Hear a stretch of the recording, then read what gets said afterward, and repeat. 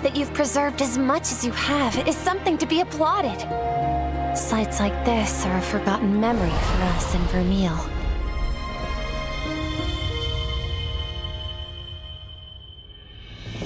If Vermeil is to survive, our people need help now. If nothing else, the Sacrosanctum offers them the hope they need to live. I will not idly sit on the throne as our nation faces its death.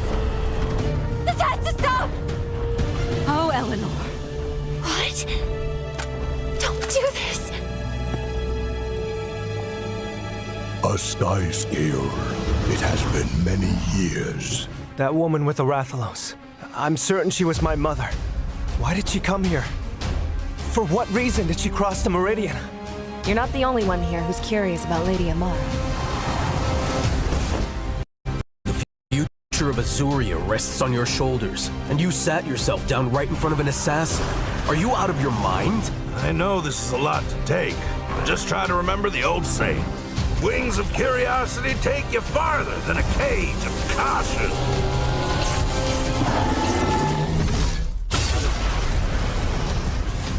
Has the encroachment truly caused so much destruction over there? Scores of villages have been consumed by crystal. The capital is flooded with refugees, with nowhere to rest their heads. Our village has long kept these canines as our wards. This is a threat to our very way of life. The dwindling of our canine population, the onset of feral beasts. All of it started when that monster came to this land. No, it would be more fitting to call it a force of nature. This is it.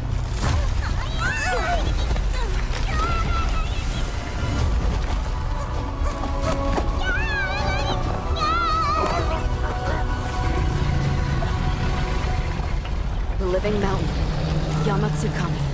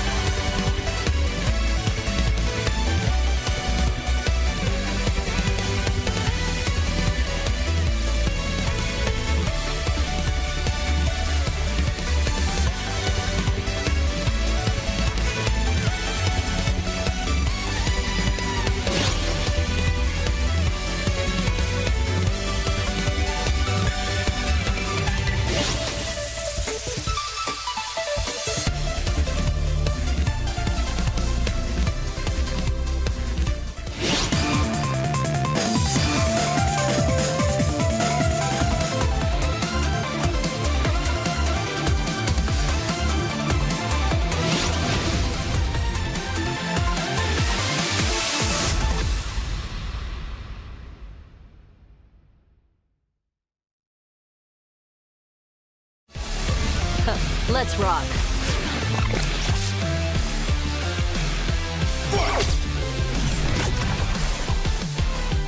Yes.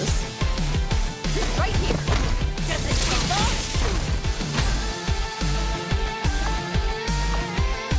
You sure? That's right.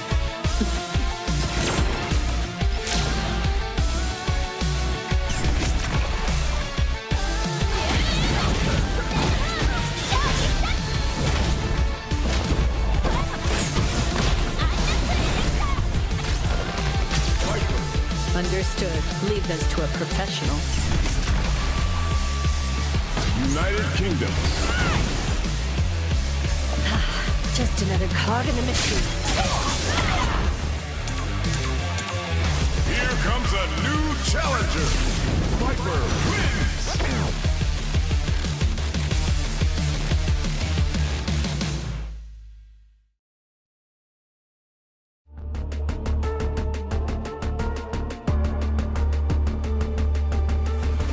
速やかに消します。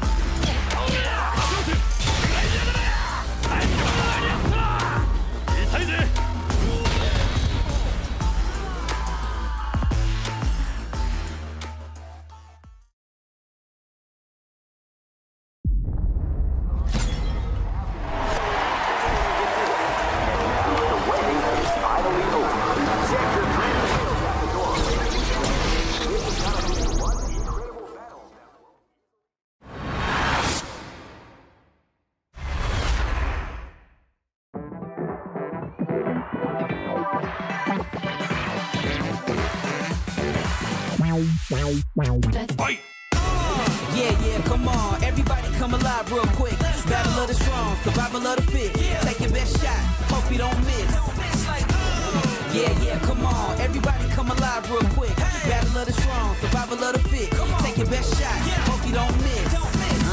Kaboom when I step in the room. Better get up out my way because you know how I do. In my groove, and you know that I never lose. Hit a 1-2 shot with the power move. Yeah, I gotta do what I gotta do. What can I say though? Let me out the cage, I'm an animal. About to tear it up, all guts, all glory. No comparing us, it's my victory.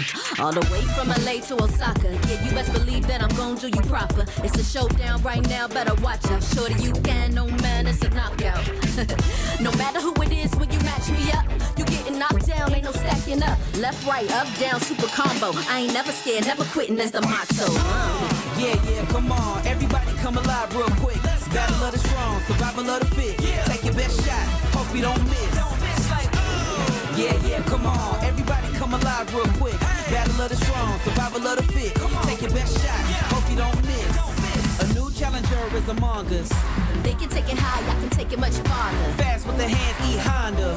Defend my legacy with strength and honor. Sonic boom for the non-believers. I'm the greatest ever. I'm the fire breather. Call me Dow Scene. Nowhere I can't reach it. It's a showdown. This is my arena.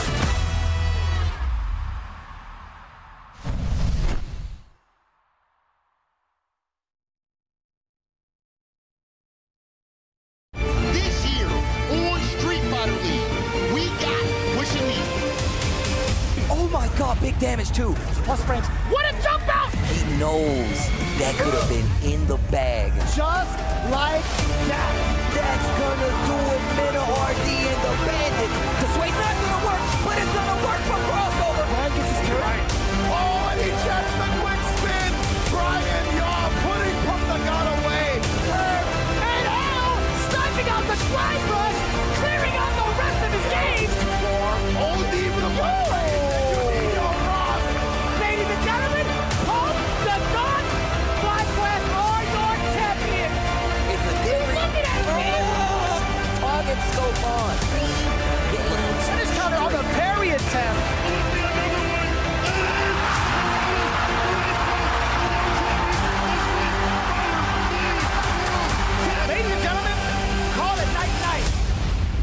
tickets today for the Street Fighter League US Finals.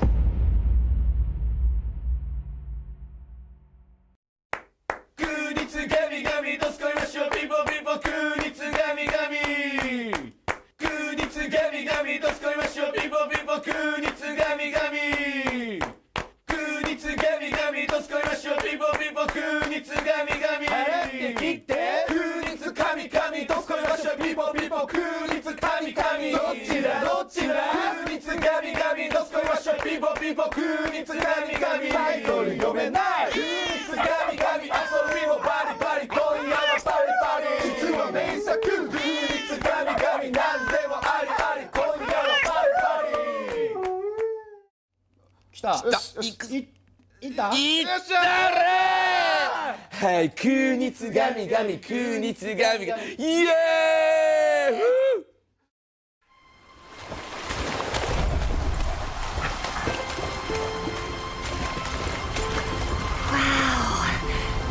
What a spectacular view!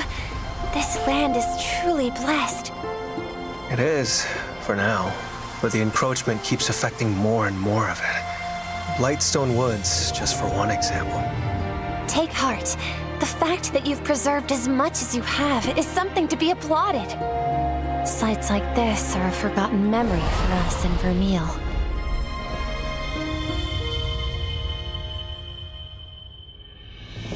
If Vermeil is to survive, our people need help now. If nothing else, the Sacrosanctum offers them the hope they need to live. I will not idly sit on the throne as our nation faces its death. This has to stop! Oh, Eleanor. What? Don't do this! A sky scale. It has been many years. That woman with the Rathalos. I'm certain she was my mother. Why did she come here? For what reason did she cross the Meridian? You're not the only one here who's curious about Lady Amara. The future of Azuria rests on your shoulders, and you sat yourself down right in front of an assassin. Are you out of your mind? I know this is a lot to take, but just try to remember the old saying. Wings of curiosity take you farther than a cage of caution.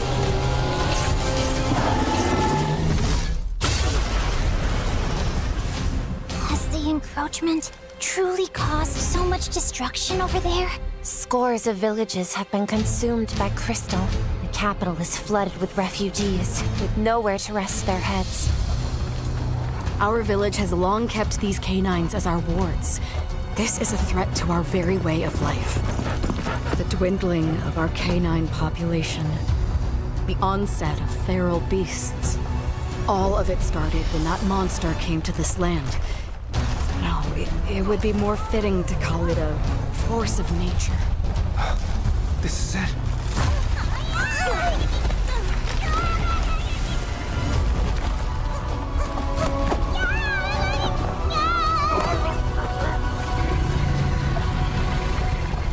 The living mountain, Yamatsukami.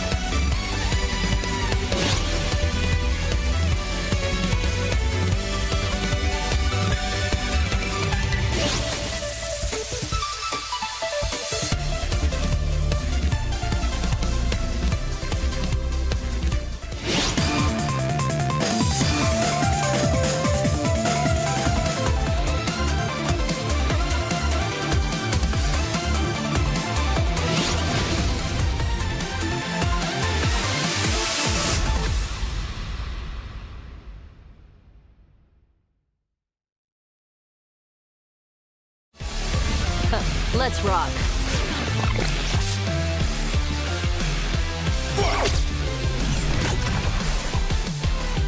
Yes. Right here. Does it take off?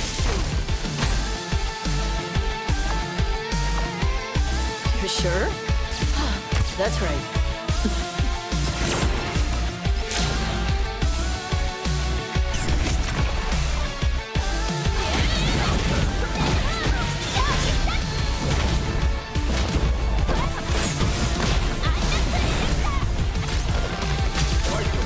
Understood. Leave those to a professional. United Kingdom. Just another cog in the machine.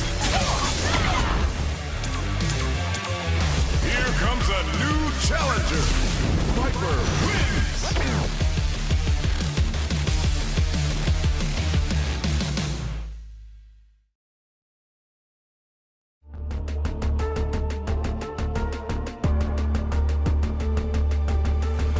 速やかに消します。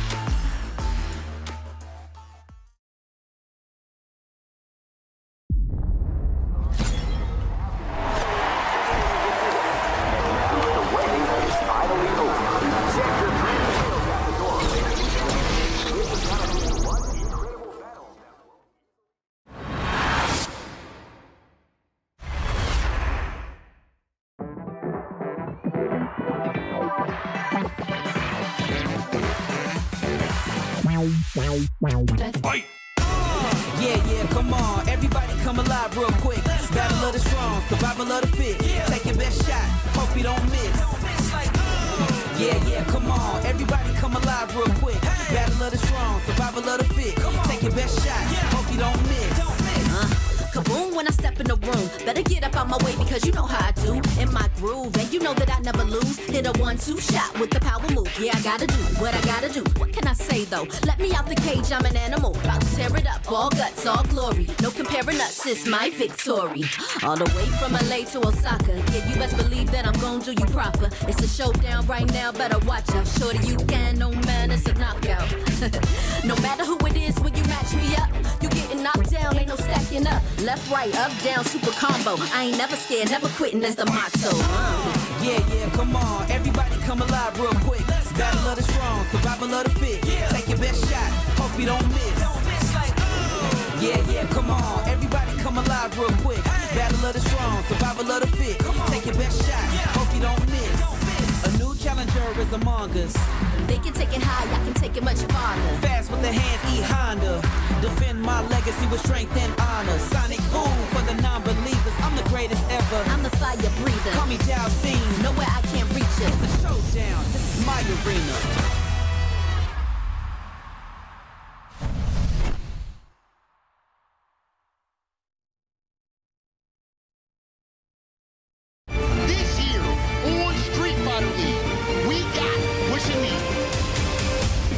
God, big damage too. Plus frames. What a jump out! He knows that could have been in the bag. Just like that. That's gonna do it, Minna RD and the Bandits. The sway's not gonna work, but it's gonna work for crossover. Brian gets his turn. Right. Oh, and he checks the quick spin. Brian Yaw putting Pump the God away. And Al sniping out the slide rush, clearing out the rest of his games. For OD for the play. Ladies and gentlemen, Pump the God, but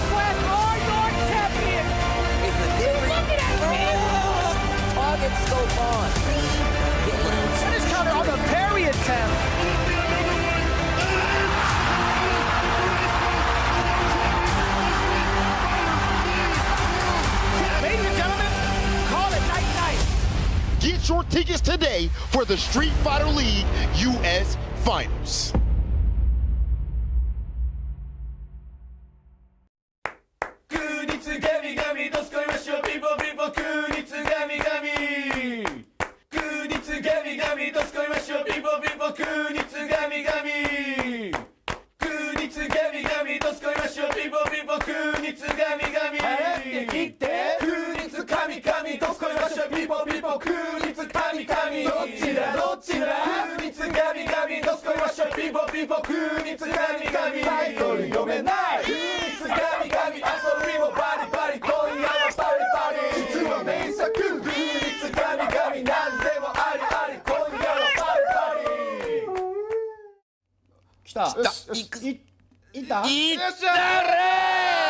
はい、空日神々、空日神々、イエーイ！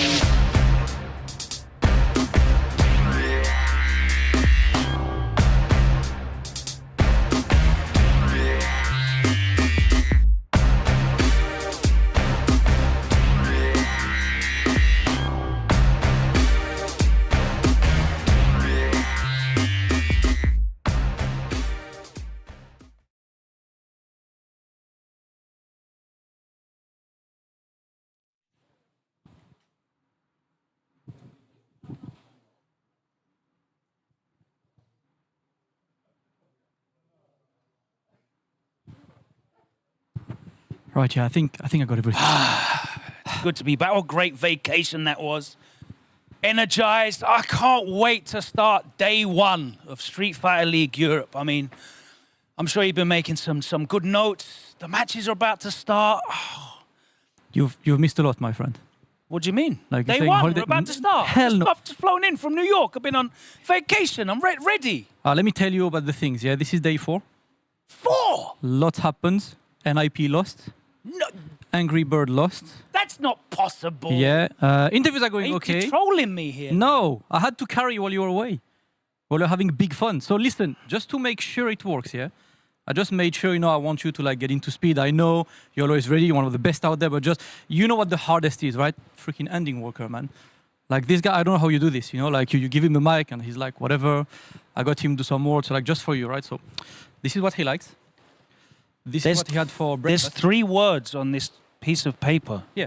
This is what he had for breakfast. This is empty. Yes, amazing. And this is all the research I had for what he can tell you. Like this is exactly what he's going to tell you today. This is empty as well. Good luck, bro. Have fun. Street Fighter League Europe, day 4. We're back. Let's go.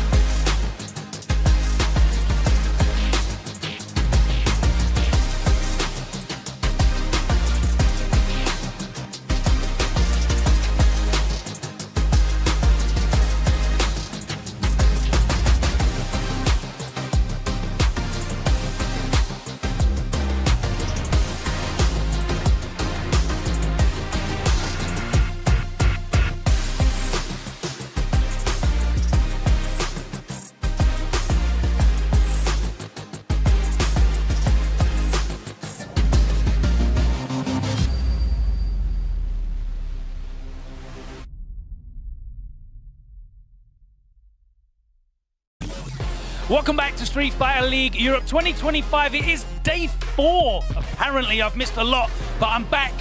And it is going to be a fantastic day of action here as we move into that second half of the regular season. And teams will be flipping it round home and away to try and leverage that advantage. It's going to be incredible action today. If you have been wondering where we went yesterday, it was a day off for some of these guys. I've had all 4 days off, actually. I've been away on vacation in New York, celebrating the only thing more important to me than Street Fighter, my missus's birthday. Hope you had a lovely time, my love. But I'm back now, and it is serious business as we progress through this group's stages to determine which teams will be going to those playoffs. And of course, one of the very best in the business has been holding it down superbly, immaculately in my stead. Damascus, thank you so much for doing that for me. But before we get into today's action, it's very important to let you know about how you can get involved in Street Fighter 6. And of course, if you haven't already picked up those Year 3 passes, there is no reason not to, because they're on sale regardless of what platform you are playing Street Fighter 6. We already have Sagat and C Viper with us, Alex on the way, and I cannot wait to see how Ingrid translates to Street Fighter 6. Of course, you've been waiting for those costumes, and in collaboration with Icebar, we have this beautiful jury outfit for, and there is no time to sleep on this one. It is a limited availability. You can only get this one up until July 3rd, 2026, so pick that up right now. Shouts to the people over there at Street Fighter League US. The action has been incredible, and whilst they're on a break, we are taking over here in Europe. But they will be back December 3rd to 6th for round 2. And of course, the finals will be absolutely live December 7th. For the first time, you can watch it in person as the matches happen. So if you're out there in Los Angeles, check out that QR code and get your studio tickets today to take in some of the action. And the action does not get any better than Capcom Cup and the SFL World Championship. You can be there live in person at the Ryogoku Sumo Hall in Tokyo to experience the very best in Street Fighter 6 with one of the most electrifying communities. The live audiences will be amazing, and you can be part of it as well. Live in-venue tickets are available right now. Spoil yourself. Treat yourself to that triple S box seat. I mean, I don't even know how much 20,000 yen is, but it can't be that much. Street Fighter collegiate action happens, and I love to see this expanding. Street Fighter College, you can get involved. Sign up for free if you are there. Check out the QR code. Start your journey in competitive Street Fighter 6. There's a lot to do. There's so many avenues to get involved with this beautiful game. But today is day 4, and we have got 6 incredible matches for you as these teams battle it out. And I want to welcome back into the studio Damascus, who has, as I said, been holding it down in my stead, and he can give me the lowdown because there's definitely some bits I've missed. What's going on, my friend? Listen, been a lot of fun. Good to have you back. You know, there is no SFL EU without you being the face of it. Thank you been so a much. lot of fun. The matches have been kind of ridiculous. I noticed, though, like, you need more anime, man. It's Ryogoku Kokugikan. No, I'll just say Sumo Hall. No, it's like, be for real, man. Be more anime, be more weeb. So, it's been a fantastic 3 days of action, and it's been a lot of surprises. One of the things that I've been enjoying as a viewer is how evenly balanced things are. It seems like almost any player can beat any other one today. Outside of ending Walker's incredible unbeaten run, there's been some fantastic results. How's it been here in the studio? Honestly, it's been a lot of fun. This is by far the most entertaining SFL EU we had. Phenom, Big Bird, Angry Bird have been hanging out with these guys a lot, and all of them said, yeah, it's different. You know, like Phenom named it fun to try to be positive about it. But of course, there is a lot of challenge. Ending Walker currently undefeated. Wasim coming out now and like putting Angry Bird on the spot. Plenty of maybe surprises, new teams. It feels like a lot of teams can take it. It's really close. That's exactly what we want because we have, 2 more days of group action before the playoffs. And at this point, it's really up in the air on who gets like 3rd and 4th especially. Absolutely. There's a lot to play for still. And we've got a lot to play for today as we get into these 6 matches. But of course, for the people that may have just joined us, they didn't catch the first 3 days. Damascus, do you want to walk us through this format? Of course, SFL is a team tournament with teams of 4 players. The regular season will have matches where each team picks 3 players to play in and the 4th that can get there for an extra match. Now, there are 3 player matches. The first player match will be there at the first 2 for 10 points. Second player match as the first 2 for 10 points. And last player match, an encore for 30 points. The away team has to reveal the lineup, and the home team is the team that has to send their own player to counter this. If there is a tie, we go to the extra player match. And this year, the extra player match is not only a first to 2, it's also for 10 points, and it's with the 4th player. Now, when we get to the playoffs, only 4 teams move forward, as the 4th and 3rd seed have to face each other. Winner will place the 2nd seed, and the winner of this will play the 1st seed to be crowned the SFL EU champion, and not only be the champion, but also bag a nice $60,000 and go all the way to the Street Fighter League World Championship 2025 to face the SFL US and SFL Japan champion in the SFL World Championship. And also remember, right, this year, the SFL World Championship winner, every single player qualifies to Capcom Cup next year. You hit that great, by the way. All the beats were hit. It was way better than when I saw F-Word do it last time. He was like a minute and a half behind. That's why you're one of the best, and that's why he's up there. He's trying to keep the pace, man. It's been difficult these days. We've been enjoying some of the action, watching it online myself. There's been some incredible performances. Of course, we had a day off, but let's have a look back at one of these highlights from day 3, because there was so many to choose from, so many Ryus. Yeah. But a surprising Ryu has certainly put his name forward as one of the very best. Absolutely. Of course, you guys know him for Ken, maybe for Akuma. Angry Bird has been putting the Ryu forward, and he had an incredibly good match against Infectious, as the anchor match for 20 points. Really close. You've seen Infection, his modern Marisa. Now, when you watch this game, you know that a guy like Angry Bird snipes the habits, and this is exactly an amazing way to finish this. He noticed that Infectious likes to do this delay into the stance, into the grab. The only thing he did on this is when the Marisa came in, right, you get the Superman punch, you're in burnout, right, so you're in a very minor situation. There's a button, there's going to be an attempt, stand fierce, bam, into level 2 buffered. This is just taking information throughout the last 3 matches to just look at when exactly is he standing up, when is he ready for a follow-up, and hard with this one to close the game and get the 20 points. That's who Angry Bird is, man. I've really been enjoying as well all the Ryu's hitting those, micro walk combos on stream under the highest pressure as well. It's been an incredible series of matches. Let's take a look where we are at right now on that updated leaderboard after day 3. And you can see that Mouse are clear, a 40-point lead over NIP, who are definitely head and shoulders, I would say, above Aegis and Wolves, who are scrapping it out for that 3rd and 4th place. But Solary are definitely still in the running, aren't they? Absolutely, they're just 30 points away. They finished really great by beating Angry Bird. Wasim bagging this important 20 points. It's been very constant on 1 and 2, but remember one thing, right? Mouse took NIP down 40-0 on the first leg. So when the run back happened, there's a chance for NIP to fix the timeline. And Goliath, they haven't been able to convert into victories, but they've looked very impressive as well. Been looking forward to seeing them pull a win out eventually. Yeah, a couple points here. We've seen Joker Jokes backing the points. We've seen Chooks as well showing great stuff. I think it's all up as well, the captain right now, Jabi, to grab some more points because the team is getting there. I want to see more points on their side. Well, we just mentioned some of the exciting new players involved in Street Fighter League EU 2025. And it's my pleasure to have even more representation from the Middle East.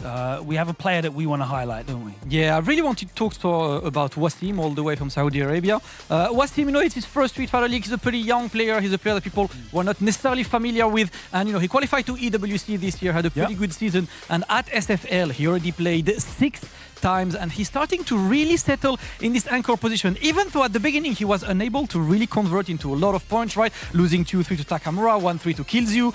Then he settles in, beats Problem X and the big 3-1 to Angry Bird. He has established himself not only as a main roster for Team Solary, but also kind of as the default anchor. Whenever we see Solary now, the question is, will they actually try to get anyone else than Wasim as anchor? Because he's been so solid, he's been so consistent, so reliable, but at the same time, he's so reliable that against a really top team, isn't that better send him for a first to 2 on 10 points? He's been the reliable guy at Team Solary, and it's been a pleasure to watch him. Well, it's really, really risky to change things now. They're in 100 points. They are very close to, both Aegis and Wolves at the moment. Changing things could be catastrophic, but they definitely need to try and catch up those teams. It's going to be a fantastic day. Thank you so much. And, bro, thank you again for holding it down in my absence. Doing one of my the very best. You set those levels. Hopefully I can live up to them. It's going to be a great day here, though. Let's take a look at the schedule for day 4. And we are opening off with a banger as Wolves go up against Mouse. It was Mouse that were victorious when they first met, but this time Wolves have the home advantage. Matchup 2, it's going to be NIP versus Aegis. Again, NIP taking that win 30-10, and now they have the added advantage of being on the home side. Goliath and Solary both need points on the board today. Win or lose, they need to put points on the board. Solary very close to those playoff positions. And then as we get into the second round of matches for here on day 4, Mouse versus Aegis. That was a nail biter. It went all the way down to the extra match. And so did Solary versus Wolves. So they're guaranteed to be exciting ones. Goliath got blown out by NIP in their first meeting. Hopefully they're going to be able to put on a better performance today. That is the matches that you have to look forward to today on the schedule. I've been looking forward to talking to my guys on the commentary desk. I know I sent a little shot at you, F-Word, earlier. I do apologize, but I have to give you your flowers. This has been some of the very best commentary I have ever heard on Street Fighter League anywhere in the world. Give you guys your flowers. F-Word, Jammers, welcome to day 4. Well, I mean, first we got to say welcome back. Hopefully, Logan and his missus had a great time. Get him out of here. In New York. Don't want him anymore. Well, you don't, because now you're going to get double the weight from me and him. So you're not going to... To be fair, I did underestimate the speed. I'm not gonna lie. that just 24 players across 6. It's the next screen. Oh, listen, less about me, more about the GG's. Jammers, talk to us about this prediction that we've come together with. So we actually discussed this around the dinner table last night. This one was a tricky one because obviously these guys have exchanged blows before. We said we initially think Infectious might actually go up against Lex in the Vanguard match because Infectious hasn't had enough playtime for me, but he did beat Akainu in the bonus match, I believe, earlier on in the season. So they might have to take a shot there. We said we deliberated that one a lot though, because it leaves him open to the counter pick, right? As the Takamura might go after Problem X if Problem X puts himself up fourth. Last time these guys played, Takamura actually did beat him, and he has a very interesting strategy against top players. Sagat, which I quite like. Problem X in the middle with the Sagat for that character roster. I think he fights those characters relatively well. No one destroys Sagat there, so that's a pretty good pick. And then the last one? And then we got Ending Walker. I think he's going to be staple anchor for them. And I think Kusanagi, there's been 1 or 2 fluctuating results, but I think he's actually exhibited the best anchor performance. Because I know Hurricane had a really good time against Killsy in the first half, but when they exchanged blows later, Killsy got him back and said, well, look, I'm the hitman now, innit? So I'm the hitman now. I like that bit of rivalry. You know what I really like about that? You guys don't get to see this, but I love this. This is all we do. We sit down and we just try and get in the players' heads, right? And Shuri Sengan was like, well, the most studied players on that team in terms of Infectious, and he's such a scientist, would be Ending Walker and Problem X. So he'd probably feel more confident in the anchor match. And I was like, yeah, he would, but Kusanagi's got the best chance. Man, I'm dying to see how this one plays out. But first and foremost, must go to the stage and welcome the players. So Logan, take it away. Okay, first up, let us welcome into the arena, currently top of the leaderboard. It's Mouse, starting off with Garnet.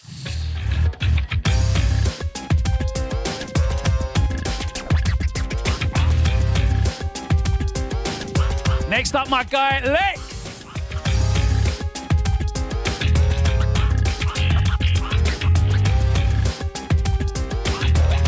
Still flying high, undefeated, the only undefeated player still in Street Fighter League, Ending Walker. Hello. And lastly, team captain, the Lord himself, Problem X.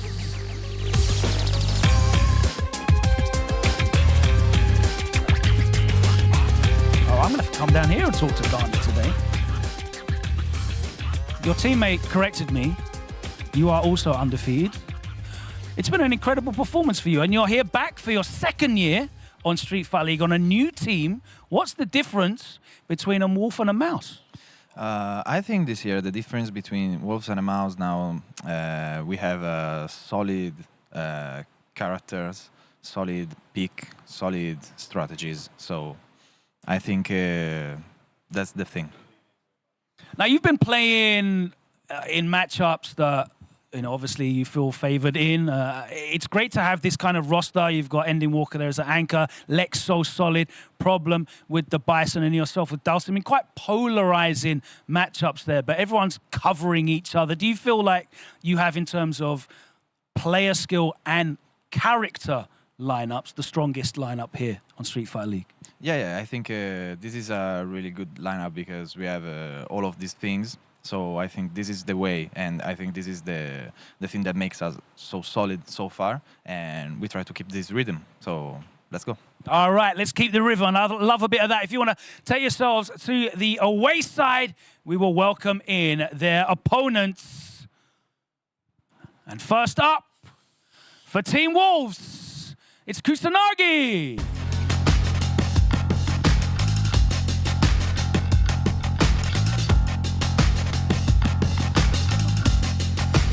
Next up, let's welcome in Takamura.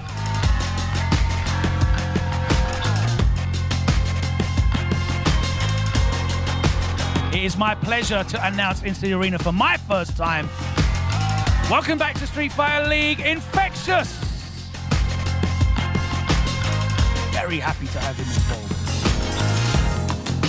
And another player that I'm very happy to have involved in Street Fighter League Europe 2025, Hurricane.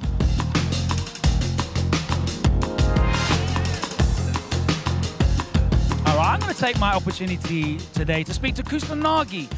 Now, this Wolves roster is very strong, but it seems to be four really strong individual players. I don't consider you, before this event as players that train together, have a lot of experience together. I know that Infectious and Hurricane have been on a team previously, years back. How's the dynamic between four individual players? Are you coming together? Is everything working smoothly for you? Exactly. Everything is smooth. Everything is perfect. As you said, we got all experience and we can also make good strategy against all the team. And I'm so happy to be able to get this team, and we will do our best as always.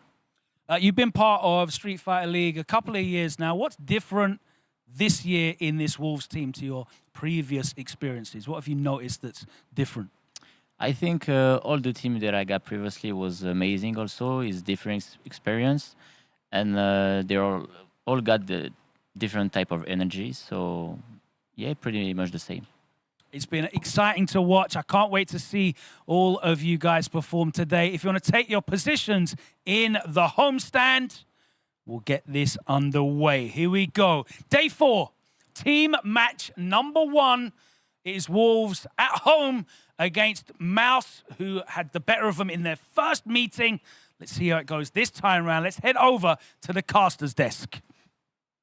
Thank you, Logan Simon. One of my favorite parts of this show is revealing the order, and we did say it would be Lex first. Let's see if we were right. Oh, we called it. Oh, so we got that. And well done. Hey, there you go. We debated back and forth, but we aligned, and Lex first with the guard. Problem X with the Sagat. Credit to Jammers for that, because he did say Problem X middle with Sagat. We said Problem X middle, maybe Bison, maybe Sagat. He called that. And then Ending Walker sitting in anchor position. Don't fix it if it isn't broken. I mean, these guys, I think they got 3 of the highest performing players in the league. You've got a really high win percentage, I think, in the 80s now for Lex. You got 100% from Ending Walker. And as Logan correctly called out, you also have Garnet with 100% sitting in bonus position. So really, really exciting. Let's talk a bit about what happened last time. Talk to me. There are really huge implications here. And let's start doing that as we get to these sets, because that's going to really determine how these guys move. Now, obviously, Mouse were victorious. And I believe when they played last time, it was Problem X losing to Kusanagi. He picked Terry, right? Which caught him off guard a little bit. Lex then lost Lex won 2-0 against Takamura, which was a good pick because obviously Takamura revealing himself, them sticking on the Ken. Okay. And then in the anchor match, of course, it was Ending Walker taking on Hurricane, and it was a very, very solid victory for Ending Walker. I think Hurricane had just had that phenomenal anchor match prior to that as well, and then he lost 3-0 to Ending Walker, who just shut that momentum down. So how much of that has influenced this order, do you think, Jammers? I think it's more like because they got the victory and it was closer to a 40-0 than a tiebreaker. It's like, okay, we can actually go through with this. They have actually, remember, there's a couple of games in between that, so that Ending Walker, you ain't moving. We can actually interchange Problem X and Lex there as well. And like we said, we saw Problem X's Sagat before against Crimson and I think Phenom as well. And it's like, look, if the Sagat doesn't work out, we can swap to the Bison. I think Wolves have been meticulous with their studying and can anticipate that as well. But I think in the away formation, Problem X will just put the Sagat out first. And he's actually letting the world know more and more. It's like, look, I've got one. He is here. So you're going to have to pay attention a little bit. Away from home as well. It's like, come on, bring your counter pick. Let's do it. And it's just been super interesting to watch it unfold. And Lex, for me, like F-Word alluded to, Lex has got one of the higher win percentage ratios. So you can actually put him, he has won an anchor match against Big Bird, and he can actually do 10-point match as well. And he's been super confident. And he did, we spoke to him last night, and he's actually been extremely impressed with the competition and said it's much different than it is SFL US. So I'll be curious to see how he performs today. For me, it's really interesting because obviously Lex going first, naturally, are they trying to draw out Infectious? I do not know. Maybe. Listen, we're out of time. We've got to get to the game. I want to talk about the huge implications on the table here, because Wolves are tied, I think, with Aegis at 130 points. So this is a big game for them. But let's get to the match. Logan, how would they respond to Lex being Vanguard? Thank you very much, guys. I'm here with Lex, stepping up. You know, you're such a consistent player. I think putting you out first is definitely a great strategy. Guile, very, very difficult to play around as well. Very solid character. Is that kind of the role that you've been taking in this team, just given that consistency and a solid base? Yeah, I think he's a solid character for tournaments like this. Yeah, I think he's good. That's it. You're looking across the way at Wolves. Now they have that home advantage. Now they can choose to counter pick if they want. Who are you expecting to go up against? I think Infectious is gonna go on me. How come? What's the thinking behind that? He beat my guy in World Warrior, so I think that's the reason he'll go on me for sure. Let's find out together who it's going to be. Wolves, can you send up your first player? And it's going to be Hurricane. Can you please confirm your character and control type? That's going to be Gummy, classic. Okay. He was expecting Infectious. The Cammy Gal matchup is a very traditional one. It's a long-standing matchup. You feel very confident in this? Yes, I still feel very confident in the matchup. Obviously, he was expecting Infectious, and we all know that the matchup's not looking that good for Gal in general. But also, Cammy does very, very well against Gal. But yes, it's Lex. He has a lot of experience as well. We've been playing a lot together, so everything's gonna happen. But I believe the strategy that we've got for this match might be the best one. So. Now, you guys obviously will have a lot of head-to-head experience over the years in the UK through the World Warriors and other events. But he wouldn't have had the opportunity to play very much recently. Do you feel like it's going to be in your favor? I think so, actually. But yeah, it's as I said, he's a very good and experienced player as well. We did play a couple of sets last time at EWC. That's the only thing that we had in terms of sparring. But since then, no. So let's see how it goes. Let's see how it goes, guys. If you want to shake hands, or we love that sportsmanship. On the way, player match number 1 for Mouse. It's going to be Lex on the Guile. For Wolves, it's going to be Hurricane on the Cammy. Both classic, and it is going to be a classic. Let's head over to the desk to 2 certified classics, F-Word and Jammers. Interesting. Close, They've close. made the captain step up to the plate for the advancing guards. I've actually got no qualms with his reasoning. No, it makes sense. We debated it, we deliberated it, but Lex has validated our thinking because he also thought Infectious would make sense. And I called out that the World Warrior, they haven't played that much since. He knows that matchup really well, does Infectious, but maybe this leans into Abe's theory that Infectious is going to go for more player familiarity. Maybe we'll see him go against Problem X as opposed to going, matchup specific. But then going back to that, we're looking at Hurricane stats right there, 50% win rate there, 3 out of 6. 2 of them have been anchor match losses, I believe. But this is crucial because we got Team Aegis in the back. They're actually going to be leering at this match, yes, let's by talk the way. About that. Let's talk about that. Ideally, idealistically, Mao's on a 40-0. That's going to be very difficult to obtain against Wolves because they've been super impressive and keeping it close with NIP. But it might be another 30-10, It might be another 30-10. I'm not particularly sure there. But a 40-0 will be a surprise to me on either team. Agreed. But we have seen 40-0 Mao's NIP, so anything's possible. If it goes to a tiebreaker, I mean, that works out for us because we get more games. Listen, it's a big game for Wolves as well, as you mentioned. I think obviously Aegis is going to be watching this closely, but also so will Solari. I mean, Solari on 100 points, just 30 points away from both Wolves and Aegis, who are tied at 130. So they have a game against Goliath Gaming later. So they're going to be gunning for the 40-0. And if they can get a 40-0 in favor of, they'll probably be rooting for Mouse to just continue dominating at the top and just make that battle in the lower side a bit closer for them, because they can then leapfrog Wolves later. So that's an interesting situation there, because they're actually playing against Solari, I believe, against Aegis. So Solari, I believe, if that's correct, have a really, really exciting opportunity for themselves today. It's beneficial, especially when they're going to be the last match of the first half of today. You just have to watch on, but then you also have to perform. Sorry, because Aegis are playing Ninjas in Pyjamas. Yes, right? yes. Exactly, which is uphill. You then got to perform based on what the other two teams are doing, but you also got to focus on your primary objective here. But these guys are going in. Lex, one of the better individual performances in the league right now. And I tell you what, shout outs to all the American restreamers and Lex's friends, because they have been laser focused on something. Yeah, but he's not yours anymore, lads. He's one of us now, mate. Yeah, he's one of us. He doesn't pronounce his T's anymore. Yeah. He was like, "What's up, F-word? You want to go get some muffins and some water?" I was like, "Wow, Lex, you're one of us." All right, guys, GG's. Right. Captain's confidence here. Hurricane is confident he can step up to plate and acquire 10 points here, but we're going to actually have a look. So I'm going to be paying close attention to Lex's Sonic Boom game. Hopefully he doesn't throw a bad Sonic Boom. Already a good one thus far. Keep in mind, Hurricane had a pretty reasonably positive win rate against Lex in the early days of him being in the UK. This is not the same Lex though. And since Hurricane has left the UK, I feel like Lex's level up, the level up you refer to, beautiful whip punisher, has only increased tenfold. Yeah, there you go. Nice. Rest that out. low on drive gauge here, both players, but Hurricane presses that heavy kick just to get a little bit of a lead there. So very interesting how Lex has been pressing certain buttons to get more drive gauge back over Hurricane for the recovery. Flash kick. Nice little delay on that jab. Catches the stand throw. That should be the end of the round. Get into the level 1. Lovely little sequence. One thing I've been super impressed by with Lex, I actually had to double check old replays, is what he does, the Oki goes for after flash kick anti-air and on the ground. He keep it super strict, frame tight, with the drive rushes, with the dash, and no fake dash after that.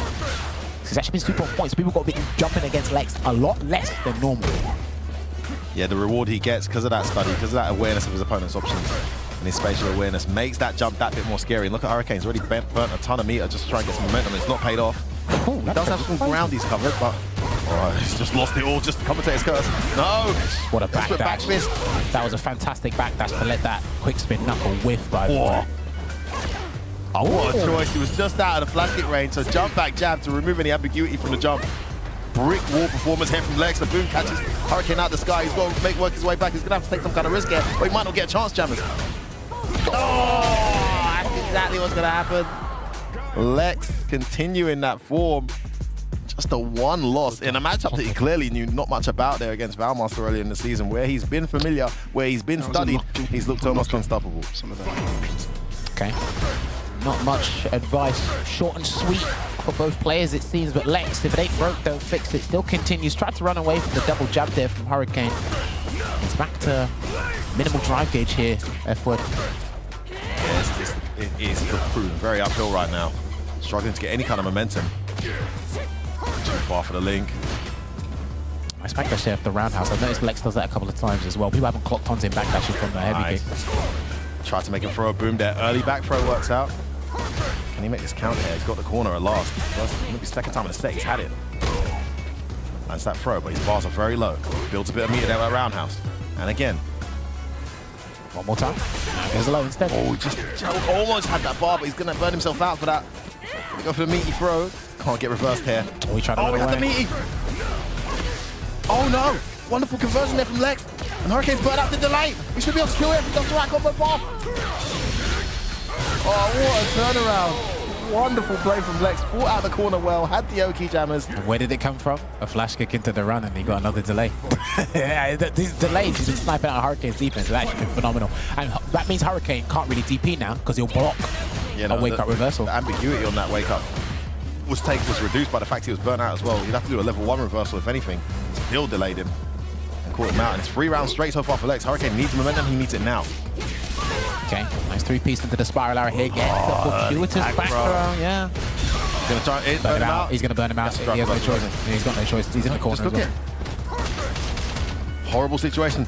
Lex putting the pressure on here. Oh, he pressed the button at the wrong time and he gets reset. Oh my god, everything's working. Hurricane's in huge trouble. He's not going to see the drive impact. He wasn't ready to react, and Lex is going to continue his phenomenal form. 4 rounds straight over Hurricane. And Mouse doing what Mouse do in Street Fighter League Europe 2025, locking in another 10 points, Jammers, 220 points at the top of the table, 50 points clear now of their nearest competitor. They are running away with it. Couldn't shift out of Gear 1 there, Hurricane, unfortunately, but Lex just showed us Gear 3, Gear 4, and Gear 5. You can see Hurricane ruminating on that. What should he have done better? Maybe they should have put someone else up at the start to go up against Lex, but look, they were confident in that decision. They've gone with it. Now you have to move on from that and shift on over to match 2. There was a very interesting interaction in the last couple of seconds of that set. Hopefully we get to see it on the replay, take a look back at what transpired. But overall, I think it just goes back to what you were saying. No momentum starter. He got a couple of lights here and a conversion, but couldn't build on that. He got good stand heavy kick usage. I think that was the best mileage Hurricane got. I don't think we really saw any form of super at all there from Hurricane. Yeah, the skies are well and truly protected as well. That preemptive backdash perfectly placed. I do think as well, Lex's movement in the Cammy matchup is underrated. I don't think enough people speak about that enough. Yeah, you see that in the flash kick again? Right, but then when he goes to one of these rounds, he activates solid puncher in the corner right here. So if Hurricane actually did drive reversal and push him away, you can actually threaten with level 3 against a sonic boom. And then that might be able to help you regenerate your gauge faster and give you a little bit of breathing. Why didn't he drive reversal? Once you've blocked a couple of the booms, you just got to drive reversal and get burnt out in your terms, because you can assume he's going to go for the rest to burn you out. Maybe he thought he was going to get baited. I'm not sure.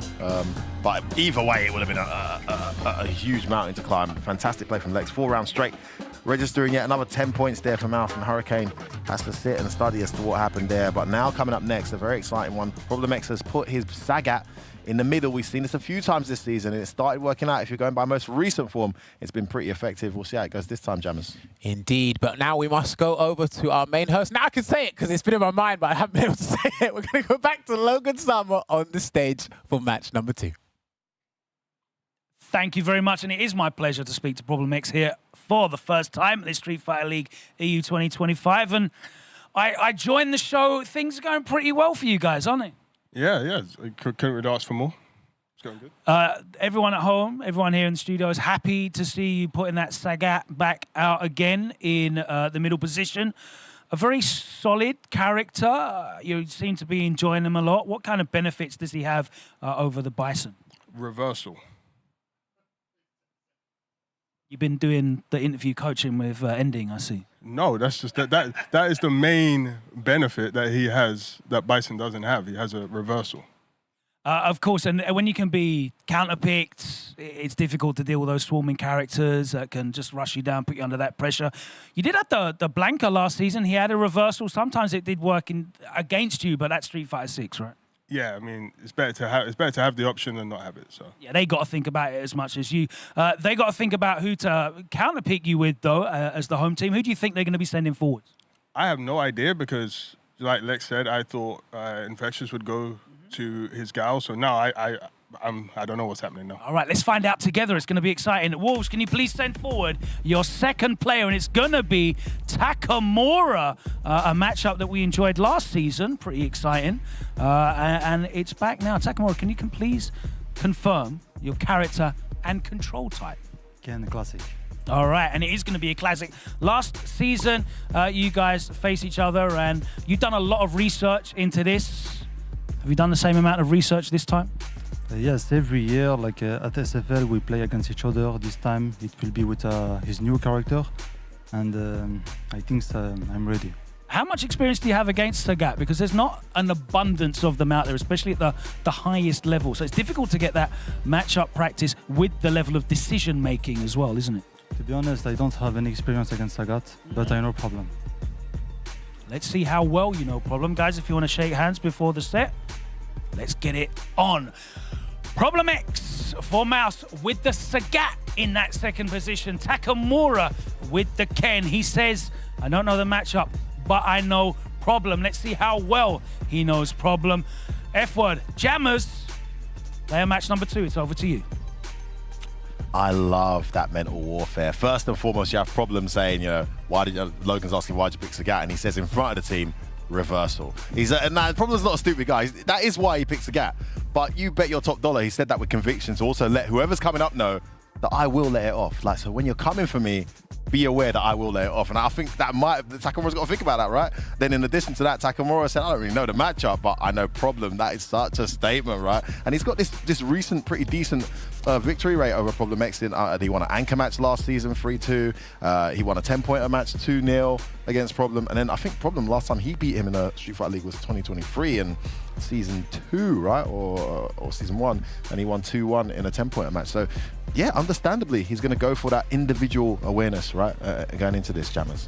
Yeah, I concur with this decision, stepping up to the plate. And I think just going off of what Shoryu Sengan said as well, because he actually came up with a very good theory about Infectious has been studying, like, industriously against Ending Walker. I don't know who's going anchor, though.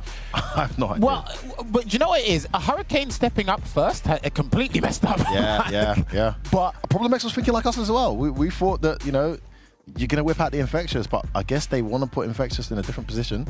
Maybe, but for me, if you're not putting Infectious against Lex, either Infectious isn't feeling it, or you're saving Infectious for that anchor match. No, I respect it. So we thought Kusanagi was the best shot, right? Because we've seen these guys go back and forth in the Shoto matches, especially with the new Terry.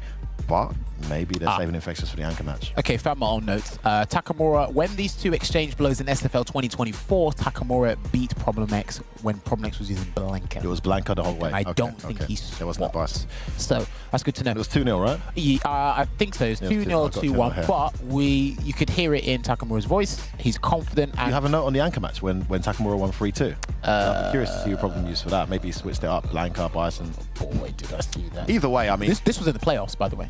I'm looking at this now when Takamura against Problem X. Problem X didn't fight him again, but I like that he specifically sniped him.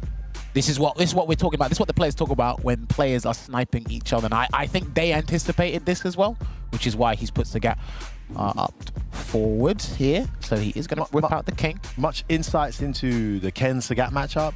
I've watched a ton of it, but I can't say I fully understand the intricacies of the matchup to the level I do in others. Like Ken Kerry, I can talk about all day, right? I mean, one person got his one of his strongest specials, in my personal opinion, toned down, and then they actually gave the upgraded version to Sagat with Tiger Nexus. Jinrai versus Tiger Nexus, for some people anyway, but... yeah, they've got their applications. Let's see. Here we go, guys. Game 2. And someone needs to hold this mouse momentum. I want to see how often Takamura will probably jump or maybe run Shoryuken if he sees a low Tiger shot. I'm actually curious about that. So. Notice straight away that Takamura was standing when he blocked that driver rush setup. Remember, Sagat gets a true string off crouch heavy punch into crouch medium, so got to be careful blocking standing. He goes for that medium again. Okay, all right. I think he wanted way more damage from the situation, but good conversion to the Tiger knee there from Problem X. Yeah, he was so close to burning him out there. The Problem tried to bet on that sidekick parry. It's attacking the gauge again. Yeah. Sometimes it's good to just block the Jinrai to the shin kick and press the button afterwards because you'll get some drive gauge back. You don't have to deal with the mix-up from the parry afterwards. I think it's fun. Nice pressure here from Takamura. And stand medium, such good range. No confirm from Problem though. Very hard to confirm, but doable. Oh, whip worked out. Not sure if that's what he wanted, that Tiger shot there, Problem X. Catching heavy punch. Yeah, confirms it. No cancel. Surprise Tiger knee. Catches him low, trying to walk back. Lovely snipe there from Takamura. He's got the corner now as well. Oh, I said I got a reversal and I will do it. Catches him low. Too far away to Link. Yeah, too far away from the crouch medium punch to Link, I think. He's got level 2 though, so Takamura needs to be careful with fireball. Oh, there it was. If he'd have confirmed that, would have knocked down. Unfortunately, he's not going to get it. And great turnaround here. Overhead reset. Problem's ready.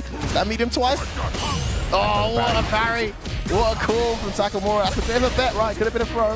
Wait, it was a button. But the thing is, it's interesting. He's going to end this with Dragon Lash play. I hope Problem X catches on because Takamura's been trying to parry like after every time his turn ends and just trying to catch things. So he might just have to pull the brakes a little bit, watch, walk up and grab, and then build momentum from there. Takamura's never afraid to do a perfect parry in a magical moment. Yeah, one thing that you'll struggle with in the early stages of playing Sagat if he doesn't know the matchup is those normals as well. Look at the range in which they're hitting. Okay, he does block low on that one. Great awareness there from Takamura. Yeah, that's a powerful situation. Yeah, you heard the imperfect parry as well. Sure you can, and you can put him in the corner. Try to run away there, Problem.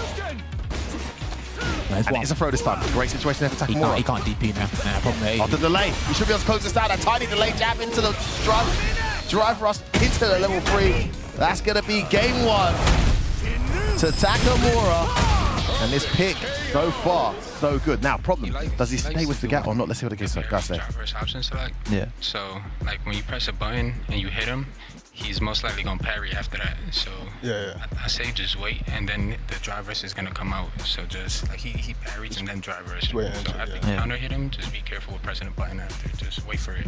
And also, on block, when you're doing, like, low forwards and stuff, he's driversing a lot. So, just be careful with that. Okay. Okay, so the main piece of advice there was Takamura doing the drive rush option select.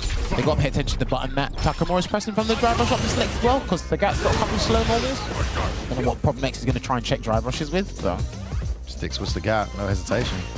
I think he's confident doing it. I think it's way better to use the Bison game, personally. Well, just familiarity-wise, right? Yeah, he's done it again. Yeah, okay. After the button, and that's really well called out there by Lex. Something a lot. Yeah, he throws a Tiger shot straight away this time. On the negative frames, you're seeing drive rushes. Oh, he could have got something like that. You don't get standing short. Got to be careful of the jump as well. He is trying to perfect parry and then run through those Tiger shots, but no cancellation there from the stand piece. Would have burned him out, so he didn't want to do it. There, he's done it again. There you go. He's just drive rushing in those negative frames. Problem's not checking it yet. Big whiff. Nice whiff punish. Towards roundhouse. Tiger uppercut.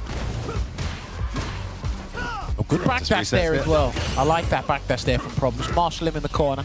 Don't have to overexert himself too much. Big button's going to come out soon from Problem. And he's got to watch out for those negative frames in neutral where we are seeing these sneaky little drive rushes so well implemented. Big bait. Fantastic. That was brilliant. And he is going to take this round here. He's got to exhaust everything. You should have to spend some time to get him though. Here it comes. So well animated is this character, man. Unbelievably exciting to watch this Sagat.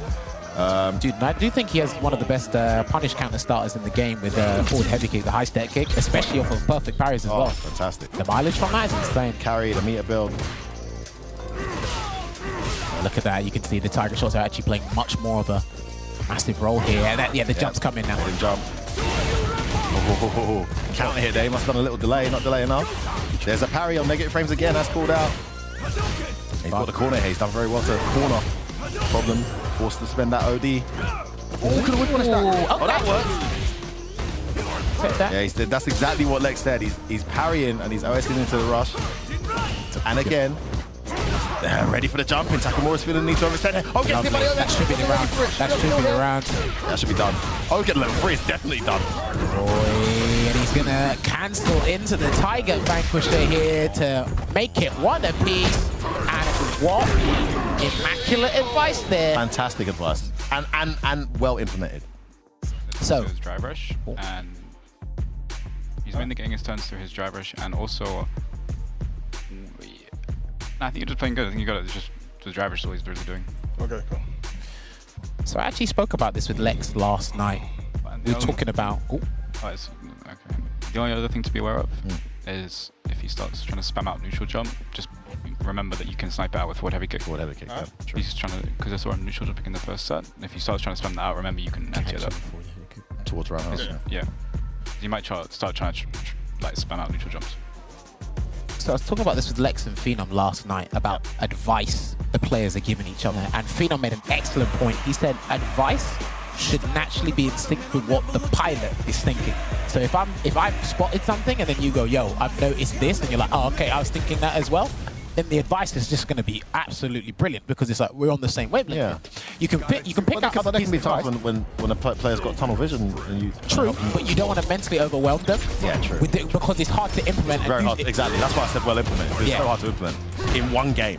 And already we're seeing the drive rushes get sniped out a bit more preemptively. We're not seeing any checked on reaction, but he's changed his strategy a little there to counter those drive rushes. These are the places where he's doing them, in those negative frame scenarios. Looks like Takamura's comfortable just walking forward and just blocking, seeing what happened, and already a breakaway there with a kick power uppercut. Oh, beautiful. He's punished that button a couple times now. He's learning the range on the fly. Yeah. Oh, nice throw attempt.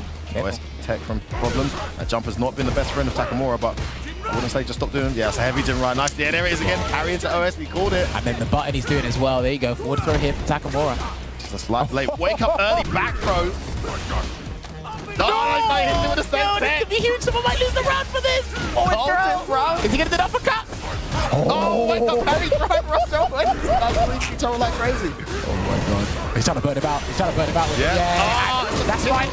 That's fine. He's still relatively safe. He's still got another Titan cannon. He's still got another Titan cannon. What a call. Takamura sensed the urgency, tried to step kick in, probably going to go for a chip attempt himself, but Problem was well onto it. Dude, those last 10-15 seconds were wild. Those guys back-throwing each other in the corner. We punished to open things up in this next round, definitely. Yeah, and the wake-up parry, drive rush OS. Again, it's an early back throw. These guys really turn his heads completely. And he goes for a delay again, and Takamura doesn't take the bait. Delayed leader punch connects and gets that to reset. Good. Luckily, they negated each other's fireball, and that was a late one. I think that was a heavy. Drop. He gets a trade combo, though. Fortuitous there not to pay severely for that big drop. And he's still got a life lead and the corner in this round. Perfect parry. Beautiful. Yeah, he's got to change the combo. Nice. Because he perfect parried the first hit, he has to change the combo. It's a force knockdown. Take what you can get, right? He's still 100% hit rate. We didn't see the percentage. I still want to see the percentage of Problem makes his wake up reversal. Do you know what? He can win from this, actually. He needs a punish counter heavy, and he's got level 2. Yeah, Takamura's got to be very careful. This round is far from secured. Problem's got the bastard do devastating damage if he gets some kind of opening. We're suddenly seeing... There's that... Oh, there it was. Perfectly timed drive rush there. Actually ate a button on startup. You got to hate when that happens on the receiving end, but from an offensive position, great instinctive play from Takamura. It's always the jab. There's no other button that Takamura's really doing from the drive rush there. Another uppercut. He's not evaded from these jumps, and I totally agree. Why not? And again, on the negative frames, the drive rush in works out. Probably getting counter hit. It's game point both players. Again, someone's going to have to jump after that throw if they get another one. Nice roundhouse. For the life. Oh, he didn't try to rush in there. That would have been painful. Oh, you finally. Level 3. He's got a level 3. He has to level 3. He's got to do it. Yes, we're going to spend it. Send it to the corner. And enjoy this sweet, beautiful animation. Let's go. Now, he does get a meaty, high-step kick. He can also walk away and wait because Takamura's got options. And he does wait. And he's going to burn it instead. Oh, he's tipping him out. Takamura's got to do something. Level 3. Overhead attempt. He didn't do it. Again, the low. And he mixed him up. It was wide. It was low. It was everything. Problem X in trouble here. Julita's still not back though, Jammers. If he gets any connection, Dragon Lash or something, Problem's in trouble. Yeah, that's for real there. Has to just go to fireballs. Tries a hard tiger knee. He's almost got his Mia. He's not going to get chipped out. Problem's in big trouble now. Oh, Nakamura! With the OD fireballs to call out the tiger shot. Full screen conversion. What a clutch win. And his success rate over Problem X continues. What a wonderful set there, Jammers. Calls it out. Gets his team that much needed 10 points on the board. What a win. I mean, victory from the jaws of defeat couldn't be epitomized more accurately than what we saw transpire in those final moments, Jammers. Absolute elation there. You could see it for Takamura, and it's just unfortunate. That slither, that tiny decision, and you can see it when Takamura, when back's against the wall and he's got level 3. It's everything to play for, nothing to lose. He ran, he stopped, he ran, he tried the overhead, he ran, he went low. That was and it's so like, good. damn, you could do literally anything here. I don't know what this guy's on, but I mean, Problem's not pressing the button. That is Takamura in his element, right? You know, you're going to block the overhead? Okay, I see you. Let me go low this time. Wow. Stole about 50 frames to do it as well. But here's the interesting thing, right? Because I did say when he done that combo into the Tiger Vanquisher, sometimes I'm like, it makes perfect sense here, but does it make perfect sense here when you look at the subsequent situation? Look at this. Do you know what? That was brilliant. And that back jump as well. Give credit to that back jump after blocking the Tiger. Avoid the chip. That was so good. And still a ton to do here. But the great thing about this is it frees Problem X's burnout foot bars. And yours is recovering, right? And that's giving him now an opportunity to go back to neutral. Still very chippable. Yeah, pretty much in jump range, so Problem doesn't want to throw fireball. Tries a preemptive target, and he doesn't work out. Now the meter's back. Now you're in a situation. Straight away, the OD fireball. Do you know I clocked as well? He done low Tiger shot, which has got extra amount of recovery. So EX fireballs from that distance is pretty much guaranteed on the punish. Damn, that is crazy. Great timing. Another magical moment from our street fighting wizard there. We don't call him the street fighting wizard for no reason. Somehow he just pulls it out there. What but listen, he's having. That was only match number 2. But we need to find out who's going to step up to the plate with Logan's best friend, Ending Walker. I am very happy to be joined here by Ending Walker, who is in anchor position again for Team Mouse. You've had a fantastic performance again this year, leading the points totals currently across the entire event. 100% win record. And now it comes down to you in this anchor position with the Ryu. An unfortunate result for Problem X, but do you know what was really interesting? I want to go back to listening to you guys coming in with the insight and the advice during the set. It was so relevant to what was going on. Is that something that you think is a big strength in your team? You know, the ability to give each other advice during the sets? For sure, everyone on our team has multiple characters and different knowledge on multiple characters. I myself play a lot, so a lot of the time. And then Garnet plays Polarizing, Lex plays Gal, he plays Bison. We have so much character variety that we all have a decent knowledge on everything and can give relevant advice most of the time. Damascus, I just beat your total in one interview. Thank you very much. So we have 2 players remaining here on the Wolves side. Who are you expecting to go up against? I'm actually not sure. We'll see. We'll find out together. Let's see. Wolves, if you can send up your anchor player, and it is gonna be Infectious. Can you please, first of all, confirm for me the character and the control type? Marissa Modern. Modern Marissa. Fantastic stuff. So you're stepping up as the big game hunter. A lot of people were expecting you to play in that first match against Lex with the Guile, but here you are against Ending Walker. Is that due to your experience, confidence in the matchup? What's the decision here? Well, a lot of matchup experience. I'm running the Ryu gauntlet, it seems, so seems fitting to continue with that. Not to give any of your trade secrets away, but generally approaching this matchup with the Modern Marissa, what are you looking for? There's a lot of things to look for. Ryu is a character with a lot of different tools. Sometimes comes across as quite straightforward and basic, but there are a lot of intricacies to the match that you got to be aware of. You've been very active this year in the World Warriors as well. What's your head-to-head been like against Ending Walker? Ending Walker's got the edge. He's beat me in the last one. But equally, that gives me something to kind of focus on and hopefully turn around this time. I'm very excited for this matchup. The first time we've seen it, I believe, at Street Fighter League EU. Ending Walker, very established. Infectious in his first season. Guys, if you want to shake hands, we'll get into this one. He's got nice warm ones. They were that hand warmers. It's Mouse and Ending Walker with the Ryu. It's Wolves with Infectious and that modern Marissa. It all comes down to this. We will have a winning team after this third player match. Let's head it over to F-Word and Jammers. Interesting. So props to Abe. If he's in the back street Sengan, you got this one right. And the reasoning was completely solid there. So Infectious is going to step up to the plate. I do like, actually, now that I think about it, him being in an anchor role, needs to acquire more points and more victories for not only himself, but team. Was the big win. You can see it there, right there. He's had 25% win rate right now. Now, these guys played in, it was several World Warriors, but I think it was the first one. Regional, no, I think it's the regional final. Infectious was doing something very specific against him. I thought you were talking about results. So I'm going to see if he does it again. I'll point it out when I see it, but he does this quite frequently, but I think I saw it a number of times against Ending Walker.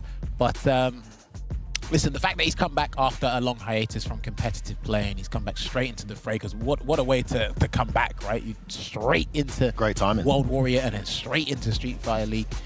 We're hearing the thought process there as well. So, you know what? It's interesting that they left Kusanagi. No, that makes so much sense. Because they're not going to go to a stalemate, but if it did, Kusanagi in the back for Dalsim. That's with the Terry. That's a different timeline, but it's not going to happen because they're 10 apiece here. So. That's a just in case. Yeah, I don't know if you should always think that far ahead, but it makes sense too, especially. But yeah, you look at that first match with Hurricane, which didn't go to plan. They do clearly have two characters they can put against the Lex. For us, it was obvious to throw Infectious out there, but if you're not going to put Infectious out there, it's going to be to take the Zanka match, and that's exactly what's happened. So we'll see if his storied journey here since returning to Street Fighter is going to be enough data collected to turn this around. I think he lost once or twice to Ending Walker at the last World Warrior, but did beat him in the opening World Warrior when he brought that Marissa onto the scene. So it is a very, very exciting proposition for us to see. What's interesting though is the lopsidedness of the victories, right? We're seeing 3-0 and 3-0. The last two times I've seen them play. Shout out FG Combo. I'm just on the website checking out most recent head-to-heads. Historically, it's about 50-50, but the most recent ones have been whitewashes for Ending Walker. So a big turnaround needed here from Infectious, but if anyone can bring the knowledge and intellect to do it, it's him. Bear in mind as well, not only yesterday, and Damascus pulled it up in the highlight as well. Like, he lost to Angry Birds Ryu as well. So it looked tough as well. This is a different style, so I don't know if it's going to be closer or it's going to be an absolute domination for one of these two players. We'll find out the easy way here. Already a lot more walking forward than we saw against Angry Bird. Like there was a lot of like walking and then putting yourself in crouch medium kick range and then absorbing that mix up. We go. All right. Start. Wow. All the way in with that crouch and short. He's going to throw him a lot more. There's the options select. Into the end fold, he's going to drive rush in as well. All right, just in case of a reversal. Yeah, this is what I was talking about before, right? You spend a lot of meter against Ryu, and he just has to press heavy into EX smash again. What a whiff punish. Beautiful button choice with the range. This round was looking so good for Infectious. Suddenly turning it around, press the button, wake up here. What? Is it? Should be able to kill with the level 1 here. Oh, wait. Didn't get level 1 that scenario. Ooh, that was all right. Well, he wanted something. It just didn't come out. I saw him do a little head tilt, so he wanted something. It just didn't come out. And that's a pretty fast super art 1 anyway, so surprised nothing came out there. Well, take it either way. Trying to recall the exact path. Oh, that's going to hurt. Huge there, and he's going to go and take it into... it's a different situation. Mark up again. I like that frame kill. Lovely dash up set up there. Excellent drive. Oh my goodness! Spinal to the jaw, close to burnout here. And there it is. Doesn't block. He can't block. Yeah, the safe sweep connects. Another round starts well for Infectious, but going the other way, starts the level 1. I like that level 1. It could have burnt him out. Chose to do level 1 to keep himself with meter. Tries to bet out a stand throw with the phalanx, doesn't connect. Can't afford to take another level 1 here, Ending Walker. Plus so much impressive buttons. Oh my goodness, he's gonna get around for that as well. Ending Walker going for a huge overextension. Of course, in burnout, that's what, +7 with the solar plexus. Just aware there to press that jab. Good frame kill there from Infectious as well to get the jab combo afterwards. Like she's in that crouching light kick and neutral a lot just to check that space before you actually go to something bigger, more rewarding. It's got great range. Yeah, look at that, you can see it. The reward, risk versus reward, not necessarily as favourable as you'd like, but you're probably thinking about something lovely with punish there. I think Ending Walker might be ignoring the light and waiting for the medium or something to come out. Early back throw pays off, gonna get a trade here. What are you pressed in? There's Infectious, he's got the corner now as well. Another command grab. Do it again. Oh, the delay on that! Oh my days. I think he's trying to get the DPOS. Yes, DPOS, exactly what's going on. Oh, he got it! Oh my god! He's done! Oh, it was looking so good! Oh, that's so unfortunate. The one thing that's going to cost you so much there with the heavy punch into the drive rush, of course, is safe to reversals. But let me shut up for a second. He's doing the exact opposite. Exactly. He's doing the exact opposite. And every BP that you showed from fake Oki, he's going to bait it. I'm not expecting any delay jumps from him even. No, he's not going to do it. He's not going to do any. Mash, even though I did it. He did instant throw. Yeah, I did meet it overhead there as well. Yeah, that's why he got kind of hit. He did instant throw, yeah, exactly. This is brilliant. Love that. Love that. This kid was 3 steps ahead of the game. Love that. I'm gonna bait this. I'm gonna do a delayed jump back. He's gonna catch you. Great players learn from their losses. Legendary players learn from their losses and their wins. How much data did Ending Walker take in victory there? A lot. Hey, the way he processes, the speed processing he has for this game, or fight games in general, is phenomenal for a kid his age. Love that. And he's had these momentous moments. It's very difficult to keep going, but this time he will close it out. Great bet. And Infectious going to town there, gets himself on the board. He might have assumed he might try to go for a regular throw because that very first round he was piling on the regular throws. Then we saw the end-forward command grab coming out later. So I kind of respect him for trying to escape to see what's up. Yeah, it might have been a backdash or a jump back. Either way, Infectious make a right call. One nice with button into the target combo. Swing it. To the corner you go. Okay, interesting Oki there into the meaty stand medium kick. I really like it. Well, because you don't have the quadriga in Modern. She loses the Spartan kick. So. Great call, jab, of course. So he has to end his combo. That's unfortunate. The momentum was going so well. He'd been going from the first round onto hell until that moment. And that drop changed everything. One more. Yeah, me again. Exactly what him and Problem spoke about. Oh, that could have been it. Oh, again, he could have killed.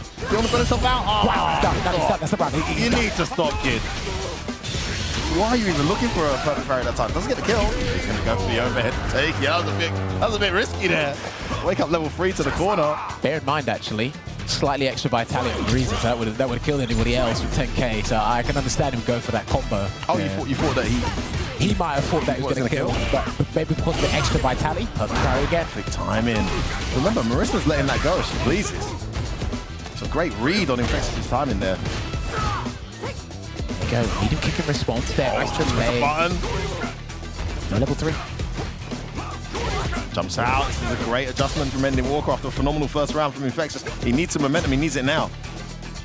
Ending Walker heading towards a 2-0 lead. Infectious can't get something going. Oh, that was trying to reset. That combo, baby. Burn himself out. Oh, no. Almost. Oh, that works now. The donkey kick connects. Who's in burnout, me or you? He's got level 3. Oh, beautiful whip punish. He's going to spend it. Doesn't need to, right? He's in the corner anyway. Just go for a safe jump. Yep. Oh, he waits. Ending Walker waits too. He's in big trouble there. He's panicking, everybody. He's panicking. He's got his meter back. Oh, he tries to approach, but Infectious knocks out with a trap medium punch. One step ahead. The guy won a piece here, Chandler. I've noticed that he switched defensively. He's not teching. So because he threw it in the first game, now he didn't tech like a single. Il est pas bien. Ouais, je sais. He was active, but he didn't tech for single. Sorry. He was in the zone. So basically, he's switching here the defensive options, right? So he's actually trying to escape, but he's not taking at all. He didn't take like a single time that the whole set. He hasn't DP'd yet either. I sensed a massive amount of panic from Ending Walker in the corner in his last couple of seconds. Yeah, he got his meter back and just went straight for the approach and got caught. That's a great snipe from Infectious again, the early wake-up throw. That wasn't a delayed tech, that was instant. So I have to go back to instant meat. Whip punish there from Ending Walker. These guys actually been pretty good at sniping each other's mediums out as whip punishes. Yeah, there it is, Meaty straight away this time. He's clocked on actually, Ending Walker. Nice use of that short to stop the momentum. Trying to get a trade combo. Great pressure. They're being very stubborn from after a drive rush cancel on block. Also when Ending Walker's doing the drive rush cancel, then when Infectious trying to bait something, Ending Walker's just, look, we're going to assert a frame trap here. Oh, yeah, you thought it was a normal button. It wasn't. It's that deceivingly slow solar plexus catching you focusing on footsies. There's the thing you spotted again, another immediate tech. The tech timing of a delay tech, you can see it, right? If there isn't a delay there, it's very minimal. I like that challenge. I love that challenge there with the Infectious on the heavy kick. Again, he's doing something else. And the adjustment here from Ending Walker, introducing the solar plexus into the neutral scenarios, catching Infectious out twice, and a very quick turnaround to 2-1 lead. Let's hear these guys.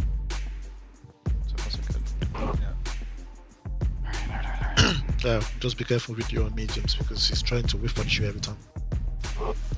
Just be aware of getting whiff punish because that's what he's relying on now. Like the mediums, he's trying to whiff punish that every time.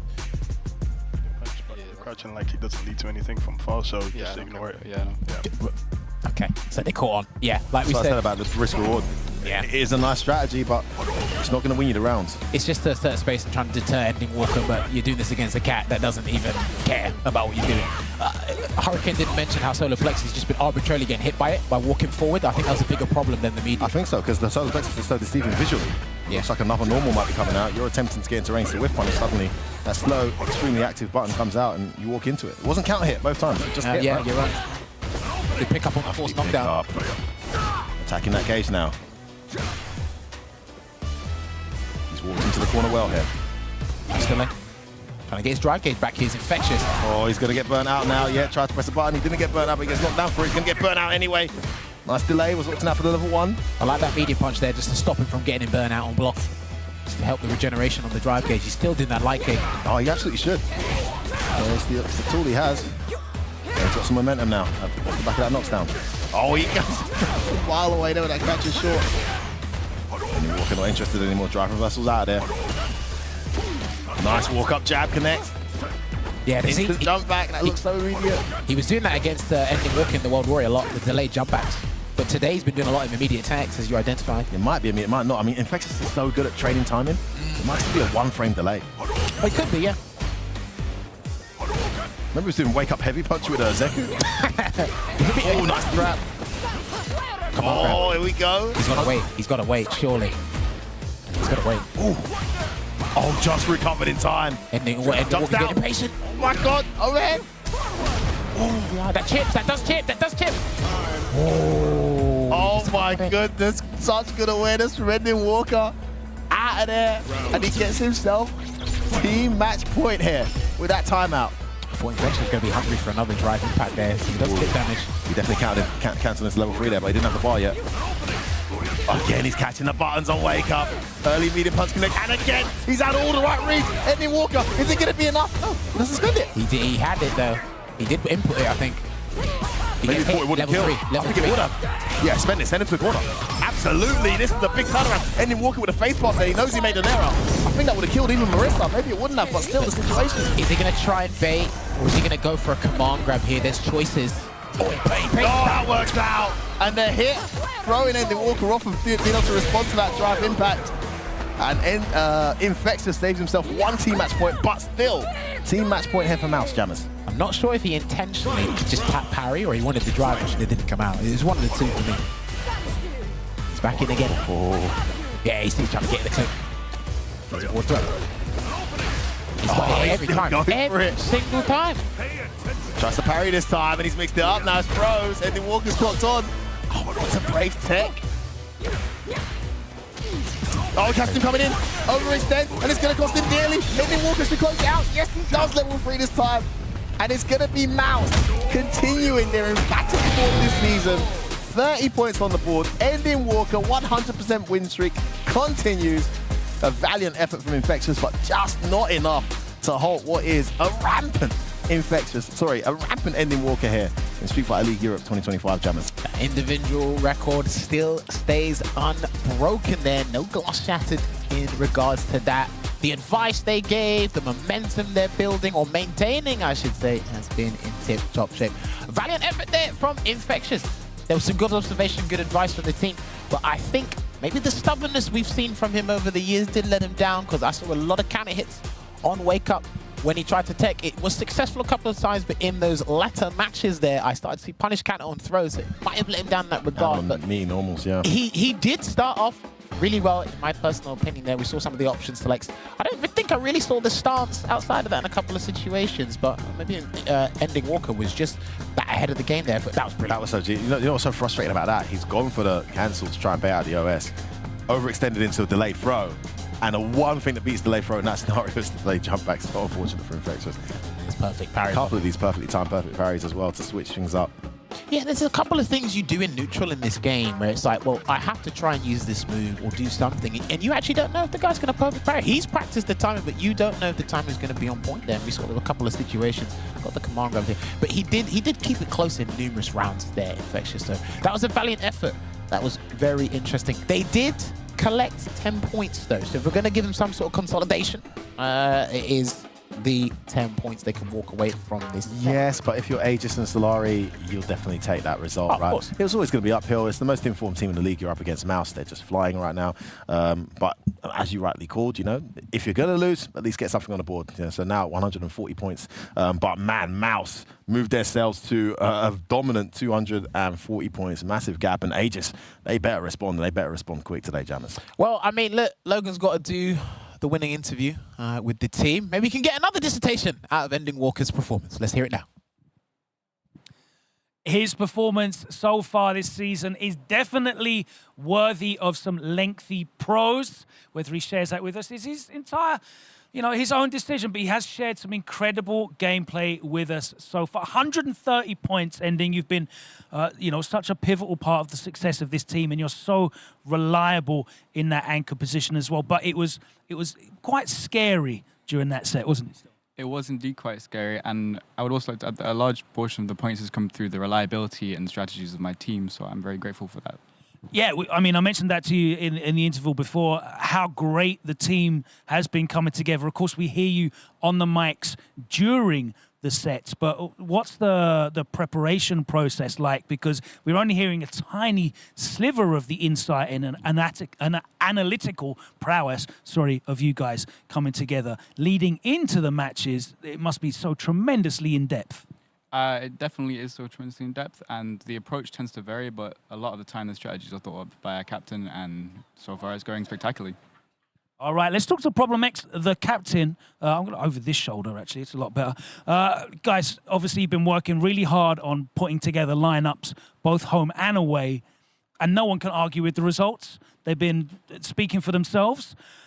How much different is it for you this year in terms of previous seasons of Street Fighter League, putting together these lineups, these pairings, the predictions of who you think is going to, come in and out, and of course on the fly, the adaptation, the way that your teammates and yourself obviously are recognizing these patterns, and you're able to change things up right away. How different does it feel this year compared to previous years? I think this year it take a bit more. It's a lot harder, I would say, because at this stage in the game, a lot of the players know each other. They have personal one-on-one records, or this guy counterpicks me with this or whatnot. So, and that's kind of shared amongst all of us. So it's about putting together lineups to be we think this person's going to go here. Even if sometimes someone has to play a matchup that's not preferred, but as long as the outcome of the set can be a victory, then that's the kind of lineups that as a collective we're trying to put together. You and Ending, obviously, a firm fixture on the Mouse roster, but you got 2 new players this year. How's that been different for you guys? What have they brought to the squad? I mean, they've just brought great gameplay, reliability. I mean, Lex has been, just solid, winning majority of his games. I think he's only lost 1, and even that was one of those, we know this might be a, sacrificial lamb. But Garnet's also been amazing, just playing where he needs to play and getting the job done. I think just as a collective, we're all just trading ideas. We're trading matchup history, player history, who we like, who we don't like. And I think just as a collective, I can't really complain. It's just been amazing. It's definitely been amazing when it comes to results. Lex, you've stepped into this squad. You've got Street Fighter League experience, but not in EU. How's it different for you compared to previous events? I like it. It's cool. It's I think like strategies and stuff is definitely different over here. Like I feel like it's more like mental over here, like mind games and stuff. That's the only real difference I see between the US and the EU. Do you feel like leaning into that home and away advantage is made of more in Europe with the opportunity to counterpick, I guess? Yeah, definitely. There's a lot of counter picks over here. Like, there's no Marissas in the US. I'm not gonna run into a Marissa. There's not really Dowsums out there. So, yeah, it's definitely more of a counter pick game out here than in the US. Well, you've definitely been a very reliable part of the squad, chipping in with early points. Garnet, you've been very reliable as well when you've been called on. You're still undefeated, didn't play today. But having a player like yourself who is ready to step in as and when needed and so reliable getting these points in, we're looking forward to seeing you play again. But in terms of your role when you don't play, you know, what have you been doing watching the matches? You trying to give insight in terms of the patterns that you're seeing as well? Yeah, I'm defending the back lines actually. So as a tiebreaker player, actually, I think is a good spot for me. If they need a save, I'm here for saving my teammates. And you've done a great job with that as well. Everyone doing a great job as Team Mouse stay on top of that leaderboard. 30 points banked, and they are flying high right now. We'll be back on the other side of this short break for our team match number 2 of Day 4 of Street Fighter League Europe 2025. I'll see you then.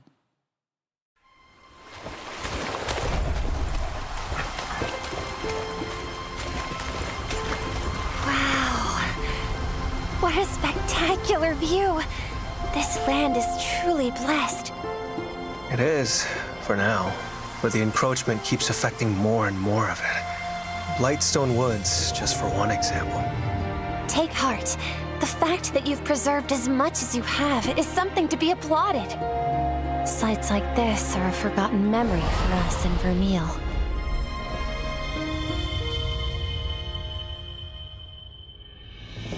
If Vermeil is to survive, our people need help now. If nothing else, the Sacrosanctum offers them the hope they need to live. I will not idly sit on the throne as our nation faces its death. This has to stop! Oh, Eleanor. What? Don't do this! A sky scale. It has been many years. That woman with the Rathalos. I'm certain she was my mother. Why did she come here? For what reason did she cross the Meridian? You're not the only one here who's curious about Lady Amara. The future of Azuria rests on your shoulders, and you sat yourself down right in front of an assassin. Are you out of your mind? I know this is a lot to take, but just try to remember the old saying. Wings of curiosity take you farther than a cage of caution.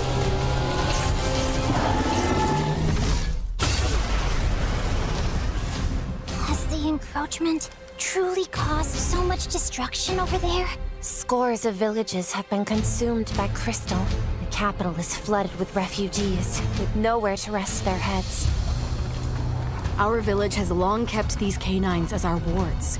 This is a threat to our very way of life. The dwindling of our canine population, the onset of feral beasts. All of it started when that monster came to this land. No, it would be more fitting to call it a force of nature. This is it.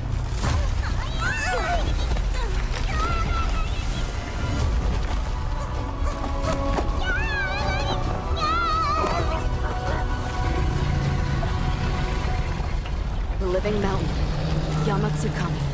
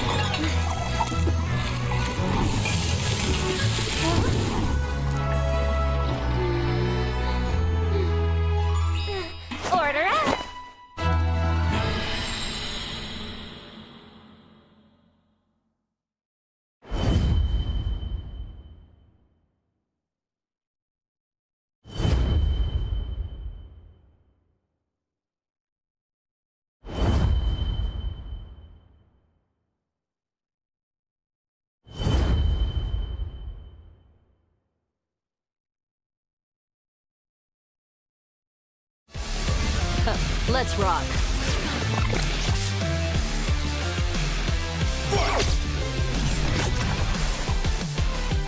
Yes. Right here. Does it take off? You sure? That's right.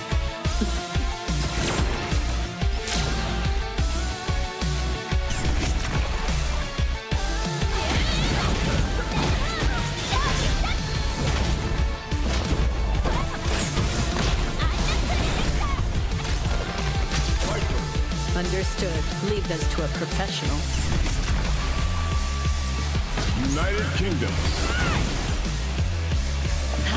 Just another cog in the machine.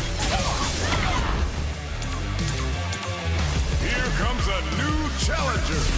Viper wins.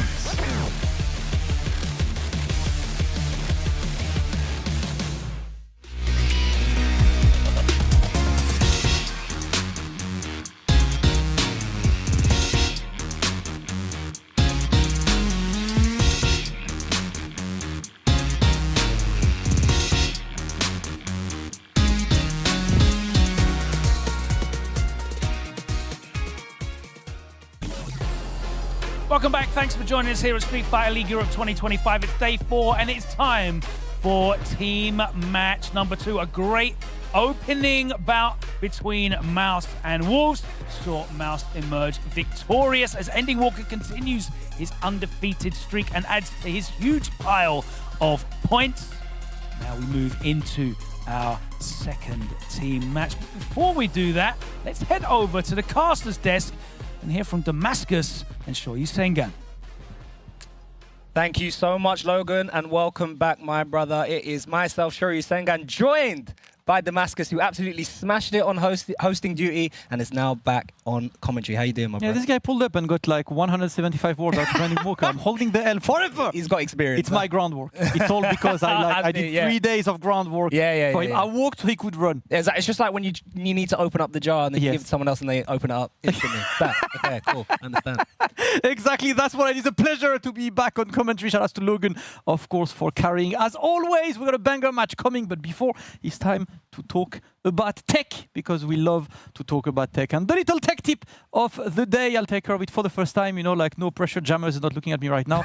So I think we should be good. Let's talk about frames together. What are frames? Frames, of course, as the unit of movement in Street Fighter 6. Anything can be broken down with frames. You got faster moves that have a less frame startup than slower moves. And sometimes when people block, you're in a situation called plus frames. What does plus frames mean? It means after they block something, you will be starting your next move before they can do anything. So if you are +2, you have 2 frames ahead of them to still do something. You can create combos this way. If you're +7, any move that's faster than 7 frames will connect. If you're +2, you can just make a little trap that if you press a button and they press a button, you will always press first. It's really important for your offense in this game that you know how to get plus frames. Couple buttons are plus by default, couple specials are plus by default, but also you got drive rush. Anything you do with drive rush would add 4 extra frames of block stun. So anything, if something is -1 by default, it becomes +3, it's plus frames. Very important to know your pressure, to know your frames, and to know how to make sure your opponent presses buttons so you can destroy them. Take a bow, mate. Well done. Jammers would be proud. Oh my god. Yeah, he'd be very proud of you, mate. Wow, you're killing it. Love this game, love learning about this game, but love these matches as well. We have got NIP versus Aegis. We've been talking about these predictions because, of course, now Aegis is going to be on the away side, and we all believe that they're sending Crimson first, right? Yeah, we think they would put up Crimson first and the natural counter pick. Well, you would think it would be probably someone like Cammy or a Rashid player, but we actually think Juicy Joe is going to go first, right?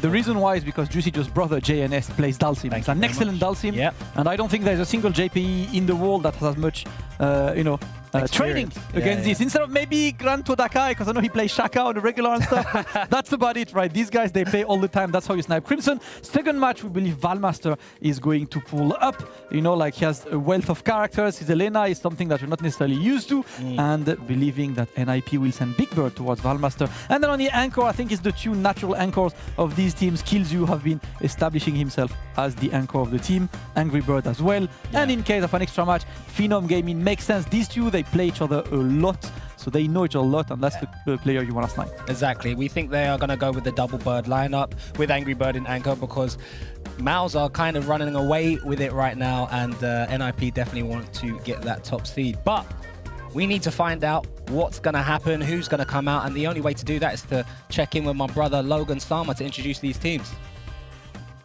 Thanks very much, guys. Let's welcome in first to the arena our away team, Aegis, starting up with Captain Mr. Crimson.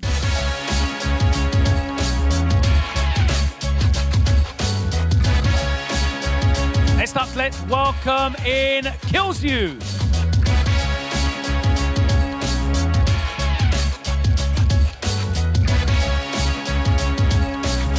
Welcoming back to Street Fighter League Europe, it's Valmaster.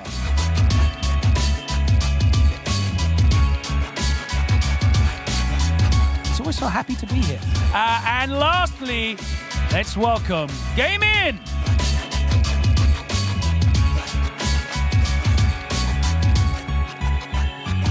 Okay, Crimson. The season is still wide open. There are many, many points to play for. But your main aim is to make sure that you are in those playoffs in whatever position that could be. As it stands right now, you have a very difficult matchup against one of the most stacked teams in Street Fighter League Europe. But how much confidence are you coming into today after your day off yesterday? The day was a really great day. We had the time to play cards, chill a little bit, practice a little bit, of course, too. This match is important. We can still aim, I think, for the second place, maybe still the first place, but we don't want to push too much pressure on ourselves. Sometimes it's just about playing, try to get data for the potential playoff, of course, and let's enjoy the game. Well, I mean, you have personal experience of playing this through the playoffs and still succeeding, so it is definitely possible to pick that fourth position up and still win the whole thing, but we aim for as high a seed as possible. One of the highest ever points totals, of course, was put together by NIP, and they seem to have an even stronger lineup this year. How dangerous are they as a team when it comes to your preparation against them? It must be very difficult to work out all the angles of attack when you are the away team. Definitely, but also sometimes the fact that you are away team can also relieve some pressure because we don't have to make a decision. We just put our players, our matchups, and they do like the annoying part of the thing. So yeah, let's see. They are really good, but we are really good too, and we are ready for this match. Absolutely. If you want to take your places down there at the away stand, we will move on to welcoming into the arena our next team, one of the most stacked rosters we have ever seen here in Street Fighter League Europe. Let's welcome in Team NIP, starting off with Juicy Joe.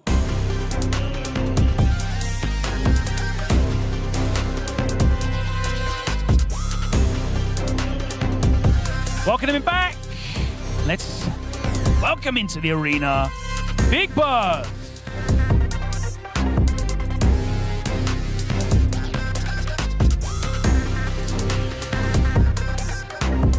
And of course, it wouldn't be right to have just one. Let's welcome back as well, Angry Bird. Good, sir. And lastly, the Moose himself. Let's welcome in Phenom.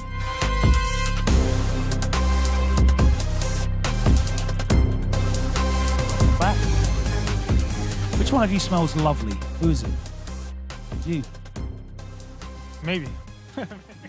Delightful. I love that. It's a rarity in the FGC. Juicy Joe, I want to talk to you because you are the new addition to this lineup that no one thought could be improved, but I feel like it is even stronger this year. You have Street Fighter League experience as well, playing last year with Mouse, but here on NIP, what is the difference this time round? the difference here, like maybe, I think this year overall is stronger in every team. So the practice is, you have to practice even more, I think, and prepare. There's no easy matchups anymore in Street Fighter League Europe. It's action-packed. Of course, you played last year with Mouse. This year you're playing with NIP. What's been the difference in your experience with the two teams? You can be honest. Honest? Yeah. No, but the difference is, of course, different persons, but I've talked to them, you know, spend a lot of time. So, it's a difficult question. It is. That's what I'm here for. I've got an even more difficult question. How about this one? What's the vibes like in the camp after taking the Capcom Cup qualification spot away from Phenom? No, the vibes are amazing. You know, he's the captain for a reason. He's been qualified 10 years straight. So, you know, the vibes are great. I love that. That was a great answer. Well defended. Yeah. A straight bat. I love that. Take your place down there on the home end because, of course, you're not defending today. You are attacking against Team Aegis. Let's find out what that lineup is. And I think our commentators might be a bit surprised. Damascus and Sengan, over to you.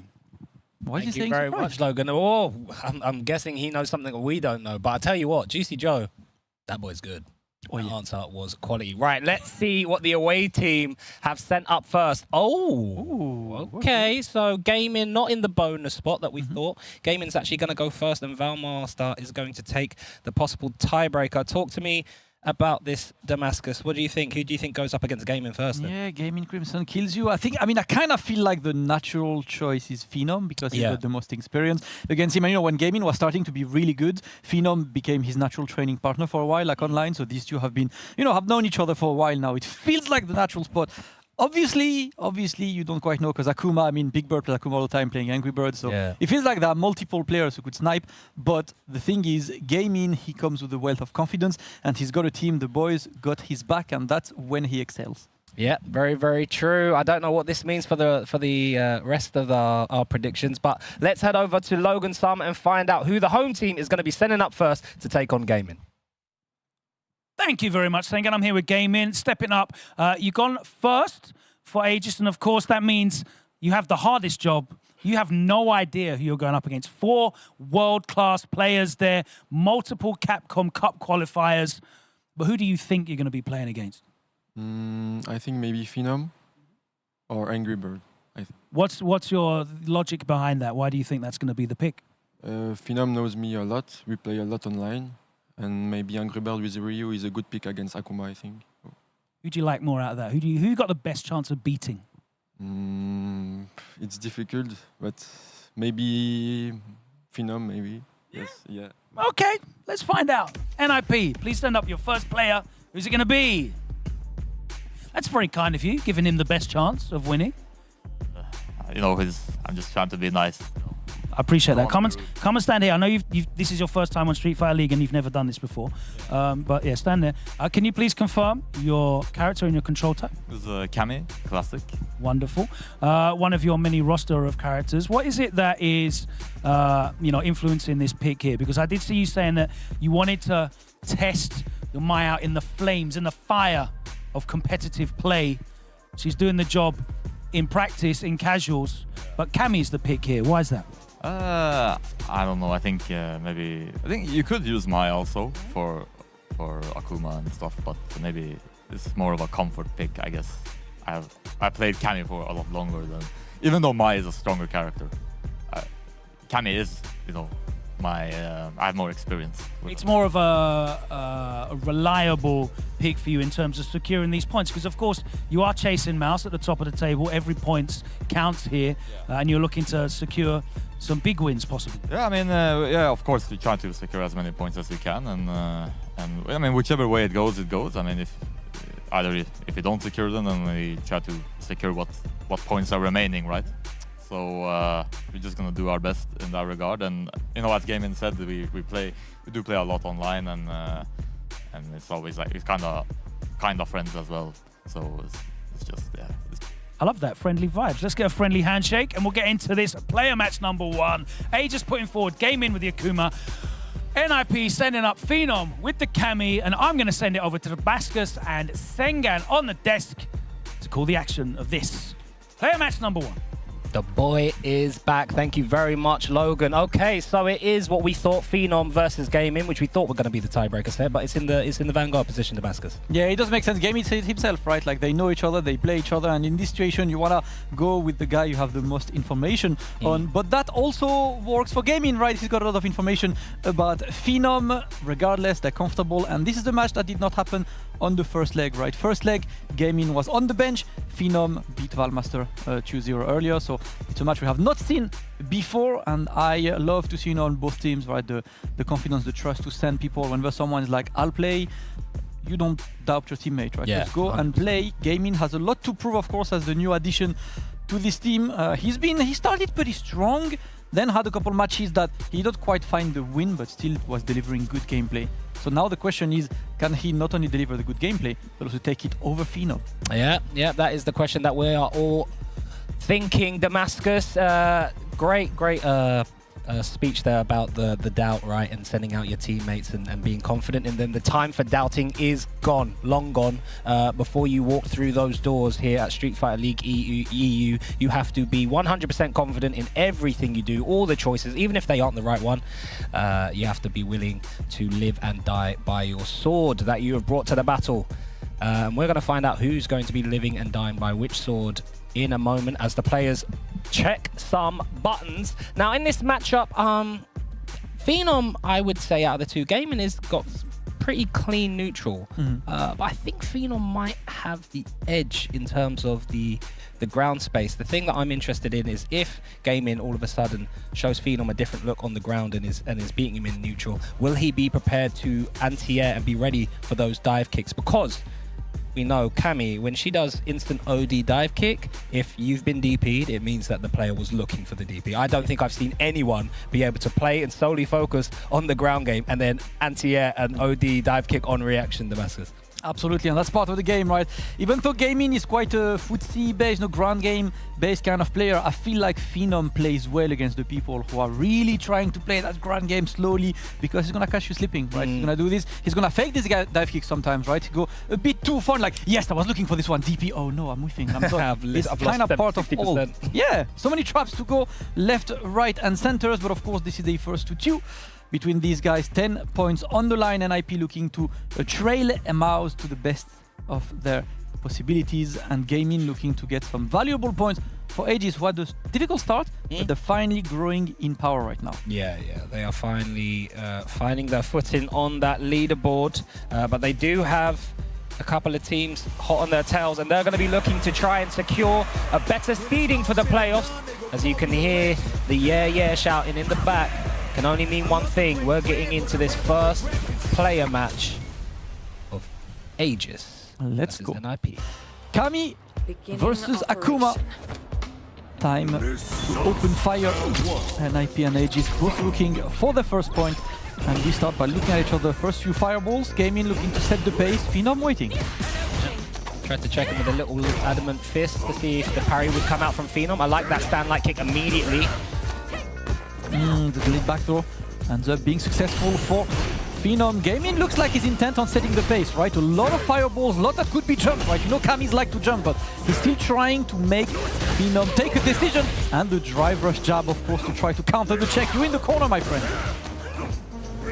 Still in the corner as Gaming is continually going for these throws. Try to delay, and that OD dive kick was for a throw, but happened to catch the button anyway. And now it's Phenom who's in. He's just trying to keep that footsie game. Great perfect parry on this. And he's waiting. He's just happily parrying these fireballs. Not really leaning into Gaming's game plan, but he's doing all right. What little drive rush so far. The drive rushes have been successful. Overhead blocks. Phenom trying to walk in and get that count hit stand jab to convert, but his legs get cleared, and Gaming is going to take the first round of this first battle. Slow and steady wins the race, right? The couple drive rush activations were correct on Gaming side. Phenom, it's okay on the ground game side, but maybe time eventually to be the one trying to be on the offensive, because once again, the toes are clipped and you're in the corner in the throw loop situation. first one. Now we block, trying to delay the overheads challenge. Nice, trying to get cheeky with it. Phenom says, don't try and steal frames on me. It's Phenom's turn now, but he has to get around these stand medium kicks and Hados that have been so oppressive in neutral. He finds the big hit, and he's gonna burn Gaming out. Going for the big damage to make sure that Gaming has no other option in the corner than a super. Let's get past this. Yep, nice. Meaty drill. Gaming in the drive impact minigame. What an anti-air, looking for it. Scope that out. How does Phenom respond? How can he take the advantage? Because Gaming is so ready and so aware right now. What another anti-air DP, Damascus. This one made me reel back on my chair, man.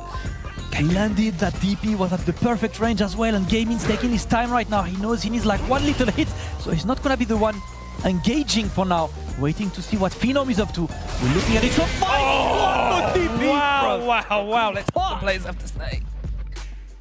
Il joue très bien, ça fait beaucoup de chop, à voir s'il s'y adapte. Really nice. Peut-être il se met à déchoper You're throwing ou a quoi, lot, changement but de perso. so far he's not really taking, so check if he's adapting. Comparé d'habitude, il a fait plus de bas HP en meaty et de stand MP. Yeah, he's ça a saying pas he did a marché. lot of Il va crouch commencer à face, plus partir sur du meaties, shop so he's done a lot of meaties and it's not working, so he's most likely gonna try to play the throw or shimmy game now. Mais dans le point, fais attention quand même. Yeah, watch out in Les the corner. horaires marchent très très bien défensivement, effectivement il punit pas. Yeah, you're really good on defense, so keep going. Amazing. Wow. Damascus, thank you so much for being here to translate live. Bruv, I can't lie, for the past 3 days, me, everyone, and Jammers have been like, shot, that means throw, right? Throw.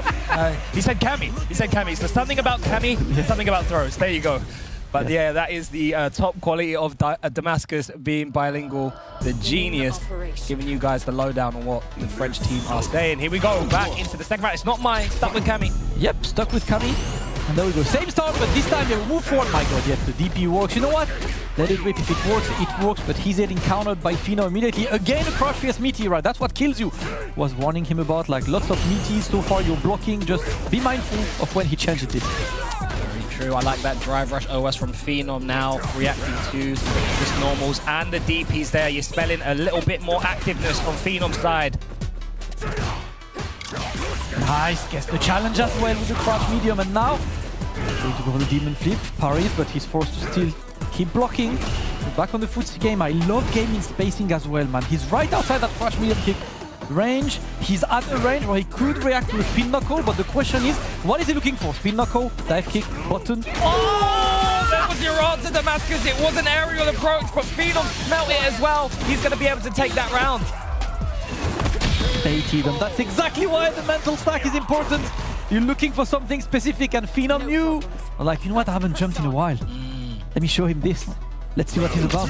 And we're going to see some different aerial approaches from Phenom now, as Gaming was super confident with this fire, these Hado gameplay as Phenom's walking in, right? Yeah, and Phenom is happy to just parry those fireballs, right? He's not really trying to go for preemptive jumps. That honestly could work a lot of the times, because this range is actually quite risky to throw fireballs at. Yeah. But the thing is, when you're... Oh, forget what the hell I was saying. Gaming is in. We're here near the corner now. Tries to shimmy the delay. Trade. Counter, of course, on this. Phenom gonna reclaim some space, trying to push Gaming closer to the corner, but last stand medium kick still paying dividends. Oof. Nice. And it feels like when it's at that full range, he's super ready. Gonna get the burnout. Here's Gaming. Tried to steal some frames. Phenom pressing immediately. Now, the burnout defense on Phenom is starting to look more offensive. Ooh. Nice check. Oh, too far away. That's great if you're team NIP. There's the meaty crouching heavy punch. That kills you cool down. And there's the drop. And there's the non-punish. And here comes Phenom, about to get his drive meter back. And Gaming now. Stuck between a rock and a hard place. Oh, the Tatooine did not connect, but the crunch lighter. Listen, Gaming got a lot of slightly unfortunate moments, but you know what? He locked in, he stayed in, and he got that round regardless. And with this, it is player match point. Gaming 1 round away from taking 10 points from NIP straight to Aegis' pocket. We try to go for the demon flip, and the counter hit is going to work on his favor. He's gonna be putting Phenom into the corner. The great challenge by Phenom, and again, these DPs are still 100% Sengan. Yeah. Gaming's just got a great read, a great feel on Phenom right now. Both drive meters are incredibly low. Here comes Gaming. As Phenom needs to get out of this corner, but has to be careful whilst doing it, eating a lot of Hados. In the process, you see the little walk, bob, block, to not get opened up by these Hados. He finally gets the opening. Gaming had it right, but he didn't believe. He didn't think that Phenom would steal behind the one tap. Yeah, he's just looking for that one hit, because one hit and you explode, my friend. 3 bars loaded, left, right and center. The DP again is on point. You cannot jump, my friend. Phenom looking to escape that corner. Gaming decides to burn himself out. That might be a bad decision, Sengan, because right now, lots of pressure from Phenom again. These DPs have been beautiful. Oh my goodness, Gaming. What are you on today? Oh, too far away. It's a trap. It's a trap. Wolf Thunder. Phenom most likely, is he going for the spiral? Is he thinking something? I mean, CA, you get more meaties, you can dash here, yeah, but he tried to bait something out from Gaming, a button, wanted a whip punish. What a check from Gaming as he flings his pad down on the table and says, hold that, Team NIP, 10 points for Team Aegis. 10 points for Team Aegis. Listen, I am incredibly impressed at how solid Gaming has been all across the board, right? Not a single jump in was allowed. And let me be real, you were talking about this before this match started. The hardest thing against Kami is to handle her aerial approaches. Not a single one was successful for Phenom in this first two. Yeah, no, the only time you saw a tiny bit of success was from that spin knuckle bait, right? Not the spin knuckle, what's the move called where she goes up in the air and starts flipping? Hooligan. Hooligan, yeah. Thank you. Came out of my head. But you have to give credit. That was earned by Gaming's immaculate stand medium kicks and Hado placements. He knew exactly when to throw it. He knew exactly when Phenom was going to walk in. Like, all of those Hados and stand medium kicks were normally off of Phenom's forward movement, right? So Phenom, it forced Phenom to have to walk block, which completely halts your momentum. It's almost like in UFC when someone gets their leg kicked like 4 or 5 times. All of a sudden your movement's hampered, right? It made the jumps a little bit more obvious for Gaming. Maybe not for us, because I can't believe how ready he was to DP all of those dive kicks, Damascus. That was absolutely clinical gameplay from Gaming. Love to see it. And it also highlights, right, the progression of this player who last year was there representing Team Guild and had a season that was really hard, right? He did not really get to showcase his strength. He came back home and I know he had the fire of competition. It's like, man, I got my chance and I could not really show. This time I'm getting a chance. This time I'm showing 10 points on the board for Team Aegis, taken by Gaming. Up next, it is going to be Mr. Crimson pulling up, and the question is where we right in our guess that Juicy Joe will go, because last year he would go against the Dalsims. This year could be different, but we know he's got the wealth of experience. The answer is about to be given to us. Logan, what's Crimson saying? Well, Crimson, let's start off a great opening match, a great decision to put Game in there, and he performed, didn't he? Yeah, we have totally confidence in Gaming. He's an amazing player, and we need to keep that energy up. The casters there expecting to see Juicy Joe out with the JP against your Dalsim. Do you agree? Yeah, I kind of agree. Like, any of those players can come, and they are good. But maybe the fact that Kimberly is 4th player, they might send me Juicy Joe. Let's find out together who it is the NIP are going to send up. Please put forward your second player. And it is going to be Big Bird. Can you please confirm your character and control type? Rashid, classic. And can you confirm your aftershave? It's lovely. I'm going to look it up. What is it? It's Gucci. Very nice. Very nice. They were expecting Juicy Joe. You're giving him a curveball. Of course, Rashid does reasonably well against him as well. What's your thought here? We felt like we don't have, it's not a testing phase anymore. The first half was a testing phase. This time is not a testing phase. I felt like I was the best choice against Crimson. Even if I lose, it would be good to see what changed in case we play in the playoffs again. So I feel like this would have been this is the best choice.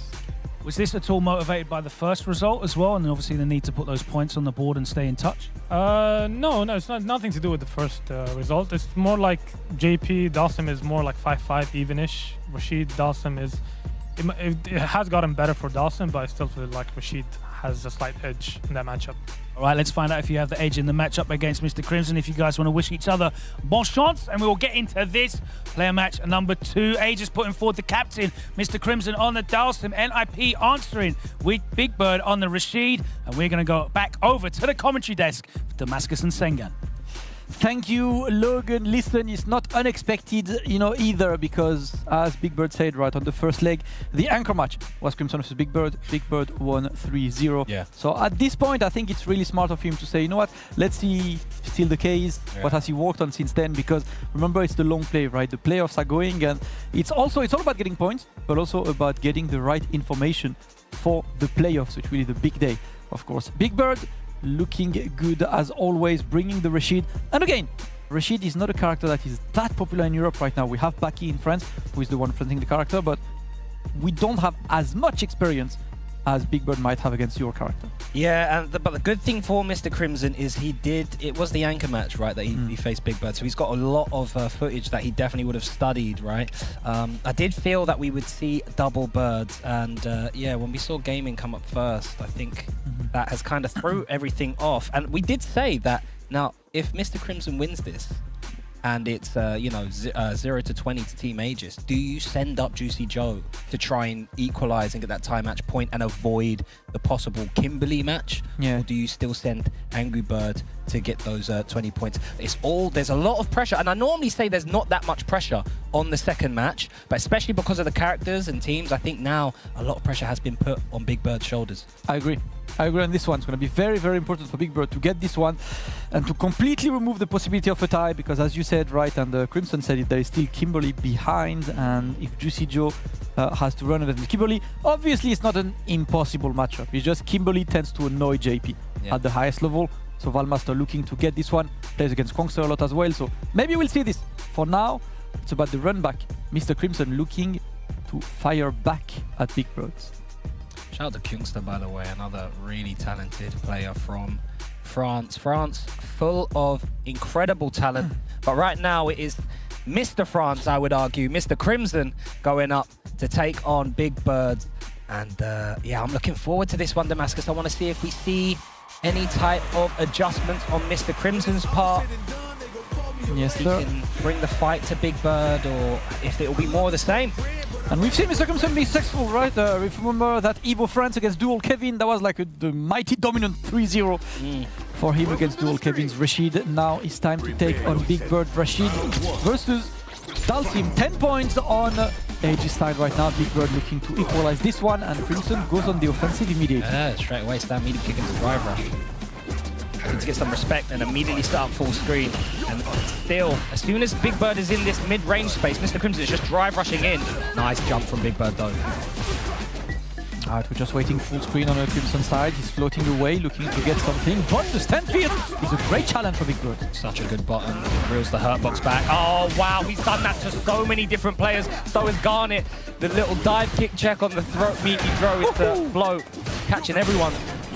A clean slide on this, and he's looking to keep Big Bird in the corner. At least he's still getting the slide of the punish counter on this, and Crimson is going to try to keep that pressure up. Goes for the level 1 to maximize that damage, and now looking to keep Rashid on block stun. That slide was good, but still not plus.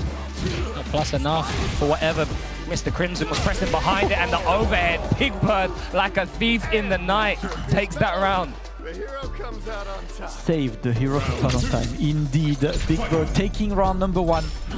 Crimson. Oh my God. That's what you want to see. Yeah, Big Bird is on point right now. Not really seen anyone check that Stan Roundhouse from Dalsim so far in Street Fighter League. And you see Crimson trying it again, right? Seeing, all right, doing it again, was it one time? These slides are very good on Crimson side. Successful tech for Big Bird. It's going to be closer to the corner. Just waiting, patient. Great slide again. Crimson's just playing Big Bird like a fiddle these past couple of rounds, but once Big Bird gets an opening, that's all he needs is one chance, one opportunity. Punish, counter, throw. You put in the blender again. Here comes the level 3 OS. He tried to jump out of it or tried to do some special or something, but it wasn't good enough. Mr. Crimson to be ready with a level 3 off a jab DRC. Wow. Yep. People usually do DPOS, but Dalsim is not blessed with such an option, so you got to spend the bars. And he's getting the round, but Big Bird starts with 3 bars. You know what it means, you know, level 2 available at any time, or big damage with level 3, whatever he goes for. Yeah, possibly 2 level 2s in this round if he gets the opportunity to do so super early. Another check, but too far away on Big Bird's part. Mr. Crimson resets him, sets up the space again. And it's a bit tricky to get the full combo from this range, you know, like having the right distance run from the drive rush, looking to get a throw, but Big Bird has been very actively taking Crimson, not baiting him for this yet. Nice punish counter, other side. Oh, nasty stuff. Big Bird reaching. It's mid-range space, just oppressive right now is Big Bird. Just out of range of the back medium punch, and here comes Big Bird. What? No? No, maybe no. Maybe No. yes, We're maybe still no. alive, we're still alive, we're still alive. Oh! My goodness. Yeah, of course. This time he got hit, of course, because he was already committing something. Got to watch out, he blocked the mix correctly. This is still plus. Crimson waiting and he challenged successfully Mr. Crimson. The clutch defense, we've seen that before, we're seeing that again. What are we saying? Pendant 20 secondes à chercher un MP où je peux sur tes coups, mais sinon franchement... tu gères très très Yeah, bien he's les been boules looking aussi. at roof punishing you for a while, and très bien, you know, when parfait. he could not Attention, finding je it, dois pas biffer. you managed it Il correctly. a refait son drive rush HK pour reprendre son pressing et tout. T'as PP, c'était nickel. Yeah, he tried that drive rush roundhouse, you perfect parried it. Perfect, keep going. It's not coaching, this is gassing up your Yeah. Sometimes coaching is important, it's also mental coaching, right? Exactly. Like, just keep him on the right mood. Yeah. Stay locked in, stay in the zone, you're playing perfectly. And I really do like the way Mr. Crimson utilized some of those roundhouses, seeing that Big Bird was walking back to try and get to whiff punish space. And if you're walking back, you have to block the roundhouse, right? You can't crouch underneath that. So he's peppering in that stand roundhouse at really smart times as well. Yes, sir. Game number 2, Mr. Crimson looking extremely solid. Big Bird looking to update his game plan. For now, we look at each other. Small jumps, little observation rounds. Nice check on the float. Overhead. Oh my goodness, he has been reaching a lot, and Crimson has been so right for most of those interactions. Opens him up with a nice delay. And now we move, little drive rush. Oh, yes, can't jump away, my friend. Yes, sir. That upwards level 1, an amazing check towards the back jumps, and look at how solid Mr. Crimson looks. He's going in. Oh my goodness, Mr. Crimson! Oh la la la la! Just sa mère. Literally and figuratively. Thank God, getting more French by the minute. Soon you're the one translating these words, you know, between the matches. All right, it's a match point for Mr. Crimson, looking for 10 more points. Ooh, the movement from Crimson is crispy Kreme clean. Damascus. Big Bird needs to do something, and he needs to do something now, because right now it is all Crimson. 3 throws on your noggin. Oh, I thought another one was coming. Yep. Oh, the trade combo, no. That was a bad slide, so he burns himself out. Yeah, but he doesn't care because he's going on level 2. You're going to be burned out as well, unless you take it. Yeah, regardless, even if you take it, it takes that drive gauge away because it is a super. And now Big Bird looking really good. He is going to most likely get his drive gauge back before, but for now he's got to block this and he's got to block this. That's still not going to be enough block. And end the game, Mr. Crimson, an absolute masterclass of Street Fighter 6. Damn. Wow, this is the thing. Like, you either win or you learn. Mr. Crimson has definitely learned from that last defeat facing Big Bird and able to get 20-0 against NIP in the away position. Damascus, this is huge. The implications of the next match of who they send up, it now all of the pressure is on either Angry Bird or Juicy Joe. Yes, sir. And that's the thing right now is that no matter who they are sending on the anchor position, right, if there is a tie, they have to think that there's an extra match behind. And we mentioned that if Valmaster is the one waiting behind, he's got the Kimberly that's most likely slightly worrying Juicy Joe at least. But would you send Juicy Joe as an anchor when you have the established anchor in the name of Angry Bird?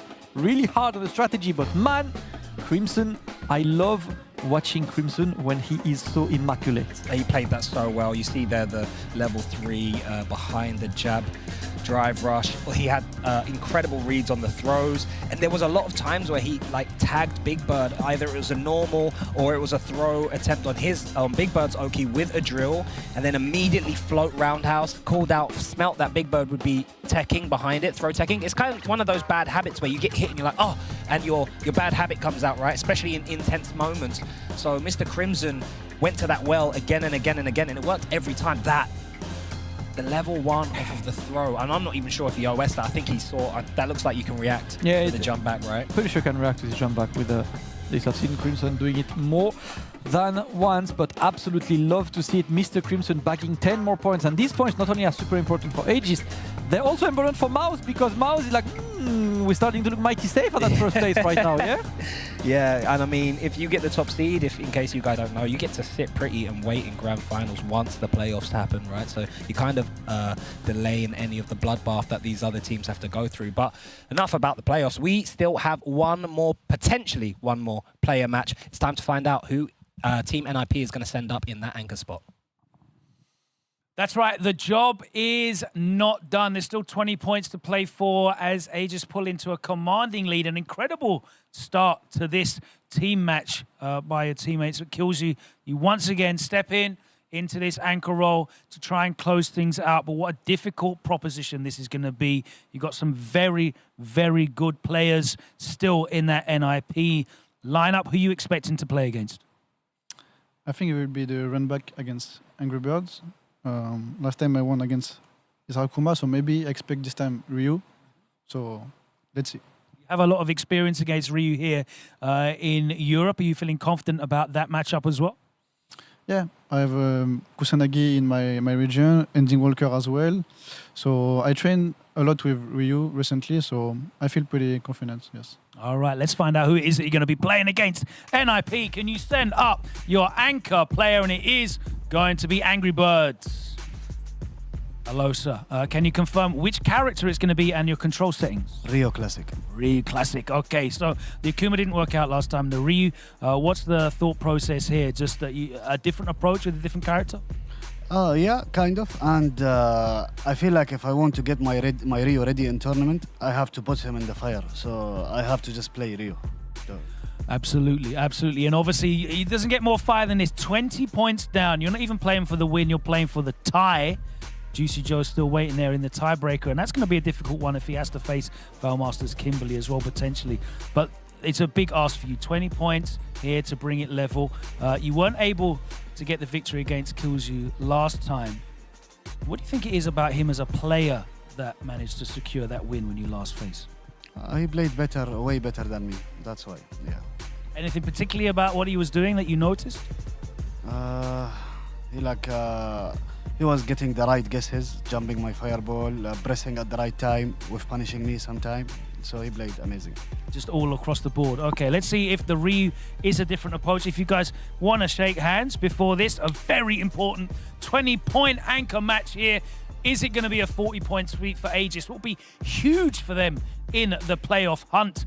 Or is it going to be a 20-20 tie to take us to that extra match as NIP try and maintain that distance between Mouse? We'll find out in this, our player match number 3. Aegis kills you with the Mai. Angry Bird for NIP with the Ryu. And on the commentary desk, of course, Damascus and Sengan take it away. A 40-0 would be absolutely gigantic for Aegis, for Mouse, but also to show that NIP, who was completely invincible last year, the competition has evolved. You know, everything has evolved, even though, you know, the lineup is absolutely insane. Every single lineup is insane. Angry Bird going against Killzu, despite the first leg, right? They played in the Vanguard match, and Killzu won 2-0 over Angry Bird. Now Angry Bird says himself, I am bad in first to 2. And now he picks the Ryu instead of the Akuma. Yeah, and we've got first to 3. I like the question from Logan Sama in terms of trying to find out the specificity of what Killzu was doing that beat Angry Bird, but also I like Angry Bird's very political, very diplomatic answer of saying, he did play better than me in most of the areas. I'm not going to tell you exactly what it was because I have to face him and I don't want the rest of the teams to hear that, Logan. So Angry Bird still a beast in interviews and on the sticks. He's going to have to bring that beast out if he hopes to take 20 points and go to that player tiebreak round. For that player match, Killzu, you see there with the Mai versus the Ryu. And we have seen Angry Bird face Mai already with his Ryu earlier on. He looks like he's got all of his perfect parries down for the fans and the options behind it, even if he doesn't. So I'm very excited to see the journey of Angry Bird's Ryu, you know, debuting it here on Street Fighter League EU for all of you guys at home. This is going to be a very true test for him. Trial by fire indeed, having to go up against Killzyu's Mai, who's on fire at the moment. Yeah, that's all I want to see. Angry Bird has been a very entertaining Ryu to watch as well. You know, like his play style. I mean, it's Angry Bird. Whenever he plays a character, he plays the character in his own way, right? He's not like, let's see what the other Ryus are doing and I'm gonna do that thing. No, he's playing the way he wants to. The character fits him to a T right now. And, you know, he's swapping away from the Takuma to move more towards Ryu, which is a solid choice, you know, considering, you know, the character's strength and how it meshes well with him. The question, as you said, right, reality check. Killzyu is there with the Mai, looking to get some more points. And again, right, another 40-0 over NIP would be absolutely massive. But if Angry Bird wins, it's an extra match right after. It would be Juicy Joe versus Valmaster. But for now, it is all about that anchor match, first to three, between Angry Bird and Killzyu, the two natural anchors of their respective teams, about to battle it out for the big 20 points. And I love this. Killzyu has got all the freedom now to play as brazen as he wants versus Angry Bird. Because, yeah, of course, they want 40 zip, but they know that they have that last match just in case because of his excellent team players play. Absolutely, let's go. Killzyu a bit aggressive at the beginning. We start playing with the fan game. Of course, walk back is a bit too far to get hit by a potential crouch medium kick, but right now you're in the corner and you're forced to be on the back foot. Angry Birds receiving a lot of damage. Oops, that was counter hit, so try to press a button. Killzyu successful. Oh, beautiful movement from Killzyu right there. Walk in, walk out. Smelt that a big whiff was coming. It's all been Killzyu so far, Damascus. The round massively in his favor right now. And he's just slowing down, waiting to see what Angry Bird is up to. He was trying to go for the sneaky overhead, but Killzyu was one step ahead. The great challenge with Crouch Light Punch. Absolute statement by Killzyu. Yeah, he's challenged in really interesting areas. He went crouch jab, crouch medium punch, which is minus, and immediately press crouch jab. And he knows Angry Bird likes to walk behind minus buttons and stagger with this pressure. So Killzyu's gonna have to force him to play more legit with his frames here. Oh my God, Killzyu! What did you have for breakfast this morning, my son? My God, he's playing ridiculous. And now you're in the corner, you're forced to block. Look at all the chip that is going through. Great crosscut as well. Killzyu's looking good. He's looking for the final hit to activate that level pivot. Watch out, you're in the corner now. You're the one on the receiving end. There's gonna be a bit of a throw loop situation. One throw, pressing some buttons. Killzyu happy to wait, looking to hit that 10 fierce. Wow, the conversion, not mucking about. Is Angry Bird gets some breathing room, gets some momentum in this first battle. Plus 14 here, plus 15. Walk block. Oh! Locked in. Angry Bird, one tap, nothing. Was ready to respond when the drive rush came out from Killzyu. Yep, that drive rush may be a tad bit too ambitious at this range, but you know, Killzyu was looking to force his way back in. One round each. Killzyu hitting on 3 bars though. Drive rush behind the Hado. Behind the button. Bible, nothing. And you can see what Killzyu does, but what he did earlier is Angry Bird was walking back, so immediately Killzyu does it again and drive rush crouch medium kick. Trying to just adapt to your options is that important, especially with the entire like mind game around fans. Great awareness there. Damascus and the bait from Killzyu is even better. You're going to be able to get a level 2 stock off of this and hopefully kill. Badada, badada. DP, no, it's nowhere near enough. Oh! No. What do you mean you have time to backdash and then stand fierce, bro? Sheesh! امجد سامعني؟ ترى ما قاعد يسوي ثرو كثير فما بدأت تخاف منها هذه. ثاني شيء ترى قاعد يزخك قاعد يسوي الجاب بعدين يسوي كراش ميدي بانش وانت قاعد تكبس ميدي كيك. حاول تكبس شيء اسرع اذا تبي تكبس يعني ستاند لايك كيك ولا ستاند جاب ولا شيء. Yeah, so he said jab, crouch medium punch and the stand live kick. He was talking about, so he did jab, crouch and medium punch, and Angry Bird tried to do stand medium kick because of the range, and he got counter hit by Killzyu's crouch and medium punch, even though he was in the minus. So straight away, Big Bird's telling him, yo, when you're at that range and you blocked his normals, you have to respond with light. You can't try and get cheeky with mediums and try and frame trap him because Killzyu is pressing behind his minus normals. Absolutely beautiful awareness there from Big Bird. When it's on point, always first game goes to Killzyu, but you know for a fact that Angry Bird is not done just yet. A bit more aggressive with the fireballs right now. He's waiting to see what Killzyu is up to. Killzyu backdashing, letting Angry Bird whiff. So far, no clean hit. We're looking at each other. Interested here because Angry Bird is definitely going to adjust, especially with these mines up close situations. I want to see what Killzoo does when he starts getting hit. If he keeps on trying to overextend, but right now it still Killzoo with the punish counter. Angry Bird thought he would overextend. The jab was there. Oh, nice. And you see again, right, another option represented by Killzoo. This time he delays crouch medium kick, knowing that Angry Bird is looking for something else. And now we activate level 1 for the big damage, going for the throw loop. Are we throwing again? No, he goes for the shimmy. Juggle, Hoga Bonito. Shit. Every single time OD Hado has hit in the corner from Angry Bird, we've seen 3 different conversions from him now. Super prepared, super ready. Is this Ryu? There's the crouching medium punch behind the minus normals. Yep. Very good punish this time, but Angry Bird is still in observation mode for now, looking to stay at the right range. Yeah, it's beautiful for him to not press anything, not even risk it, just see what is he doing. Right, one more hit should be okay, but he's getting the back throw regardless. Killzoo has a chance to bring it back right now, and there we go. We put the pressure on Angry Bird. It's gonna be in the corner, happy to block. Looking, and now it's time for the fans, right? Keep it there, and that's a lot of drive gauge taken, of course. So Angry Bird now burned out and he's getting hit by the punish counter. Sengan is starting to be long for man because we activate the install. We got the fire. Fans right now, he's forced to block. Oh, he tried to back throw it, but because it was off of a drive rush, I don't think he pressed it. Was it off of a light though? Drive rush light into DI? I'm not sure what the frame gap was. I think you still might be able to back throw that, but it wasn't quick enough on Angry Bird's side. Reacted too late. That was nasty from Killzoo. Yes, sir, bro. Drive rush into stand phase. Bah! Punch man up. That's going to be Killzoo in the corner. Ooh, this hurts. All of a sudden, Angry Bird has completely switched this battle around. If he's able to equalize it 1-1, it would be huge, but the OD response was beautiful from Killzoo. Straight into level 3, no mucking about, give me back my drive meter, please. I love that. That was necessary for Killzoo to bring it back, and now getting a good amount of damage. Both of them are no bars. That's going to be a trade in Killzoo's favor, and now you're in the corner. Angry Bird decided not to take for now, and he's waiting the perfect parry. He's got to wait, and he's gonna get shimmied. Killzoo successfully gets another round. It is 2-0 for the Frenchman. Il saute. Juste attention parce que t'as fait quand même pas mal de coups. Yeah, watch out, you're whiffing a lot. Ouais, je sais, t'avais fait un HP aussi. Yeah, it's like I'm trying to delay buttons, but he walks back, so he keeps being out of my range. Beaucoup de boules aussi, donc parfois, quand t'as beaucoup de barres. Ouais, tu joues très bien. Continue comme ça. Yeah, you're playing really Incredible. So, level 3 from Might is plus 19. So after the dash, it's only plus 1. But in CA, it's plus 20.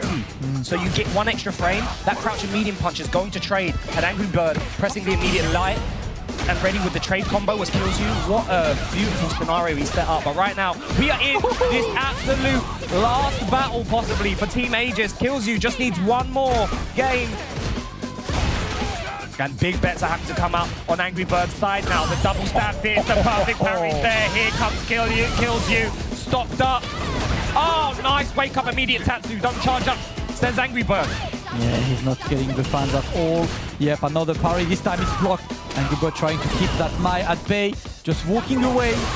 Oh, he tried, but he got completely met by this. Angry Bird trying to stay away from the fans, but Killzoo keeps going in, and now it is match point for Killzoo. Team match point to get a massive 40-0 over an IP. What an incredible SFL it's been, but Angry Bird starts with a bang. Yeah, he needs a big response. Get some confidence back on his side, but I don't like that whiff crouch and medium punch from Angry Bird. The parry, tried to perfect parry and drive rush. Here comes 2 throws. Shop, shop, shop, walk behind. He's still walking behind the minus mediums. Yep, still happy to do so. Watch out. Oh, okay, the back throw is going to save that first match point. Angry Bird is on, he's got the 3 bars. Angry Bird is determined. Still, team match point for Aegis. But Ryu with that level 3, this could be huge. He's not going to dump it out right now. The jump point's been perfect. That's another pattern. Killzoo jumps back from that throw. Oh my god, Angry Bird says, no, you do it too. Don't overextend. Oh my god, yeah. Big boy damage. Peep these muscles. Level 3 on deck. Angry Bird looking to put Killzoo in a situation where the last decision is that important. He had time to throw this. Ain't no way. Damascus. Damascus!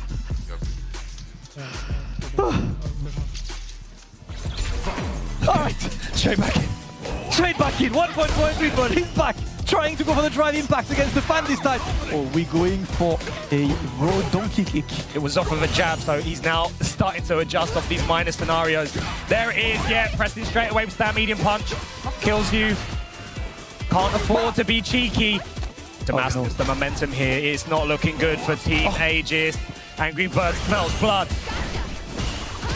Yeah, little parry, he's waiting, not really taking risks against the fan, in really risk-averse approach from Angry Bird. Ever thinks he got caught by the crouch medium kick, kills you, activates level 1. You know what? No fans at all, brother. Let me keep the pressure on. Kills you, looking to put him into the corner. Angry Bird talking one bar anyway, forced to block. Oh! Too hot for you? Angry Bird's waiting, trying to not press the button. Drive rush. Biding his time, biding his time. He's blocking. He's not pressing button. He's gonna get punished counter. And the sweep is blocked. Kills you, fortunately takes this round. Angry Bird, little panic button maybe there. Yeah. All of a sudden the pressure getting Angry Bird. He looks so confident and started off that round so well, but Kills you clawed it back. Now we're back onto a neutral game. Kills you, not taking many risks, and Angry Bird's waiting. Yep. A bit of fireball game. We don't really see Angry Bird activating Veg in charge in this situation as well, right? He just wants to go in, walk back into the stand field. Big boy damage. He does not want to spend the 3 bars just yet. And now he's the one under pressure. Yeah, don't try and escape my DRC situation, says Kills you. Or him maybe up back in. But the donkey kick. Switching. Oh my God. He's not subscribing to the OD fans. That's haram, brother. Another match point saved. Bro, if he can take this round and bring it to a final battle, oi! Really huge for his confidence.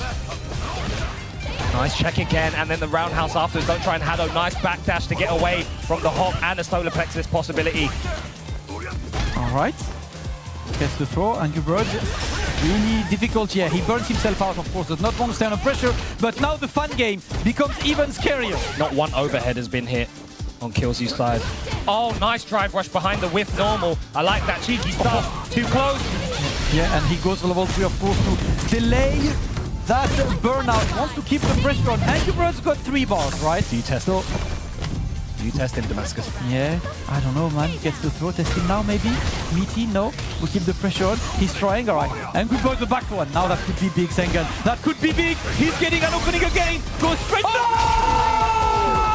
Go straight to the losers bracket as Kills You. It was the calculation has been so on point with those OD fans in the corner, and Angry Bird, unfortunate for him, just miscalculated the spacing. Kills You was ready to punish straight away. Damascus, what did we just watch? 40 zip again.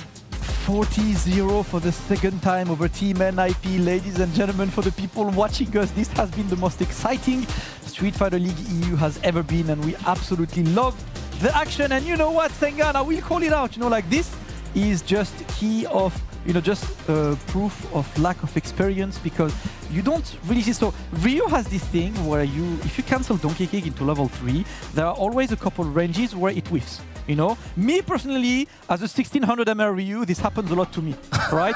But this should not happen to someone at the top level. But unfortunately, you need to get used to this, right? To try to understand why. That's why you see guys like Ending Walker going for Hashogeki into level 3 more often than they do Donkey Kick into level 3, because that spacing might betray you, and that's what happened to Angry Bird. But he said it himself. He's here to get the Ryu tournament ready, and you know, you can't spell learning without an L.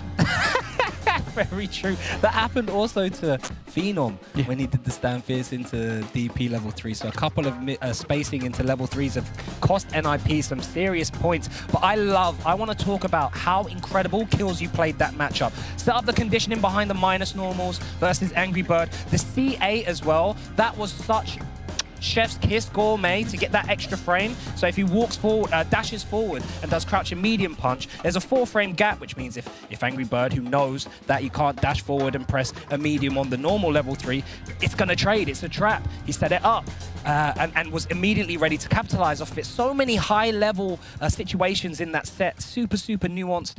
I can nerd about this all day, but I have to hear from Team Aegis, Damascus. I want to hear what Logan has to say, what questions he has for a buzzing. It's got to be a buzzing Team Aegis, right, Logan?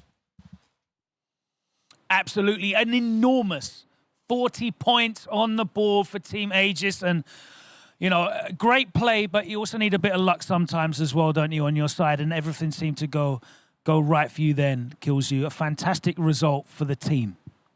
Of course, against a player like this, you always need like little luck.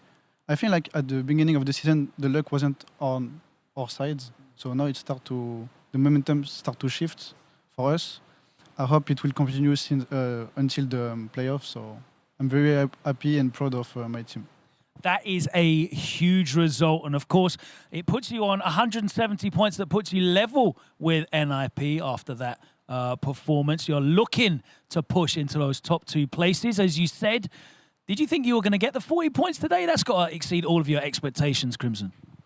Honestly, like right now, the level overall in this league is really close, so everything can happen. So yeah, we were aiming for the 40 points, and we will keep doing that with the same energy, no pressure, just playing our game, listening ourselves when we play like 4 brain against 1 if it's possible, and let's do our best for the next match. I mean, you started with confidence just in terms of putting forward the lineup, opening with gaming, yourself in the mid position, exposing yourself for the run back there against Big Bird, and of course the confidence that you've had for Kills You going on, you know, 3 or 4 years now here in Street Fighter League. Fantastic player. You must be so happy with the performance of the whole team. Yeah, I'm really happy of the performance of everyone. Like Gummy player amazing, Kills You player amazing as usual. I think I played good too. Valmaster was like helpful, giving tips and stuff. So that's what I want us to continue. Gaming, obviously, you opened up that performance with the 10 points and the big win against Phenom, and it really set the tone for everybody to follow. Did you feel, you know, there was something in the air, the confidence after that result? Yeah, of course. The atmosphere was really good in the team, and I said today we win, so I think we played all amazing, and now we will push forward. Valmaster, obviously you were there watching the match, but what were you guys doing yesterday? It obviously worked. Yesterday, I don't even remember. We just played cards and we just had fun. We didn't do anything special, so we just, as you said, we lost many points on the first part of the league on drops, on many unlucky things, but now the luck is going on our side, so it's good there. We're really in a position where almost any of the players can beat each other. There's such a high level in Street Fighter League Europe, but when they all come together and work in your favor so that you get the big 40 points, that's got to be huge for you as a team. You must feel like things have swung round now and the momentum is with you. Yeah, the momentum is going with us now, and I think we almost have the same points than them, maybe the same, I'm not sure. So we will see on the next match, but yeah, we have good chance to go on the high of the leaderboard. What's going through your mind watching that final set as well? Because of course you're the player that would be left to play the extra match. Depending on the result, 20 points either way, it could be a huge victory and you just get to sit back and enjoy it, or all the pressure can be on you. What's going through your mind as you're watching the set? I knew Juicy Joe was probably going to be the last player like me, and I know he doesn't like to play against me, so I was pretty confident, especially with Kimberly. I can do a good job against any one of them, so yeah. A huge result for Aegis there. 40 points on the board. That puts them up to second place in the leaderboard. A little bit of fortune. Hey, name a better pairing. Street Fighter League Europe and Supers not connecting. We've seen it a couple of times this season. I remember Problem X and Mystic Smash a couple of years ago. Anything can happen here in the arena, and it will continue to happen. We've got a big matchup, a must-win for Team Goliath and Solary. That is our third team match. We'll be back on the other side of this short break.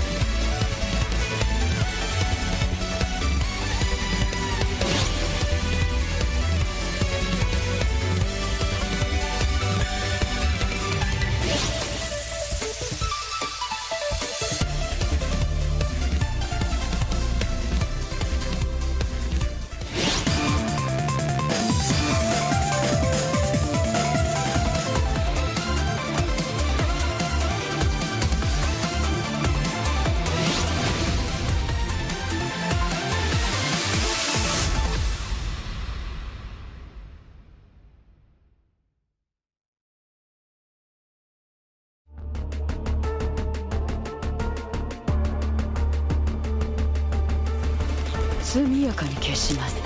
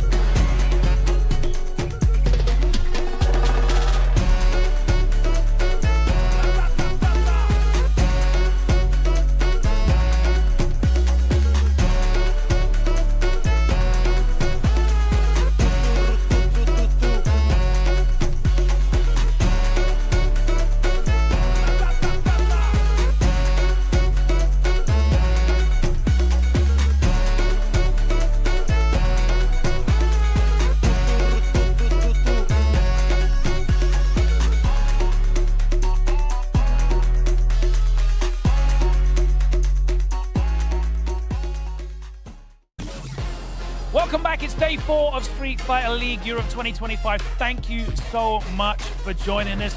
And I feel like it's been worth your while. We've opened up with 2 absolute banger team matches to start the day. We've still got 4 team matches to go. And our next one is a must-win between Goliath and Solari, who are both chasing those final spots on the leaderboard for the playoffs. But before we get into that, I'm going to have to throw it over to our commentators, F-Word and Shoyu Sengan. Thank you so much, Logan. What are you saying, my boy? Man, just loving the games. It's been crazy, bro. Cold. It's been absolutely cold, wow, right? Wow. Another 40-0. Stick out the Dalston regardless of the previous result. I love it. I love it. You either win or you learn, and Mr. Crimson learned, huh? Yeah, and then he won. Love it. All right, what are we going to do? Tell me. Oh, I've got to give you guys some education. Please, if you don't mind. Okay, I've gone for one that I've been quite new to because I'd never played these kind of characters historically. But in Street Fighter 6, I thought, you know what? I'm going to learn to play one of these characters because they're such scumbags.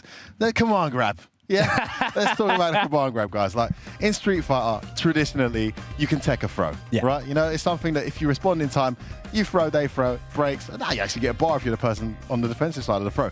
But you cannot tech a command grab, and the properties of a command grab are very different to that which you see in a normal grab. It is a grab, but it's executed usually by a motion, unless you're playing modern, of course, then it's just one button. And that motion leads to a property of some kind of grab, and in many different iterations of Street Fighter, this grab is untechable.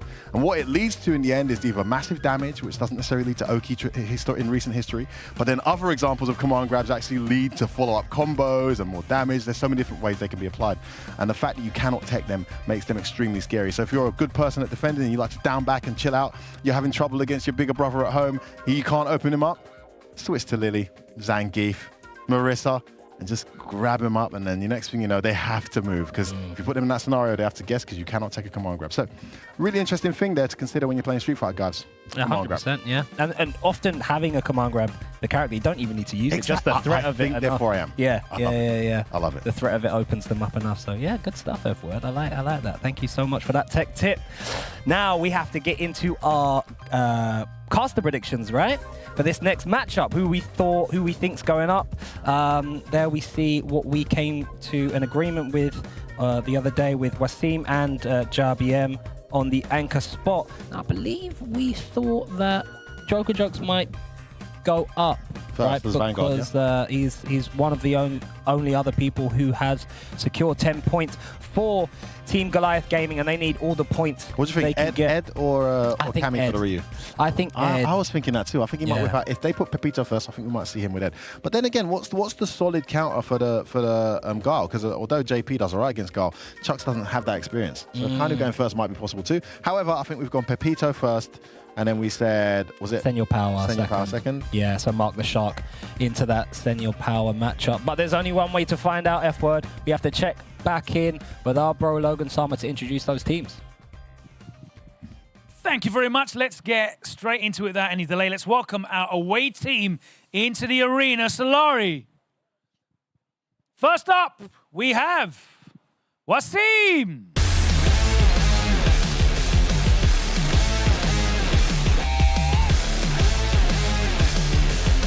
Next up, let's welcome into the arena Pepito.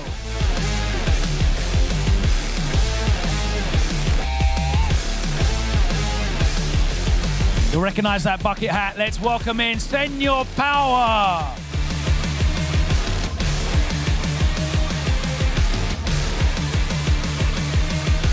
And last but by no means ever least, let's welcome Akainu.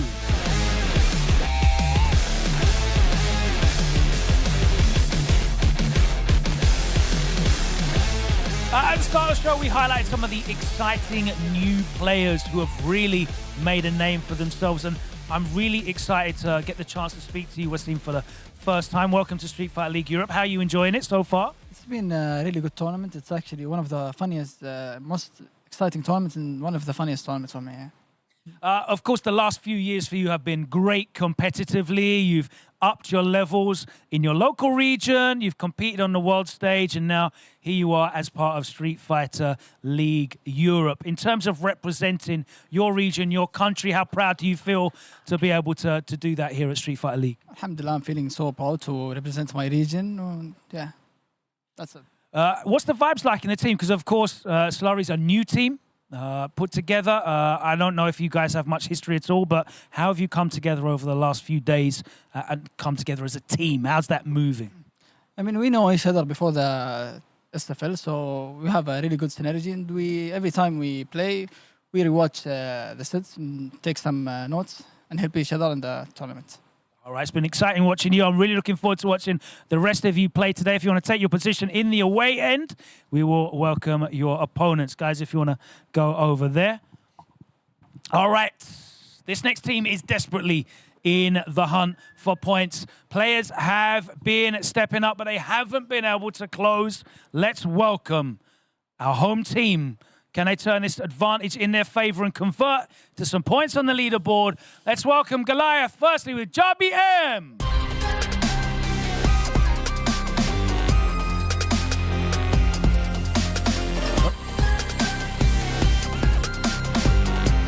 Next up, let's welcome in Chucks.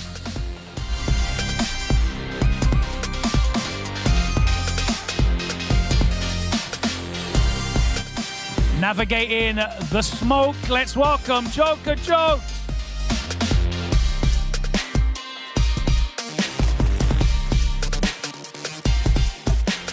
And the fourth player on Goliath, Mark the Shark.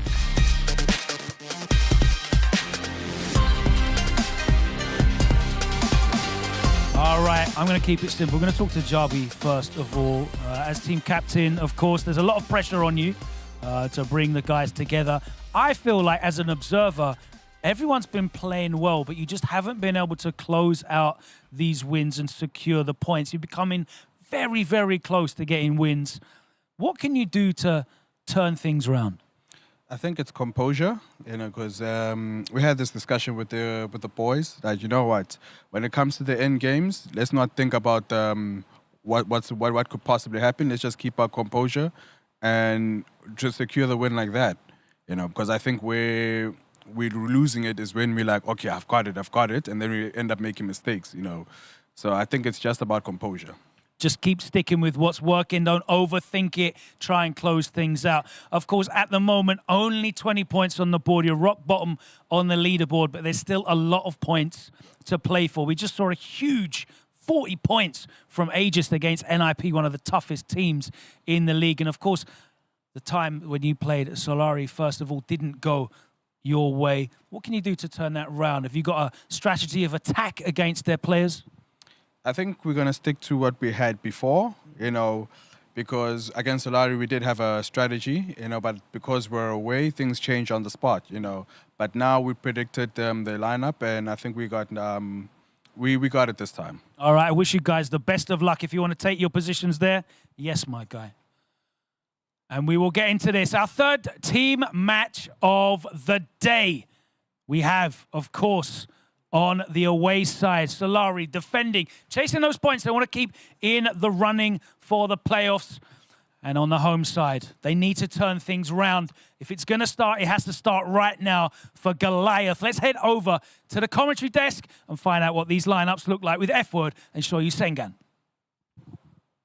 Yeah, it's arguably now or never. Mathematically still possible after this, but it becomes an insurmountable gap if they cannot rack up some significant points here. So let's see the order they're going to be doing. And I like that. We didn't say that, but I said to myself, these guys don't really have a direct counter for Gal. So a kind of first with Gal is a very, very strong pick, I feel. Senior Power in the middle called that, and then Wasim, we got the rest pretty much. Yeah. But that was great. Great call from you, F-Word. You just called that just on the fly, right? Just now. So a kind of going first. Maybe a surprise for Team Goliath Gaming. Maybe they weren't expecting that. It'd be interesting to see who they. Well, Chuck said in his interview that he doesn't have high-level Gal experience. It's not. Why did he say that in the interview? He said it in the interview last time they played, right? And when he went up, and it kind of showed a little bit when he played. Oh yeah, of course. Yeah, so that's data they collect. So for a kind of, and we always say this: play the player matchup, not the character matchup. There is no real hard counter for Guile on Goliath's team. I mean, you got Cammy, maybe Joker Joke, which I think is like could go 50-50, and then Jokes doesn't necessarily have the experience to exploit the matchup. So. I mean, we can talk about it all day, guys. Logan is with the teams at the front of the stage, and we're going to find out who's going to play who. Thank you very much. I'm with the most experienced player in Street Fighter League for this Solari team. Akainu, you've been here, part of Street Fighter League many times before. You're playing first. You're looking to set the expectations and try and put that momentum down for your teammates. Yeah, I really wanted to play first, to show that they can count on me. And I prepare a lot for all of the Goliath team. So yeah, I'm ready. Very difficult playing first because you could potentially play any of the four. But who do you think you're going to play? Maybe Shooks or Jabim. All right, let's find out who it's going to be. Akainu. Goliath, can you send up your first player? And it's going to be a captain's job. Jabi, can you please confirm your character and your control type? Terry Classic. All right. What's the thinking here in this counter pick? So not so long ago, I was playing one of Africa's finest Lins. In the matchup, I wasn't doing too bad. We went, it's like we went like even. So there's a lot of things that I think I can do in that matchup that my opponent might not expect. Or the way I'm going to play, I don't think they're going to expect it. You've been enjoying the Terry from early. He seems to be a more popular character these days. Why do you think that is? I just enjoy the character, Ever since Street Fighter 6 started, I didn't really have a character that spoke to me. When Terry came out, I just clicked with the character. All right, looking forward to a big performance from you today. Guys, if you want to shake hands and get this sportsmanship going, I love that. Big things here in player match number 1 as Solari send forth Akainu on the Guile. Goliath answer with Jabi M on the Terry. And I'm going to send it over to F-Word and Sengan on the desk. Here we go. Thank you so much, Logan Sama. We got that wrong. We thought Jabi would be in the anchor match, but he's gone up Vanguard. I like it. I mean, he's probably the most comfortable in the matchup, you know? So we're going to see some power waves, some burn knuckles, and some crack shoots coming out. He's ready to do the damage. He seems confident. You know, he's got that Terry ready to go. So just a matter of time now before we see how he executes that skill set. Yep. Sure, Sengan, I got to say, he did really well to keep a straight face there. I made a little funny joke, but Sengan, really impressive stuff there, buddy. Oh, you made a joke? I didn't realise. Anyway, so yeah, it looks like Jarby wants those points. The points really matter for Team Goliath Gaming. It often you know, puts up a question on who's going to take on Wasim's Ryu. I wonder if it's going to be Mark the Shark possibly. Maybe Joker jokes up. But anyway, that's me just theory. No, it's a very important theory because then now they need to figure out how to get, because now in the earlier stages it was like, okay, let's collect 10 points, let's collect 20 points, whatever happens, let's just pick the match that's going to win points. Now you need 40. Now you need 40. You need the big home run. 30 at least. Yeah. You need the 40s, right? So you need the big results. So I imagine Chooks might go anchor. Okay. He's got more comfortable as he's gone on. He's looked better as the season's gone on. He's getting more comfortable in the team set and pressure environment. So maybe Chooks will go anchor. Who takes on Senior Power, I'm not sure. But it's game. They're going for the game at a time strategy. And that means they've got some confidence as to who they're going to put in that anchor position, whether it's Joker, Chooks, or Mark the Shark. Now, talk to me. You played Terry, right? Yeah. Terry, Guile, do you have much experience in this matchup? I don't know. I think Guile's just bad for me in general, personally. Now, from when I see the Terry's play it, it's that same approach that you described with Ken, except Terry's got more tools to allow him to get to that position where Guile's at risk of having these booms jumped, and then he's at risk of actually pressing those normals that he loves to press when he's not got charge, that Terry can then whiff punish. He's got some really interesting whiff punishes too. I saw, I can't remember which Terry it was, but I saw Crouch medium kick whiff punished by heavy punch, light tackle in a ranked set. Wow. That puts him in a perfect range for the meaty into jab burn knuckle. You've just taken half the screen, and now you've got Samoki as well. So there's loads of little things that that Guile's got to be cognizant of when he's fighting against the tool set of Terry. And of course, if Terry ever does want to just try to reduce the amount of booms on the screen, he's got the light power wave to go underneath the booms. Just get that on the screen so you can at least try and approach and walk forward.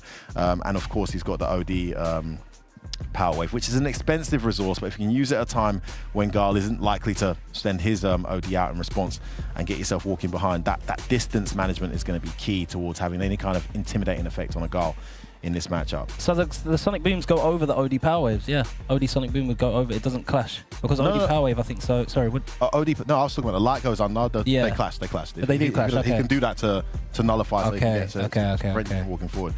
Then of course, look man, I mentioned it at the start, it's not a move you see often because it is like less useful in neutral, but the random crack shoot every now and then as well, man, just to keep that Guile away from patterns. It can get DI'd on reaction, which is why you don't see it. It's a very slow move. Yeah. But you know, just getting in at -1 or at least luckily punishing instead of jumping, it's much more harder for Guile to anti-air. He's got to think about that, right? Just one more thing to think about. So there's a few things that Terry can do to apply this, and then like I said, once it gets to that neutral range, he's got some really devastating whiff punishes if Guile isn't careful. Yeah, great corner carry as well. You've got that level 2 there if you want to go projectile invincible, projectile punishing moves. Now your ODDP, because it's so vertical, you can't really call out booms in block string pressure, can you? Or can you? You can, Does it still catch the hurt box? It still catches, and sometimes it hits a little, but I think Terry's not punishable. But for the most part, after a couple strings, it's not like Ken's. It's not going to move forward. So it's a bit risky because you're never entirely sure how far it's going to reach. And obviously the Guiles playing this matchup at the highest level are starting to vary the position of those strings as well. So they're not at risk of on purpose. Exactly. Doing that. So that depends how much Akainu knows about it, and of course JRBM. I think the button check is done. We see a slight smirk there on the face of JRBM. The confidence definitely there. Now you've got the level 1 super art to punish the upside down kick, no? Because it travels far forward so quickly. He can space it. I'm pretty sure I've seen really? He can max range. range. That move's got so much range. Yeah. Got so much range. Because you could do that against Ken's level 2 as well. So I was wondering, but the level 1 from Terry goes forward, right? Yeah, but as it's going forward, it's more frames are going. Ah, yeah, right? Of course. So for a certain distance, I'm pretty sure I've seen it blocked, but for the most part, you've got that available. These are things that Akainu needs to be aware of, which I'm sure he is, because JRBM has got such good muscle memory when it comes to just punishing unsafe. Like when he sees the swipe from JP, when he sees the gym ride from Ken, almost every time he's busting out that level. Yeah. Good physicality from JRBM. He looks loose, he looks ready. But he's going to go up against a Titan in his own right. Akainu, deep breath, locking in with Guile. Let's go. First player match. And already the power wave, the light one's starting to come out from Jarby. Okay, can we go behind that boom? And that's what Gar can do. Without spending meter, he's going to get behind those booms to get his party started. Nice meaty back fist into another throw. That's a fake attacking that gauge. Oh, please. Oh, no, we'll talk about it later. Yeah, yeah. Oh, he's back. That's what put that. He actually put it into perfect range for the meaty. And again, no, straight to the throw. And again. Bam. That confirmed. Oh, he had it. He didn't do it. There's the upside down kick, but that might have been a distance where he could have blocked. Yeah, tries OD. Power wave instead. Yes, he's just trying to get the booms on the power wave on the screen, but it's going to be Gal initiating again, which is a huge part of the matchup. Can he close this out now? Oh, good block. I catches him low, beautiful range on that. Oh, everything. Predict. Nice, perfect parry from Akainu. Wonderful reaction from Akainu there. He's been pretty much, although he's lost a couple of matches we've seen him at Street Fighter League, he's been playing out of his mind so far this tournament. Yeah, he's done really well. There's a few plays like that where just that clutch has been very difficult to maintain. And it's just a case of the other player having more clutch. That one did look close enough. You see Jarby still not sure. He's opting to go for the power waves just in case. Nice spacing on that. Oh, the whiff. Oh, he does hit. He gets a counter hit too. Going to spend a level 1. Take him to the corner. Dash up, stand heavy. Nice grab. Resets the damage. Oh, God, that was beautiful. So many layers there. He's not going to kill here. Unless he's standing. No, yeah. Oh, he could have got the kill there. What was that? Was he trying to bait? Was he trying to make it? Was that the old school thing? Must have been an executioner. I'm not sure. Big jump. He must be dead. God. No way. Huge jumping from Akainu and around it was looking so good for Jarby. Suddenly snatched out his fingers by a classic jump. And he's got to be kicking himself. There was no need to throw a light power away from that jump range. Yeah, Habibi, oui. I don't know what that means, but oui. What is going on over there, Team Solaria having the best of times. C'est Akainu qui a gagné l'RBK, ça, je reconnais ça. And Jarby could have dumped out the super to close that round out. Yes. Chose to reserve it. He had the 2 bars. He had the 2 bars. Could have done medium tackle into level 2. Would have been dead. And if you're Jarby M, you cannot afford to play that loose. You don't have the points in order to be greedy and reserve your super meters. You've got to close out the round. Listen, it's cliche, man, but shout out Yipes, man. Where are those 2 bars now that he didn't spend? Where are they? They're useless. Finish your plate, man. He'll jump the fireballs. So important. Right, I got it. They say he'll jump the fireballs. Okay, he did jump one. And when his back was to the wall, he took to the air. And that's something where maybe Jarby should have anticipated and he didn't. But still throwing that light power away from jump range, man. It cost him everything, not spending, and that great feeling on Akainu's side, right?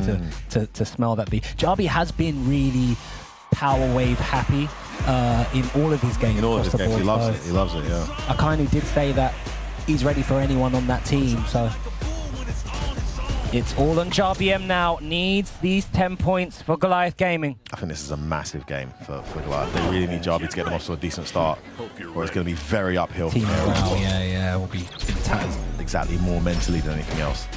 Nice pun. Oh, too far. Nice block. Stand like it's 5 frames. Like it's 5 frames. I've seen 1 or 2 shades of Gar familiarity questions, maybe. Upside down kick not punished. I mean, it is a lot at this level, right? Yeah. To be super prepared. We're used to seeing Jarby like that though under the bright lights. Nice, sneaks him in the air with the air to air. Nice bait. Late cancel, yes, get the 2 hits for max damage. Rising tackle. Ball back into forward for I love it. Yeah, it's so dangerous. Oh, beautiful delay. That should be a dead goal, more than. Little frame trap there from Jarby and gets Akainu opened up. Takes the first round here. You see a little smile, little bob, little shrug of the shoulders from Jarby M. Love that. Doesn't seem too phased or deterred. An opportunity going begging earlier. Super important.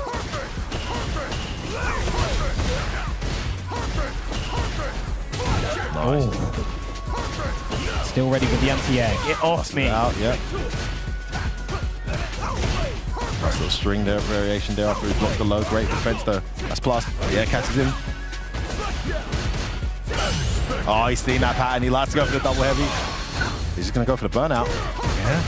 Reset it to attack the drive gauge. I like it from Akainu. Smart really stuff. smart. And ready to block as well. And ready to block a power wave again. Yeah, he's got to get those power waves onto the screen. He's sacrificing his health to do it. Done it again there, and Akainu just responding in kind, keeping the booms up. Such a good response from Akainu, but almost got his gauge back as Jarby. Oh, this has been beautiful projectile management from Akainu, but that's huge. One more. Wait, he's dead, right? Oh, it's PA. Sorry, of course he's dead. I wasn't looking at the bar. I mean, it was from jab, but yeah, it should be 40%. He should be dead, right? He could have killed him. No, because he of could the have jab killed him. scaling, he could have killed him, but this is a checkmate scenario. Anyway. I was thinking just jab. A lot of the Terrys in Europe are not just going into the level 2, level 1 routes, which do that much more damage. Yeah. Anyway, regardless, he's got the kill. It's such a horrible situation when he lands that on you and he sticks out Yeah, the you're OD. doing well. The overhead that you blocked is -5, so you can stand that kick. Yeah. Same with his crouch medium. If he doesn't do the overhead, it's... I need to be careful for that because if he does the crouch medium... Yeah, don't do it immediately, yeah. Okay. Oh, that's why he wasn't sure about the distance. Now the thing is, that was definitely close. It was, and you can do a jab immediately when you block the crouch medium kick, because if he decides to go, or the stand jab is 4 frames, right? Yeah, 4 frames. So if he tries to go into the overhead, you get punish counter, and then you get an extension. Crouch medium. And if he just decides to do just the crouch medium kick, if you're close enough and it's -5, and your jab punishes it anyway, and I don't think he can whiff punish you on the light whiffing if he just does. Not the stand light, definitely not. Yeah. The light's got a bit more recovery, but even then. Great response from JRBM. Nice surprise. We saw Takamura using that really well. Negative frames just driving us in, big jump in. Into the box combo. Yeah. Like that distance management. Goes in. Back throw. No, just goes for the target combo. Nice jab check on that forward dash. Goes in here. He's almost put himself out though. The double, he tried to perfect parry that second stand fierce. Nice flash kick from Akainu. I actually like that jump. That was a clever jump. There he is. He's sticking the, he's putting that projectile on the screen, forcing Galt to have to make a decision. Clever from the Akainu there to take that trade and get the boom on the screen. Yeah, goes in. Oh, he wasn't ready. Overhead from a mile away. And JRBM's going to get himself the set point here against Akainu, and a scratch to the head in confusion there from Akainu. Couldn't believe he didn't see that one coming. Suddenly, Goliath. With all the momentum, Sengan. Second time it's been counter hit that overhead, right? Oh, that's the round start. The round start. Third knuckle plus. Perfect distance. Oh, tries to parry, gets back thrown though. Busts out the reversal. 100% hit rate continue. Based it. Oh, almost. Oh, he's gonna burn out. Akainu not dealing with a projectile wall. Well, he's gonna get baited. Big damage incoming. Can he kill off this? No. I feel like max damage would have definitely killed there, man. He's gonna get the knockout anyway. He could have reacted. It doesn't matter. We're gonna get a nice and simple combo. I like it. Just take the win. And JRBM doing what he needs to do as a team captain. Going down 1 game, responding with a smile in kind, and getting his team much needed 10 points on the board. Now, can they build from this, Ryu Sengan? I would like to hope so. You see the players there, excited from their team captain's performance. Chooks though did have a little breath of like relief, a little sigh of relief when he saw that. Did you see that? Did you I didn't see that. He was like, little. Okay. So interesting to see who steps up next. Now that throw, the punish counter throw that you see guys doing when they do the meaty forward fist. Yep. There's a lot of characters. Sagat has it as well after level 3 where he does the forward roundhouse.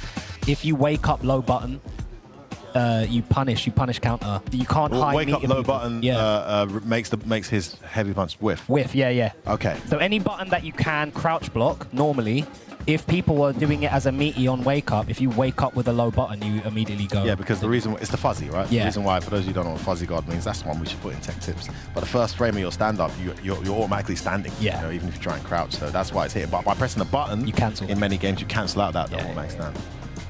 Ah, interesting. When you said that, I was like, no, it is meaty, but I didn't want to like challenging game. But you're referring to the fact you've actually got an option to make it not meaty, make it win. Yeah. Genius. Not sure if you can react to that though. That's something that I've not yet set right? up on training mode. Yeah, it's probably a call out. But just going back over the adjustments from JRBM, incredible stuff with the power wave trap spacing and then jumping with the roundhouse to catch Akainu. Saw that his stand fierce into stand fierce was getting perfect parry called out, so he did 1 stand fierce and waited, saw the parry, punish, countered it. The overhead, now Akainu did try to check that overhead a couple times and got counter hit. Maybe should have just resorted to the perfect parry to be safe, because it netted JRBM huge damage. Yeah, huge damage. I mean, he was dead. If he did the other combo string there into delayed tackle, but power wave into level 2, level 1, would have been dead. But listen, got the win anyway. Fantastic, and Goliath have a fighting chance now. Shory Singan. Yes, they do, and they need this next one just as much as they needed the first. Logan Sama, who are Goliath Gaming going to send up for that all-important second match? Well, we will find the answer to that question very shortly. I'm here with Senor Pao, who's had another good start so far to Street Fighter League Europe. How have you been enjoying your time here? 3 days down, start of day 4. Have you been enjoying your experience? Yeah, enjoying with the team. We've been doing, we've been mixing like training, chilling and stuff. So it's been great. We have a good bond with the team. So we've been enjoying. As a team, maybe individually, you players have recognition in Europe, but as a collective, maybe not so much history as some of the other teams playing together as a unit. Do you feel that you are coming together tightly now after 3 days? Yes, we've been playing like since EWC. We've met Wasim here and stuff. So we've been playing online. So we've created a bond, and yeah, I think we have like good relation and good knowing of each other, like how we play, how to manage players, who to send and stuff. So yeah, it's good. You've gone for the Maya today. You have a nice roster of characters, all very powerful, very strong. What's the thinking behind the Maya pick? Well, the My Pick, in my opinion, here it can cover pretty much all their characters, and also it's kind of a tricky character, so you have to deal correctly with her, having the good answers. So let's see if they are prepared for the Mai. Let's find out. Definitely a good character to cover those bases. Let's see which bases need to be covered. If Goliath can send their second player forward, it's going to be Mark the Shark. Mark, can you confirm your character and control type, please? Ken Classic. Welcome again, Street Fighter Europe. I know this is day 4 and you've been here a while, but I haven't had the pleasure of speaking to you yet here on the stage. How are you enjoying your time here? Yeah, it's amazing, like to be here, like just the vibes, to meet all the players, to play everyone. The skill level is very high, so it's a good experience. It's been a great couple of years for you as well. I did say that to Wasim, but for yourself, obviously elevating up the ranks through the World Warriors, and now joining Jabi representing South Africa alongside Goliath Gaming here at Street Fighter League Europe, repping for the African continent. That must be a sense of pride for you. Yeah, it's amazing. Like, it's an honor to be here to represent Goliath and Africa as a whole. I think Africa has not a lot of exposure, so to be here repping them is amazing. All right, going up here against Senor Power in our second match. If you guys want to get set up, we will get into this one. Player match number 2. Goliath, an incredible start. Are they going to be able to continue, or are Solari going to be able to put the brakes on their momentum? Let's find out. Head over to F-Word and Shory Singan. An incredible start indeed. Logan Sama, Solari, they have to stop the bleeding now, because especially after that Aegis performance versus NIP, they need these points just as much as Goliath Gaming. Momentum is one hell of a thing. They would have rather, from their position near the bottom, you'd rather see Mouse and NIP just batter everyone. Yeah. And give the other guys a chance to fall lower for you to catch. But that actually just threw a whole monkey wrench in the whole thing. Sorry to take your take your life. Remember that, yeah? Yeah, I'll never forget. I'm never going to live that down. It's too good. It's too good. I like Mark the Shark stepping up here for Team Goliath Gaming. Ken does have a lot of flexibility in this matchup. He can fight Mai pretty well with his heavy DP, of course, being projectile invincible from frame 1. So in terms of strings, you can block the fan, and then if you see the charge come out, you can just buffer your Shoryuken and then just hit that heavy punch behind it to go through it.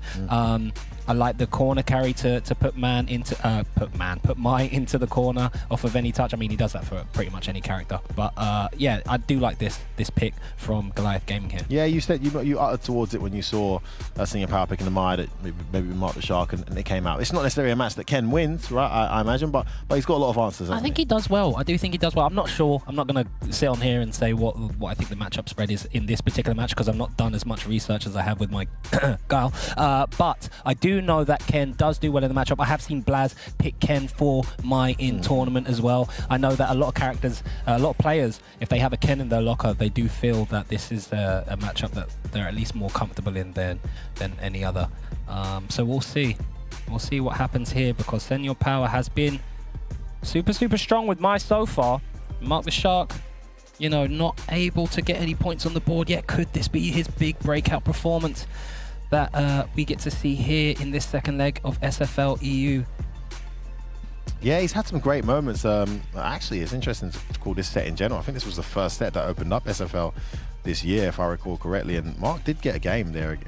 Was it against the Kainu? Yeah, we'll check. Yeah, he did. Yeah, he had a really close game. Really close game. But I mean, he's had some great moments in general. Yeah. It's just like this has been the theme for the team. There's been a few occasions where they've just been obliterated, right? It's been a 3-0, 3-1. But there's been times when it's just been that clutch, that composure that's let them down. Not being able to close it out. Exactly. Yeah. And I think you see that. Sorry, F-word. No, go ahead. Yeah, I was just going to say, I think you do see that in a lot of when it's a new face, a new team, debut performances. You get so desperate, so hungry for the win that it clouds your judgment. It can often add extra pressure that's not necessary, that's not needed, and keep you not present on the moment at hand. And someone who's been there before, who's been trialed by the fire, is able to close out that games because it's not as intense for them, you know? This is it, man. This is exactly it. So Mark going to come up and try to get in the zone as quickly as possible here. Yeah. I believe I can't remember what UFC fighter it was, but there was a UFC card and the champion said, you know, as soon as I heard that my opponent was so not used to seeing his name on the headliner and seeing his face on the billboards, he knew that he already had the advantage. Wow. Because he was so, he was stepping into the octagon with more pressure on him. So it's kind of like the same thing. I often bring up like boxing and UFC because it's a similar thing to fighting games, you know, it's just virtual. Even as someone who, you know, in my athletic prime was playing for a semi-pro football team, and I grew up with a lot of really strong footballers. A lot of them made it as professionals. There were guys who, in training mode, were the best guys on the pitch. Yeah. Like when I say training mode, you can tell I'm a gamer. Yeah, yeah. In training. Yeah. Sorry, the geek came out. You're all good. You're good. In training, right? Yeah, yeah. You're doing the little casual 5-a-side, 11-a-side, and there's this one guy, he just dubs everyone up. You can't stop him. He's ridiculous. Match day, little bit of a crowd, points on the line, trying to secure a place, manager watching over, scouts in the crowd. Never even came close to his level not once. And that's a skill in itself, I think. I think when you look at someone like a Blaz or even a Punk, like modern recent Punk, that ability to perform with all the lights on you now. Yeah. These are the things that will come to a challenge for these guys if they can continue their Street Fighter League journey. But more to the point here, one game at a time. 10 points on the board for Goliath, but he's still got a mountain to climb. And it's going to be Mark the Shark versus Senior Power. Senior Power. Start from Senior Power. Yeah, already putting Mark under tremendous pressure. Nice little walk back. Side switch. Go. Set up the Yoki situation. Oh, whoa. I think he went for the crouch. I think Mark the Shark was a bit thrown back by that. Didn't finish his combo. Nice delayed jump out there. Nice. Oh, Rago. It wasn't even a counter hit. Just bust it out. Wasn't holding back. Yeah, this nice, time walked perfect out. walk back. Love that. Beautiful stuff from Mark the Shark. We've seen 3 different options to that OD fan scenario so far. And this time he just throws his fireball in response to get it out of there. Just a bit late there, but parries up. Oh, the check in the middle there. Eat the jab and press your button. They are minus in this game. Yeah, nice challenge from Mark the Shark. Could that be something that Senior Power adjusts to after one tap, walk back with punish? We're going to find out. Again, very, very well executed, perfect parry, but neutral jumps at the wrong time, going to get juggled up, she's going to fan up too. Nice OD just to get it off the screen, and Senior Power pressing nothing, just walking back. Nice DP anti-air into tech, immediate drive rush, immediate DP. Senior Power just looking at the skies and gets the meaty. Oh, that was nice. Meaty drive rush jab into the target combo. Unfortunate just dropped the combo, yeah, he did try. Yeah, the scrambles let Mark the Shark down there. Really good capitalization from Senior Power. 1 round apiece. And I like the fact Mark the Shark's being disrespectful, being a bit anti, but just a little bit of slowing down as well. Something between the two. Oh, good block on that overhead. And brave tech. Nice defense so far in this round. Oh, he made it fade. Never drive rush after missing your drive rush. Great awareness there. He's almost burnt out now as a result. Oh, he walks into that. Doesn't get a combo though. Oh, he knew he was looking for the burnout. Is he going to spend it? No, he's going to take him to the corner. I thought he was going to attack the gauge. Yeah, the gauge, unfortunately. You get, oh, nice! But he's putting himself out of the process. Oh, he's going to spend it. And he has to spend it. Does he? I'm not sure. No, he doesn't have to spend it. And I don't think he should have. I think you're absolutely right there, F-word. He needs to maintain momentum here, because if he gets corner carried or back thrown, he's in a checkmate scenario. He's got no meter. And here she comes. No anti, that was his opportunity. No back throw though. And he's got his meter recovered. He's got it back. Mark the shot. Oh, drive rush, jab connects. He's going to get another 4. He's almost burnt out again. He drops his combo. He's going to get burnt out again. I can't believe the choke. No. He's still got his meter. He's now put 1 bar back. Gets the perfect parry. It's down. It's looking bleak. Form up. It's dashes forward. Takes the offensive pressure. Yeah, he gets the meter. So it's not checkmate now. He has to block this level 1. DI. Oh my God, he's pressing buttons. He's going to get chipped. He's going to get chipped. Senior Power just would not let him breathe. Such good persistence. What suffocation. Yeah, so I dropped a couple of combos there. don't think about it too much. Head back into it. Just play your game. Maybe clear your mind a bit, but just play your game. You seem a bit too nervous. Yeah. I was a bit too nervous. Hit character select, calm yourself, and then we head back into it. All right. Yeah, you can see the nerves there on Mark the Shock. Now, he actually got perfect parry, but Infectious sent me this actually on Twitter DMs. There's a Twitter handle, High Speed maybe.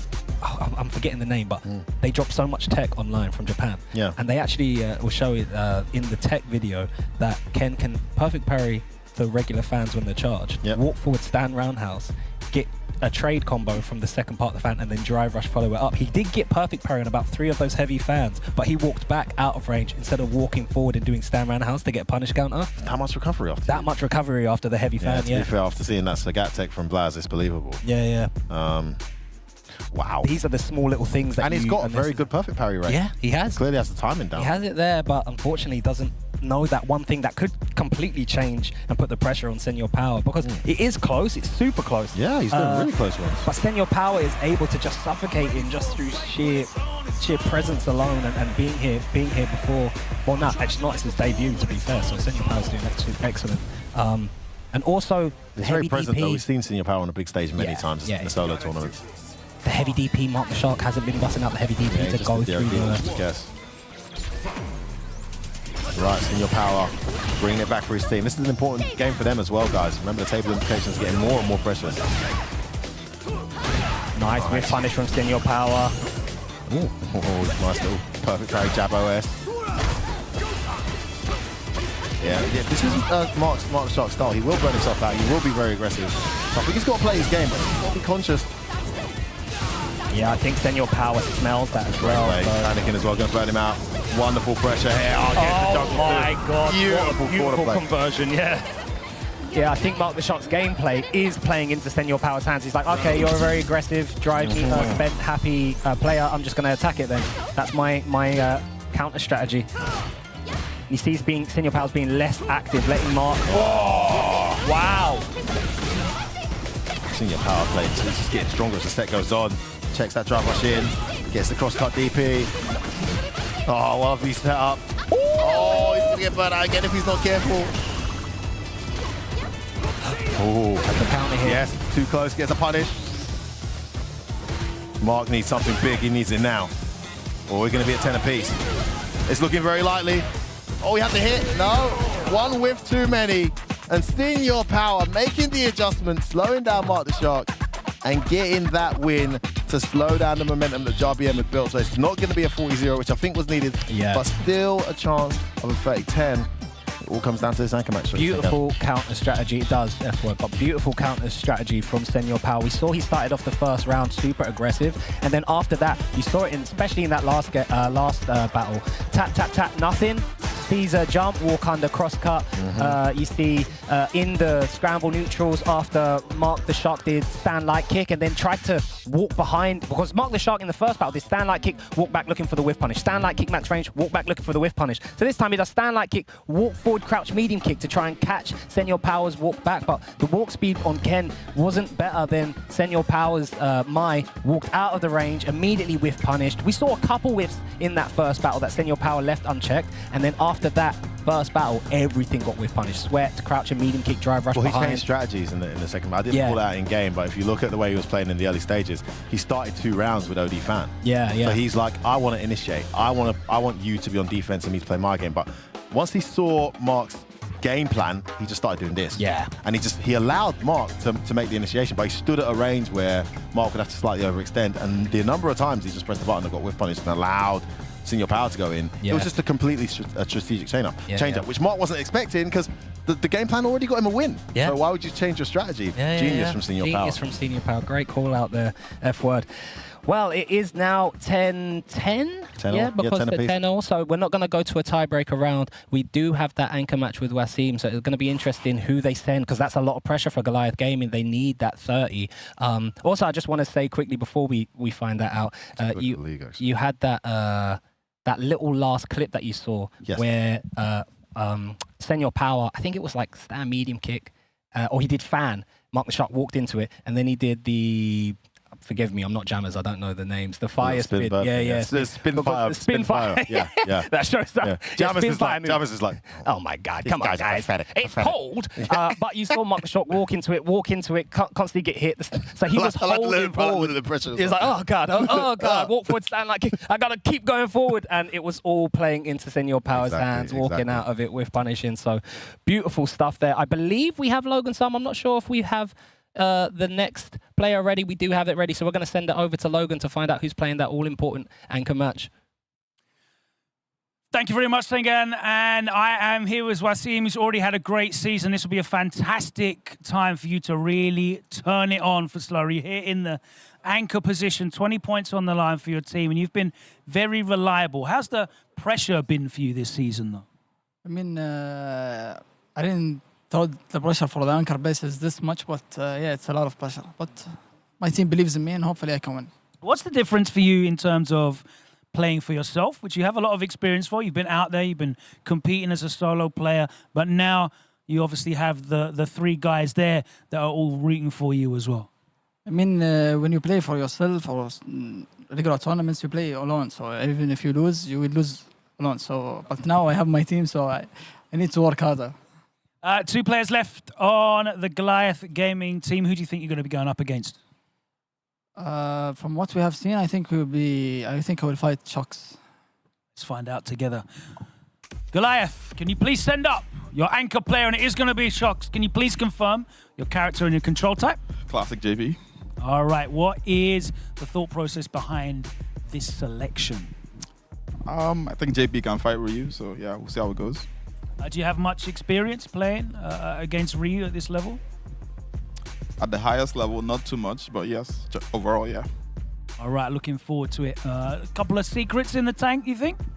We'll see. We will see. That's what we're here for. All right, 20 points on the line. If you guys want to wish each other all the best, we're going to get into this.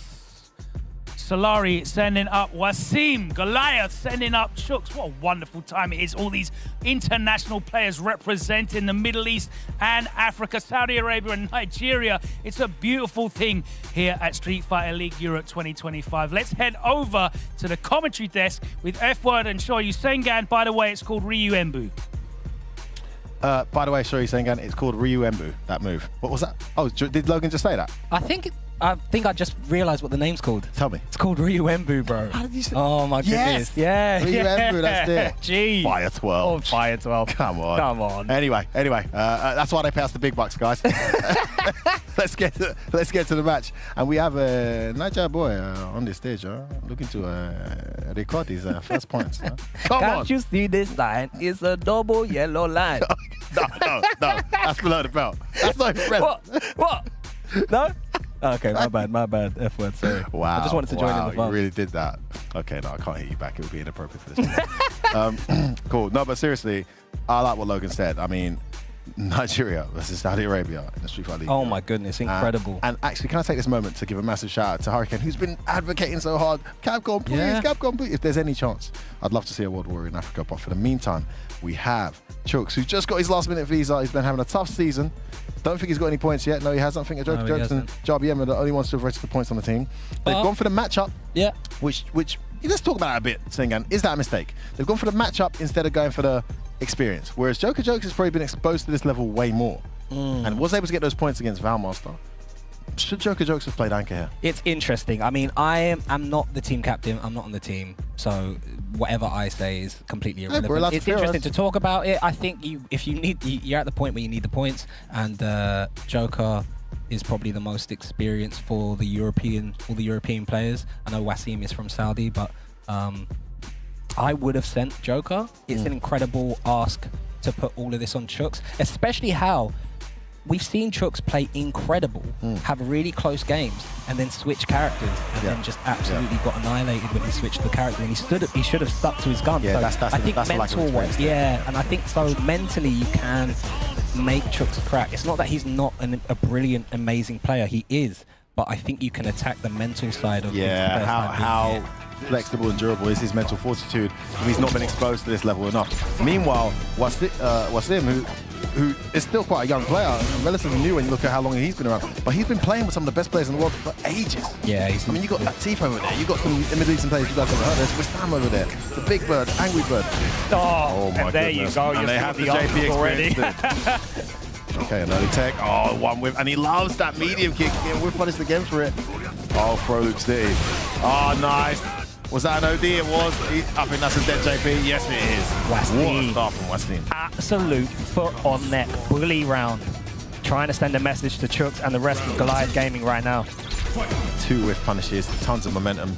Chooks has got to learn fast here. Drive rush is in. Look at that, just baiting Chooks to whiff a normal. Nice. Chooks get a little whiff punish on his arm. Wow. An immediate reverse BP when any momentum was getting going. I like that. That is. Oh no, Chooks has been a bit disrespectful himself. I like it. But I think that was a mental attack, that going for that DP. Yeah, base out of parry. Takes a whole bar. Great parry there to save himself. Would have been very close to burnout. That was a late parry as well on Wasim's side. Oh, it's close enough for the light kick. Then go for it. He's got the level 2. He's going to set it up.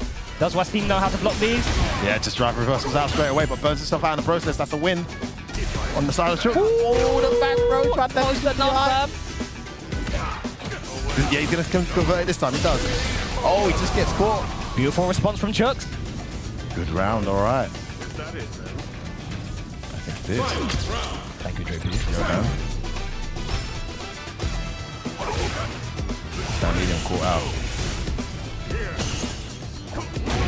Again, he whiffed that earlier and got away with it. Bro, it's so hard to punish forward medium punch, and Wasim is making it look like baby food right now. Walk forward block, immediate throwback of the Denjin, getting back into this fireball game, and that drive rush came out of nowhere. Oh, the DI there, maybe looking for a preemptive fireball, didn't come.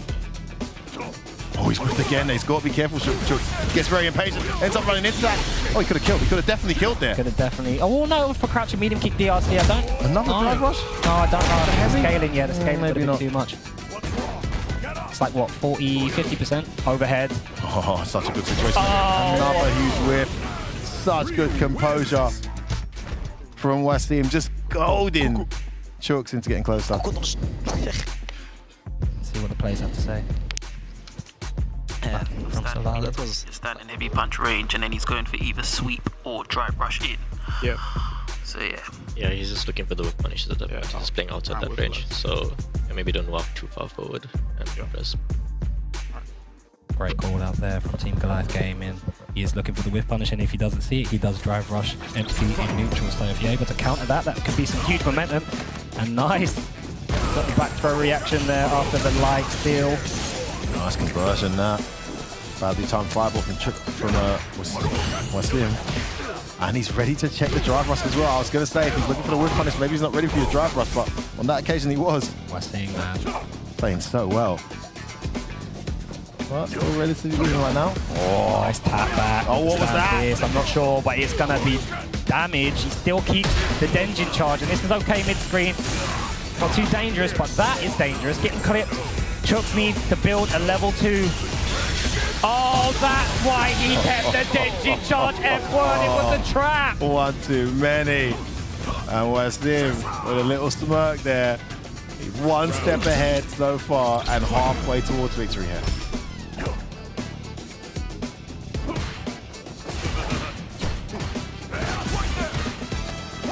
This team going into counterplay mode. Oh, going into counterplay mode.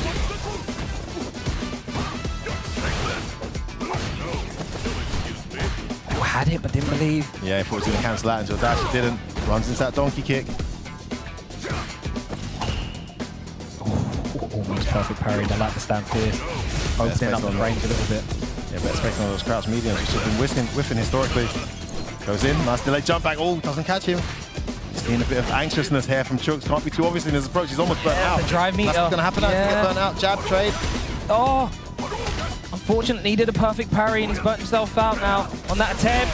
Oh, he tried to walk behind and throw, and all of a sudden, Wasim was just whipping everything. He just went straight into Racco mode, whipping the switch. What? What? What was that? Big drop from Wasim. He's burnt out. Lifeline for Chooks. Should have been the game down. Oh, he's whipped again. Oh, he just can't get in. He's going to spend it. Yes, he's going to spend level 3. He's going to freeze the gauge. Is he going to be able to get near the corner? Is he going to be able to guarantee? It's guaranteed. No crumple. Will he build meter on the crouch and medium punch? Guaranteed crumple. Yeah. He eats it. He eats it clever. He eats it clever. And he's got the level 1 now. That was true string. He's knockout, yeah. Oh my God, Chooks. Oh! Let's go ahead.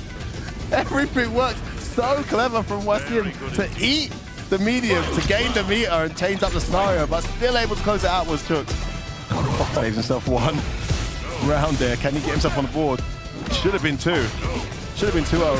Nice. Again, He's so ready, bro. Wasim. I think he's looking for the whiff punish. Nice delay jump back from Chooks.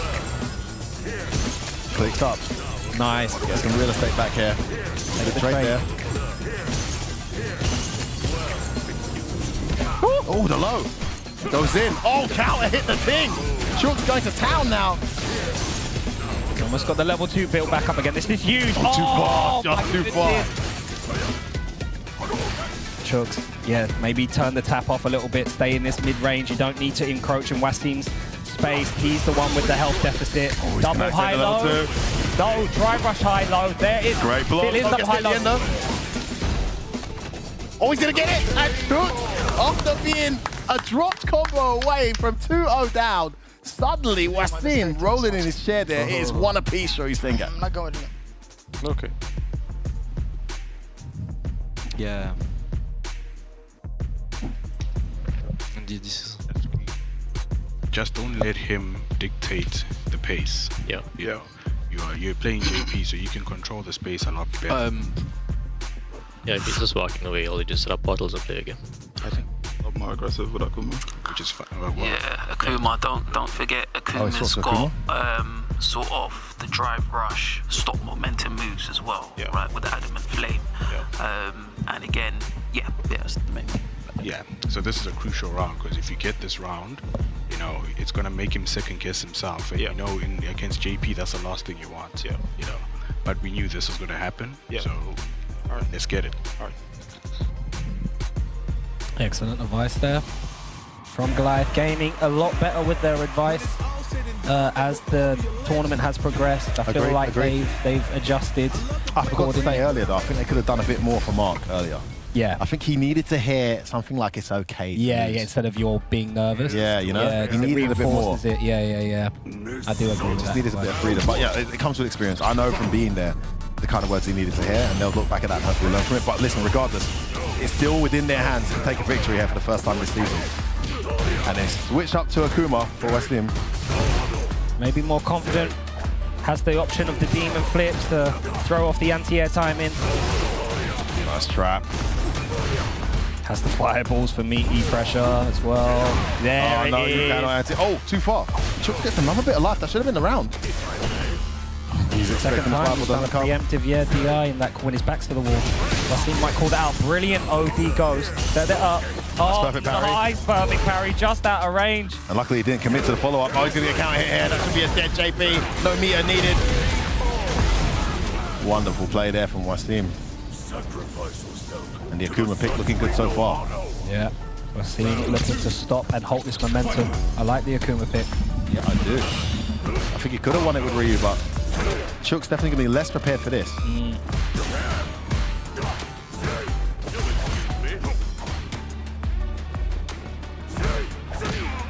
Nice. Oh, he does that, doesn't he? He just sticks out of that slide when you least expect it. Oh, Big Bay going to get burnt out. Bad bit from Wasim. Great call out from Chook. And he's got the corner now. He's going to activate the level 2. What's it going to be, Shory Singer? He's going to get a little portal set up here. Instant overhead. Low. Close out the round. And that's what Joker Jokes asked for days ago. Activate the level 2 every time. You might get 2 in a game. And that's exactly what he's done there, Chooks. Wow. But Wasim not ready for the whip punish. No. Therefore, this is a very different version of Wasim having to respect Chooks now. As he turns up the gears, Chooks in a great position. That medium just reaching. And he's whipping way less as well. Yeah. And looking less and less comfortable. He's whipping too much now, so he's getting a bit too comfortable with the whip. He's trying to call something out. He's whiffing at these ranges, which are... Oh no, jumping has caused him all sorts of problems. And now suddenly, a good call out from Wasim gets the momentum turning in his favor. Patient wake up there, gets caught with the fireball though. Wake up parry. Again, it's that back away fireball game. Not falling for the anti-air bait this time. Trying to bait out the DI, huh? He's really upping the momentum here. Yeah, he wants to keep going. He knows one hit will do it. That's exactly what he's going to get. Kept the pressure on, and Chooks didn't see it coming, and what a turn of events there from Wasim Shorysengan. Beautiful stuff. The drive reversal into Meaty. Walk, mid-jump, mid-jump, walk, throw and stuff. And he never hits the medium, light punch, and EX fireball. That's fine. Yeah, can even do a medium punch, walk a bit, and go again for medium punch. Maybe we'll have a counter hit, something like that. Okay. Asking for more stagger pressure. Plus button, walk up throw. He never mashed. Yeah. They're calling out the patient defense of Chooks, but that patience has vulnerabilities. It does. He did do the dry rush, crouch, jab, stand, medium punch, crouch, and medium punch. There's a gap in between, so he's seeing that he's not pressing. Pepito and Senor Power, like, yeah, he's not tapping back in these minus When the normals. moment he did stand in heavy punch, I don't think it was like a reaction. It was just like auto, right? He just went straight for the drive reversal. Yeah. You know, for all we know, you could have done a stand medium kick and he would have still went for that drive reversal. You know, like he knew the levels was coming. This is it. You know, he's feeling the pressure, and it was really, really close. But yeah. Yeah, just stick it out with JP. I think a lot of bodies doing, switch. what he's doing a lot of the time is basically just walking back and then drive rushing forward to catch you off guard. Maybe just look to check the drive rushes a bit more. Alright. It's a good call out from Mark the Shark there. It's hard that he does walk back fireball more than he does walk back. Yeah, a bit drive rush. But what he is doing is walking back and goading Chooks into overextending, and then when he wants to, switch in momentum with either a drive rush or walk forward. And you saw Chooks was uncomfortable with that because he started just occupying space with buttons, which is an effective strategy in other Street Fighters, but in this game it gets you killed very quickly. Yeah. I think also sometimes in this game it's okay to just completely crouch and sit still to observe your opponent's movement if you're unsure. Oh my days. He's a game up and he knows it. Yeah. And I love the fact Wasim has been attacking the mental position of Chooks, but Chooks rallying well, again reacting well, gets that drive rush, spends a lot of meat up against an opening. Overhead connect, it's another one of them rounds for Chooks, doesn't want to burn himself out there. Oh, nice, what a trade. Bad bait. Oh my god, the first time he's done it, he's going to get punished big time. Attacks the gauge. No, that was ambitious. Very ambitious from Chooks. Jump back. Come on, grab. Yeah, I mean, he had absolutely no health. He just got his level 1 baited. It was time for him to be active, and Wasim knew it. He smelt it. Great patience from Wasim to not be pressing the button as he entered the air there. Oh, nice. Massive hurt box on that from Kuma. It is set point here. Okay. Good response from Chooks. But we've seen this happen time and time again. It just takes one opportunity for Wasim. Yeah, there's that tip for the asked for. Goes in. Yeah, this momentum, everything, Sengan. Oh, beautiful bait. What a call out for Wasim. He's looking to close it out here. Is it the same story for Goliath? Oh, he's not taking a throw again. This could be the end. Whoa! Yeah, beautiful! Can he get the juggle? He can! And he burns him out. Huge trade! Oh! Wasim is too far ahead. He sees the future, F-word. Oh, what a call out with that fireball. Happy to take the hit. And Chooks just wasn't expecting it. And unfortunately, despite a valiant effort from Goliath, the nightmare continues. And it pains me to say that result today has very likely sealed their fate for the remainder of the Street Fighter League. Still fight, still keep going, anything's possible, but I think now it's one hell of a mountain to climb. Fantastic play from Wasim to get the victory for Stollery. Yeah. In fact, amazing play from Wasim. It just felt like he was one step ahead the whole time. Exactly that. Turning on and off the tap. Like, if you want a masterclass in how to turn off and on your pressure, offensive pressure to get into your opponent's head, you watch that set there, because Wasim was just always a step ahead, F-word. It was actually a genius time to do a DP because the consequence was a lot less so small, yeah, than it could have been. because the portal was going to explode, right? Calculated risk. Like his Ragonus was calculated. There was intention behind everything he was doing. Like, it wasn't a psychological message. Yeah. It was a risk versus reward assessment. We saw like he got that in that first game with Ryu. I was like, oh, he's kept the Denjin charge. He's not done it. Why hasn't he done it? And then immediately sees the OD Ghost. They've got the level 1. Like just these ace in the hole, ace up your sleeve counter plays from Wasim just proved too much for Chuks. Chuks had a lot of success during the rounds. Again, this has been the story with Chuks. He is able to hang with most of these players, and then there's just that extra gear that he hasn't quite developed yet that these players seem to have over him, where he's able to where he's not able to overcome the mountain. Oh, and there's that fireball. Beautiful stuff from Wasim. Now, look, if you're Goliath Gaming, you probably, like you said, are out of the playoff running, but this is a wealth of experience to go against the best of the best. Invaluable. And, you know, you can play free now, possibly upset some teams, because the pressure now off them and completely on their opponents. Yeah. They can't afford to lose to Goliath. Absolutely. So take a look at the table implications, actually. Where were Solari before this? They were on 100 points before this, and now they're going to be on 30. So I think Wolves have still got a pretty decent gap, but they've got themselves a much better chance of actually closing that gap and getting that precious 3rd or 4th spot for qualification. They must be feeling ecstatic. It must have been quite scary at one point for them. They've managed to come back, and Wasim's done it again in the anchor position. Logan, you must be with those guys. How excited are they?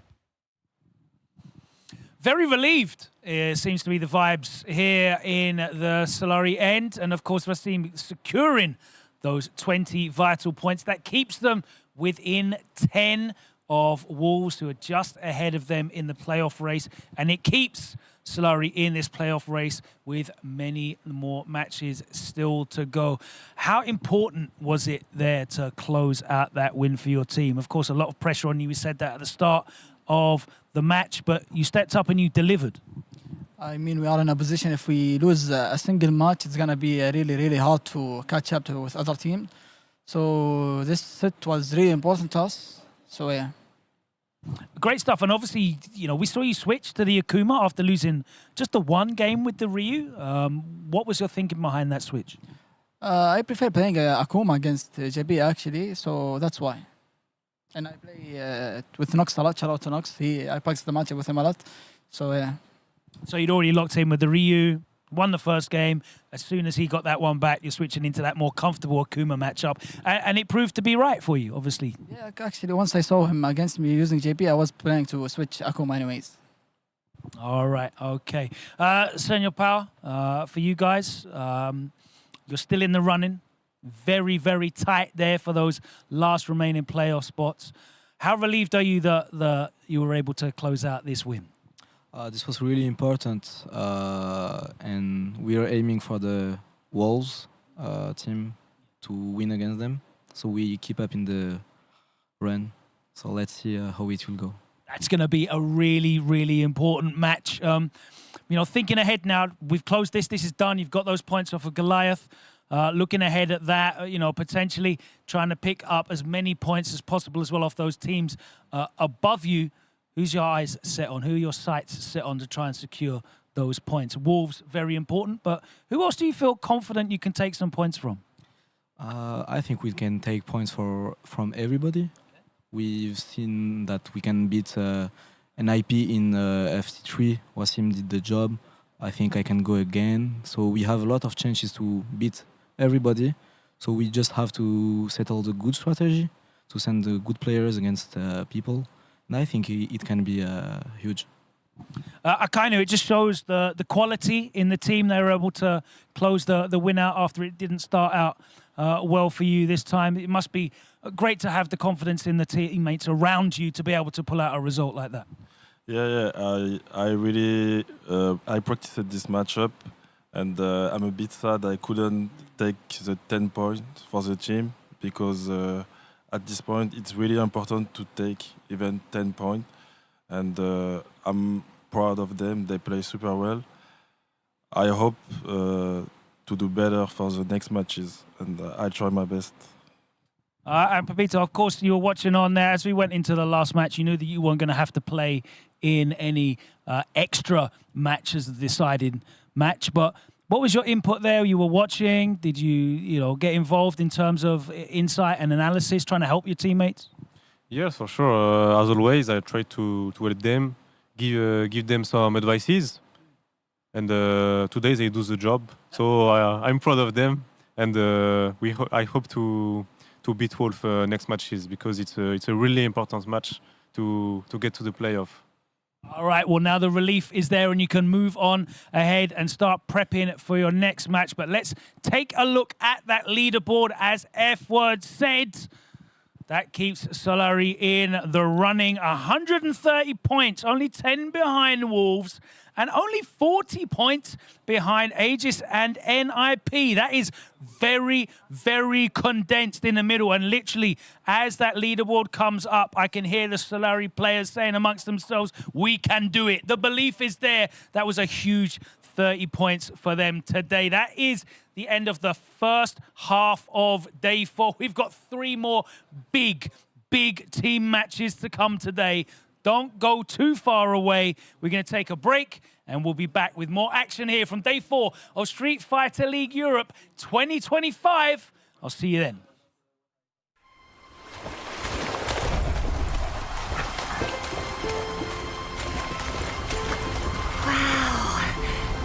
What a spectacular view! This land is truly blessed. It is, for now, but the encroachment keeps affecting more and more of it. Blightstone Woods, just for one example. Take heart. The fact that you've preserved as much as you have is something to be applauded. Sites like this are a forgotten memory for us in Vermeil.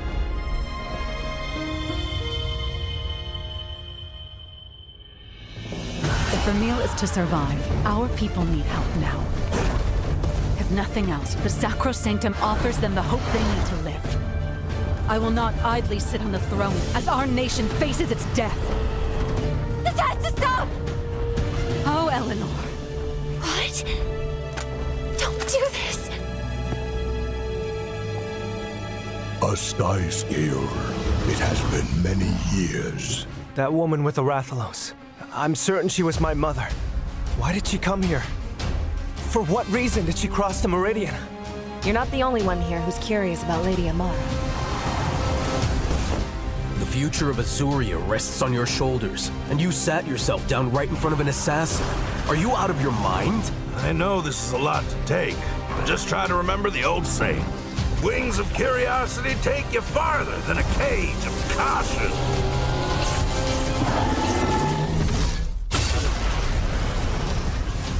Has the encroachment truly caused so much destruction over there?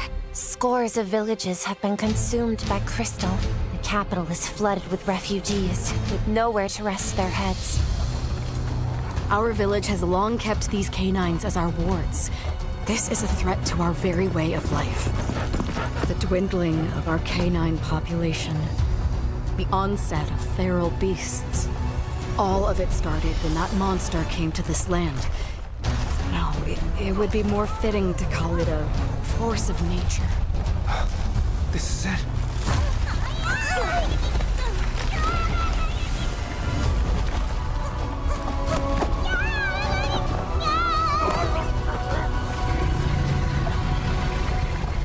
The living mountain, Yamatsukami.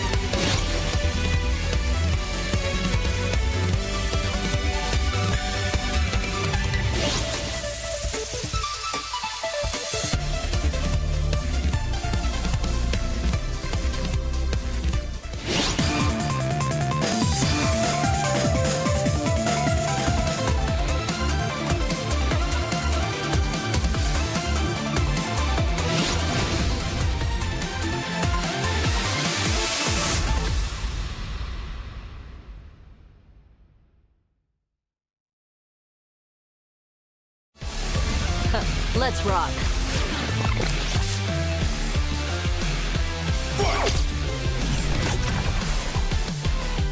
Yes. Right here. Does it kick off? You sure? That's right.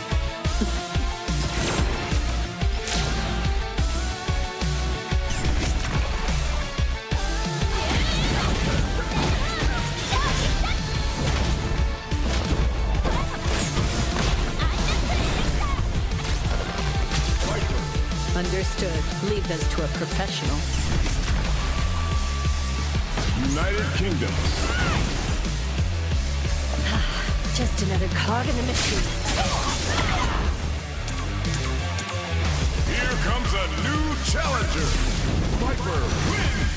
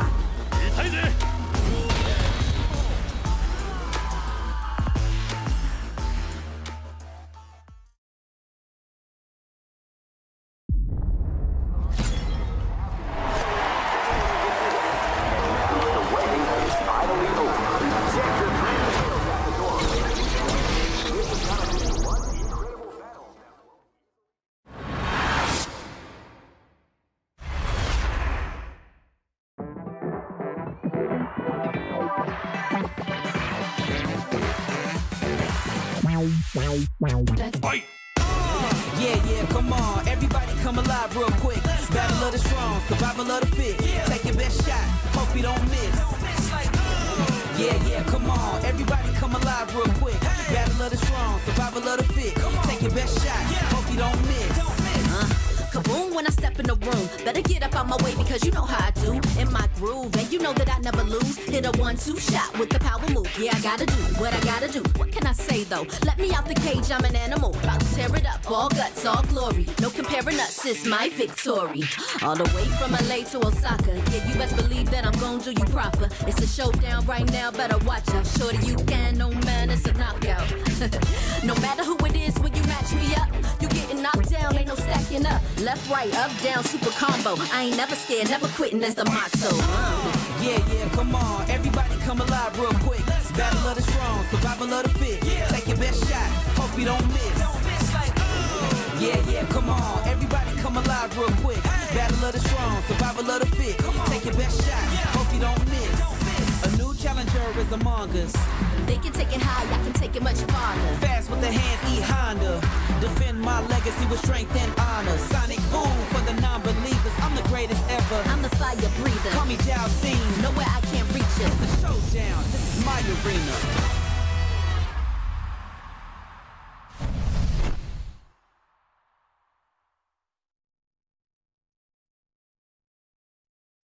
This year on Street Fighter League, we got what you need. Oh my god, big damage too. Plus frames. What a jump out! He knows that could have been in the bag. Just like that. That's gonna do it, Minna RD and the Bandit.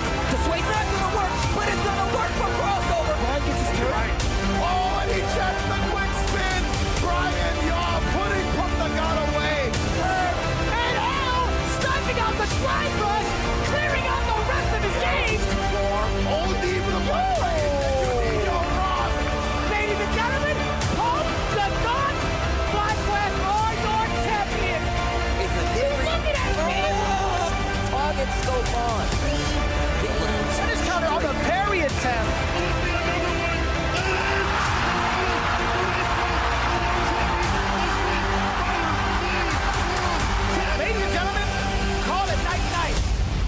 Get your tickets today for the Street Fighter League US Finals.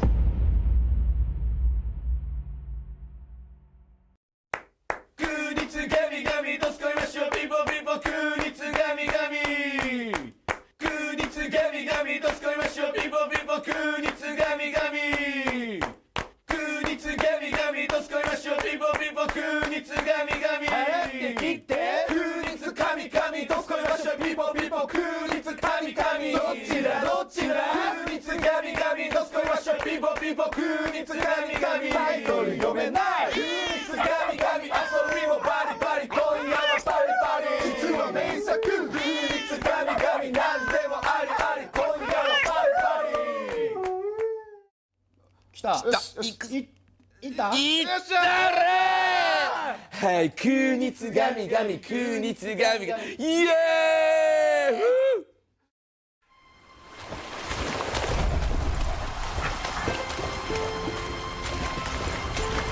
Wow.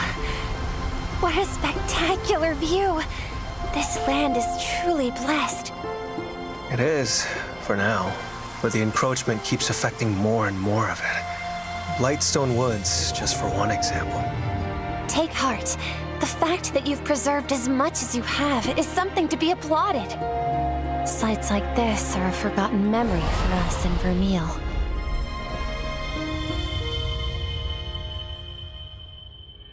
If Vermeil is to survive, our people need help now. If nothing else, the Sacrosanctum offers them the hope they need to live. I will not idly sit on the throne as our nation faces its death. This has to stop! Oh, Eleanor. What?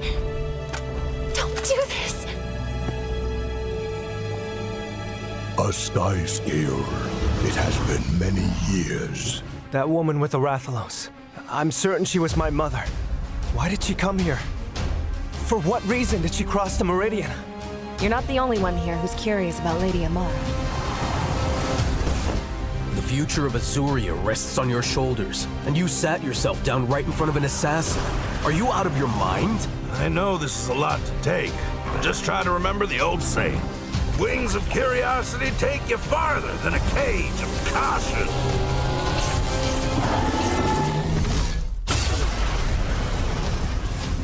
Has the encroachment truly caused so much destruction over there? Scores of villages have been consumed by crystal. The capital is flooded with refugees, with nowhere to rest their heads. Our village has long kept these canines as our wards. This is a threat to our very way of life.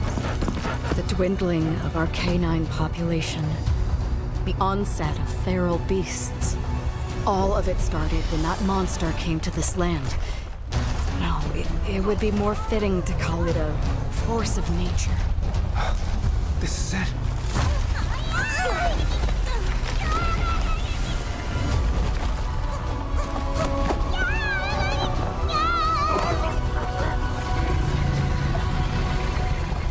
The living mountain, Yamatsukami.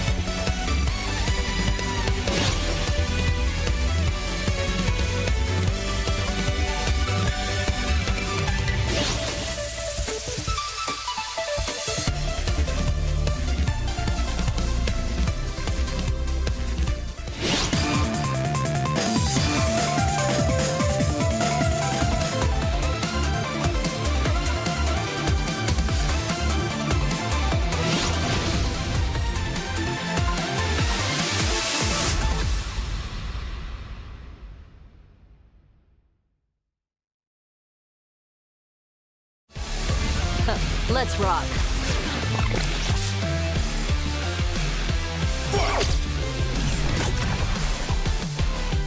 Yes. Right here. Does it take off? You sure? That's right.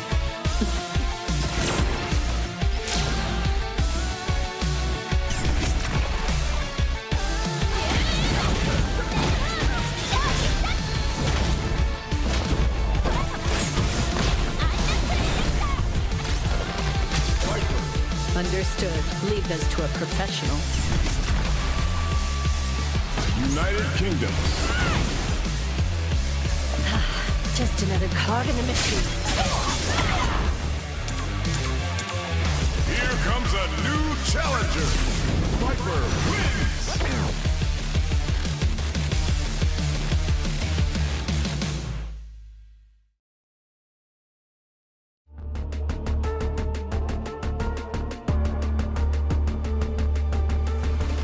速やかに消します。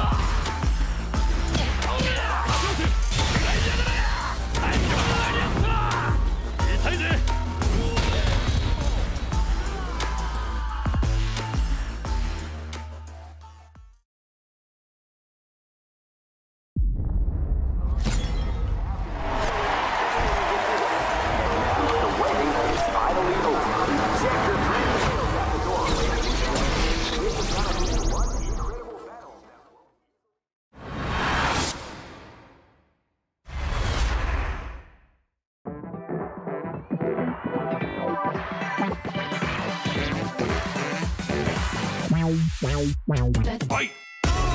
Yeah, come on. Everybody come alive real quick. Battle of the strong, survival of the fit. Take your best shot, hope you don't miss.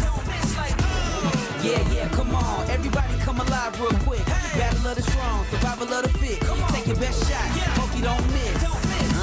Kaboom when I step in the room. Better get up out my way because you know how I do. In my groove, and you know that I never lose. Hit a 1-2 shot with the power move. Yeah, I gotta do what I gotta do. What can I say though? Let me out the cage, I'm an animal. About to tear it up, all guts, all glory. No comparing us, it's my victory. All the way from LA to Osaka. Yeah, you best believe that I'm gonna do you proper. It's a showdown right now, better watch out. Shorty, you can, no man, it's a knockout. No matter who it is, when you match me up, you getting knocked down, ain't no stacking up. Left, right, up, down, super combo. I ain't never scared, never quitting, that's the motto. Yeah, come on. Everybody come alive real quick. Battle of the strong, survival of the fit. Take your best shot, hope you don't miss. Yeah, come on. Everybody come alive real quick. Battle of the strong, survival of the fit. Take your best shot, hope you don't miss. A new challenger is among us. They can take it high, I can take it much farther. Fast with the hands, E Honda. Defend my legacy with strength and honor. Sonic boom for the non-believers. I'm the greatest ever. I'm the fire breather. Call me Dow Scene. Nowhere I can't reach it. It's a showdown. This is my arena.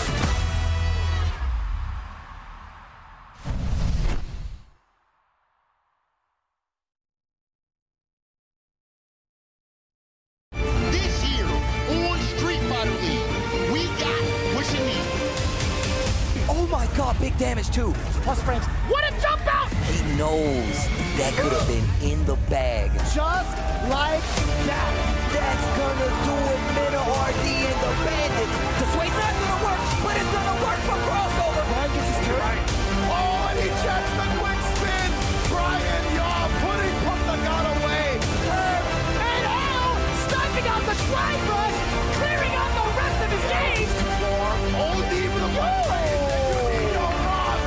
Ladies and gentlemen, Pump the God, Fly Quest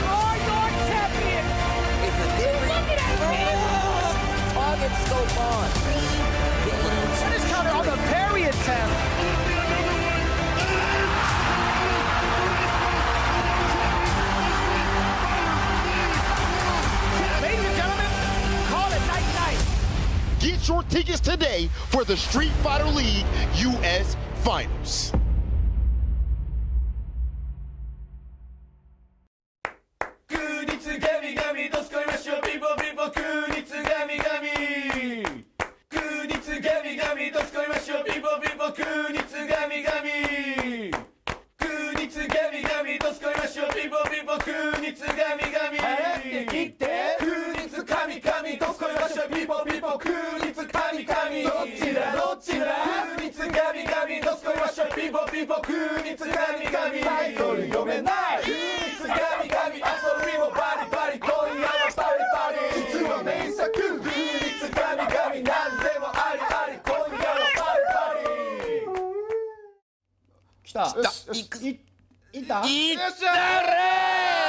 Hey, 空日神々、空日神々、イエーイ!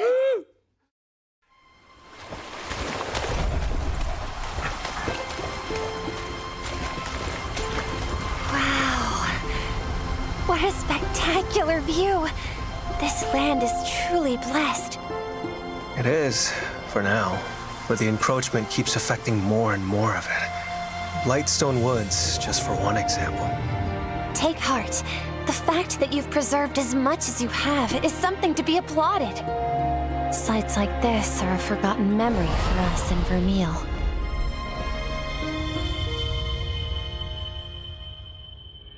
If Vermeil is to survive, our people need help now.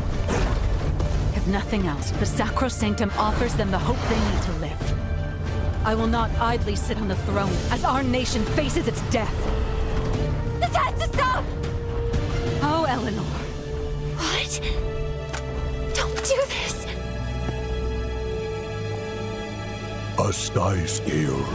It has been many years. That woman with the Rathalos. I'm certain she was my mother. Why did she come here? For what reason did she cross the Meridian? You're not the only one here who's curious about Lady Amara. The future of Azuria rests on your shoulders, and you sat yourself down right in front of an assassin. Are you out of your mind? I know this is a lot to take, but just try to remember the old saying. Wings of curiosity take you farther than a cage of caution.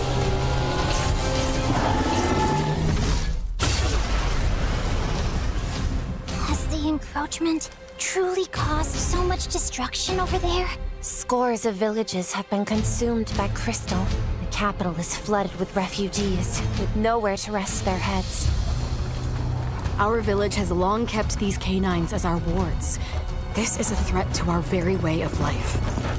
The dwindling of our canine population, the onset of feral beasts.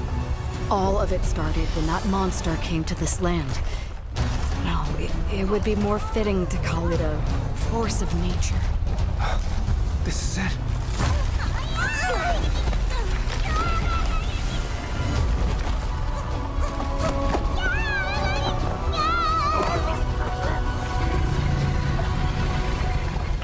The living mountain, Yamatsukami.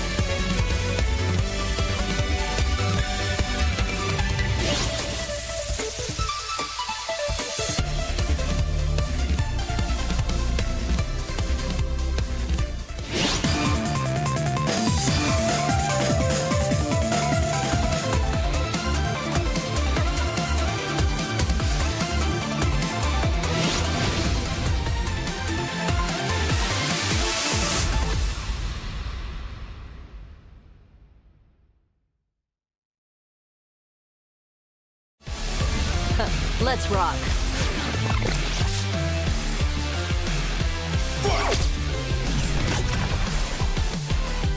Yes. Right here. Get this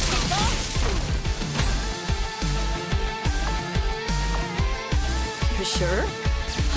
That's right.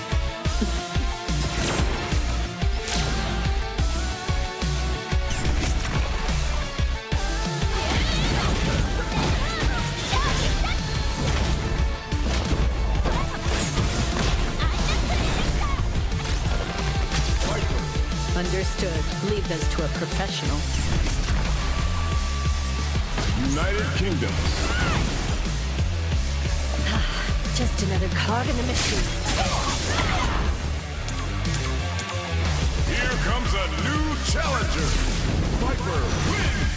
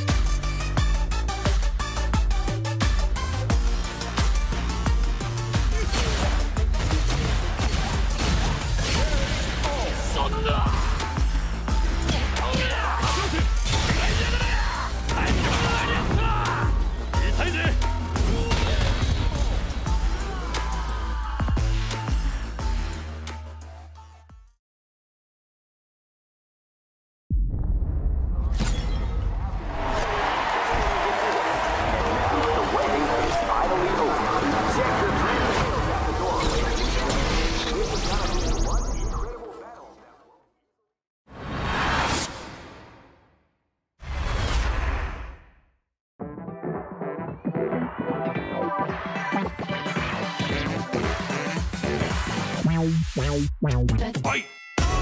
Yeah, come on. Everybody come alive real quick. Battle of the strong, survival of the fit. Take your best shot, hope you don't miss. Yeah, come on. Everybody come alive real quick. Battle of the strong, survival of the fit. Take your best shot, hope you don't miss. Kaboom when I step in the room. Better get up out my way because you know how I do. In my groove, and you know that I never lose. Hit a 1-2 shot with the power move. Yeah, I gotta do what I gotta do. What can I say though? Let me out the cage, I'm an animal. About to tear it up, all guts, all glory. No comparing us, it's my victory. All the way from LA to Osaka. Yeah, you best believe that I'm gonna do you proper. It's a showdown right now, better watch out. Shorty, you can, no man, it's a knockout. No matter who it is, when you match me up, you getting knocked down, ain't no stacking up. Left, right, up, down, super combo. I ain't never scared, never quitting, that's the motto. Yeah, come on. Everybody come alive real quick. Battle of the strong, survival of the fit. Take your best shot, hope you don't miss. Yeah, come on. Everybody come alive real quick. Battle of the strong, survival of the fit. Take your best shot, hope you don't miss. A new challenger is among us. They can take it high, I can take it much farther. Fast with the hands, E Honda. Defend my legacy with strength and honor. Sonic boom for the non-believers. I'm the greatest ever. I'm the fire breather. Call me Dow Scene. Nowhere I can't reach it. It's a showdown. This is my arena.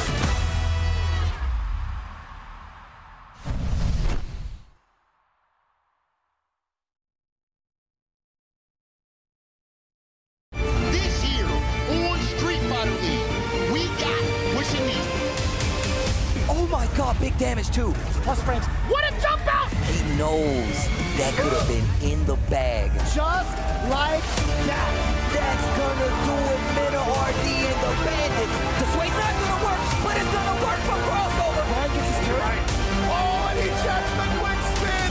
Brian Yaw putting Pump the God away. And Hell sniping out the slide rush, clearing out the rest of his games. OD for the play. You need your rock. Ladies and gentlemen, Pump the God by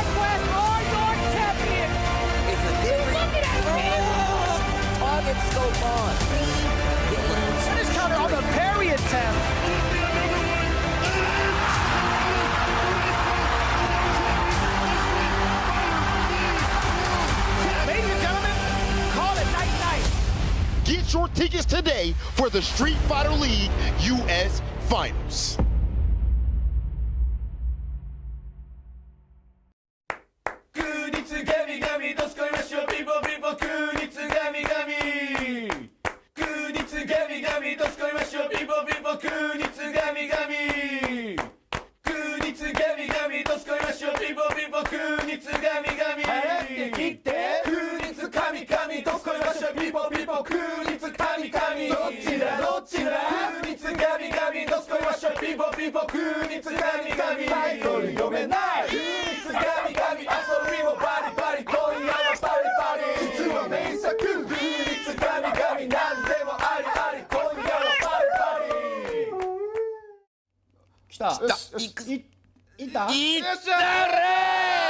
Hey, 空日神々、空日神々、イエーイ!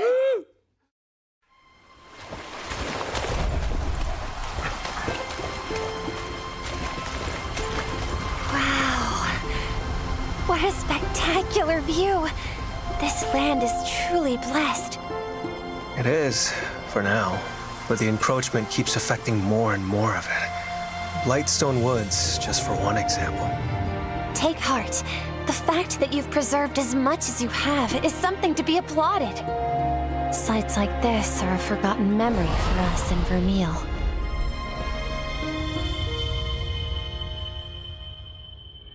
If Vermeil is to survive, our people need help now. If nothing else, the Sacrosanctum offers them the hope they need to live. I will not idly sit on the throne as our nation faces its death. This has to stop! Oh, Eleanor. What? Don't do this! A sky scale. It has been many years. That woman with the Rathalos. I'm certain she was my mother. Why did she come here? For what reason did she cross the Meridian? You're not the only one here who's curious about Lady Amara. The future of Azuria rests on your shoulders, and you sat yourself down right in front of an assassin.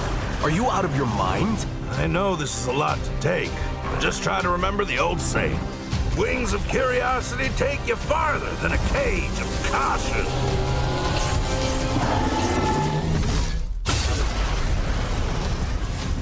Has the encroachment truly caused so much destruction over there? Scores of villages have been consumed by crystal. The capital is flooded with refugees, with nowhere to rest their heads. Our village has long kept these canines as our wards.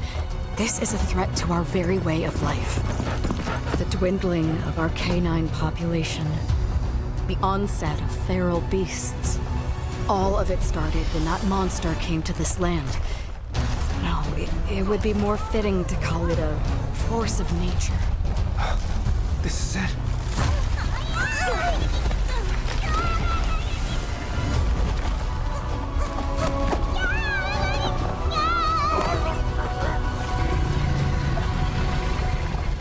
The living mountain, Yamatsukami.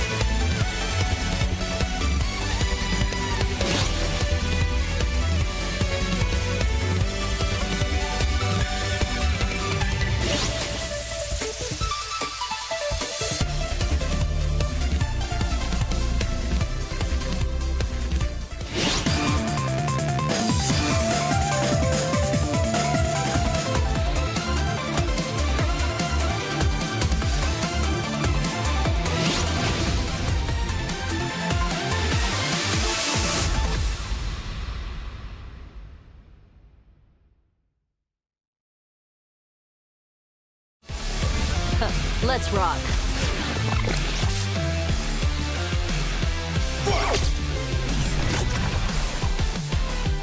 Yes. Right here. Does it tingle?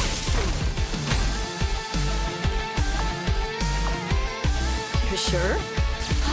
That's right.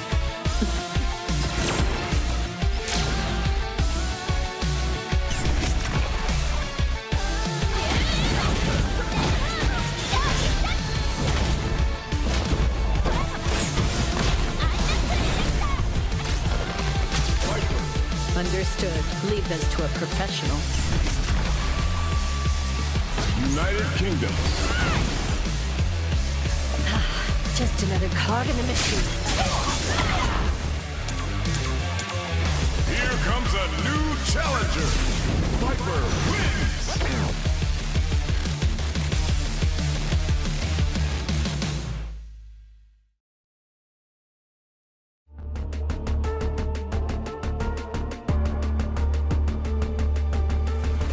速やかに消します。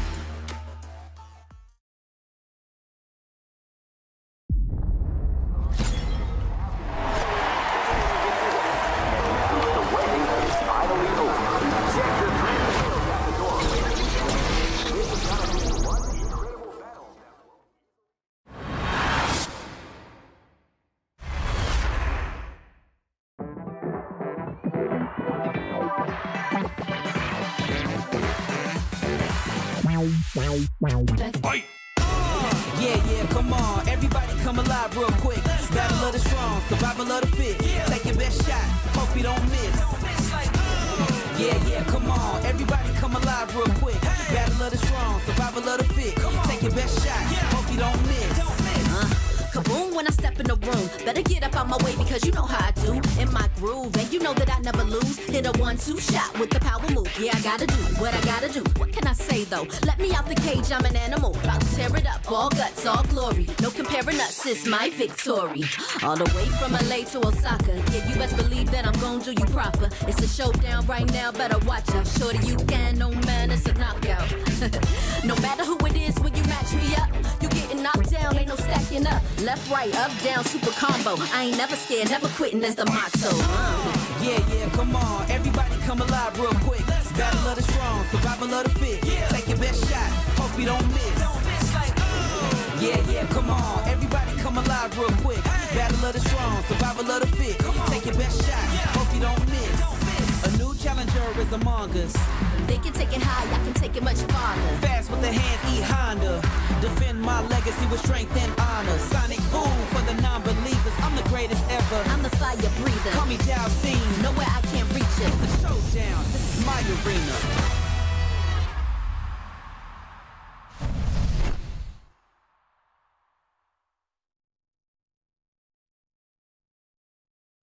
This year on Street Fighter League, we got what you need. Oh my god, big damage too. Plus frames. What a jump out! He knows that could have been in the bag. Just like that. That's gonna do it, Minna RD and the Bandit. The sway's not gonna work, but it's gonna work for crossover. Brian gets his turn. Right.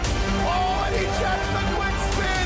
Brian Yaw putting Pump the God away. And Al sniping out the slide rush, clearing out the rest of his game. Oh, deep in the play.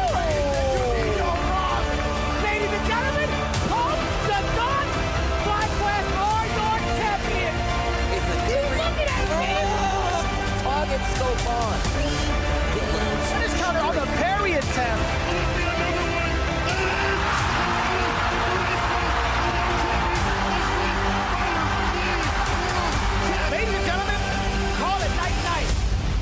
Get your tickets today for the Street Fighter League US Finals.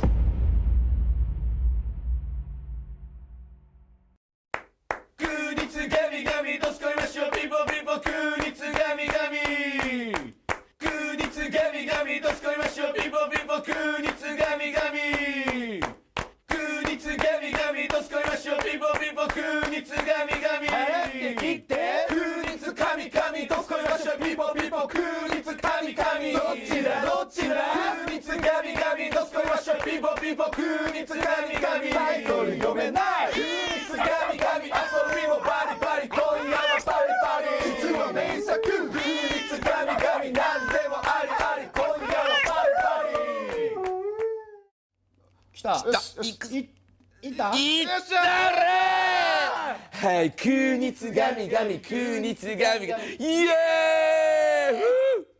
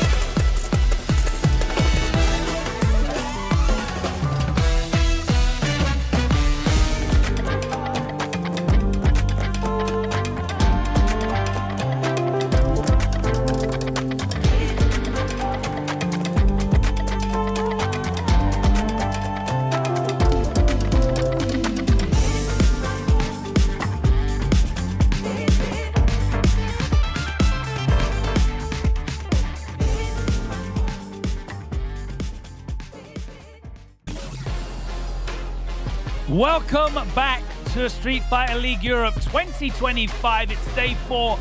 We've reached the halfway point. That means there's 3 more electric team matches to go. We've had some amazing results already today. Some big upsets as we saw NIP go down 40-0 to Aegis. Mouse cement their position ahead of the pack at the top of the leaderboard.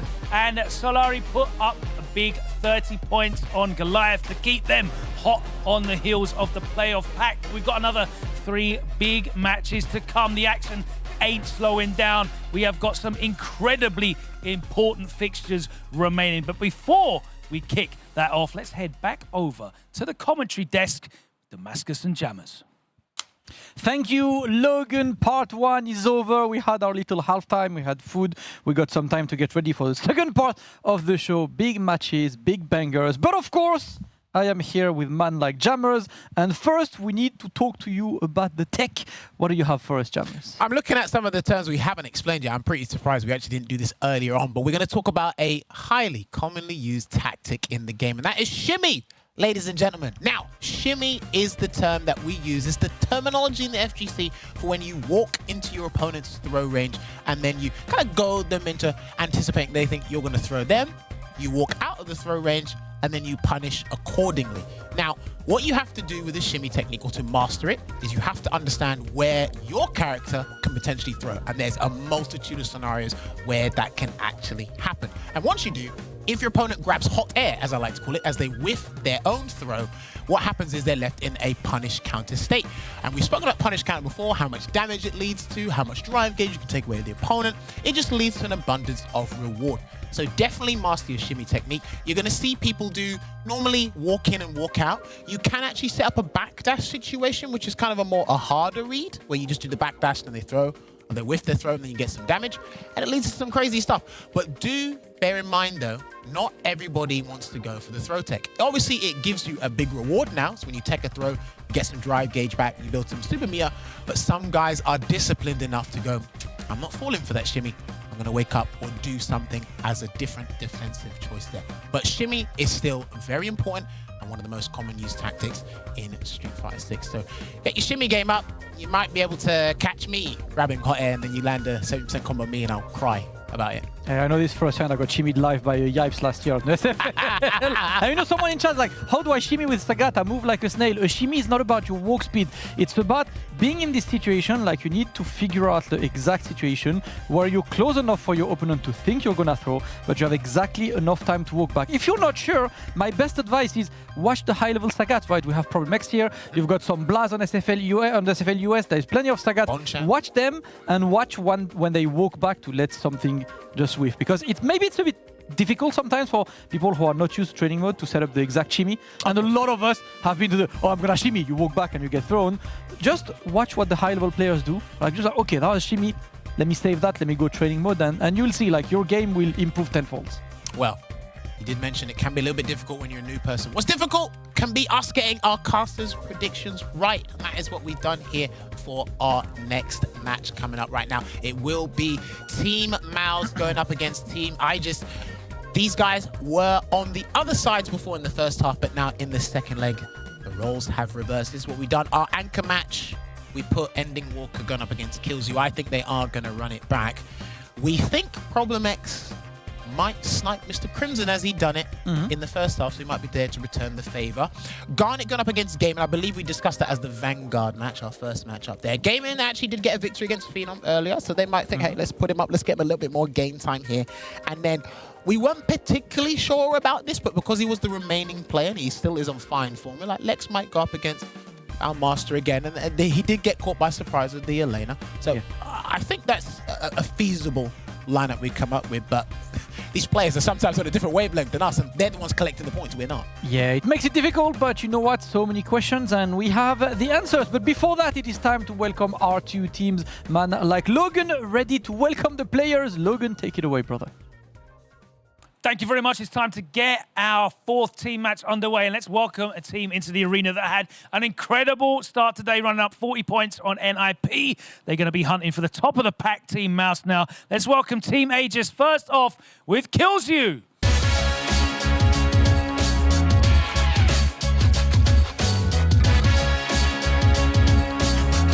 All right, next up, waiting in the wings, we have Valmaster.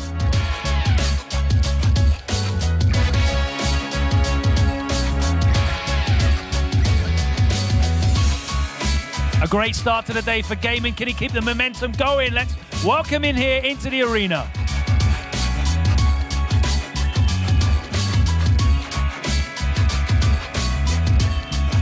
And last, Captain Fantastic, Mr. Crimson.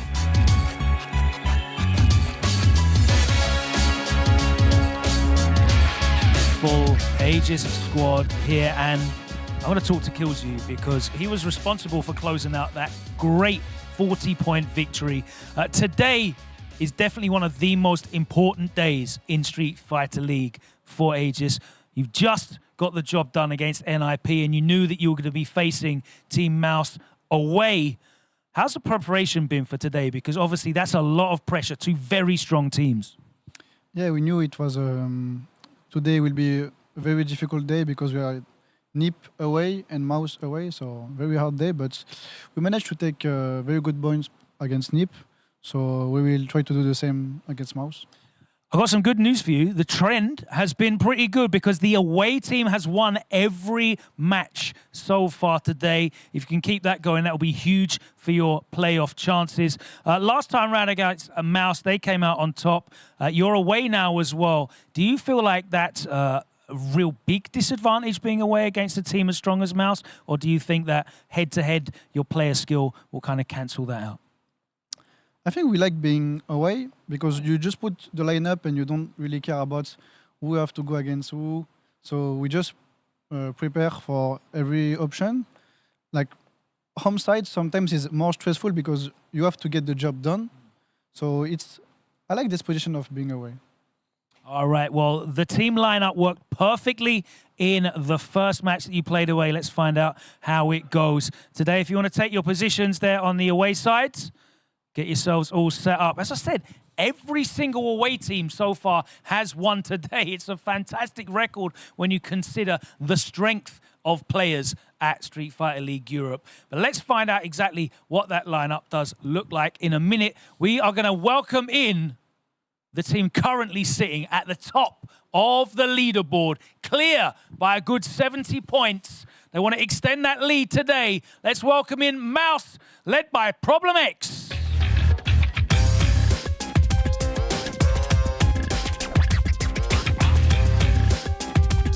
Next up, the man who currently would qualify all on his own, 130 points. Let's welcome Ending Walker.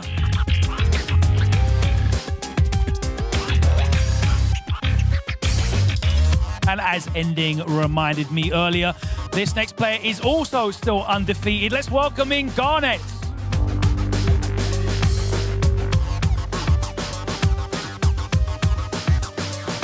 And whilst he is walking out last, he has been so reliable in that lead position. Let's welcome Lex.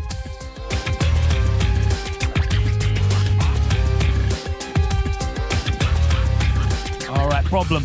Obviously, new team name for your opponents, but very familiar faces. This is another big one for you if you want to really claim that #1 spot. How have you prepared going into this?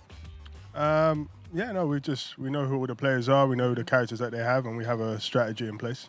Do you feel like it's a significant advantage for you guys when you do get that prior knowledge from the home side and can line up those matchups favorably for you? It should be, but we've seen it can go wrong. It can definitely go wrong because people also know who they're most likely, who you're most likely going to send to them, so they can prep, very well for you. And that's a tactic that you've definitely used yourself specifically, utilizing your character roster. The rest of the squad is very much kind of character specialists, you would say, but you have that kind of flex between the Bison and the Sagat. Do you feel like Bison is better in the attacking home position? I think Bison is just better at attacking overall. I think, yeah, that's it really, yeah. Playing the zoning game from away with Sagat, the attacking game for Bison. I love it. This one's going to be a big one. And of course, you versus Crimson's team has been ever present on Street Fighter League EU. We've got another time round here. It's a top of the table clash for you. Best of luck if you want to take your position there on the home stand. and we will find out exactly what matches we can look forward to today. Crimson has been super on point when it comes to picking these lineups from the away side. He's done such a great job of putting forward his best lineup and really predicting and almost preemptively countering what his opponents are going to do. Let's see if he can do that against one of the great minds of Street Fighter League EU in Problem X and his mouse team. Let's go over to the caster's desks and reveal what that Aegis lineup is going to be. Well, you know what they say, Logan. If you fail to prepare, then prepare to fail. But these guys don't do that. And I had this inkling feeling that he would whip out a Kimberly Valmaster, but I just didn't know where. So Vanguard Valmaster will be stepping up to the plate. He's only featured the Kimberly once, I believe. We saw the A lineup before. Mr. Crimson will be in the middle. Maybe is a way to go and probably tempt Problem X to come back out and run it back, but kills you. He's got to be the staple anchor at this point, isn't he, Damascus? I think he established himself as the reliable anchor of this team. It feels like every team has one anchor they gravitate around.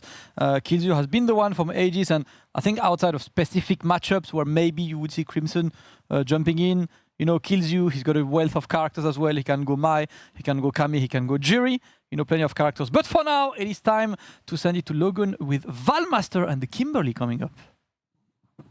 Thank you very much. In our first team match of Aegis today, we did not get to see Valmaster play.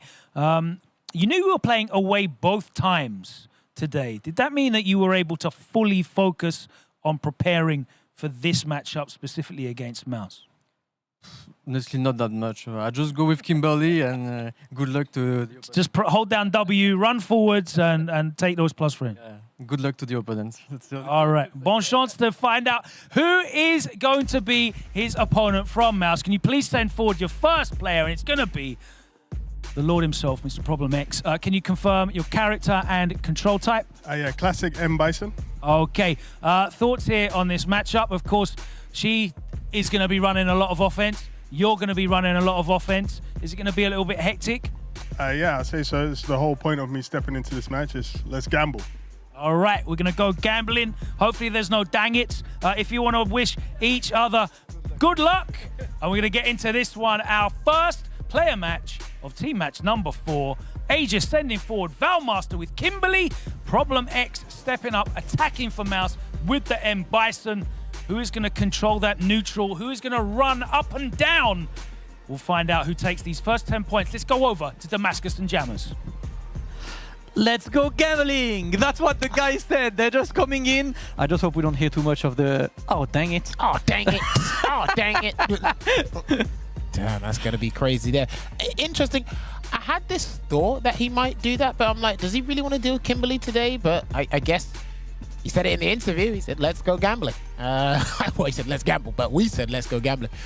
Makes a lot of sense. And these guys got a long history in various Street Fighter games over the years. So again, this is just another day at the office for these guys, but a valuable 10 points on the board. Hopefully neither of them are going to be the sacrificial lambs, but again, it's a good way to set pace here. Valmaster hasn't been doing as well as when he did when he was with Mouse last season and the season before that under BMS. Mr. Crimson kills you there before, so he is looking to pick up pace. There's quite a number of players, and I do think Valmaster in this bracket, quite a number of players that they want to pick up their individual performances coming into this second leg, Damascus. Exactly, and this matchup is going to be an interesting one to see because, as both of the players said, it's a very explosive matchup. It's a matchup where you're not going to wait too long in neutral. Like, both of them kind of want to initiate because both of them have an absolutely incredible offense and no reversal available. So you know that once you're put in the corner, you have to hold it, whether it's Bison who set the bomb or Kimberly who set the spray cans. You're going to have to figure out how to escape the situation. So you got to be more proactive and active than just reactive and defensive. But you know, for the viewers, for us, it's pretty much the best kind of match to watch. Oh, of course, it's the luxury for the uninvolved. I ain't going to deal with this. You just watch it and laugh. Well, as much as possible. But it's going to be interesting. Oh, wait, hold. Valmaster is on stick. Yeah. He was on hitbox before. Oh, yeah, you're right. So I'm going to ask him, does he play Elena? Because I know hitbox is fairly recent for him, right? Level S, I mean, right? No, Elena must have been on the Corsair. Yeah, he was on the Corsair Nova Blades, which is a level S for Elena, for Chun-Li as well, I believe. But right now he's on stick with Kimberly. That's the question that I'm gonna ask him a bit later when I get to chill with him. Interesting to see. That reminds me of Tokido when he was Yuri between Akuma. Yeah. Yuri and Akuma stick and Yuri level-less. But it's time for M Bison versus Kimberly. Prolex versus Valmaster. That first hit, the first one to send the opponent the corner, is gonna be worth its value in gold. Psycho Mind versus the Ninja Stars. We're ready to kick things off into the New Age Twister. He's gonna set up the bomb already. Yeah, there's one. He's gonna get hit? Not quite. Just about recovered in time after that drive reversal there. And he was actually utilizing that anti-air Psycho Crushing a couple matches ago really well. So that might play a big part against the elbow drop in this match. Absolutely. Yep, and the problem slide is going to work and puts Valmaster in the corner. The bomb is set. Valmaster escapes. Got to watch out because the bomb is about to explode. There we go. Gets the throw. Go back to the corner, my friends. That's trade. I'm not sure if he could have got a button off of that at all, but good interruption there into the knee press. No delay on the evil knee, so he played it safe with the short. We are swinging. Valmaster is just waiting, looking for the way to get in. Not really taking much risk, but problem, of course, unlike you, I got a crush medium kick that I can't drive rush cancel. Problem X catches them toes and takes round number 1. That's the interesting thing, right? When Kimberly's playing neutral, so Bison's stand medium kick isn't cancelable, his crouching medium kick is. Kimberly's stand medium kick is special cancelable, crouching medium kick isn't. But they will be looking for those medium opportunities there in the neutral. There's a standing medium kick. They're probably looking for the level forward. Nice one. That's the second time where he's trying to go for the run overhead, but there's a gap in the middle. Now stay there. He's going to get forced to block.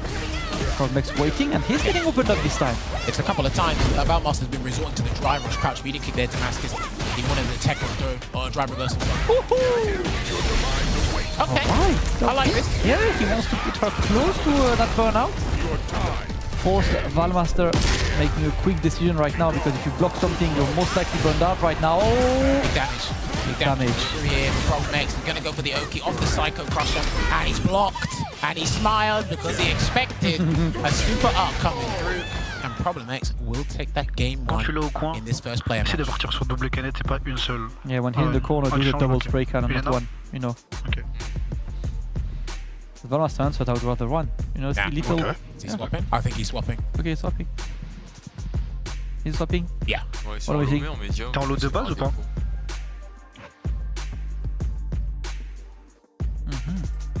Yeah. Okay. He's going to swap. I thought so. He had a good success with Elena going up against Bison. He actually showed me that it's actually pretty doable for Elena because of the footsies, the general défense, il est actif et il est sensible aux avant. from that thing there. So I do agree with this, and we actually watch Doggerah a lot use both these characters. So it's a bit of an insight there. But you agree with this Elena pick? I mean, I just want to see, right? Valmaster has been picking Elena even in quote-unquote surprising situations, like I've seen him picking Elena against Dal's teams while he has a Kimberly.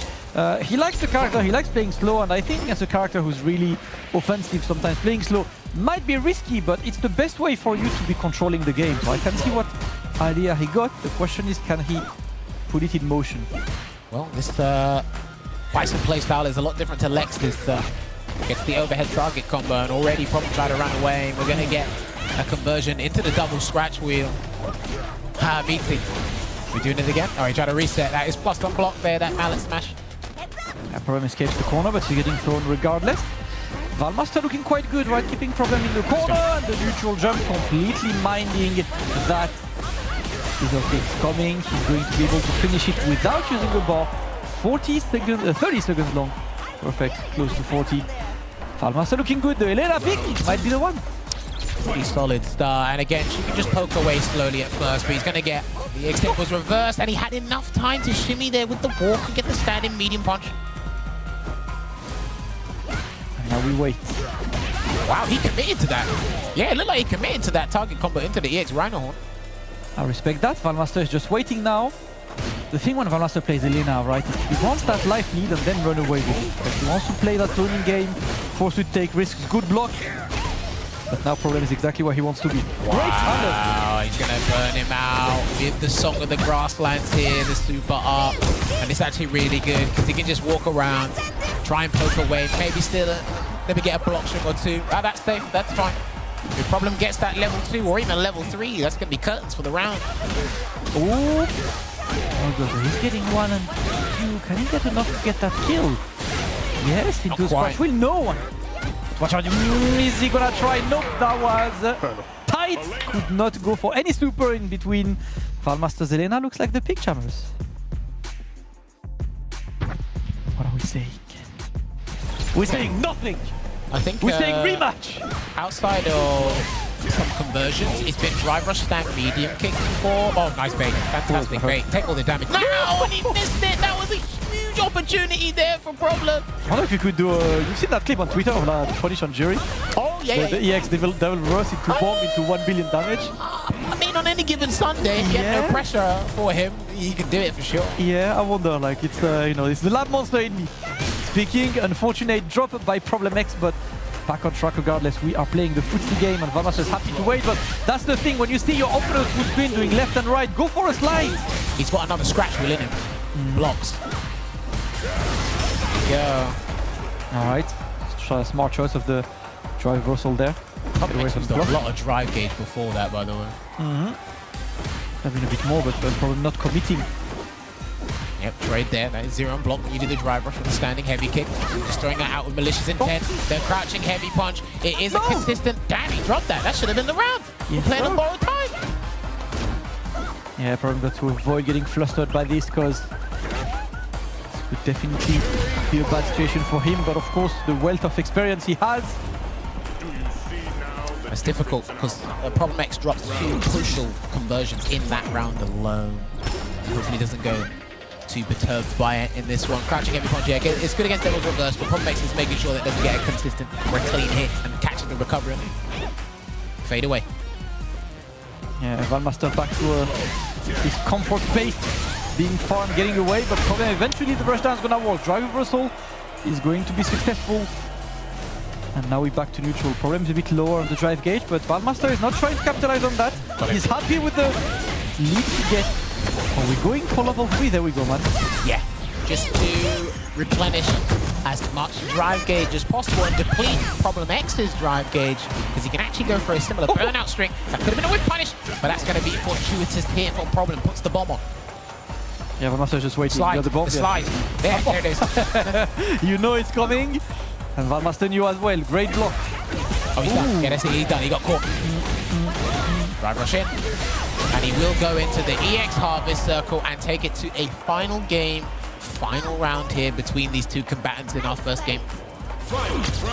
All right. That's exactly what we want. Problem is sitting on 3 bars, so and you know how much damage Python is able to do at any time.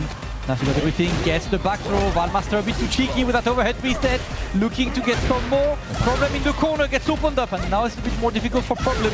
If he wants to go for a reversal, that's going to be an expensive one. He's had great back throws here today that just worked out for him, and he gets the crouching fierce. No cancelling to anything, though.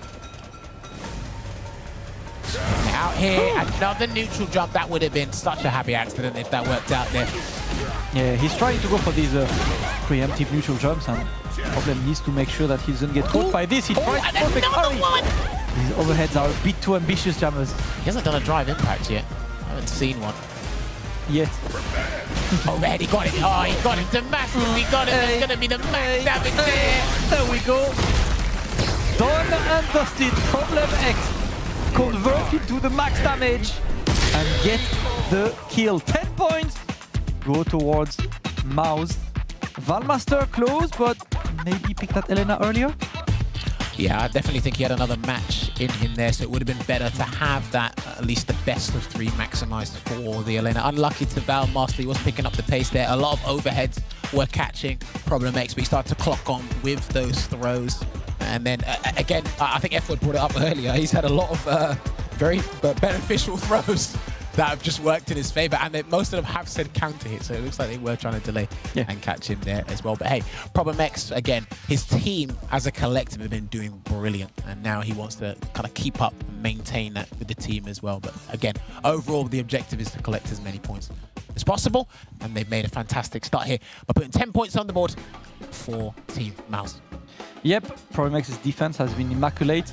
That Kimberly, I mean, it comes back to the beginning, right? Like, watching Valmaster just announce Kimberly, I feel like Elena has such a, you know, an unknown factor, right? No one is really like, yeah, I'm gonna counter Elena. I'm the guy to take you down, you know, like with if you pick Elena. He decided to go for Kimberly, as he said, right, to enforce the whole offensive gameplay. Unfortunately for him, Problem X was better in that regard.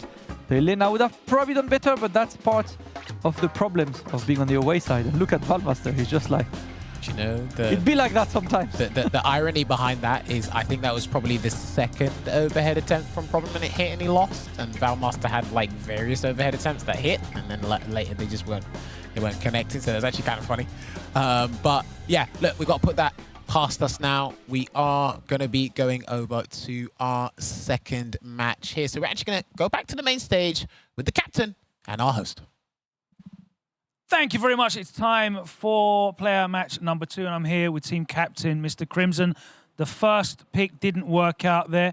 Always a risk with Kimberly. A lot of variance involved in the matches there, and Valmaster caught unawares a couple of times against Problem X. But that's always the danger of being on the away side, isn't it?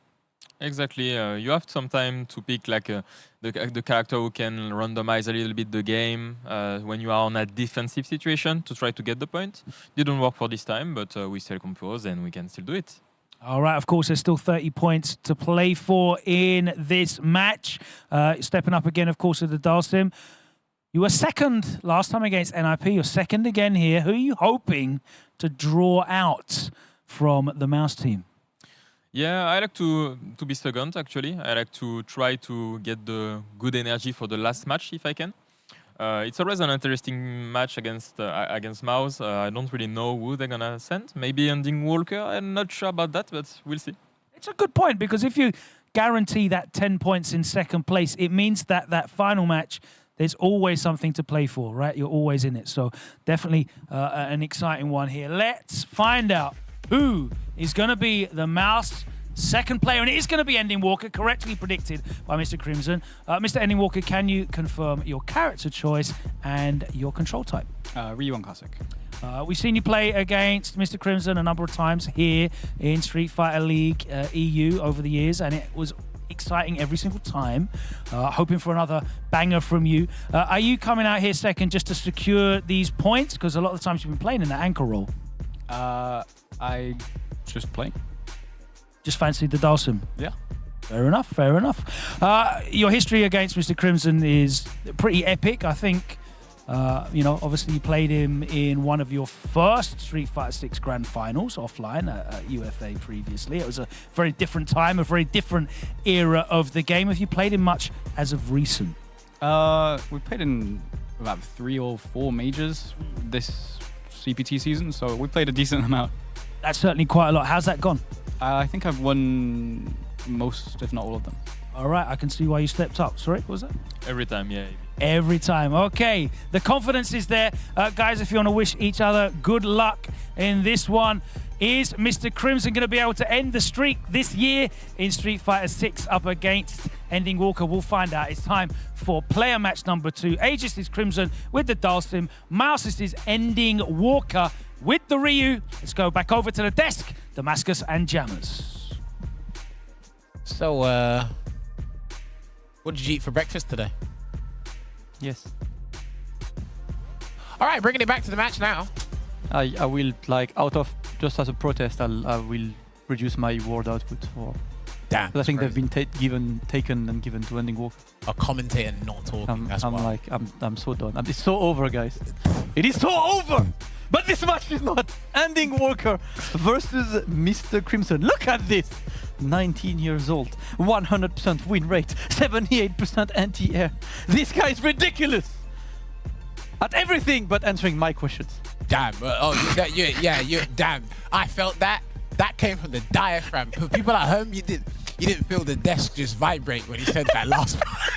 Jammers felt a wow. change in the local energy. The vitriol in that. He didn't answer my question. God damn it.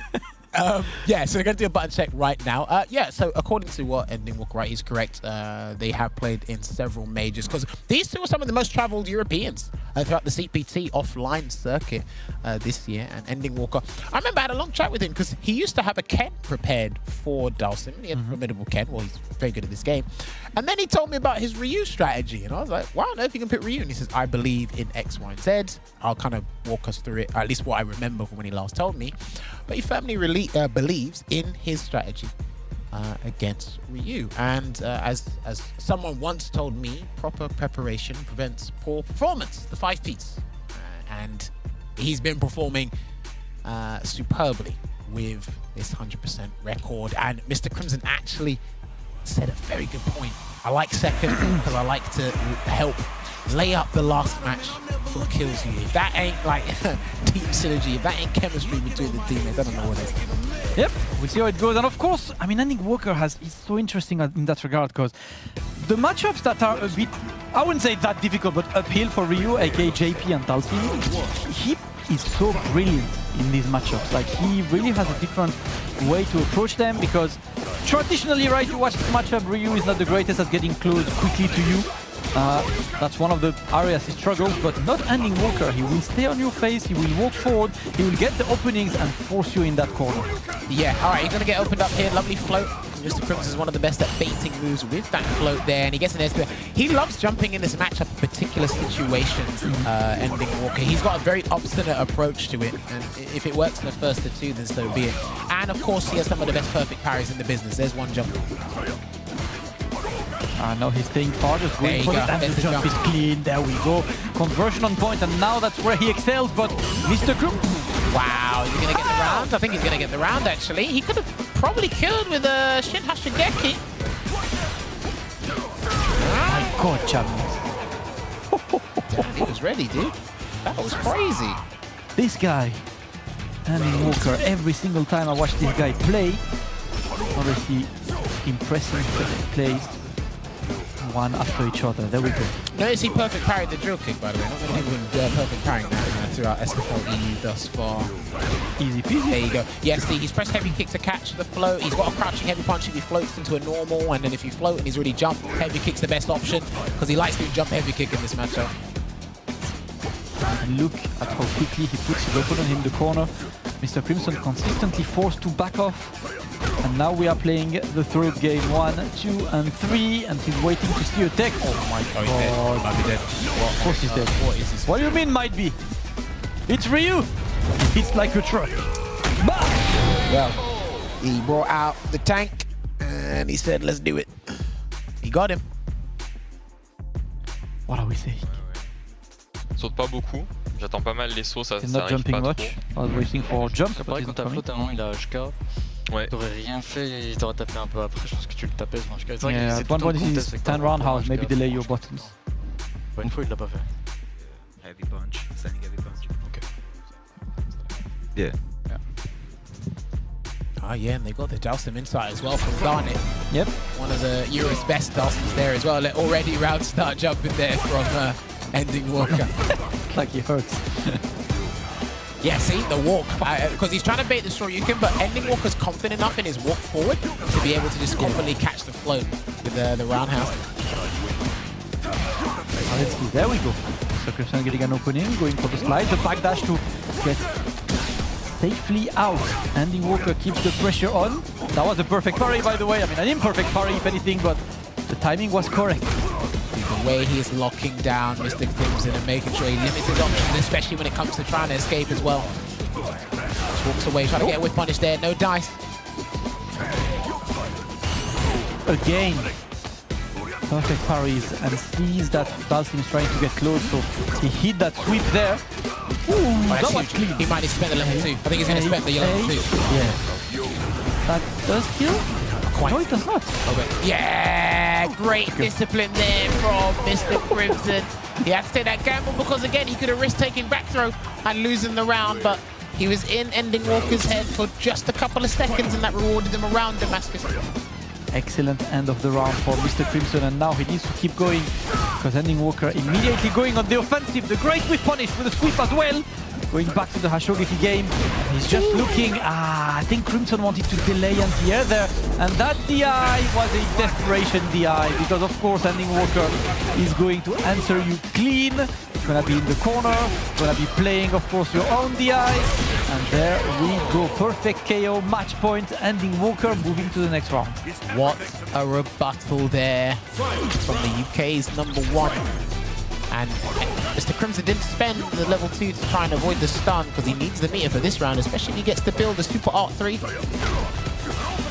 Oh, nice jab check. He's got some of the best jabs with Dalston in the business. Good backdash there again. He's avoided a lot of throws from Mr. Crimson and Walkaz. Good punish again. He's looking for it. I think he's looking for it. Floating, and you can see right, he's answering the float by a jump. Ooh. What? He was spinning. That was a punish gun. He was spinning. What the hell? Range was a bit like questionable. I think he did not want to risk anything. So decided to let this one go, but watch out though. Little float, cannot enter here, but he committed to the button. Oh boy, he got the micro walk. Is there. Big yawn. He's gonna go into the Super R3 here, close this one out. Man, he's done it again. And his 100% record, the flawless ending Walker, continues to reign supreme at the top of the individual charts. The stats are pretty simple, guys. 8 games, 8 Ws. This man simply does not miss. And so far he's looking like the absolute ace in Mouse's sleeve, but he was stand for the 10 points, jammers. So 20 points up for grab behind could very well change everything. Mr. Crimson failing to match ending Walker's pace, but let's be real, with this ending Walker, it's gonna be hard to even get close to that, man.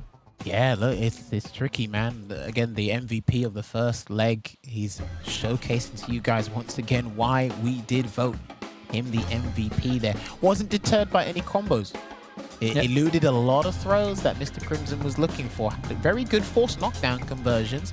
And he wasn't frustrated by the float at all, because most people probably get frustrated after his DP got baited by a float once. So really good resilience here from ending Walker. And as Damascus has said time and time again, listen, you hit this dude, he's gonna bring out the tank. He's just gonna make sure you feel it no matter what choice you make here. And he got that micro walk just to cement the guaranteed finish there. And you can see Mr. Crimson slight head tilt because it's like, I got hit by the counter hit. And Walker found this time and he seeked it. And he was able to be rewarded with a fat combo. So much damage, and that is going to be 10 points again taken by Mouse, which means it's 20 points. Up next, Killzoo coming up with a chance to tie this one up and go for the extra match. And Killzoo has been pretty good at delivering this kind of situation and saving his team. Logan is will Killzoo. Can we save Team Aegis, Logan? Well, it's the exact opposite of what we saw in the last fixture between these two teams, as Mouse find themselves 20 points up, and it's Aegis that are playing for that potential extra match. Killzoo stepping in now, of course, with the Maya. She has all the tools that you need. Who do you expect to be going up against? I think I'm going to play against Lex. I think Gael does okay against Mai. And I'm pretty excited because I think it's the first time I play him offline, so it would be a cool match. Now, Guile is definitely a character that in Europe you will have a lot of experience against. Obviously, if Guile's in France, we've had other Guiles in Europe. Do you feel, when it comes to this matchup specifically, you're very well prepared? I feel yes. I think I'm well prepared. One of my training partners is Kainu, so I know Guile a lot. But Lex is a quite different play style, so I have to make the adjustment.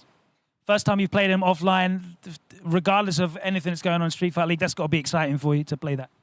Yeah, I want to play against him. All right, let's see if you're going to get the opportunity. Mouse, can you send up your third player? And it is going to be Lex. We are going to get the big match. Can you please just, you know, for the sake of it, confirm your character and control type? Guile Classic. All right. He's looking forward to playing you. He hasn't played you offline yet. You feel the same? Yeah, I feel the same, yeah. All right, so you've obviously been sent in specifically with the purpose of dealing with Killzoo's Mai. What's the thinking behind that? Have you been training up for this matchup specifically? I think Guile does well against all his characters, like Jury, Cammy, and I think he does pretty good against Mai also, so yeah. So even in this first of three, if he switches, you're well equipped? Yeah. All right, looking to close out a big 40. I think a 40 points would almost mathematically secure your playoff position anyway, regardless. And then that takes a lot of pressure off the team, right? Yeah, for sure. Thank you. I see you've all been training on these on these same media courses. We can't blame Ending Walker, it's just the mouse team. Really looking forward to this one. I know it's going to go down. Guys, if you want to wish each other the best of luck, they are focused on the match, no talking, all button pressing, and it's going to be Aegis kills you with the Mai up against Lex for Mouse with the Guile.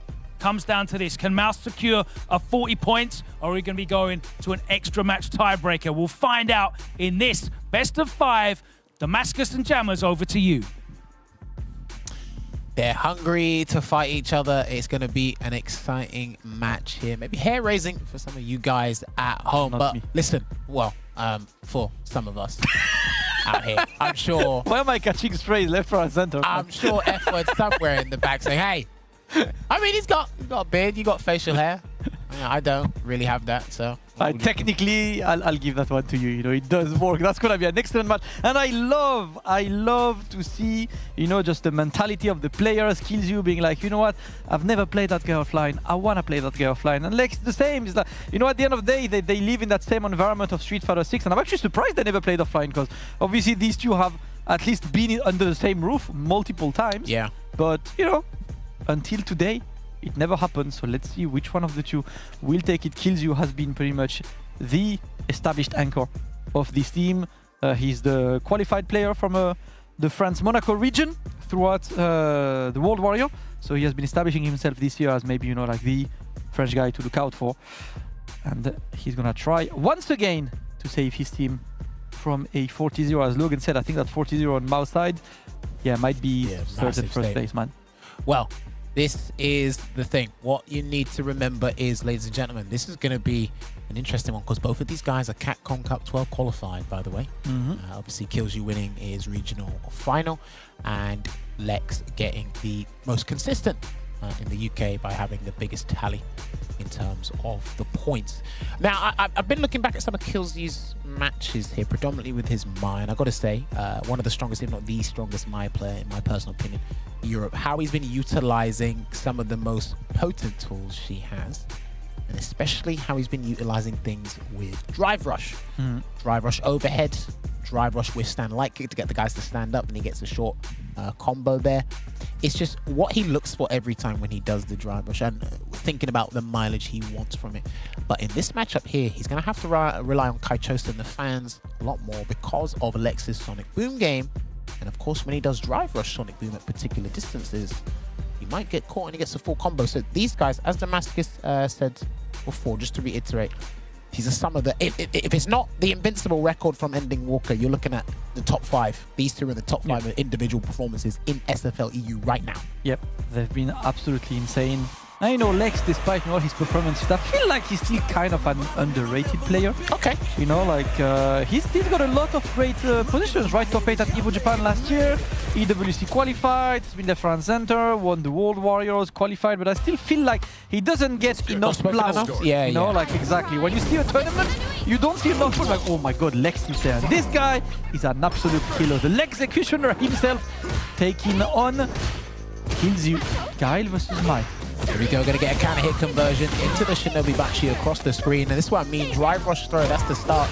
He uses one of the more stronger frame traps in the game as well, but look at that, already pressuring. Popped Lex into the corner.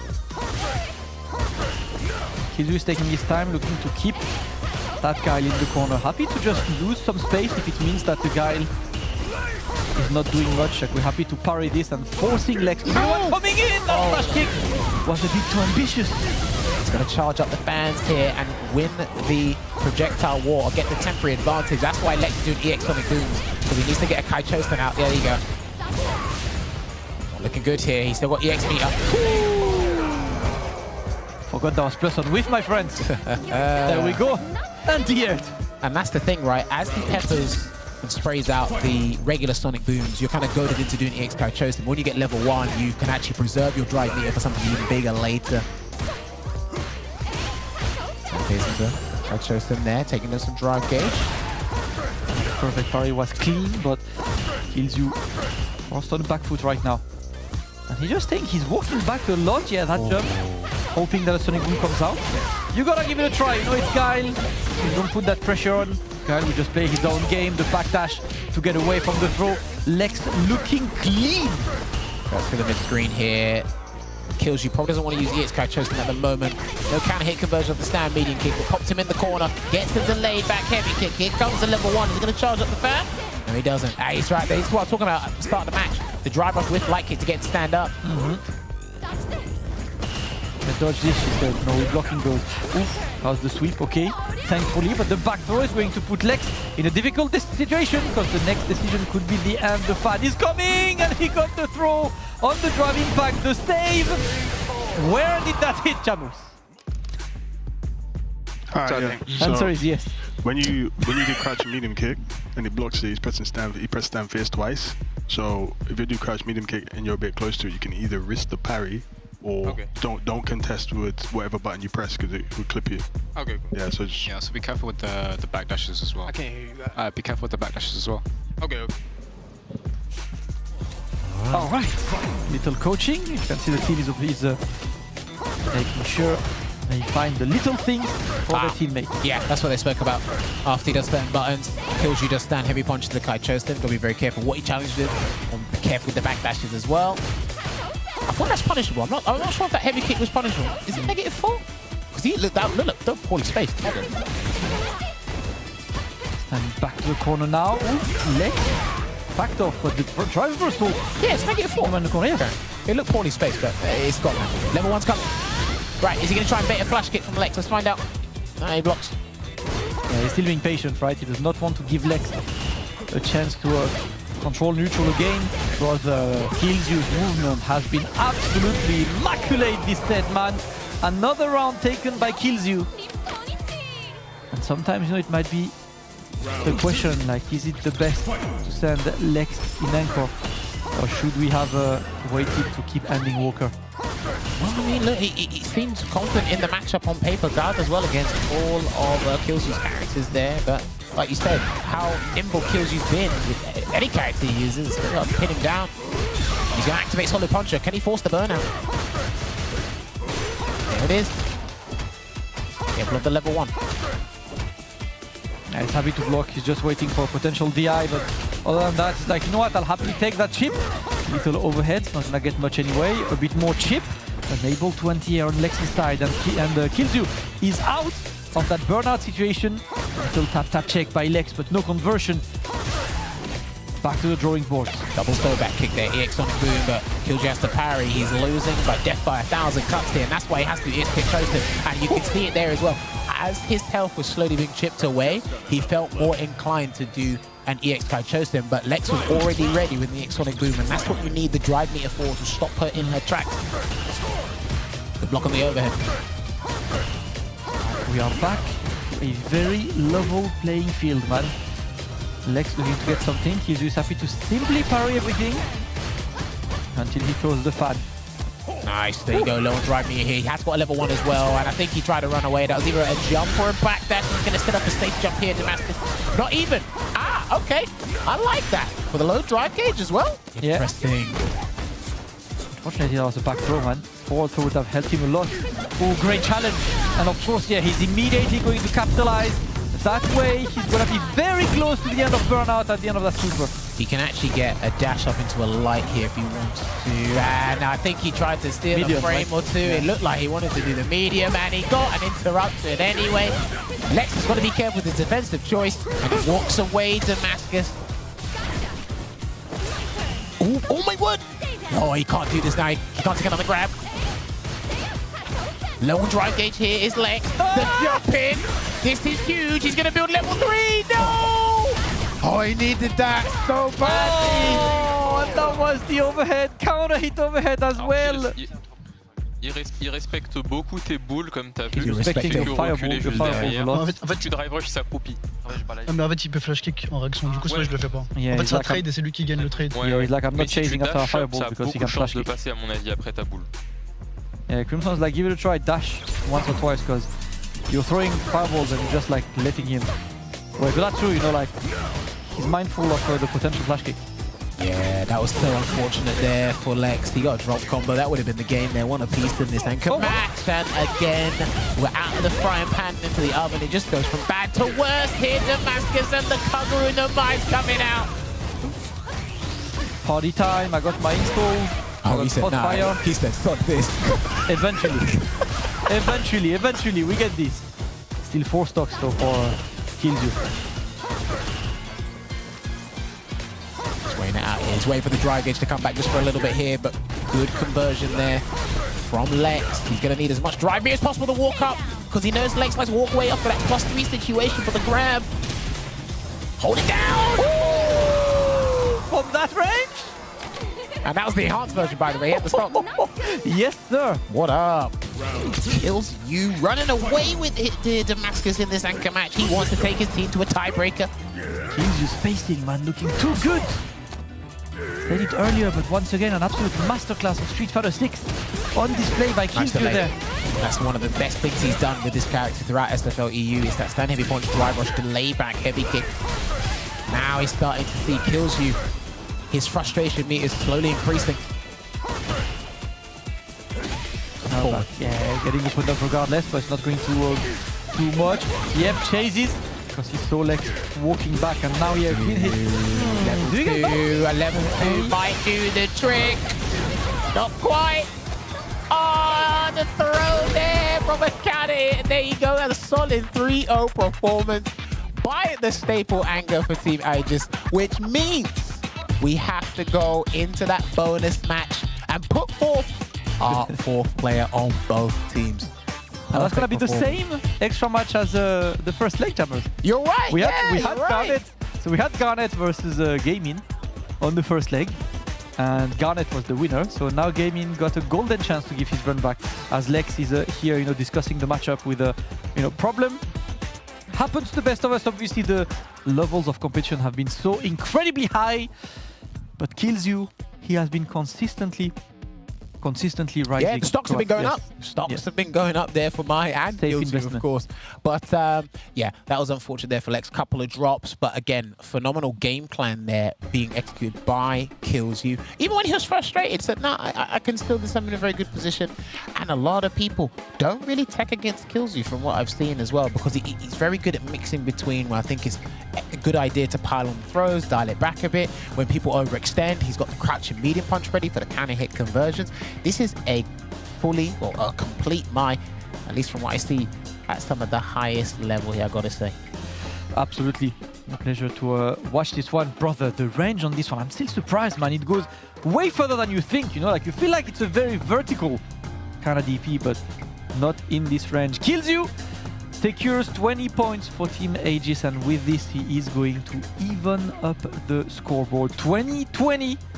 It is time to go for our extra player match. Is going to be Garnet versus Gaming. Once again, we had this match earlier, and that one is going to be very, very fun. Logan is with our 2 contenders. Logan, time for the run back. That's right. It is an exact mirror of this fixture last time. And this time, Gaming is on the away side, and you're going to be hoping that it's reverse of last time's performance. You went up against Garnet in the extra match. When you met previously, it was Garnet that got the better of you that time. How do you feel about it this time around? We're quite. I rewatched the match, and I will try my best to win this and clutch this for my team. So I'm looking forward to this match. Yeah, I can feel the confidence on you. I can feel the confidence. Garnet, you're exuding confidence. You're undefeated so far. You've been so great in this role, this sweeper role. Can you confirm for us, first of all, to get it out of the way, character and control type?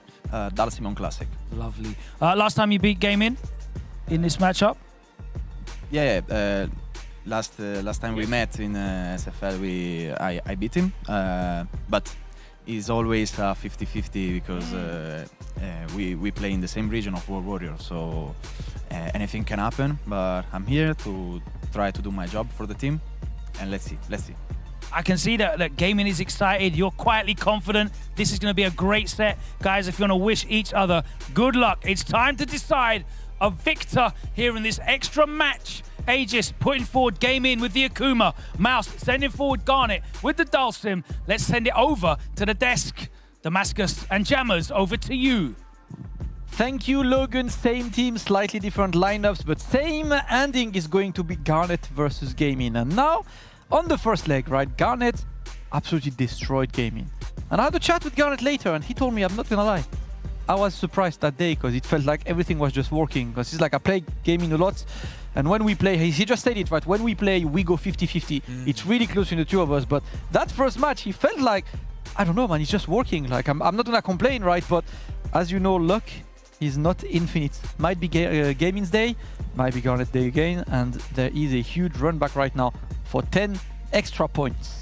And it's not a best of one anymore, it's a best of three, so a little bit of time. And let's not forget, earlier in the day, Gaming did beat one of his training partners in the NIP captain, Phenom, and he got 10 points for Team Aegis. And not only that, it significantly boosted this man's confidence, because I think you did discuss it before last season when he was introduced to League Gaming. He didn't perform not to the best of his ability, not only for himself, but for this team. And I think there's been a drastic switch around here. So coming into this and into the second half, Mr. Crimson knows exactly where to place him and why. And that's what makes Mr. Crimson one of the best Street Fighter captains, in my personal opinion. So he's coming into this here. Now, regardless, the scoreline between these two last time in the first leg was actually 30-20 to Mal's last time. So if you haven't had deja vu, well, you're about to be witnessing it right now. Yep, that's the one that we are going to witness. And you mentioned it, right? Aegis, Team Aegis is a team of friends as well. And I think like for a player like Gaming, like I know Gaming, like we've been hanging out together and stuff. I love this guy. And he's the kind of player, like being in an environment like this where you have three players who not only are like players who have a wealth of experience, you know, like more experience than you, but also players who really 100% trust you. They don't put you on pressure when they send you. They send you because they know you're gonna win. They're not putting you on pressure. They're not giving you the negative side. You only have a positive energy in your team. And that's the kind of things that really boosts Gaming as a player before we even talk about the gameplay. Yeah, I think he's one of those guys where his confidence comes from positive words from leadership. If you've got a good leader, then the positive words will follow. Ladies and gentlemen, we've got another bonus match on our hands. The man of the Raging Demon going up against our Yoga Specialist here. Garnet is going to have to be extremely laser focused if he wants to get the win and keep that 100% record maintained for him. Nice anti-air with the Yoga Lamp. All right, let's see how this one goes. Demon flip already. He wasn't doing enough demon flips last time, I feel. Just very feet firmly planted on the ground there, Gaming. Yeah, and key difference, as you mentioned, right? He earlier beat Phenom today, so definitely a day where he can feel confident. Unfortunately, the air reset goes in Garnet's favor. Gaming's gonna be in the corner. Garnet looking to let something whiff, but Gaming not biting the bait. Go forward throw there, and then another demon flip, looking it out, and you see Garnet uses the float a lot differently to Mr. Crimson. He likes to release the float a little bit earlier. Max damage is coming in right here, and he might have to cancel into the Empyreans and go and get the walls flat. Not even needed. That was damage, man. I mean, character has less health, but he makes you feel like you have less health too, man. He needs it. That's the word on the street. He needs it. Let's see, great first round by Gaming, looking to get a successful run back right now. The throw is going to send him to the other side of the stage. Ooh. Okay, I think Mr. Crimson must have told him to demon flip more from the last encounter, and he said he watched the match back himself. Give him some stuff to think about, man. Float again. Oh, I missed it because he wanted that to hit, so he gets the conversion of the Yoga Arch. Nice. Delayed dive as well to catch Garnet's anti-air attempt, and now Gaming is going to be the one getting the throw.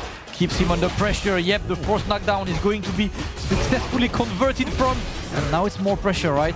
Gaming looking to keep Garnet there. 3 bars on Garnet's side. Excellent anti-air. There we go. He's going to have to do the level 3. I think he's going to have to do the Merciless Yoga here and recover. Get back that drive gauge. He could probably pop out a Yoga Arch and wait. He's going to do he tried to go for the meaty roundhouse instead. He puts out a comment. Demon flip again. Oh, all right. This is interesting because as he's introduced more demon flips, we're starting to see the ounces, right? We saw a back medium punch. We saw a perfect parry, which means I think Gaming might be able to get away with a demon flip into nothing at some point. Might be time to switch things up. Garnet's defense has been pretty good so far, and great one as well. He's not going to let himself get air-to-air in this situation again. Gaming got to watch out because he got to use a lot of drive gauge. He's getting anti-air as well. Has to make sure he doesn't start feeling desperate about his own approaches, because right now everything works in Garnet's favor. The juggles are clean. Gaming pushed to the corner. Lovely that he didn't fall for that spacing trap there after Yoga Flame, but it is going to be Adamant Flame instead that takes over here, and another Demon Flip into the guillotine. Oh, okay, he hit it. He hit it. Interesting. Quickly stand light punch from Gaming. You can see he's trying to whiff stuff to see what the answers are from Garnet. Got to watch out because he does not want to be caught in burnout against that Dals team. Lovely discipline not to get caught by that dive kick like he did last time. Pops out the arch to generate some space here, Damascus. Yeah, he generated drive gauge as well on the Gaming side. Great answer, but now he needs a clean opening. If he gets hit by heavy, no, it's not even. He's going to burn him out. He is going to burn him out. Yeah, he was surprised at the range. Trust me, that thing goes further than you think.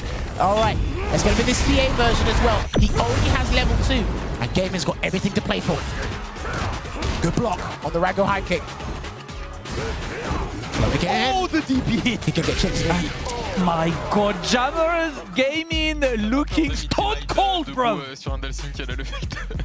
He's like, you're crazy for going meaty on the Dalsim that has level 2, right? He's laughing. Il va prendre le Demon Flip feinte. Il va faire pari. Et Yeah, aussi, he said fake the Demon Flip, so he parries. T'avais un setup pour faire le drive rush, light punch qui whiff into low. Tente-le un petit peu sur lui quand ça peut tuer. Ça marche. Yeah, he was like, when you can kill, try to do that drive rush light whiff into crush medium kick. Oh, Because like what he's he weak, does with the... Okay. Yeah. Similar to what he does with mine. Okay, that's interesting. Yeah, fireball. Yeah, he's starting to implement all the aerial options Akuma has on offer. And it is Black Friday, so you might get a discount on them as well. So. Go for this, man. Time to empty your bank account. I know you did. Not yet. I'm traveling next week, brother. I'm saving my money. Right, look at that. Good. I love that response to the DP there. Immediately another backdash there. They're going to burn him out with the Yoga Inferno. Good choice there from Garnet. Yeah. He is going to close this out with another back heavy punch anti. That was a quick round. Good for Garnet's confidence. Gaming back to the drawing boards. Maybe a bit too eager to get in. But Garnet's swapping his position to try and anticipate the jump. He just doesn't know if it's going to be the regular air fireball or the demon flip. But he's hoping he runs into the arch. Yeah, he's hoping he runs into the arch. All right. Gets the dive kick into the throw, and now we wait a bit. Yeah, forced to parry, but that's okay. Gaming just wants to monitor his drive gauge right now, but he needs to find a way to annoy Garnet, because right now it's Garnet in control. Okay, I'll take that. And listen, but hook up by crook, I need a knockdown. Overhead, here we come. Boom. Throw. Can you walk up and do it again, though? That's the question. He gets a tick throw for the drive rush instead. That worked. Ow! Could have been more jammers, you know, like that crash medium. There's no cancel on this, but definitely could have hurt a lot more. Watch out. He tried to block the DP, I think. Oh! That worked! Where'd that work? Oh my god! Now went for punish counter into full combo Gaming. You're kinda nice. Woo! And he's seldom used that dive kick, and it's worked out almost every time. He's introduced the EX Demon Flip once again. You might as well harass him in the corner. Keep going. He's only got a backdash or a level 2. He's only got a backdash or a level 2 at this point. Ah, I'm trying to catch something. Do it again. Not good. Not good. Not good. Oh no, he's outplaying him, Chandler. He's scared of throwing again. He's not taking my friends. Oh, the jump. He's got it to level 3. He's got it to level 3. But unfortunately, it's actually not going to burn him out here, because he's going to have a slither of dry gauge here, Gaming. I think Garnet's going to have to respect this, because Gaming... Crimson called him crazy. He might do something crazy again. He jumped. You're mad. You're mad. Oh my god, he got him! What a conversion, Gaming! Ridiculous awareness. He went for the jump, noticed the force knockdown, and immediately went for the big man level 3. Gaming gets his run back and backs 10 more points for Aegis. What an incredible day for Team Aegis. Not only that, what an incredible day for Gaming as well, leading into the remaining fixtures for Team Aegis for the remainder of this season. That is crazy. He's been on point today, and I said this with Sengan. Every team has to play twice, which means for the individual players, they're going to go 2 wins, no losses, 1 win, 1 loss, or no wins and 2 losses. He has done 2 wins and no losses against big players.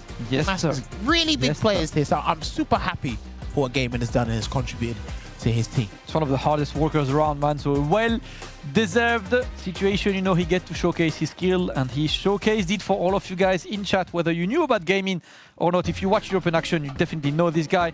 Right now, he's putting in work, and you can see it. And this means, Jammers, that Mouse is finally not undefeated anymore. There is no more undefeated team in the SFL right now. Everything is up in there, although they are still very comfortably sitting down on first place. Well, I mean, look, if they're preparing or kind of doing some futuristic thinking for the playoffs, so they might potentially bump into Team Aegis, who knows? But again, they've seen this formation and it kept it close.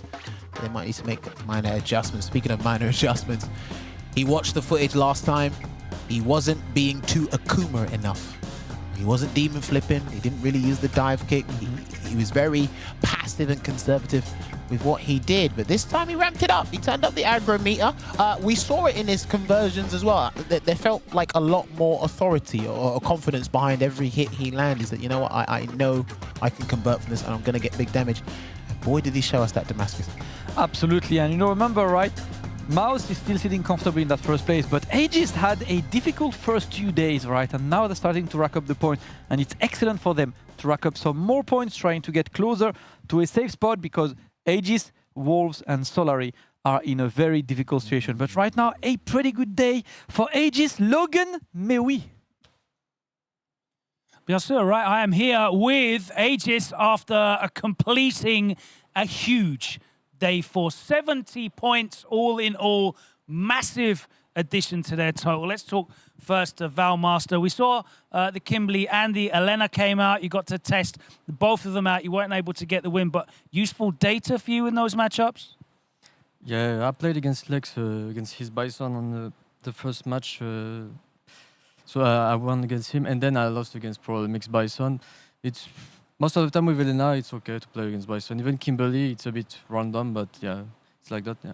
Well, Papa Mix said he did want to come out and get gambling. Is that kind of how you felt the matchup went in the end? Yeah, when I play Kimberly, Bison, yes. With Elena, no. I can win the matchup easily. With Elena, it's good. It's a good matchup for Elena, I think. Okay. Crimson, you came in the second position again. Ending Walker came out and faced you. How do you feel about the performance in that match? That match against Ending Walker was always like interesting. There is always a lot of things that I can't do specifically against him because he's so good about perfect parrying and stuff. But overall, it's not about only my win or lose, it's about the team. And I'm really glad of what happened in the match. Even when we talk, even when we lose, when we win, it's good energy. So I like it. It was definitely good energy for these two guys sitting to my left. Kilsey, let's talk to you first. Once again, in the anchor, once again getting the job done. You leveled things up, and the guys that were watching on the monitor outside, they are saying that you are looking probably the most informed player at the moment in Street Fighter League EU. You are looking very dangerous. Do you feel dangerous? Of course, I feel dangerous. I think I can beat everyone, but I underestimate no one too. So we know our strengths. Like, we can all do very good things. We can all win all our match. Like I said, the momentum is start to shift in our favor. So yeah, I'm really glad to help the team and hope it will go even better and better. Do you think you're playing the best Street Fighter at the moment that you've ever played in your career? I think I gained a lot of experience since the past year. I think every year in the Street Fighter League we play better and better, but the competition is more difficult also. We always do grand final, always lose. So this year I want to win. Gaming, the gaming that we saw play last year did not have the same confidence that you have right now. Even when you stepped up to play once again against Garnet, I could feel the excitement, the positive energy coming off of you. This year at Street Fighter League Europe, how different is it for you compared to your debut season last year? How do you feel differently? I feel really great. My teammates are really amazing. They are all my friends, and as Crimson said, we have a good synergy. And yes, I feel very confident now. Is it a big contrast to your experience last year? Of course, you were on Reason. It was kind of a thrown together team, I guess. But here you have, as you said, such great synergy, such strong leadership in Crimson, and of course the reliability and experience of Killzoo and Valmaster, who have been playing at a high level for so long. Does that really give you the safety and the comfort to just go out and play your game, the game that we know you're capable of playing? Yes, of course. Even on the mic, they give me the good advice, the good words, and that give me a lot of good confidence and good energy to win. So I feel really good. Of course, we've spoken to Takamura, I think, last year about how beneficial it is to be on a French-speaking team as well. So that helps you in terms of expressing that advice and getting that wisdom from these experienced players. Yes, of course, because we speak the same language and I fully understand what they said. So I directly show this on the game. So that's really good. Definitely benefiting from the strength of this team, but that is it. 70 points banked now for Aegis. A great day for them. Is it going to be a great day for our 4 remaining teams? We have 2 more team matches to come. They'll be coming up after this. Do not go anywhere. It's Street Fighter League EU 2025, day 4. The action continues right after this.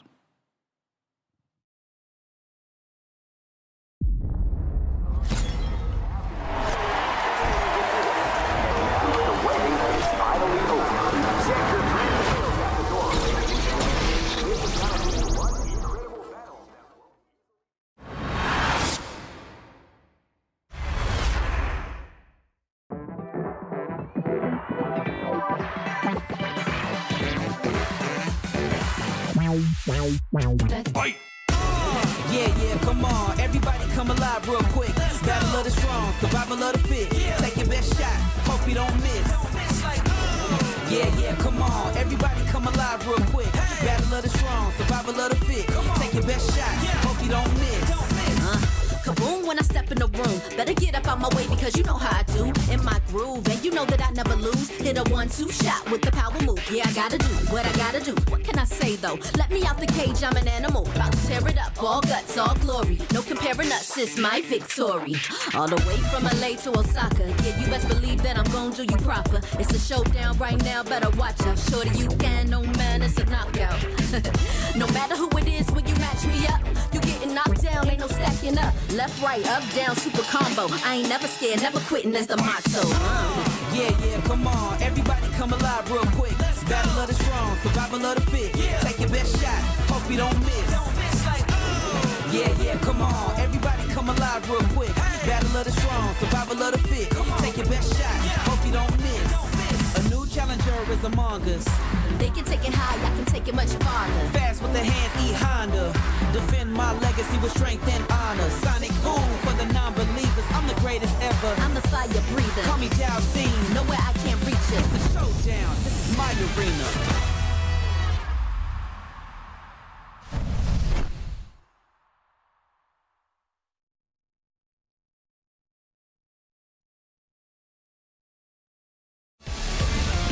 Let's rock.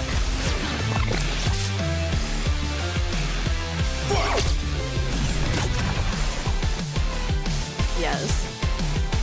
Right here. Does it take off?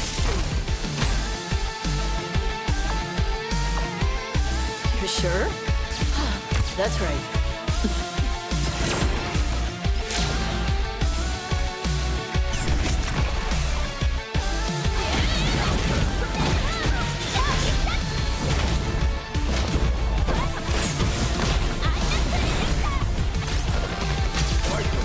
Understood. Leave those to a professional.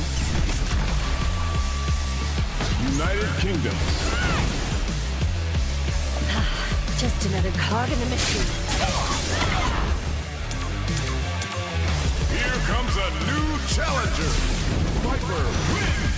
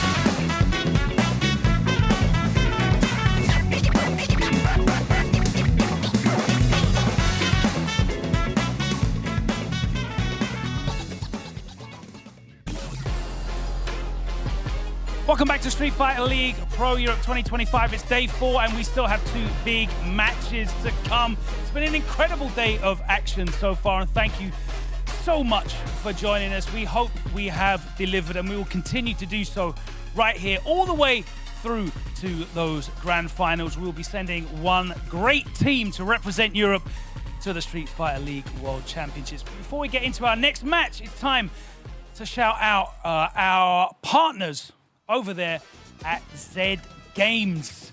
They're the leading gaming retailer in the UAE, Saudi Arabia, Qatar, Oman, and across the Middle East.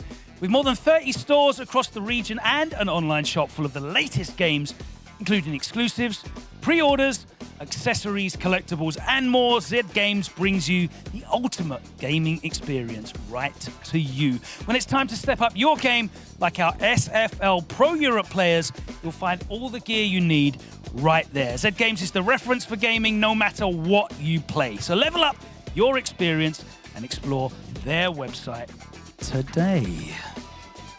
Right, without any further ado, let's head over to our dynamic duo on the commentary desk, Damascus and Shoryu Senga.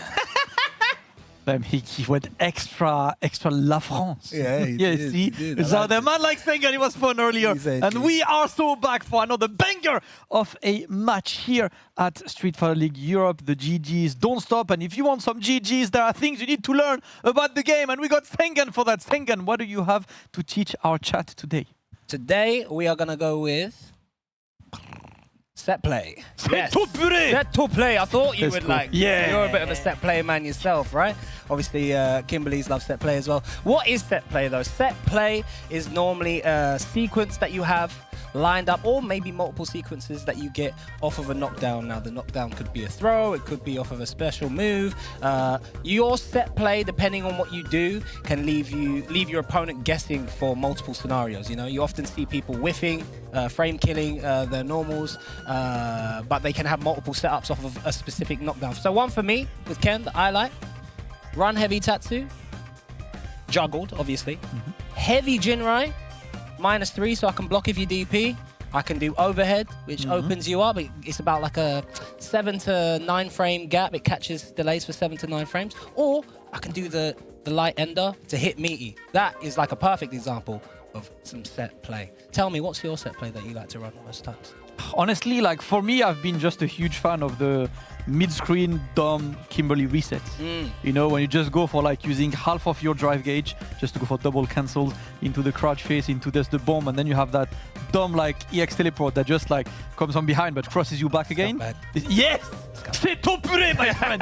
C'est top purée. We love set play out there and we love more games, so it's time to welcome our next 2 teams. Logan, take it away, brother. Oh no, let's go to the casting predictions first. God. No? Yeah? I was too excited. Get too excited. It's set play. Set play. I'm sorry, guys. Don't talk to me about set play. Predictions. I'm sorry. So, predictions.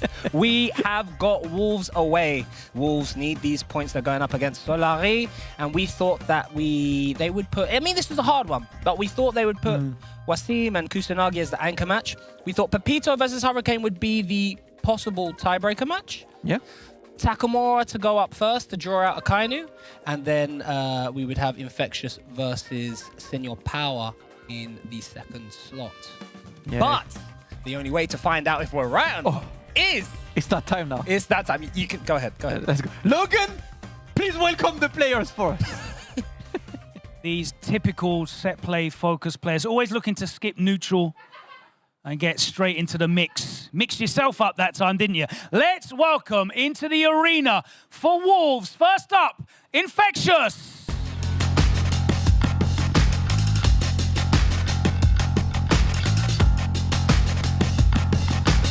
Next, we have Kusanagi. The weapon of choice.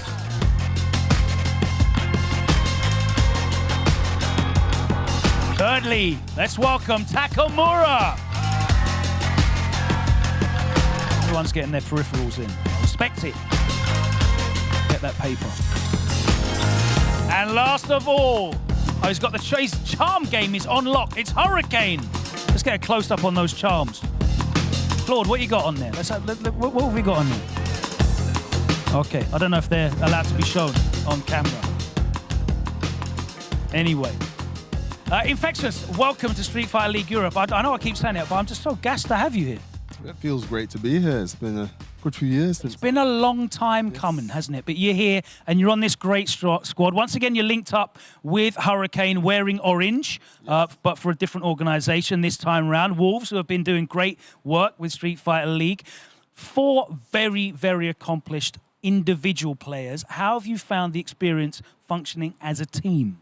It's been brilliant. I mean, these guys, through various means, we've all got connections to each other, and it's been brilliant. The synergy's been great. The team spirit's been amazing, and couldn't be happier to be on a team with them. I feel team play is particularly suited to the way that you approach Street Fighter in general, because you got such a mind for analysis and study and approaching games with strategy and, you know, a firm, solid game plan. Have you found the same thing with your teammates? Yeah, it's been great to be able to share ideas and different approaches to different strategies as well. Yeah, it's been brilliant. It's been brilliant having all of you guys involved. If you want to take your positions there at the away stand, we will welcome your opponents, who gave them a very, very tight game last time round. So without any further ado, let's welcome through the smoke, Senor Power.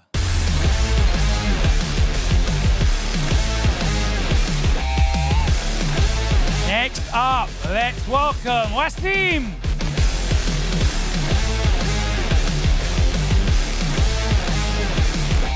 Thirdly, emerging from the shadows, it's Pepito.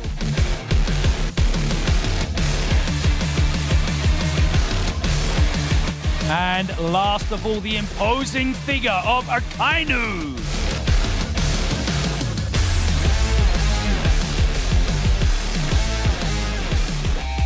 Thank you very much. Okay, Senor Power, you guys have been really entertaining. It's been great to have players like yourself and Pepito and Wasim that we've seen competing in other places, you know, online, in offline events, but here making your debut in Street Fighter League. How have you found the team's experience? Team experience is amazing. As I said earlier in the last interview, we mix everything. We train, we talk, we chill out. So the team has an amazing bonding. So that's, I think, one of our strongest thing with the team. I think one of the things that often lets down newer organizations that get involved with Street Fighter League is that inability to gel as a team and all get on the same page. But you guys all seem just working in unison. Everyone is agreed. Everyone's together. Is that how it feels for you? Exactly. That's what we tried to do at the beginning, to try to include everybody, to talk with everybody. But then there has been the real, like, you know, friendship when it comes. It's strong, and we have a strong friendship. So the team is really strong. You guys had a very, very close match against Wolves when you last fought. It went to the extra match, but this time you're on the home side. Do you think you're going to be able to utilize that advantage and counterpick their lineup to pull yourself over the finish line and get this really important win for you as we get closer to the playoff picture? Yeah, of course. We're really focused, and we are looking to make the best score possible. All right, take your places there in the homestand, and we will find out exactly what these lineups look like. They have been submitted, and let's see how that Wolves roster looks. Let's go over to Damascus and show you Sengun. It is that time. Thank you, Logan Sama. Our predictions, there's only one way to see if we're right. Infectious first, Takamura second, Kusanagi on the anchor. So we got the players outright, the first 3 players that we thought. I thought that Hurricane might come off the bonus spot, but did we say Takamura first or did we say Infectious first? We definitely said Kusanagi as Yeah, Kusanagi was anchor. Yeah. That was just the orders on this. That's going to be interesting, right? Because obviously these players all play because on the first leg it finished on an extra match, so every single player played. The question is, will we have runbacks? Will we have different strategies? It's all to pick on Solari's side. A very important match for the points and for a chance to get to playoffs. Logan, who's the first match? All right, we're here with Infectious, who's going to be kicking it off for Wolves. Last time we played, you put yourself at the extra match role all the way to the front of the line now. What's the change in opinion here? Well, when you get the opportunity to select who you're going to play, then your decisions, of course, are different. So now, put me up front and see what opponent the team want to give me. You're ready for any challengers? Of course. Absolutely. All right, let's find out who the challenger is going to be. Solari, if you can send forth your first player. Send your power, just grabbing the water, trying to mix me up, but it's going to be Pepito. Can you confirm your character and control type, please? Ryu Classic. Wonderful. Okay. Infectious on the Marisa. What is the thought process behind this decision for you to come out first and face Infectious? As always, we talk with the team and we decide that I should go against Infectious Marisa. So that's why I'm here. Do you feel like you have the best matchup into him? Maybe. I think Ryu Marisa is okay, yes. Maybe 5-5. But in our team, I think we don't have a positive matchup against Marisa, so anyway. Did you perhaps feel the most confident going into that? Is that what? Yeah, of course. Okay, all right. That makes sense. I love that. Positive energy. If you want to give each other a wish of good luck, bon chance, as we get into player match number 1. Wolves putting forward Infectious on the Marisa modern controls, of course, and Pepito stepping up for Solari with the Ryu on Classic. Let's get over to my pair of classics, Damascus and Sengan, looking very modern right now on the commentary desk. It is that time of the day, the classics left, right and center, and very different matches than the ones we saw on the first leg, right? Because on the first leg, Pepito took Kusanagi down in the first 2-0, and Infectious came at the extra match to take Akainu down 2-1. So these two did not get to meet each other in the first leg, but of course completely different orders, different strategies. Pepito looking to take Infectious down with the Ryu, and you know what, like I like his approach on this, right? He thinks that, you know, for all the lack of ratings that Marisa gets, despite Solari being a very strong team in terms of like character choice, right? They've got Ryu, they've got Mai, they've got pretty strong characters. They don't feel like someone clearly takes it over Marisa, so definitely something to play for on Infectious side. 100%, and we saw that Infectious is currently 1-5, and I think 2 of those matches have been 2 of those losses have been against Ryu players. Angry Bird, Ending Walker. Yeah, not any Ryu players. Not any Ryu players. Yeah, the Ryu. Not a Ryu player you found in ranked, you know, like down the road. Yeah, 100%. Well, Angry Bird is a Ryu player, especially after doing that stand fierce into level 2 on the stand. I've seen him doing micro walks and stuff. Yeah, like so that. you have to give it to him, even though it's early. Yeah. And he's still got lots of stuff to learn. He's already more Ryu than like 2 years like Ryu. So yeah, Infectious. I wonder how he handles Pepito's Ryu. It's going to be a very different version.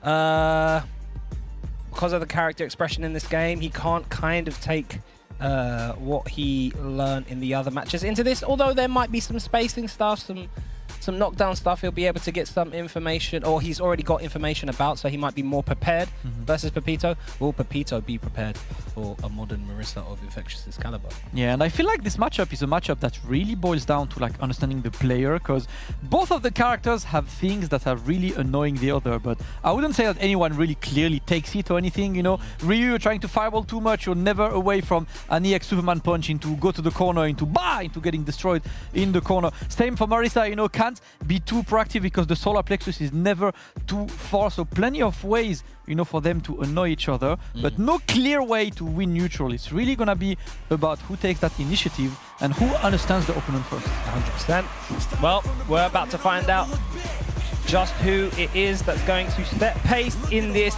first player match of this set. It is Infectious versus Pepito, Modern Marisa versus Classic Ryu. Let's play ball. It is time. Give me your best shot. Your best shot, Infectious, representing the Marisa, of course. And Pepito opens immediately with a jump, right? Trying to check what Infectious is looking at. For now, gets the throw. Puts Infectious in the corner, solar plexus. Oh, no cross cut, but we get the crash light punch. Oh, the heavy Hashogeki. It's off the stand like kick. And Infectious doing a jab to check maybe if it's a light Hashogeki, because it would whiff, but Pepito one step ahead. These solar plexuses have really given Infectious trouble, Damascus, so far in this Ryu versus Marisa matchup. Yeah, and that's the thing that Marisa needs to be mindful of, right? If you're outside of the range of solar plexus, you're good, but anything she does puts you in the range that one solar plexus might surprise you into big damage.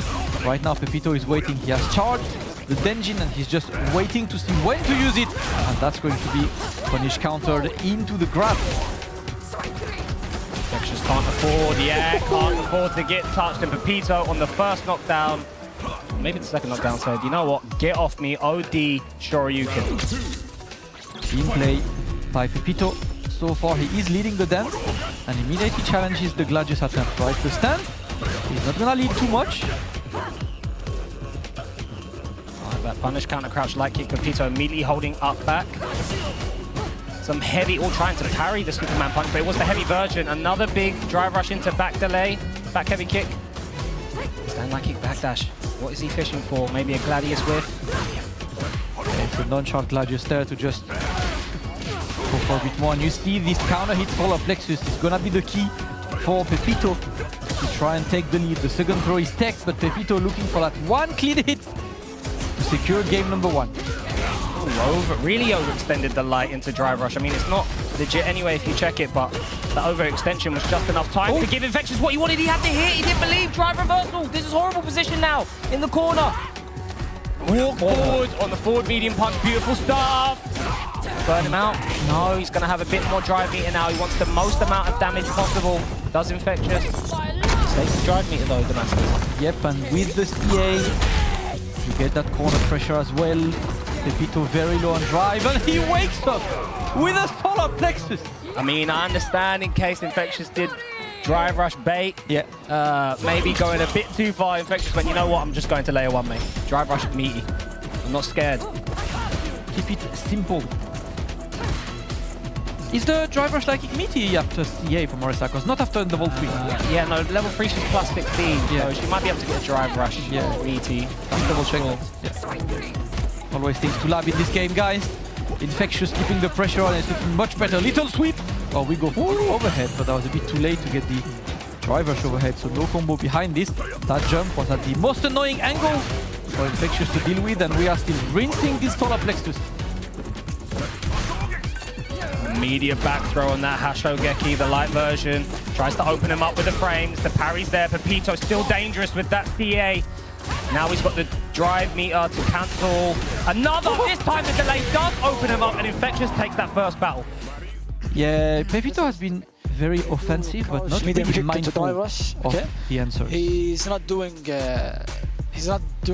tick throw, you know, so you can have a free throw. But when you do a light to drive rush, he always stick with jab. Yes. Ok. Prends Ken, hein. It's like, do I take Ken? Bien avec Ryu, mais... Okay, it's like Ryu is not bad. He did really well with Ryu, yeah. Yeah, he did well with Ryu. He's just waiting for they told him he did well, and he said, okay, so I think... He's not doing any Gladius, so you can keep Hadouken and projectiles, you know? Do a lot of projectiles against them. Ok. Et voilà, vu qu'il attend le whiff, bah toi tu peux jouer avec Solar Plexus. He's waiting for the whiff. No need for any Hashogeki, because he's always waiting for it. Yeah, we keep it. You're saying do solar plexus for? Yeah, it's like walk forward solar plexus, because he's looking to walk with punish you. So yeah. He's going to have to block this one. Yeah. Yeah, good. See, that's why team is good as well, because he was considering changing characters, and his team was like, you're not playing bad. Yeah. You know, like, it's not the character that's stopping you right now. It's like just a couple things to iron out, and we are going to give you the keys. Teamwork, ladies and gentlemen. Little solar plexus into nothing, but at least he gets some pressure. Sets up the Hado, already implementing 3 different things that his teammates said. Trying to bait out a parry with light Hasho. Infectious not biting. Stand light kick into solar plexus, which happened multiple times now. As long as Infectious is not proactive trying to check his solar plexus, Pepito doesn't really have a reason to stop that. No, Infectious is going to have to either backdash after blocking stand light kick, or maybe even perfect parry on reaction, but it is difficult. Yeah.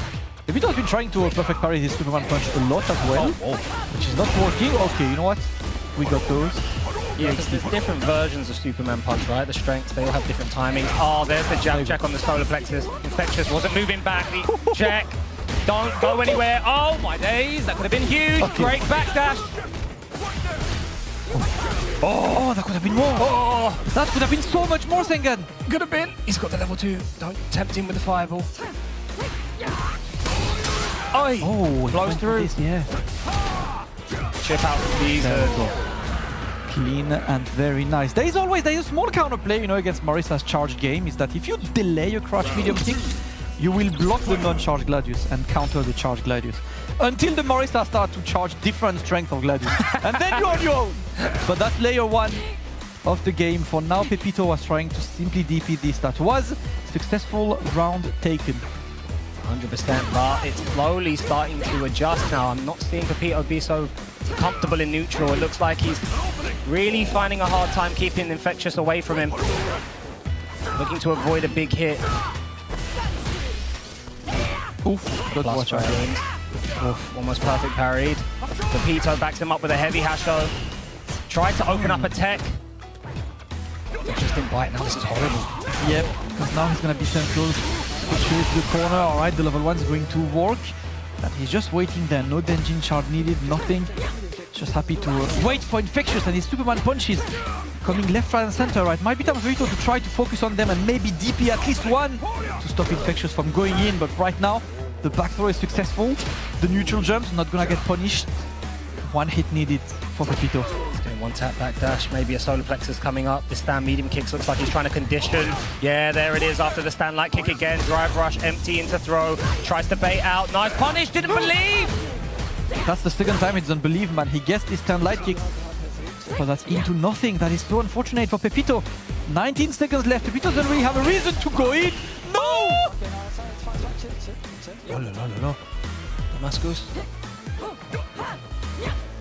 10 seconds left on the clock. 8 seconds. Bro, just wait. Hold back. Hold down back, you won. Oh my god, hold down back, you won. No, you don't! Don't hold down back! Oh, you won level 3! He had the super opportunity in Infectious. I don't know what happened. It didn't come out. I think Infectious was like, I need a combo that finished into level 3, but then he started the combo and realized that's too long. Should have gone for straight level 3, I think. Yeah. I think straight level 3. Hey, Gladius. Yeah, I think straight level 3. Use medium kick, and then straight away he presses medium kick. Pepito is really listening to his team. What's next, go? Yeah. I got this. I'm ready. Yeah, 2 laps. Yeah, 2 laps. Let's go.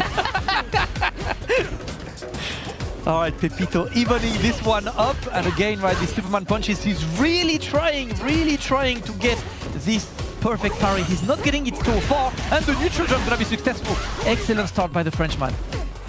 Oh, he tries a big call out on a tech, but the roundhouse, immediate wake up button from Infectious. Oh, the solar plexus is so money. All right, one throw. We get a couple bars. One hit needed for Pepito, looking to get more. That's medium kick. Can you go into level 1 of that? Level 1, yes. But you're gonna be looking for it. You know, like, I don't think he was looking for it at all. Like, it looks like he's using stand medium kick just as a control tool. Yeah. Right, not as a confirm tool. Very good call there. Damascus trying to move after the block string pressure. Still very brave for Infectious to go in. Pepito's been ready to lick off the DPs and level 1s. If there was a time to DP, that was now. Thank God. Pepito decided to be a bit more conservative about his drive gauge. Oh, OD, that's gonna connect. You done? He's finished. The corner, it's like a DI, right? It is. He's Superman. It is insane so far. And it's the thing, right? Pepito has not adapted to Infectious's use of Superman punch. Right? Don't need to see him, countering it once, but he decided to play the game, saying like, if he's one punch, whatever, I'll just like, hopefully I'll parry, if not, whatever. Maybe a neutral jump. Maybe not sure on the strength. It's neutral jump, or like, if you focus on it, you can DP, but that also means forgetting about the ground. So, yeah. And Infectious has done such a good job with his ground pressure on Pepito. That's why it's always about understanding the opponent, right? We've seen Angry Bird calling stuff out yesterday with us 10 PS into level 2. Yeah. That's the key in this matchup as well. There we go, the EXDP is going to work, and now we're going in. Pepito with the Solar Plexus, Infectious on the back foot, but again, it's buttons. These buttons are used to control the spacing, not to do some damage. And he needs some damage on a big character like Marisa, because if she hits you, it's GG's. Almost one touch for. Nice. That stand light kick, punish counter with punish. Pepito so clutch with that. We're going to go down to a last round player match point for both players here, Damascus. That's all we want, thank God. Close matches, disputed matches has been really good. The jump in, not going to be anti-air. Infectious trying to escape there. And Pepito did not realize he had a punish counter on deck. These whiff lights are to try and call out the Solar Plexus. Drive rush overhead's a great opening. Oh, the delay. Bing, bang, boom. Here comes Pepito. One throw. Second is teched. Infectious takes the risk, it pays off. But now Pepito, one hit, any hit can take it. Gets the throw again. And he just backs off, right? Does not want to give Infectious the time of the day.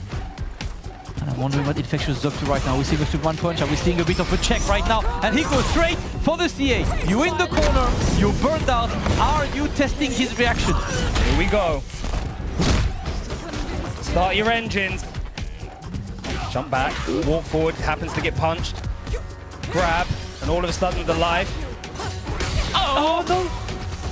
Oh! Infectious! It's not over yet though! Oh no! Infectious takes that one! Super clutch, he had 100% health, and Infectious clutches it all the way back. Pepito, you played your heart out. You can't be upset with that performance, but Infectious too Clutch in the end. Damascus, talk to me. That overhead was unblockable. Chat, press 1 if you got hit. And don't lie. Ain't no one blocking this overhead. Stands up, punching Manola. Bah! Pepito, no slouch. And you know what? Like at the end of the day, right, you can analyze the game left, right, center. And I think the key of the end of the game is Pepito in that burnout situation. He definitely looked panicked because he looked for the DI once, right? And then he was like, okay, he's doing nothing. I'm going to put pressure. And then there's the panic jump. And then there's the wake up into panic. And the one option you forgot existed, because let me be real, at this moment in time, there was no part of Pepito's brain like focusing on the coming overhead. 100%. So he stopped the jump, then he got command grabbed, and then you're like, well, I have to look for the DI, I have to respect the DI, and he's so far away, so also, if he tries to walk in throw, maybe I can get a jab or whatever. Yeah. You see stance, you're like, why is he doing stance? Why is 5 years away? Oh no! That's why, my boy. Oh my God, too clean. And you know what killed him? What actually killed him? He was so good at doing that stand light kick into drive rush. Wasim, I think it was Wasim warned him. He's checking light drive rush on block. Be careful. He did light kick. He had like 4 bars. Did stand light kick drive rush. Immediately Infectious checked it with jab into the CA. He could have killed here. Gladius CA. I'm not sure what that was. He just got a bit confused. Yeah, Maybe I think thought he could command. I think he probably started the combo and then realized, crap, like the level 2 is gonna come too late. So the jump. That's the one. See, like panic a bit, then get thrown, then you can see the panic. He's like, okay, what do I do? I'm trying to jump. Bad idea. I was already ahead. I don't know what to do. Bah! And then, okay, well then, I'm just gonna get ready for the DI. Why is he doing starts? Bang. Yeah. I think by the time when the stance happens, by the time you remember an overhead might come, you're already dead. Late. Yeah. The second he saw Flash, his life was over. No chance. But what an incredible set. I mean, that went down to the wire, right? That was the beginning. That was the first player match, Damascus. That was an incredible match, man. What an incredible match. Between these two, this match is starting with flames. Logan, what's the next match? We want more. First match, so explosive. It blew Shoyu Sengan's coat right off. And here we are, Takamura stepping up, ready for match number 2. That was an exciting watch, wasn't it? Yes, Infectious always, since SF4, SF5, he was clutch and he played that way. At the beginning, some people can doubt, but at the end, we show that this is a real deal. You got a squad full of experience, full of high-level elite players that have all competed at that world stage, and obviously you saw it come through in Infectious. You always step up and get the job done. You're here in the second spot. Who do you expect to be playing against from the Solary team? I expect to play Senor Power Mai. I think so. Yeah, it will make sense. Let's find out if you're right. Solary, can you stand forward? Second player. All right, that's 50% of it, right? Can you confirm your character and control type? My classic. Do you think he'll be able to read you as well in match? I hope not. I hope not as well. I want to see an exciting game. Have you had an opportunity to play much with your Mai at all? Can you repeat, please? Have you had the chance to previously play Takamura using your Mai before, either online or offline? I don't remember. I don't know. Maybe once or twice, maybe. I don't know. So quite a fresh matchup. Do you remember? Yeah, in tournament it was Gummy, but never Mai. Never Mai. New, exciting ground. I'm looking forward to this match. You guys want to wish each other good luck? We'll get into this one. I love that. Good vibes all around. Wolves sending forward Takamura with the Ken. Solary sending forward Senor Power with the Mai this time. And I'm going to be sending it back over to the commentary desk with Damascus and Shoyu Sengan. Yes, thank you, Logan. YMCA. So Senor Power was trying to be, hard man, had his hands crossed, and already Takamura broke his will by going a little smile, a little dap, and he was like, okay, good game, my brother. Yeah, let's esports. Yeah, trust me. Get me your best esports. I am surprised, Damascus. They have a Guile on the bench. But I thought Ken won this matchup. Ken does win this matchup, yes, but Takamura. But why are you so surprised? Because Takamura loses the Guile. He's lost 2 Lex already. I think he lost the. Yeah, isn't this because he played Ken though? No, it's because he doesn't know the matchup. That's why. I don't know. It's kind of like I have to teach him. Self-explanatory. Don't worry, I'll teach him. Well, I've been loving this beat. They've decided to send up. Don't get me started. They've decided to send up Senor Power instead in this second match, and they've never fought Mai versus Ken. Another matchup. I don't think Ken necessarily does poorly, and he has tools to get around heavy charged fans. His heavy DP is completely fireball invincible from frame 1, I think. Let's double check. And incredible corner carry. So if you are Senor Power, what are you looking for against Ken of Takamura's caliber? Yeah. I'm looking to see, man. I'm looking to see his time. His bottom check. Hey, listen. Hey, I have a real question for you, Sengan. Talk to me. Someone in chat, because I'm gonna let you flex. Someone in chat said, "Commentator MR, please." 5 to 11. Projectile invincible frames 5 to 11. So not. Can I have your MR? My MR at the moment. Yeah. I've hardly played ranked this season. I think it's like 1860. When the one time I was like, let me actually try and play ranked legit. Yeah. Got 2K MR. But the last season I went to 1800 just to get to Ultimate Grandmaster, and then I lived in training mode, and I've done the same this season, although I'm ready to hit the streets again, the ranked streets. That's it, chat. Yeah. You've asked. So if you see HMRC S.Sengan on ranked and you haven't filled out your tax return, you're getting taxed, my boy. I'm taking some MR off you. I know I've taken some MR off my boy Broski. Shouts to him. Lots of love to him. I'll tell you who I'm not able to really get that many points off of. Muscle Noob. Yeah. Sometimes I get him. Sometimes he hasn't filled out his tax. Sometimes he has. Gaming, I can't take any points off of that guy. Yeah. It's normally 2-1 him sometimes. What's Railgun saying? He's saying you're not taking my MR. I don't meet you really, Railgun, in the ranked streets. If I did and you're playing Cammy, your points are gone, bro. You definitely don't fill out your tax return. Okay? Don't worry, you'll see me this season, my boy. Alright. We are there, man. The ranked streets are fun. Always fun to be there. Shout out to all of the ranked warriors left, right, and center, especially those who rematch. Don't one and done out there, man. We just want to play some games. Senor Power versus Takamura, getting ready for the next match. An important one, of course. Infectious scoring the first 10 points for Wolves. Senor Power has a huge task ahead. because you really want this one, right? You don't really want to go on a tie. You don't really want to lose this and maybe go on a tie, because then there's only a 10 points difference. Right now, Solari, they need to trail Wolves to the best data. 100%. They need to, Wolves need 40-0 really here to sit a bit more comfortably. Ooh. Wow. Ooh. Man, like 2.6k, yeah? Can Fearson's the run DP. Oh, yes, please. Meaty, yeah, don't press back on the crouch and medium punch. Then your power nose, walk up grab. Now we try and get. Oh, and there we go. That was quite. You can't kill? One? Yeah, this should kill. Yeah, this should kill. Because he did jab scale it. Nice stuff to Takamura. That was a super clean first round. Perfect. Do better next time. Do better next time.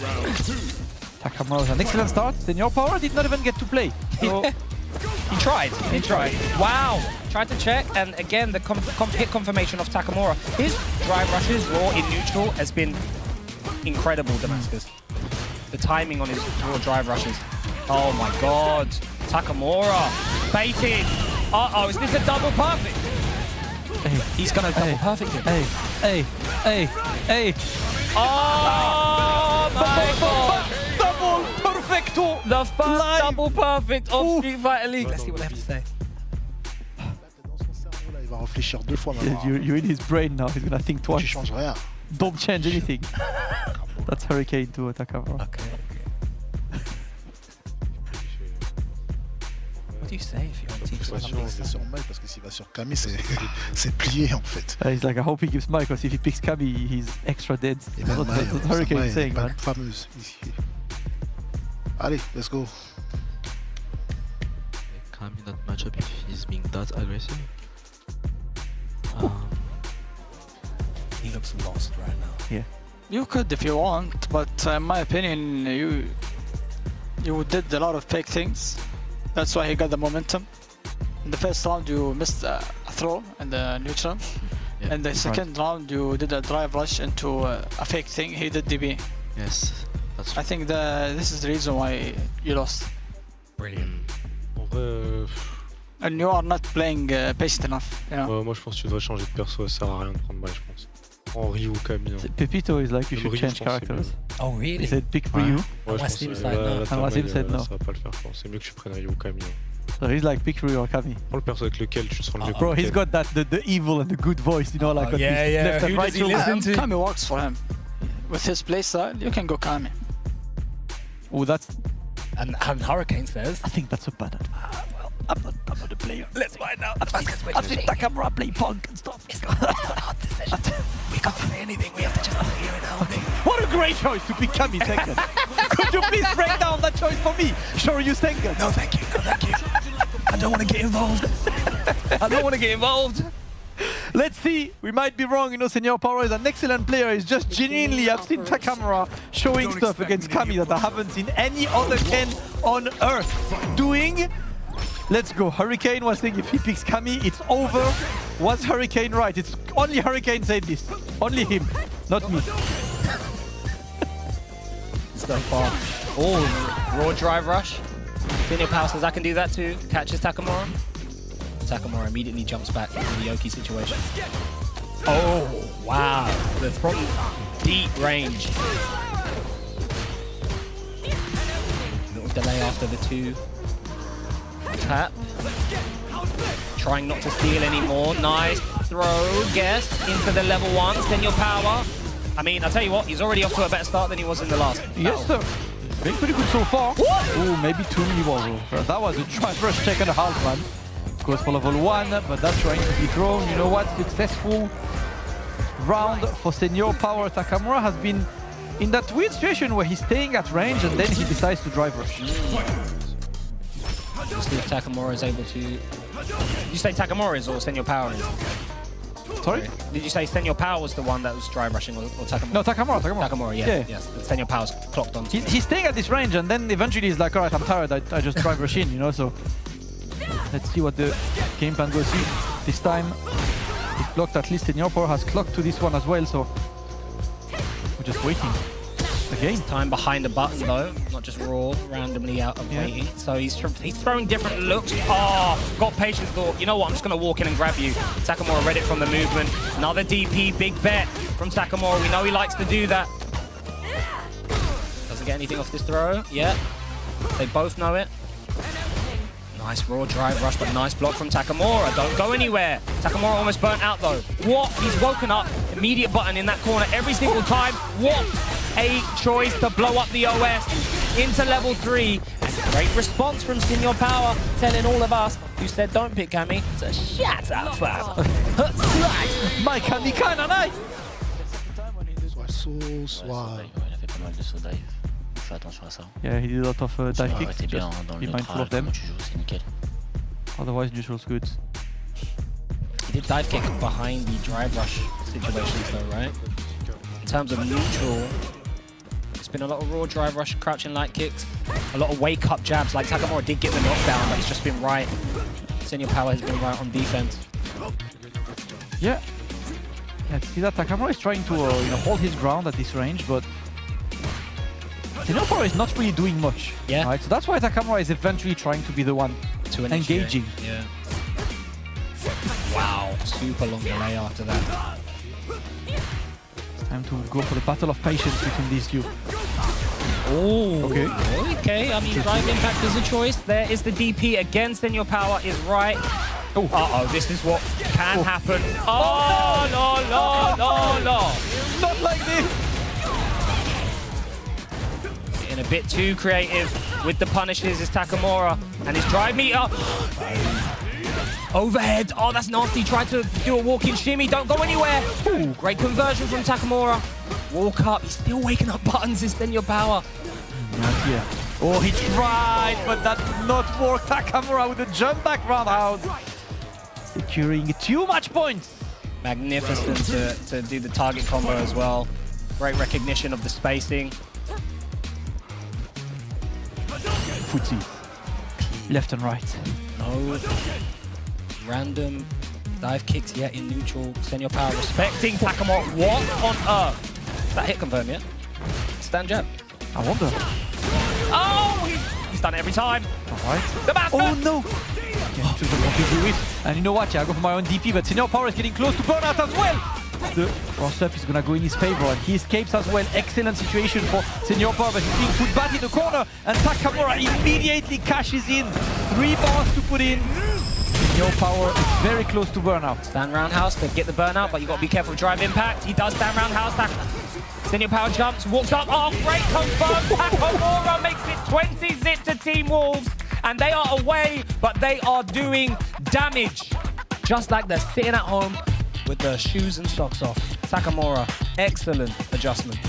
Really, really good play by Takamura, man. Listen, Senior Power, no slouch, but it looks like he just took a game for Takamura to adapt to that Kami. And now it's a 20-0, and the unfortunate reality right now, I need to double check the ranking, right, is that a 20-0 is really bad for Solary, because I think even if they tie, right, they could only get a 10 points difference against Wolves, who's currently already clear of them. Aegis is an amazing day, so if you let Wolves get away too much, remember tomorrow is the final day of the regular season, which means it's only like each team will play 2 team matches. You need to grab as many points as you can, but it's not over until the end, of course. Excellent play by Takamura. Always love watching his Ken. Senior Power tried. Takamura was a bit too strong. Even in that second battle that Senior Power took, like Kusanagi said, Takamura was really winning neutral. It's just when he got the knockdown, Senior Power's guesses were right every single time. Like his defensive strategy and his options that he chose, and really got into the psyche of Takamura's head. Like the DPs were there, the wake up instant buttons were there when Takamura was trying to overextend and do a frame trap. But Takamura adjusted correctly, and yeah, that what happened in the corner with that level 3? How did he activate? That was a clutch jump back into stand medium kick target combo. I can't remember how he got the level 3 in the corner, but that was huge. Looking clean is Kusanagi last, of course. Chat, just to confirm, right, someone said that tomorrow is final day. Tomorrow is the final day of group stage. Yes. The playoffs are on Saturday. The final day of Street Fighter League Europe is on Saturday. That is when we crown a champion. Tomorrow, is the last day of the ranking phase to see who qualifies to these playoffs. But we have one more player match going. It's going to be Kusanagi Terry jumping on the anchor role. Logan is with Kusanagi on stage. Thank you very much. 2 great games to open it and 2 great games for Wolves. Kusanagi, very enjoyable to see your teammates perform like that. Exactly. I got amazing teammates. We can do many strategies. So now it's my job. So let's go. One more win to get a huge boost to your score here as we vastly approach those playoffs. And playoffs are what everyone's aiming for. You must feel confident playing like this as a team that you can reach those playoffs now. Yeah, exactly. We need this point. We are really close to handle this and be at the playoff. So I'm ready. All right, let's find out who you're going to be playing against. Can you please send forward your 3rd player? And to no surprise, it is going to be Wasim. Can you please confirm which character and control type you're going to be using? Ryu Classic. Okay, 20 points down. That means you can still bring it back to level it up and go for an extra match. And you've gone for the Ryu now. Obviously, Kusanagi has done so much with Ryu himself, but he's switched to the Terry. You have a roster of characters. Why is it Ryu that you've gone for? I think right now I'm most comfortable with Ryu. I think he's my best character right now. That's why. And that's what it's all about. The best chances of getting these points, the best chances of getting these wins. If you want to shake hands and wish each other good luck as we get into this game number 3, player match number 3. Wolves sending forward Kusanagi. And he's going to be using that Terry Bogard. And it's up against Wasim with the Ryu. Let's throw it back over to the commentators. Are we going to be closing this out for 40 points? Or are we going to an extra match? Let's find out. Damascus and Shoyu Sengen, over to you. Thank you, Logan. On the first leg, it was the opposite scenario, right? With Team Solari getting 10 and 10, and then Takamura on the anchor getting the 20 to even this up. And now Wasim has an opportunity to do the opposite. Wasim, who had saved the team before by taking Angry Bird down and grabbing these 20 points. Looking forward to see how this one goes. Going to be a very, very interesting match. 100%. I would argue that Wasim is the favorite here, although Kusanagi has got a very good win rate of 4 and 6. I think Wasim has probably had the better result of the 2 in terms of the opposition that he's faced, and like Angry Bird getting those wins and stuff like that. So Solari, they are not out of it by any means, right? Never. I think this is the opportunity for them to get a tiebreaker and have that Akainu versus Hurricane matchup. However, the recent father in Kusanagi has been on form as well, 6 matches played, only lost 2 of them, understands this character really well, understands high level really well. So I'm super interested to see who comes out on top here, who does what. Look at that already. Takamura helping out Kusanagi with his headset. Saying, other side, brother, so the lead doesn't get in the way of his stick. Take the right side. Shout out to both of the teams. Shout out to all of you in chat, for enjoying this SFL Day 4 with us. Day 5, of course, is going to be tomorrow. We don't stop with the action. And I see you guys who've been there every day on the Twitch Warrior game, the YouTube Warrior game. Hey, shout out to, I see Genki in Twitch chat. That's Kusanagi's father. Oh, really? He's always there when Kusanagi plays. This guy, Genki, back in SF4, he played Ryu, and, Kusanagi was like 13 years old. Yeah, playing with him. So we have the thing, right? Kusanagi is recently a dad. Yes. Which makes Genki maybe the first grandfather of the FGC. Of the FGC, possibly. Listen, Genki, you've done an amazing job raising your son. He is well-mannered, super polite, super sweet. And I hope you're very, very proud of him, mate. You should be. Absolutely. Ryu versus Terry, Wasim versus Kusanagi. It is time for the anchor match. It's either 40-0 or another extra match. Wasim, you've got your work cut out for you. It is time. Oh, these perfect parries off rip. Wasim at the moment just looking to react to specials in neutral. Back throw taken. Oh, anything you can do, I can do better. Anything you can do, I can do better. They're just going band for band. Show me more. Oof. It's time for the throw loop game. Nice. Really going back and forth right now, Sengen. It's time for the throw loop. One throw and the EXTP is going to work in his favor. And now we wait. We get the crouch medium counter hit, but no conversion on this. Kusanagi is back at kind of a safe distance right now, looking for maybe a whiff button. No risk. Damascus. Both of these players are jockeying for control. Are we going to get active? No, Kusanagi now respecting, and Wasim sniffed it out. It's Stank taking the first round of the first battle. Wasim taking it. And Wasim has been pretty good at just consistently pinning Kusanagi down in terms of movement, right? If you look at something, when the players do nothing but walk, Kusanagi tends to walk back. Wasim tends to walk forward. That's why you've seen Kusanagi in the corner multiple times, and that's exactly what Kusanagi is immediately adapting. He's the one going forward right now. Crouch medium into drive rush, and we go for throw loop situation again. This one is going to be teched. Ooh, drive rush after tech. This is huge. Dash up, gets the nice Oki off of this. Grab. Immediately turn the tap off. Wasim so good with his offensive and defensive pressure. Oh! Advanced pick. A lifeline. Trade kill. That is a happy little accident. Yes, of course. Shout out Bob Ross. Kusanagi looking for more. The power wave is going to be parried. This one as well. He's getting the opening, and this time it was close enough for the stand light kick to connect. See Takamura giving Kusanagi words of encouragement. Kusanagi nodding his head. The confidence and belief is back there. Drive rush power wave. You see keeping the power wave games. But Wasim happy to block, not really taking the risk, because when you do power wave with Terry, trying to see how many parries does he go for, and when do I go for the short one into drive rush behind, right? Huge check there from Wasim. Oh dear. Shotgun. Locked and loaded. Yeah, don't try and overextend, says Wasim. He's going to be able to take this. But super clean.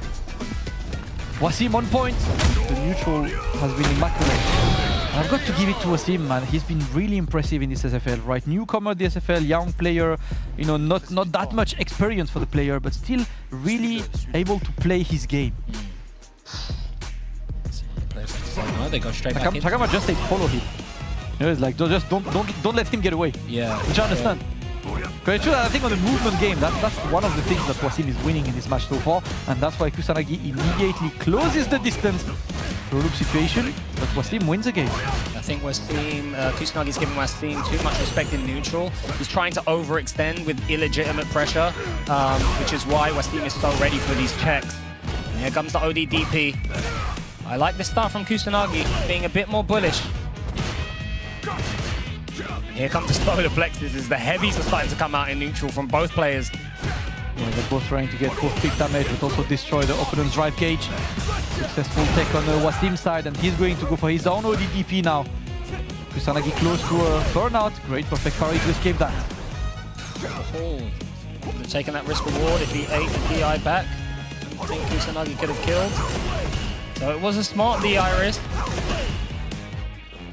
And again, right, Kusanagi, look, walking back slowly but surely. Wasim isn't doing anything.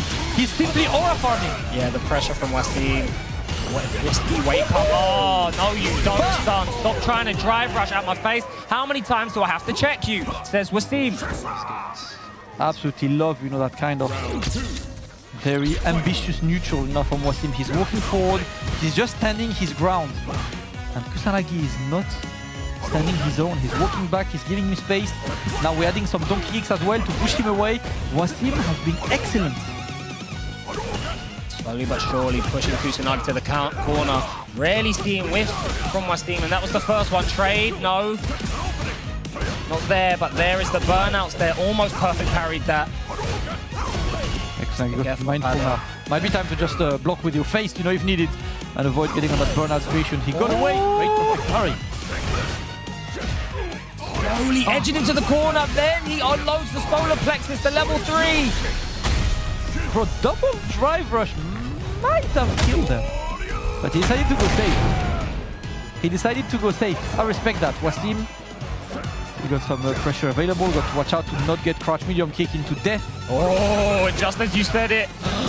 He had the hit, didn't believe, has the back throw. Wasim was going to eat that all day. The double dash. That is so fake. Super fake, but at that time it's super ready, right? Because you can't afford to take anything. He is trying to do all the time. He's always DP on like crouch medium kick, drive rush.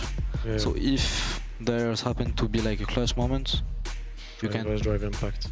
Yes, you can drive rush, drive impacts. Calling now, big bet. Going for the advanced layers. Yeah, and I mean he's two battles up. You can afford to go for the advanced layers.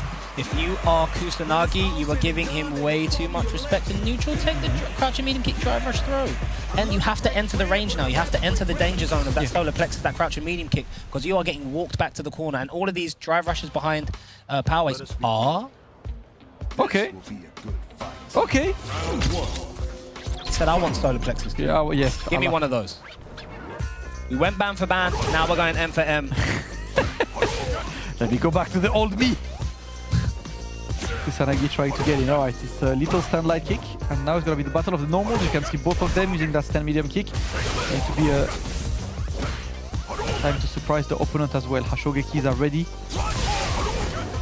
West team with the advantage now that he's got that Hasho buff. The Denjin buff. Oh my goodness, crazy. And again. Yep, when you get that sweep knockdown, you can safely put Denjin charge. And Wasim approaching his matchup in this way, right? He wants Denjin charge the whole time, but right now, Kusanagi getting big damage of the... Oh, the spinal! Pierce them! Oh, okay. No hit confirmed. Drive rush behind. Backdash. Oh, double whiff. Oh, one more.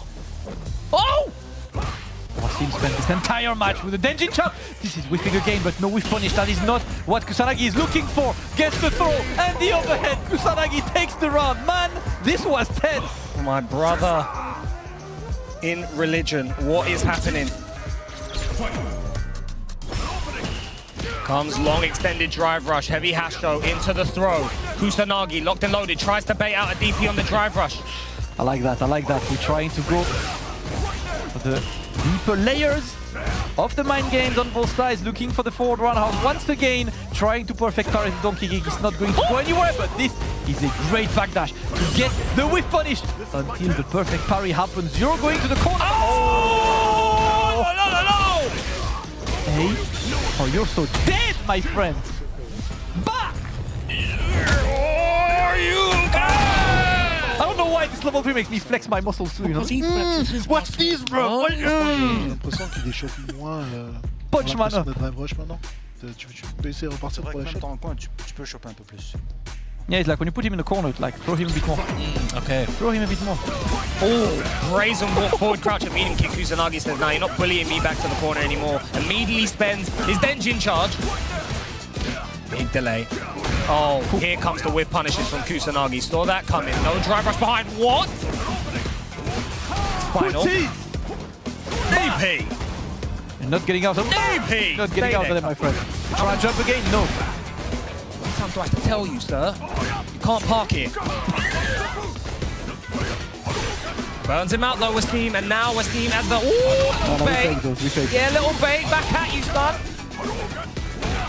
What? Yeah, we're taking the Oh, you're done. Oh, you're done, my friend. Wow. Wow. Damascus, this momentum has completely shifted, mate. Next round, Wasim needs to find a way to be in control again. He was completely in control of the neutral, and then Kusanagi swapped to that Ryu, completely changed the tide. He needs to at least make this round competitive. Even if you lose this battle, make it competitive, because if this is dominant, maybe he starts second guessing himself at the final battle. Yeah, look at Kusanagi, he's not doing much now, right? He's just staying at this range. He's waiting, he's checking what Wasim is up to, because he knows that currently he's the one with the momentum that completely whiffs, doesn't go anywhere. Please. Calm down, sir. Calm down, okay. Kusanagi. Another solar plexus, this time the crouch and medium punch. Punish counters the stand light kick, it would have whiffed. Charge up. Yep.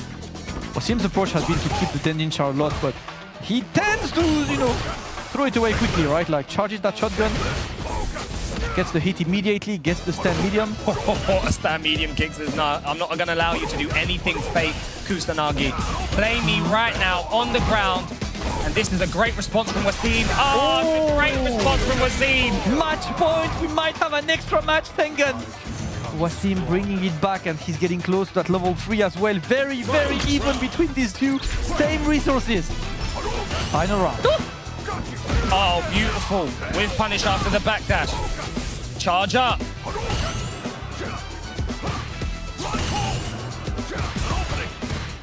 Tries to open him up with some frames here. Kusanagi was pressing, he wasn't, or trying to escape. The drive meter is mighty low on Wasim. Has to resort to parrying some stuff now. I'm waiting for I'm waiting for who gets that level 3 first, Penguin. Because right now I think the next hit you just like cash in. Try to get as much damage as you can. Oh, dagger! There we go, bro. The bicep, bro. Punch man up. Has to be active now, does Wasim. He has to be active. Yeah, the level 2, that's not real. Bomb. Charge up, no. Oh, OD back at your face. Perfect parries everywhere. They have ascended to new heights. They are fighting in the heavens. Both of these players are fighting in the heavens. The neutral is looking absolutely insane right now. Both of them looking at max distance. Please whiff something, I beg. I ain't pressing the button. It is time to press the fireball game right now. This time whiff. But we block. Oh, he's not dead. He's not dead. One touch. One touchy. One touch. Match point saved. We're going to a game number 5. What a set. Go for the war. Okay. You're playing good. Habibi, always, last game, he went too fast. So don't panic. Last game, she always play fast. So be ready. I think he will play fast. All right. We heard it. Drive rush that way, called it out. Yes. Don't be scared. Habibi, Yes. Habibi, I just said 0 to 100. I said be careful, Habibi, please. Let's go, guys. No break. We go straight. Hey. Feel the rhythm. All right. Feel the rhyme. That was needed. That was needed. Get on up! Oh my days, Kusanagi is on fire right now. 18 seconds round. He said you would go fast. Yes, sir. No speed limit out there on this street. Then you can tell him. Oh, here we go. Now the checks are coming. Wasim's like, sorry. I apologize, Pepito. I forgot. I'm locked back in. Forced him to go slow. And now he's dropping once again, right? We're pressing some buttons, keeping the pressure. Great crouching medium. Not gonna get much right now, but we're still just looking at each other, desperately looking for one clean opening. For now, we are playing Street Fighter. The dash fire. The mask of celebrities. Try to blow him up. Final. What a trade. It's at level 3 in the rock. I saw that. And he completes this combo. This time. Hold this 40 points. 46. Kusanagi. What are you saying, fam? What are you saying? Meet me in the streets, fam. Every day's biceps day. My reel's real, cuz. Forget that Terry stuff. What a match, man. Oh what a match. My God, that was one of the sickest sets. It was 40 zip, but every single set was cold. And Wasim and Kusanagi take a bow. You put on a show for us. Oh. Thank you. Thank you. Oh, Damascus, I can't breathe. I'm like, every once in a while there is a match where the match ends, and honestly, I don't really have words. I'm just like, that was great. Yes. That is. Wasim, no slouch, man. That was a really, really excellent performance regardless. But Kusanagi, the way he swapped to Ryu and immediately was like, you know what? I'm going to be the one imprinting the pace from now on, right? I've been walking back. Now I'm the one walking forward. I'm the one setting the pace. You're the one following. Wasim was able to hang here and there, but not enough. Not enough. Mate, he said, Habibi, be careful. It's the last game. He's going to go all in. Don't let him. You know, then I just upside, press the button. Everything goes back. You heard that Formula 1 coming right next to you. Oh yeah, that's fast. His nickname is the Speedstar for a reason. Did you not check the bio? Oh my goodness. He was he 2-0 match point down? Yes. Saved. And made it work. Look at this, bro. Ooh. That final game, that final one, that was insane, right? These battles have been absolutely incredible. My God, listen, Ryu hits like a truck, and when it's in the hands of someone like Kusanagi, it will hit even harder. 40-0 for the Wolves, who with this might have like almost secured the playoff spot. We're gonna check the rankings a bit later. I'm not gonna lie, Sengan, I feel like I'm just off the gym. I feel like pump. I feel like Okay. I want to lift weights. I want to press buttons. Logan, over to you, man. He's gonna hit me in a second.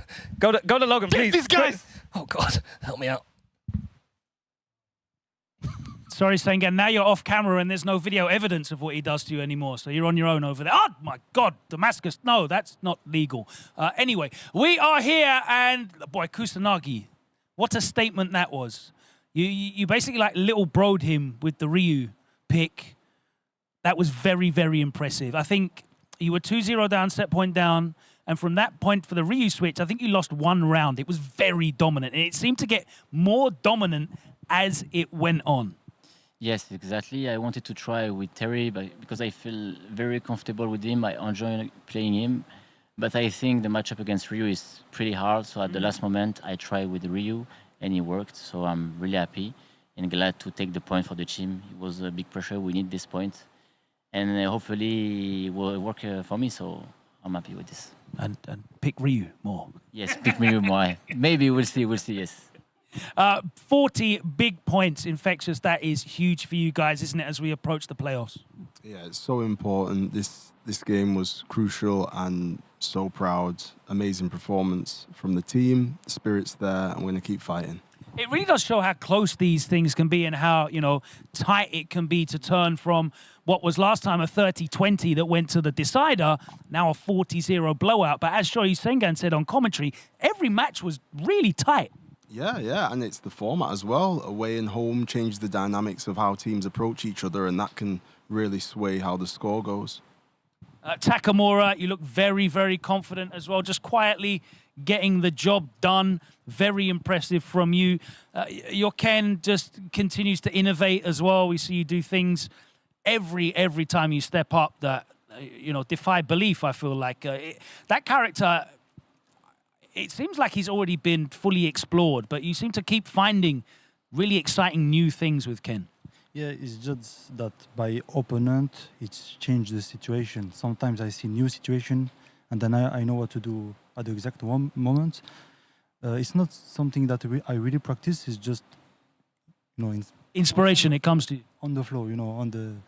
So that Ken is limited. I feel like I cannot really be creative. This is what I think. Akuma is more creative, but it takes some time. So maybe next season I will switch character. I don't know. But right now I'm just so happy for the point, and we are getting closer to the playoff. So everything is amazing. My amazing teammate, I thank them, and let's keep going. Definitely keep going. Hurricane, you were obviously ready in case you did have to go to the extra match, but why did you decide to sit out this one? It's not a personal decision. It's a team. It's teamwork. As a team, why did then? Yeah. So I was looking at the matchups. Obviously, I have to face 3 Ryus. No, thank you. That matchup's okay. I mean, maybe online, but no, it's not that bad. Obviously, we had to study the players and the matchups, and we just looked at it and we decided that well. The best pick is going to be my teammates, and I'm actually glad to see that Solary actually lost their last game to Ryu. So it is what it is. So I'm very proud of my teammates. No ego about being the captain and being on the bench. I'm really proud they did everything as we predicted, from the lineup to the game plan. So I can just be happy.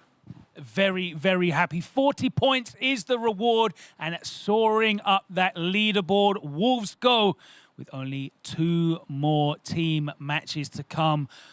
They're going to be looking very, very confident at those playoff spots. But we have 1 more team match to go tonight, and we'll be back on the other side as Goliath and NIP face off in our last fixture of the day. We'll see you after this very short break from Street Fighter League Pro Europe 2025. This year on Street Fighter League, we got what you need. Oh my god, big damage too. Plus frames. What a jump out! He knows that could have been in the bag. Just like that. That's gonna do it, Mina RD and the Bandit. The sway's not gonna work, but it's gonna work for crossover. Brian gets his turn. Right. Oh, and he checks the quick spin. Brian, y'all put the gun away. And Hell sniping out the slide rush.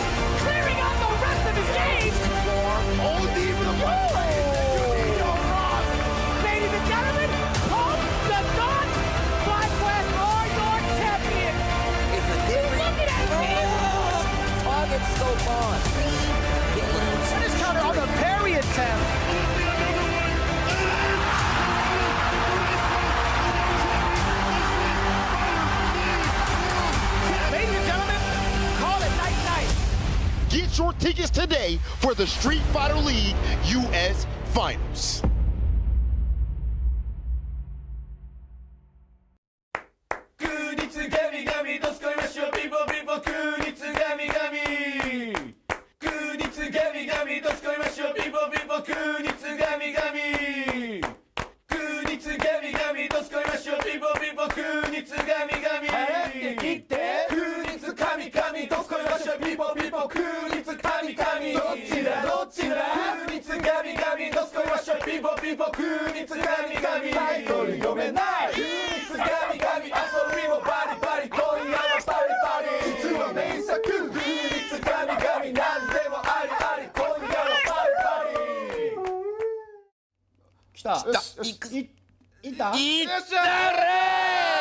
はい、空日ガミガミ、空日ガミガミ、イエーイ！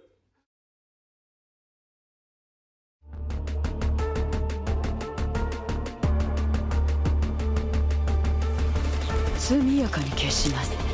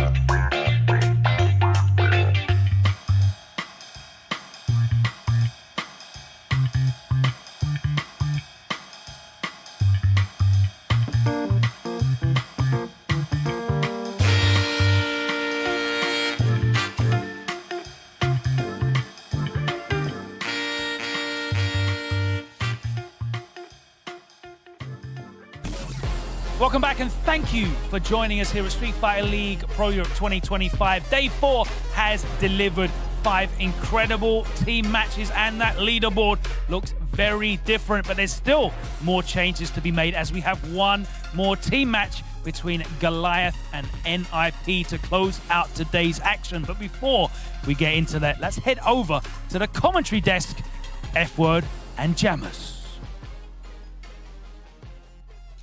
All right, we've gone through various tech tips, so hopefully you guys have been getting educated and learning something here, but it's not me doing it this time. I'm going to leave the floor Before I do that, who was sitting there? Sure, you're saying or Damascus? Pretty sure it was Damascus. Wow, that's lovely. Damascus saying, someday I wish I was as good a commentator as F-Word. He actually wrote that down as an inspiration for his commentary set.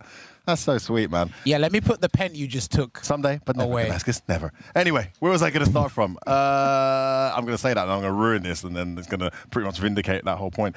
We're going to go with reversal. Okay. Yeah. Now, reversal, what's important to understand is when you're a knockdown opponent or you're in block stun, you're in a trapped motion where you can't actually do anything. Whether it's block stun or you're grounded, your opponent, your character archetype can't do anything, right? The immediate frame in which your character can do something, you hit the perfect timing, and whether it's a jab or a special move comes out, whatever that might be, if you hit the perfect immediate timing, that timing is considered reversal timing because you're hitting the perfect frame at which you're actually able to do something. So these are situations where you're coming out of block stun, where you're waking up from a knockdown.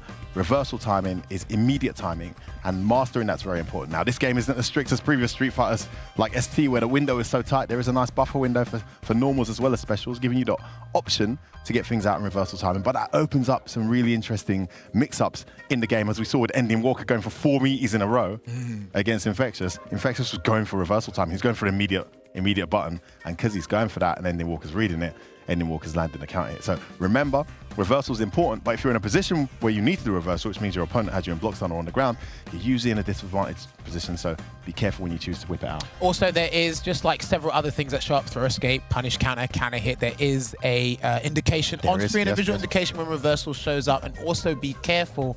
Reversal timing is not always the most optimal timing because sometimes you do need to delay. There are a couple of counters in this game, but good explanation on reversal there from F-Word. But now, what we're going to get into explain is our next. We're going to head over to Logan at the front. Oh no, that was Damascus saying that, right? No, we're going to look at the team. No one's safe on this talent squad, by the way. Yes, revenge is sweet. This is what we are looking at here as our caster prediction here for NIP. We look like Joe is, I think we said Joe was going to turn up to the plate here. Joe Vanguard? Yep. I'm not sure if we put him Vanguard. I think it was Joe or Phenom. Yeah. Really. But we've got Joker Jokes matched up against Phenom. They both use Cammy and they both got very good substitute characters. I thought he might whip out his head for this, but we'll see. Well, bear in mind, the guys lost 40-0 last time Goliath Gaming, so I actually suggested you guys just probably need to experiment at this point and just ruin somebody else's day. Mark the Shark on Juicy Joe actually makes a lot of sense. Shooks is on the team as well, so you can give him that JP insight and go for it again. Because we feel Mark's getting closer to what we've been waiting to see from him for a very long time, so I think that'd be a very good opportunity for him to try and collect some points. But enough from us and our caster predictions. We must head on over to Logan Sama to introduce the teams. Thanks very much, guys. Let's get straight into it, our last team match of the day. And first of all, let's welcome into the arena the away team, NIP, led up by Captain Phenom.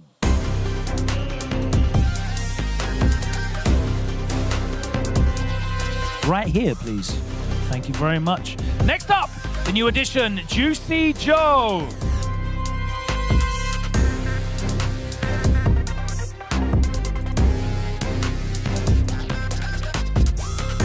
Third to enter the arena, let's welcome Angry Bird.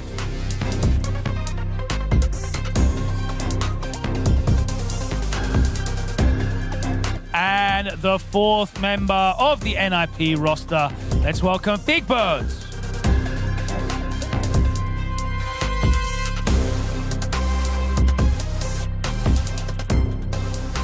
All right, Phenom, you've seen everyone else perform today. You're in here in the last team match. Last time around, you got big 40 points against Goliath. Those playoff seed positions are very, very important. Of course, last season, you guys managed to set records and take that first seed that took you straight to the grand finals. This season, it hasn't been as stable, has it? Why is that, do you think? That's a good question. I don't really know. Maybe it's a mix of our performance and or lack of our performance and the good performance of the other teams. But one thing is that for me at least, I feel this season is a bit more fun than the last one. The last one was a bit too smooth sailing. now we're riding big waves now, and it's more fun. You feel alive now. Yeah, you feel a little more alive. I want to ask, because last season you had a very solid character choice in Cammy, pretty much the whole season.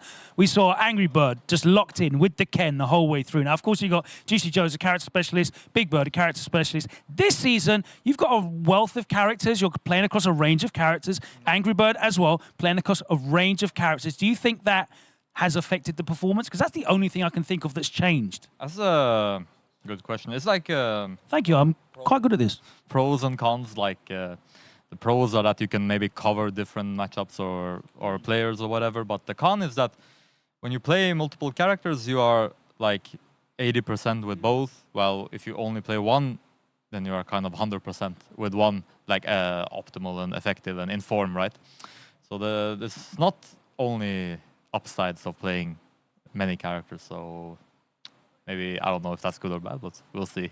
And of course, the overall quality level, I think, of all the teams is a lot harder top to bottom this season. There's no free wins here. If you guys can take yourself over there to the away end, we're going to see if NIP can turn their day around and get another big score. But Goliath are going to want to put a stop to that. Let's welcome them into the arena. First up with Chooks.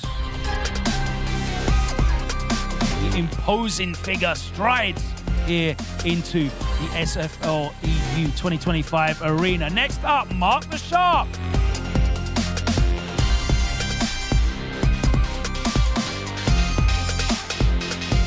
Third up, let's welcome in Joker Jokes.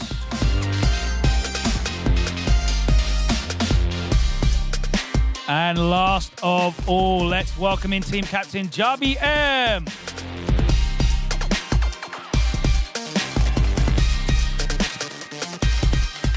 All right, I'm going to take the opportunity to speak to Chooks. Now, when you play, you look incredibly locked in. You look very focused. You don't look like you're under any pressure at all. That's the exterior. But is that going on inside as well? Do you feel calm, or are you feeling the heat?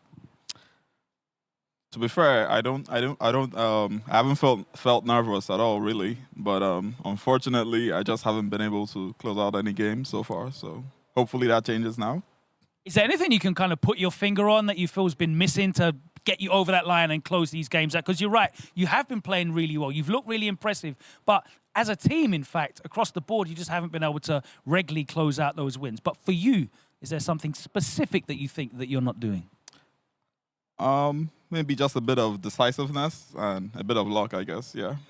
Absolutely. Definitely need a bit of luck at this level as well. Hopefully fortunes turn around for you guys. If you want to take your place in the homestand, and we will throw it back over to our commentary desk because we need to find out exactly what this NIP lineup is. F-Word and Jammers, please reveal the information. Yeah, we're getting closer and closer to the penultimate and then final stages of this Street Fighter League season. And these matches and the orders are going to play a massive part. Juicy Joe first. Well done. Jammers, me and you were debating about this. I think you said Juicy Joe first. I said maybe Big Bird first. And it's going to be Juicy Joe, despite the JP experience. Well, I really like that choice. Phenom second with Mai, and then Angry Bird going for the Akuma in anchor position, and Big Bird will then play the bonus match if needed. Now, these are massive games for Ninjas in Pyjamas. They've actually been on the receiving end of 2 40-0s, which has actually opened up the whole table in terms of their potential outcome. Definitely favourites going into this season. Now, suddenly, looking very unlikely to finish first place. I think at the very least, they've got to be gunning for that second, haven't they, Jammer? Yeah, it's going to be a massive deal. And listen, they've been looking a lot more human this time round, our super soldiers. But this was one area where they actually got the big 40 dub. So let's head back to the main stage and find out what the Vanguard match will be. Thank you very much. I'm here with Juicy Joe. Now, you played first off last time, but you were the counter pick. Now you've been put out as first offering to be counter picked yourself by the team. Now, JP's quite a polarizing character, isn't he? What's the thinking here in terms of putting yourself forward, exposing yourself to all 4 of these Goliath players to counter pick you? Yeah, he is, but he's also quite solid and stable, so we can use him away also. Out of the 4, who are you expecting to go up against? I don't know, maybe Joker Jokes came in. And how do you feel about that matchup? Confident into that one? How's your history against him? Yeah, I play Phenom a lot, so I feel good. He's feeling good. Not quite James Brown, but he's got the vibes. Right, let's see what the vibes are saying on this Goliath bench. Can you please send up your first player? I thought you were gonna hit me with a shimmy, the fake out, but it is gonna be Joker Jokes. Can you confirm your character and your control type, please? It will be Cami Classic. I was speculating maybe might see the Ed from you, but the Cami again. What's the thinking here in this matchup? So you know what it is. Shout outs to Moz from Kenya. You know, we've definitely got a lovely amount of games in with JP. And it's like, it's really a case of a big thank you to, like, you know, the African players that are supporting us, because although they're not here, the way they're here in spirit is amazing. So again, shout outs to Linz, you know, from Egypt. He was getting in some games with us to support with the Ghana matchups, and we saw that came through. You know, shout outs to yeah, honestly, it's just really appreciated when it comes to continent. I mean, it is a beautiful thing to be able to finally represent, you know, African organisation and so many African players here at Street Fighter League EU. How do you feel being part of that? Oh, so grateful, so grateful. Honestly, man. Like, again, you know, if you've caught up with some of the media and the content, you know, the ambition and the intention was to really see Goliath stomp. Obviously, we've still got 3 games, you know, and obviously taking down some of the Titans can still show that maybe it's just a case of first time, you know, but second time, hopefully they're here. You know, it can really be shown from the start, you know, but again, like Chuck's alluded to, you know, there's a bit of luck in there, and yeah. Absolutely, it's all about showcasing and letting the world know what is possible out of that region. If you guys want to wish each other good luck here for our first player match, for NIP it's going to be Juicy Joe on the JP, and for Goliath it's going to be Joker Jokes on the Cami. On the commentary, F-Word and Jammers, over to you. All right, good anticipation there from NIP and Juicy Joe, and I like that Joker Jokes is stepping up to the plate once again. They're going to try and take advantage of that. He has an Ed in the back pocket as well, and I have heard from Juicy Joe himself, a last Capcom Cup when he went up against Lashar, he wasn't favourable of the Ed matchup at the time. Anyway, don't know if his philosophy on Ed versus JP has changed, but we will cross that bridge when we get to it. We are here looking at the matchup. Well, let's quickly recap how it went last time, right? It was Mark the Shark last time he went up against Juicy Joe, and he lost 2-0. And then Phenom had the Cami, and Joker Jokes went Ed and Cami and lost 2-0. 80% win rate there for Juicy Joe. He's not played every game, but he's been very effective when he has played. And then finally, we had Angry Bird in the anchor position, and he went up against Chooks. And Angry Bird actually went with Ryu and won that one 3-0. So interesting that he's changed to Akuma now from the away side. Makes sense. We saw the same thing happen with Wasim earlier. Maybe saw something in the Wasim Chooks match that he thought, you know what, why am I playing Ryu in this, even though I won it with Ryu? Yeah. I can see some discomfort maybe, or some lack of familiarity. There's some options that Akuma can whip out that JP's got to be ready for. So I imagine Chooks will probably try to avoid that anchor match. It'll probably be JBM. But I mean, the result of this could determine it. And in terms of implications, we got to talk about this more and more as the sets go on. Now, this is not up to date yet, is it? Because this would have been based on earlier in the day, but I think Ninjas in Pyjamas are going into this with 170 points. Goliath, unfortunately, on 30 points, we're not on 0. But above Ninjas in Pyjamas now is going to be Wolves. Yes, this has been updated because Wolves are now on 180 after that phenomenal win over Solari. So Ninjas in Pyjamas have actually dropped down to 4th place coming into this match. So look, Solari.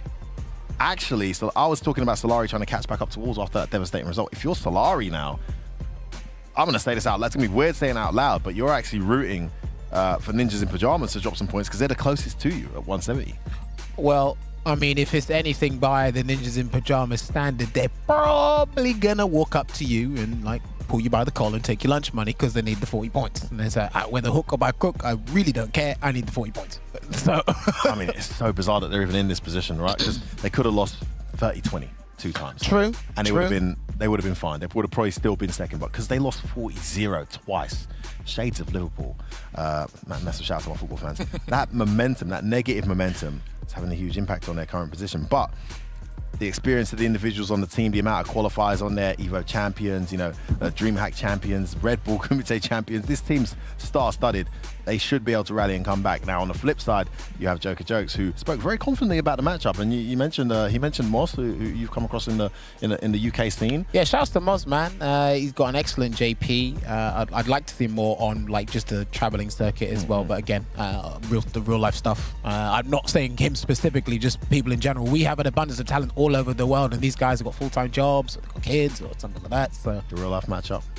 It is a thing that gets them. But yeah, Joker stepping up to the plate. Hasn't done as well as he'd want to, but again, this is actually a perfect opportunity to ruin NIP's day because I believe, if I'm not mistaken, Goliath still haven't got a win, but they got 30 points. So the objective for the team has significantly changed. Yeah, I mean, they got 3 games left, right? This and 2 more tomorrow, I think. Yes. Yeah, yes, so that yes, means yes. they got a maximum potential of 120 points, which would put them on 150 total. So they're pretty much confirmed not going to make it. That's assuming the 2 teams above them just not the 2 teams, only Solari. Yeah, exactly. Not even. Actually, they're out.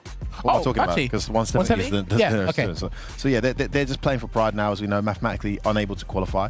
But they're the first African team to make it to a Street Fighter League. So a massive statement this will be as well. And even JBM was quite excited to play this because, like, look, the pressure's off. We got no chance of qualifying.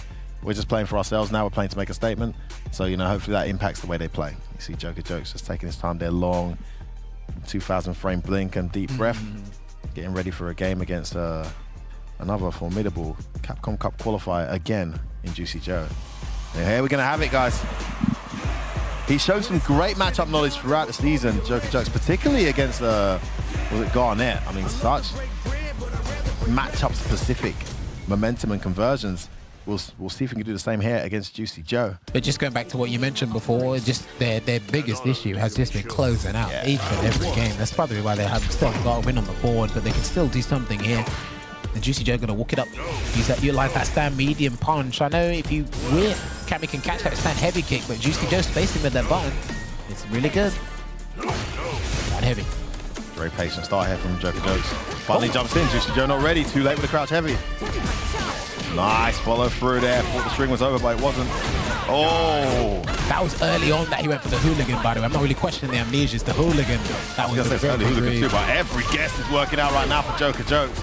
Still in it though. Oh, these are the moments where it turns around though. Too close and gets back broke. Overhead connect. Juicy Joe bringing the round back now, Jammers. He's going to set up another one. Here it comes. Teleport.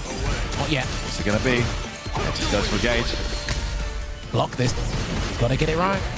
Great blocking. There's that experience he spoke about, but he burns himself out in the process.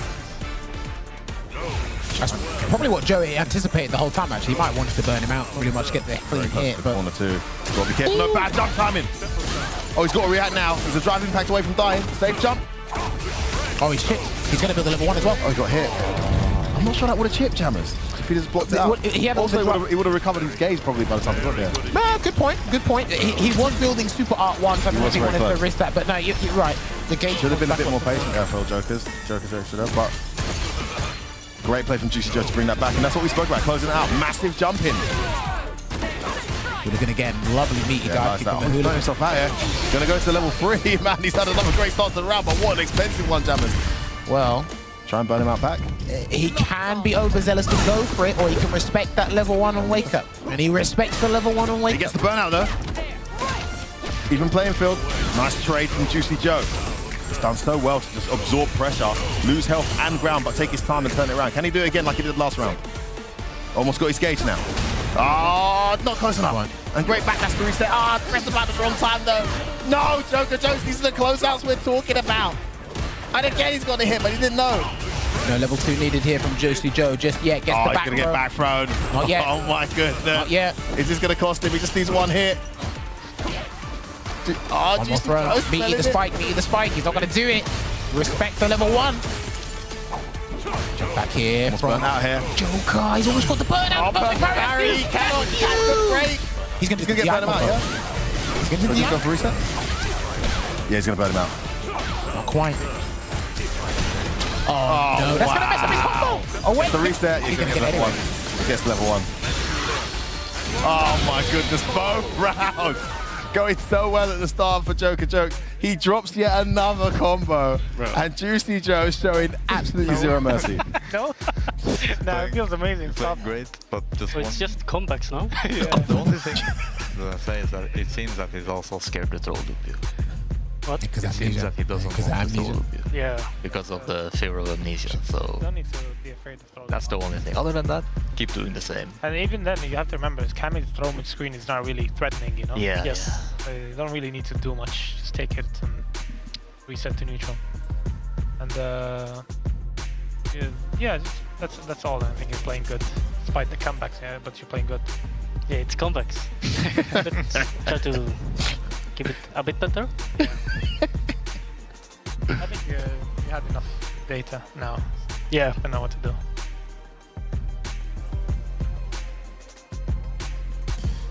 Joker Jokes, these drops, man. Painful. That's probably epitomized Goliath Gaming season entirely. In Really that well game said, alone. James. Really well said. And it's interesting because even Joe knew he had no business winning at least one of those rounds. They were quite honest comebacks. He needed a number of openings, a number of resets. It wasn't like one massive combo. He jumped into the portal at one point. He set the portal up, but then he jumped and did medium punch. Then he went straight into the drive impact. So if he'd have DI reversed, he didn't have it right. He was in the burnout. Then the portal actually reset the crumple. Or gave him less time to get a different combo. Hey man, JP players have that in their pocket. They know they're going to have to improvise at some point because the departure timing can mess you up. Only slightly though, but at the end of the day, the score sheet says 1-0 to Juicy Joe. Joker Jokes coming back in, sticking with our British espionage here. But he just needs to go for the jugular and take the round. Goliath came in. Nightmare continues. There you go, he's got a life lead here, so he's just going to try and make Joe come to him. Juicy Joe saying he wants to be better than the last few rounds and not have to rely on comeback. As good as those comebacks were. Oh man, the burnout's going to come in. There it is. Oh, he actually eats the... Nice knockdown. That was good as well. Man, he's trying not to get burnt. He's going to get burnt out anyway. Oh, horrible situation. Nah, he's gonna chip him out as much as possible before he can stun him. Yeah, this is a good choice from Joe. Oh, beautiful variation. And Joker Jokes didn't have any option there. Had to take it all. He's gonna get his gauge back as well when he gets up, yeah. We'll see if he can make a comeback. No, not quite yet. Nice little walk-up throw. Oh, he thought the crowd's heavy punch was gonna come. It didn't. He overestimated his opponent's anti-air reaction, and that's cost him dearly. And it is now game point, Juicy Joe. And he said he was going to improve. He already has. No comebacks needed here. Forward, and there you go. He was willing to accept a grab there, try to run away this time round. Gets the throw, but Phenom did say he's afraid to throw loop him because of the fear of amnesia. He backed away. Oh, fantastic dive kick there from Beautiful spacing. Oh, no cross-cut DP. Well, that works though. Switches up the side. Gonna spend the level 1. Take him to the corner. Another great round for Joker Jokes. He jumps backwards, and that's the throws we're talking about. He's gonna get burnt out again. Oh, surely not another situation here. No. Surely not Joker Jokes. And he's got the level 2 as well. Oh, guess the game. This is literally guess the game. Is he gonna fuzzy him or go low? Oh, good block from Joker Jokes. Nah, he got it. He's dead. He's done. He's dead. He's got level 1. My goodness. The same round 3 times. 3 times the same round. The Joker Jokes just smiles in defeat as Juicy Joe. You cannot give that guy a sniff. What an absolutely impeccable JP when he gets his flow going. And he was never giving up on any rounds at any point. Happy to spend a meter at 8% health deficit, knowing that his opponent was in a perilous situation, as you would say, Jammers, bringing it all the way back. I think that's just one of the scary things for me about JP. If he's slowly building and creeping up on that level 2 and you're low on drive gauge, and he's got low health, he'll take his chances. He'll definitely take his chances there. I mean, he blocked the instant overhead, and his reward, more plus frames. And unfortunately... How many times I've got to tell people, hard work is rewarded with more hard work. Deal with it. Like, that's just it in the game, man. Oh, poor guy. Look, it's the same round. It's the same round. There we go again. Level 2 activation. This was good, Great by block. the way. I'm going to give him his props. He did block this, and he went for the drive at the last minute. So, was it this round? No, it wasn't this round, was it? Where he did the... Same round, yeah. No, this was the stun. Yeah, this is where he had to do the combo immediately. He's ready with the forward heavy kick. Really, really well improvised. He's been there before, hasn't he? Yeah, again, I think it's just something he was just super that accustomed to. overextension. That back fist just seems so unnecessary. He just got a bit desperate. And Juicy Joe standing in the perfect position to whiff punish, and now he goes for the setup. Great block here from Joker Jokes on the instant overhead. But then the pressure continued, and he bet wrong there with a level 1. Just happened to be a projectile, and that was all she wrote. Wonderful comebacks all over there from Juicy Joe. He takes it 2-0, and 10 points, much needed 10 points there for Ninjas in Pajamas. Remember, these guys are sitting in 4th place right now, way too close to non-qualification position, but they're liking. But they go from 170 to 180 with that 10 points, Jammers. Well, look, if you're going to set the pace, you're going to need a clinical performance from one of your teammates, and Juicy Joe has done that. Now, we're going to swiftly move on to the second match and see who's going to be fighting the next NIP member. Thank you very much. A great start there for NIP, getting points on the board. Juicy Joe with the first win. Phenom up next, and you've opted for the Mai. The pressure is on. That is a very tight leaderboard. Every point counts, doesn't it? So you've gone for the Mai. Yeah. You said you wanted to test the character out in the fire, in the competitive format. But on the other side of things, those points are vital. Yeah, I mean, the points are always going to be vital. So, you know, I do think Mai's, I also have fun playing her. So I think she's both strong and I enjoy playing her. So I think she's a good pick. I mean, that's the same thing for you, being strong and enjoying playing them. Yeah, that's kind of, it's like I'm saying the same thing, kind of. Yeah, I know. I've known you for long enough. I know they are exactly these two pictures, they are the same. But in terms of, you know, the amount of competitive experience you have with Mai compared to the Cami, it is a slight risk going for the Mai over the Cami that you're probably more comfortable with in these kind of situations. Well, you know, I've had both. I've had success and not success with both characters this season. So I think I just go with the character I think is the best pick for that, you know, the particular match. You definitely have to believe in your decisions. That's what Street Fighter 6 is all about in general, really, isn't it? So let's find out if that works out for you. Goliath, if you can please send up your second player, and it's going to be Mark the Shark. Mark, can you confirm your character and your control type? Ken Classic. Okay, you're going up against a man who did a lot of the earliest work for Ken, and I don't mean as a player, I mean as a defender of the character. But you're still rocking the Ken, even now. What do you think of Ken, by the way, right now? Right now, Ken, you know, I'm not. Yeah, he's not going to say. But you believe in the character. You're going up against a player who's done so much with that character previously, and he's moved on, but you're still there. Yeah, I mean, Ken's still a fun character, but of course, he doesn't play him anymore, so that tells you enough about the character, right? But you're going up against one of the strongest players in Street Fighter League EU history. That's why you're here, to test yourself against the very, very best. I know you've been enjoying it. Are you ready right now? Yeah. I mean, it's the last match of the day, so yeah, I think we're still ready. Yeah, probably. All right. This is a very, I think it's like a once in a lifetime match. It's Mark the Shark and Phenom the Moose. It's like this is a National Geographic matchup right here, so. Anyway, we're going to get into this, our second player match. Thank you, Phenom. You are a one of a kind. NIP, Phenom the Moose, going up against Goliath's Mark the Shark in this epic zoological showdown. Who will become King of the Jungle? Let's go over to F-Word and Jammers. Stop leading into it. Phenom, are you sure you don't have a bunch of kids somewhere? Because that was dad joke catastrophe. Oh, right you'd know, wouldn't you? I know better than most, man, of course. I mean, but that was painful for me. You know? The fact that he tapped to, hey, I got a good one. Logan, you know what? No, bro, you should have stopped right there. Anyway, all good. It was cute in a way. You know, you let these kids have their fun. Mark the Shark versus Phenom the Goose. Let's lean into it, Jammers. What do you think? The Shark's a predator and the Moose is just Norway. I'm not asking scientifically. Oh, is God. that what? Oh, good Lord. Oh, somebody help me. That's it, I'm leaving. Get that tapping out. Back it out. Damascus. Come back. Brilliant. That was brilliant. Unorthodox choice here. Mark stepping up to the plate. Didn't see that coming. Nah, didn't see that coming. But then, if you're preserving Jarby for the anchor, the only other choice would be to put Chooks to come up here. And what Chooks didn't do very well against him last time. Did they play last time? Phenom played Joker Jokes last time. Yeah, Chooks played Angry Bird, yeah. So Chooks is maybe going into the bonus match if needed. Mark the Shark, matchup wise, it makes sense.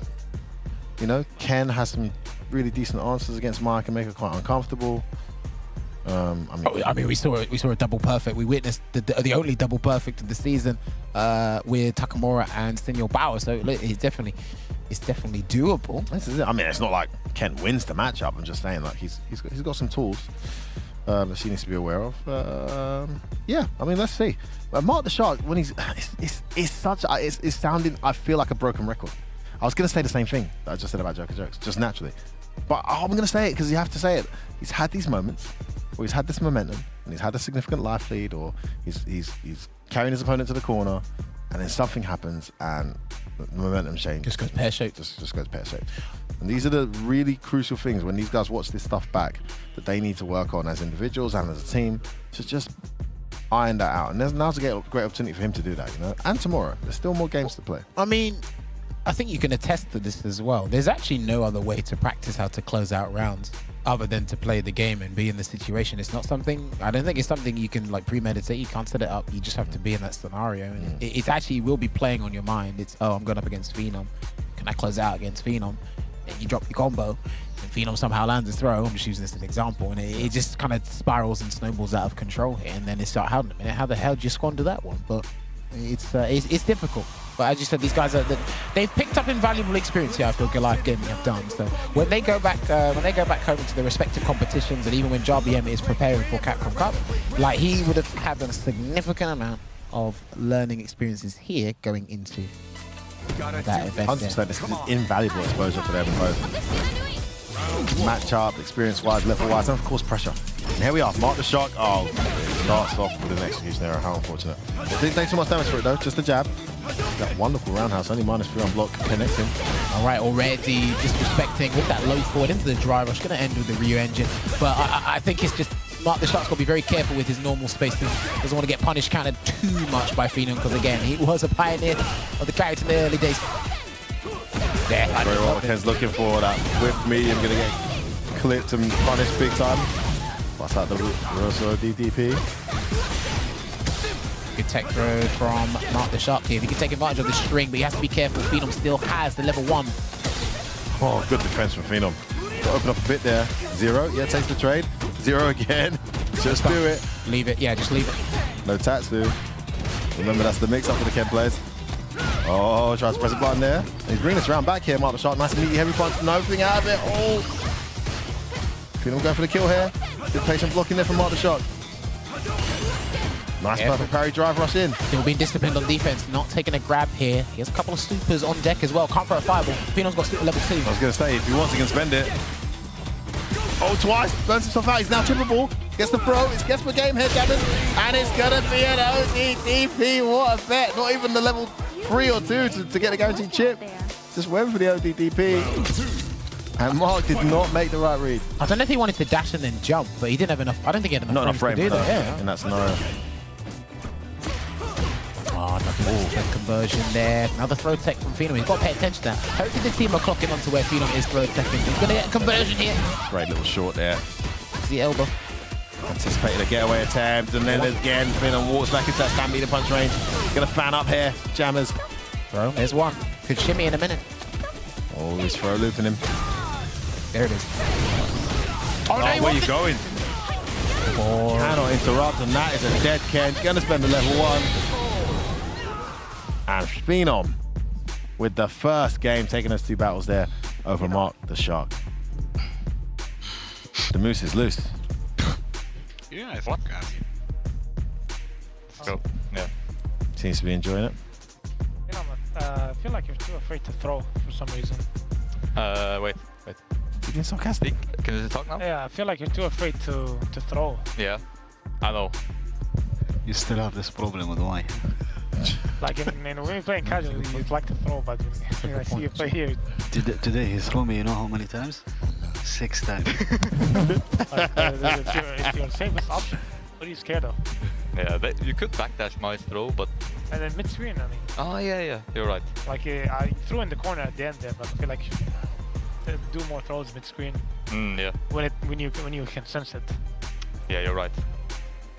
All right. Are you doing good? Yes. Thank you. Let's go. Yeah, good luck. Sounds like the Moose was afraid of getting bitten. Mid-screen. Well, he is up against the Shark, to be fair. Makes sense, that bit. But yeah, love that insight there that you guys have been playing with Phenom. And that's what I'm talking about, training and playing. By the way, 6 times. Pros in a row. I mean, Angry Birds called it, but when it comes to the tournament, man, are you doing that? Are you? We know a lot of people are. Something Phenom's got to get himself over. But regardless of that, pretty convincing first game. It's on Mark really to turn this around because it seems like it's been going. Phenom goes into a good position. 4 bars burned. Protect. He's afraid of throwing mid-screen, but he's always pecking. That's the interesting part. Yeah, okay, he's trying to jump in there as well. Finally lands a drive rush. He medium punch connects into the target combo. Good damage as well. Yeah, to itself, pretty cool. Right, nice pull up there. Oh, what a call out. I think he thought Jinrai was coming to do the early drive impact on Jinrai. There is very much nothing Ken can do. Oh, perfect. Oh, forward throw. This is what they clocked on to the NIP boys. And trying to burn him out. With it. Great tech. Makes the right read there, Mark. Stays in the round with that.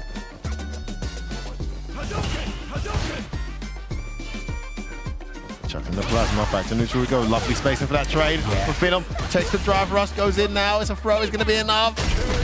Wonderful clutch and composer there from Phenom. Just wouldn't let Mark get any kind of momentum going and gets himself a match point. He's just scratching his chin as well. Phenom not giving him any breathing room, and Mark's utilising its fireball in certain areas where it's just not working out. Except throw more. Not in the corner though. Back dash gets out. Great read there from Mark. Oh, beautiful conversion. I thought we'd okay. Yeah, level 1. Actually, no, level 1 mid-screen and that conversion doesn't work. Just overhead in Nooch. One more open. This could be the end for Mark. Oh, he didn't drive us cancel. Throw again. Is this the end? One more. Just in case I'm a super. Yeah, he's trying to get that. Yeah, he's right. Yeah, he bought Hail Mary. Take the guess. And Phenom said that you can watch the cinematic and enjoy the show because the fans are on display. And he will get another dub here for Team NIP. He went for the Racco. Level 3. That's like the worst way. You know what? Why not? For everything in the kitchen sink, man. Come on. He, like nothing else was done. If he's realised at some point that he wasn't going to make a comeback, then he might as well do it. I mean, look, if you tried to do a Takamura and do run into like a short conversion into level 3, maybe, but gotta try something. Oh man, that sucks.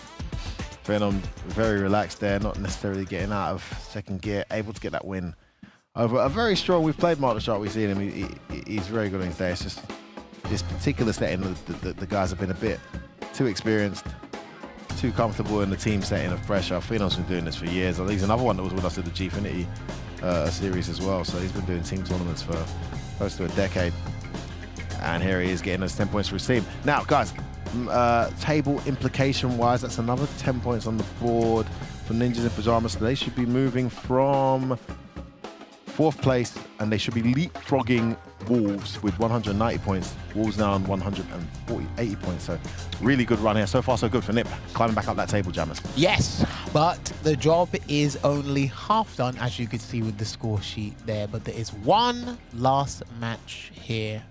The robot steps up to the plate. Maybe, maybe not. Could get a bonus. Yeah, 20-0 up. Only time will tell. I believe our good friend there, Logan, is going to find out who is playing in that anchor match. Take it away, bud.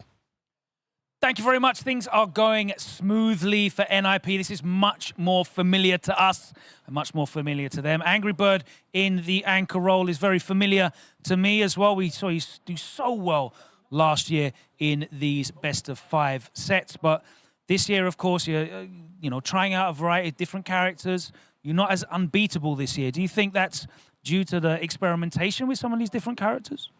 It can be that too, and one of them is the experimentation of the other characters. I've been playing Rio for a month, I would say, and there's, of course, Ken is nerfed, and he was insanely good. And the only word I would say is my. That's all. That's the only thing I would say. Just my. Yeah. You're stepping in here to try and close this 40 points out because, of course, as it stands, I think you're only in 4th on the leaderboard, which is very surprising for you guys. Things haven't gone as you'd expect, but a big 40-point win here, again against Goliath, would put you right back on track, push you back up there going into the final day. Do you feel any pressure on you to get these 20 points, or are you just going to go in and play your game as always? No, as always, I'll just do my best. Whatever happens, happens. Yeah. All right. Always got such a calm and collected approach to it. Let's see who Goliath are going to be sending up for their final player. And it is going to be Jarby M. Can you please confirm your character and control type, sir? Terry Classic. All right, the Terry stepping up again. Now, obviously, you, out of all of these players, I think, have the most experience on the world stage at this elite level. You've been part of multiple Capcom Cups, multiple Red Bull Kumites, and you've played players of the caliber of Angry Bird before. You're stepping in here now to try and keep your team in it. Realistically, I think numerically you can't qualify for the playoffs now. I know there's still possibly 80 points left, but I think it's bridged too far. Now you're playing for pride. Now you're playing to show exactly what you can do. Yeah, I'm pretty excited. You know, ever since I played Ending Walker, I don't know, it's like a fire just started. You know, so I'm pretty excited to play Angry Bird. How do you think you're gonna get on? We'll see. I might win. Done all right against some famous, Akuma and Ken players previously. Let's see how you get on this time. Guys, if you want to shake hands, we're going to get into this. Our player match number 3, NIP versus Goliath, and it's Angry Bird on the Akuma. It's Jarby M on the Terry. Let's head it over to the commentary desk. F-Word and Jammers. It all comes down to this. I mean, igniting a spark could create some flames, and it seems, as Jarby M said, there has been a flame created, and there's no pressure. No pressure flames have been created.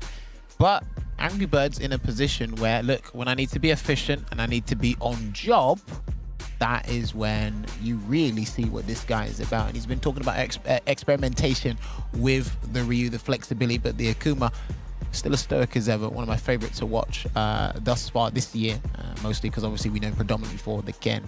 But it looks like the Akuma's coming out here, F-Word. Yeah, I like the Akuma pick because I think the two most likely anchors on the team of Goliath are Chooks and Jarby M. Yeah. And, you know, the Akuma, we saw Chooks in that matchup earlier, didn't look as comfortable as he did versus Ryu. Did do good, but I think, you know, Wasim definitely exposed some things that maybe can be exploited. In addition to that, you know, Jarby M, I mean, Terry can fight both characters, Ryu and Akuma, quite well, but I think you can maybe test that matchup knowledge a bit more. And I think it's been mentioned that he's not as comfortable versus Akuma. Akuma's got some nice options there to make Terry uncomfortable in that incredible fireball game as well. So we'll see. We'll see how it goes here for Angry Bird. Like you said earlier, the Ryu's relatively new. In terms of points, now they're on 190, so they're sitting in 3rd place. Interestingly enough, Aegis are on 200, and they're sitting in 2nd place.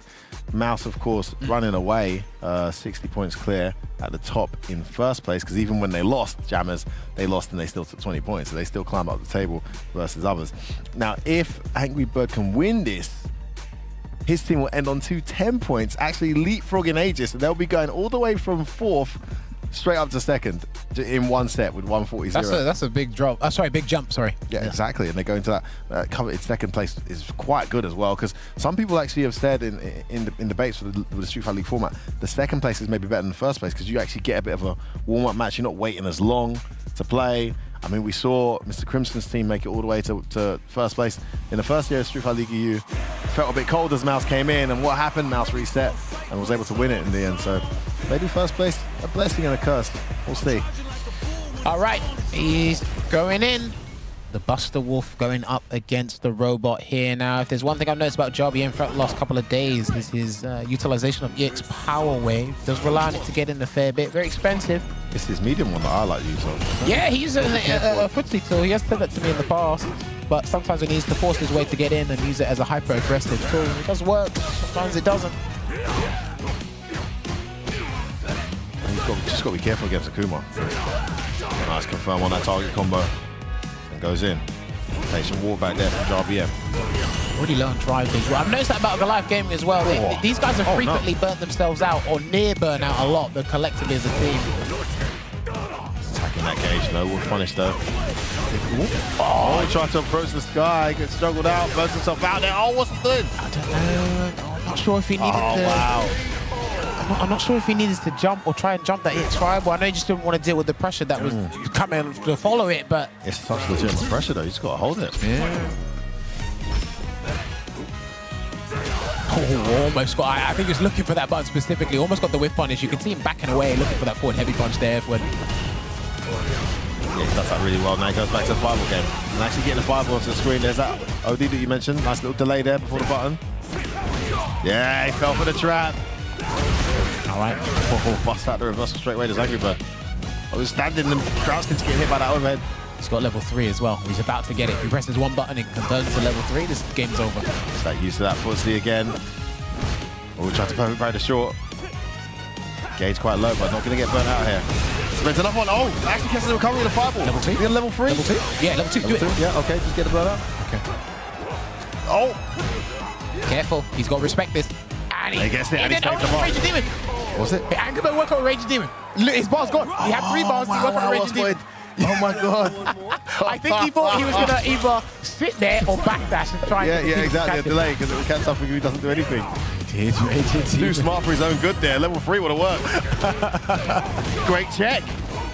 Double dash in, tries to delay. Immediate back throw works out for Angry Bird. Face as a throw. Looking good here. Gets up a nice 30% or so. What was that? I don't think that's what he wanted. It busted something else. Wake up, OD, power wave. I mean, that couldn't have been intentional. Wonderful recovery there from Angry Bird. Had that moment where he lost all 3 bars at the end of the round. And Jammers, sharp eye, calculated and clocked it was a Raging Demon attempt. نفس اللي يسوي لك اياه فرشيد بالضبط. تستعملك بعدين ساند جاب. تعرف كيف تتصرف ضده انت. Yeah, just didn't come out. Dude. End on down forward, man. Come on, train that. That sucks. I went to training mode and I drilled the hell out of that, so that would never happen to me again.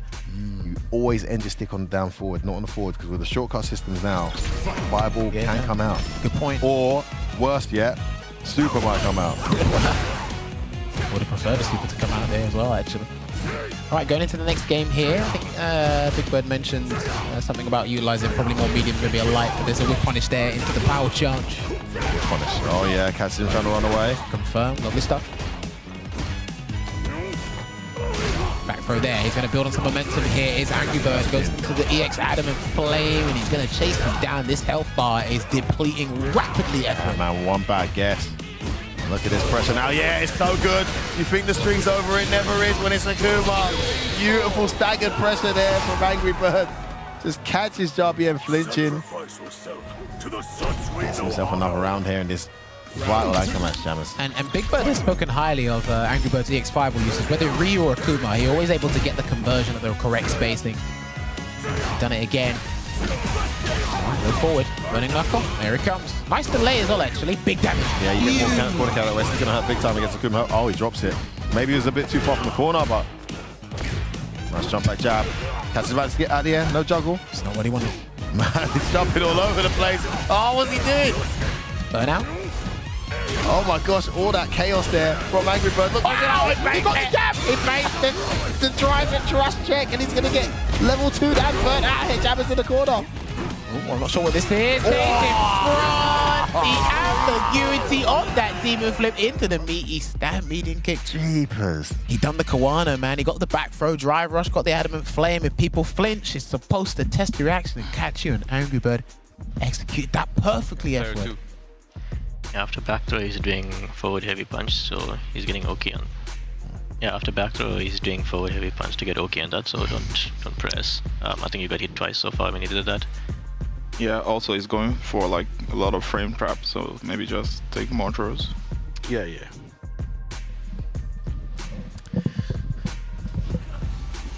I don't know. I'm not sure.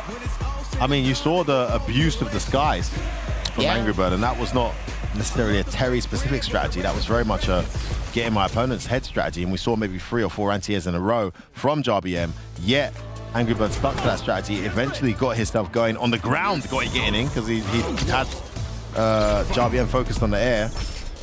Psychological warfare played to great effect there by Angry Bird, and he's now 2 up. Nice whip punish there, the stand light kick, no buffer. Great to get the light tackle there. Wow, the heavy punch at the end of the string. Connects and confirms it's a drive rush. If he didn't move, I think that would have connected at the tip, that burning knuckle there, but he's going to get a perfect parry punish here. Wonderful. OS parry roundhouse. Doesn't catch him jumping back though. He's very slippery at the moment. Tries to bait out of the check again. Did work earlier. Charge up the 5, trying to bait something. JRBM hasn't done a rising tackle anti yet. I think Angry Bird's still trying to get that out of him. Yeah, I think in this matchup it's just a bit risky to go to your natural instincts of anti-airs. And even throwing fireballs with that full screen demon flip kick. You've got to be careful with that too. And fireball war going in. Angry Bird's favor now. Oh, what's he tried to do there? Just looks uncomfortable with the projectile war. And Angry Bird responds in kind with a drive impact reversal. He's now got himself 2 player match points. Well, 2 team match points. Well, they're looking at another 40-0 to collect a total of 80 over the course of the 2 legs here between the teams NIP. He's been getting the initial hit really well, JRBM. He just hasn't been able to keep Angry Bird in the corner and close out all the rounds as much as he'd like to. He's power wave again. Really needs something now. Yeah, +5. Respect it. Why not? It's a low as well. Parries up, yeah. It's a big overextension in Mooch, but worked out. There's that OS. Perfect parry roundhouse. It connects again. Can he make it count this time? Good patient blocking from Angry Bird.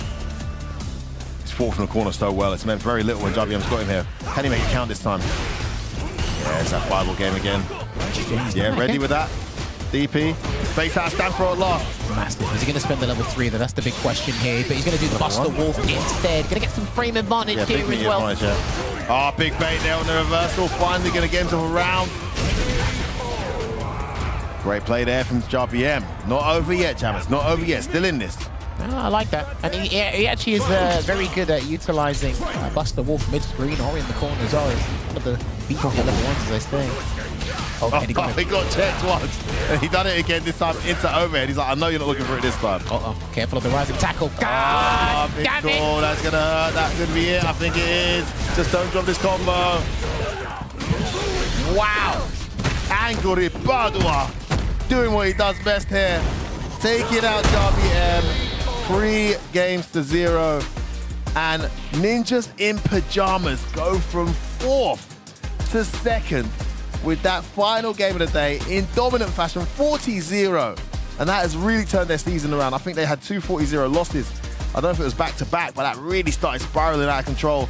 Now, suddenly, they're in control of their destiny. They are 10 points ahead of Aegis with 210 points in 2nd place, 50 points away from Mouse at the top. Massive result, Jammers.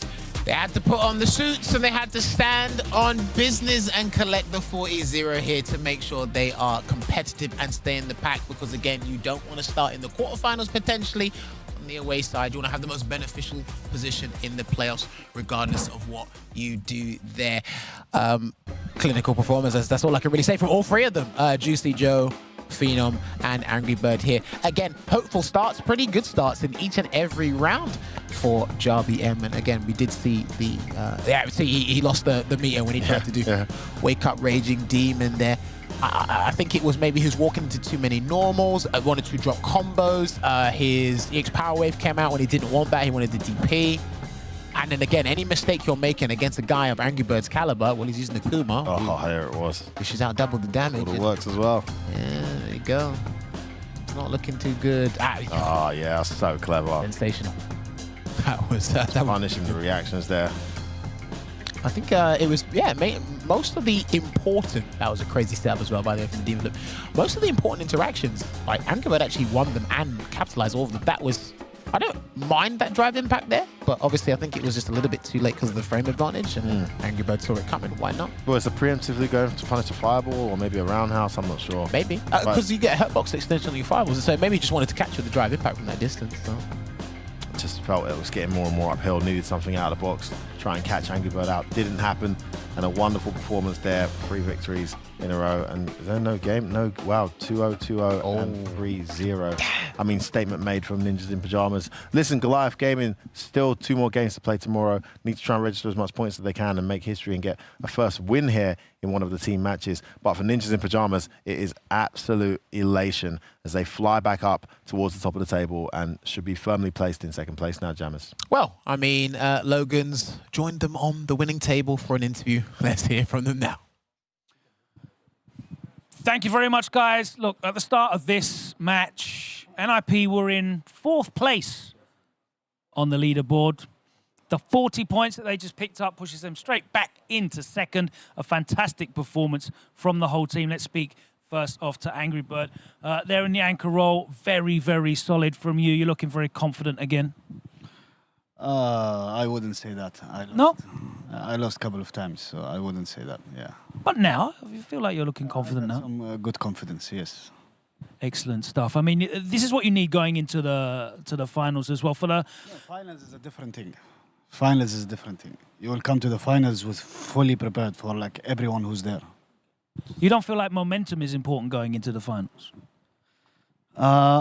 Momentum is important also, but momentum on the day, I think, is important.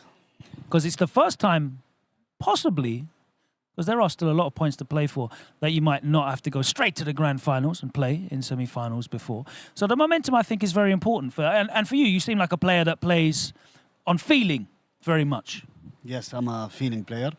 And the thing is, Logan, we wanted to get the grand finals, you know. But for me, mainly I tried to practice Rio. I thought, like, unfortunately, I thought Rio is good versus Mai, but turns out, like, it's a horrible matchup. So all of that, what I did is for nothing. So, but it was a good time playing Rio. It was a good time. Now back to the demon. Back to the until the cup, because everyone's getting Mai there. Okay, that's a spoiler for you. The demon is back. This guy was definitely the demon last season. He might prove to be the demon again in those playoffs.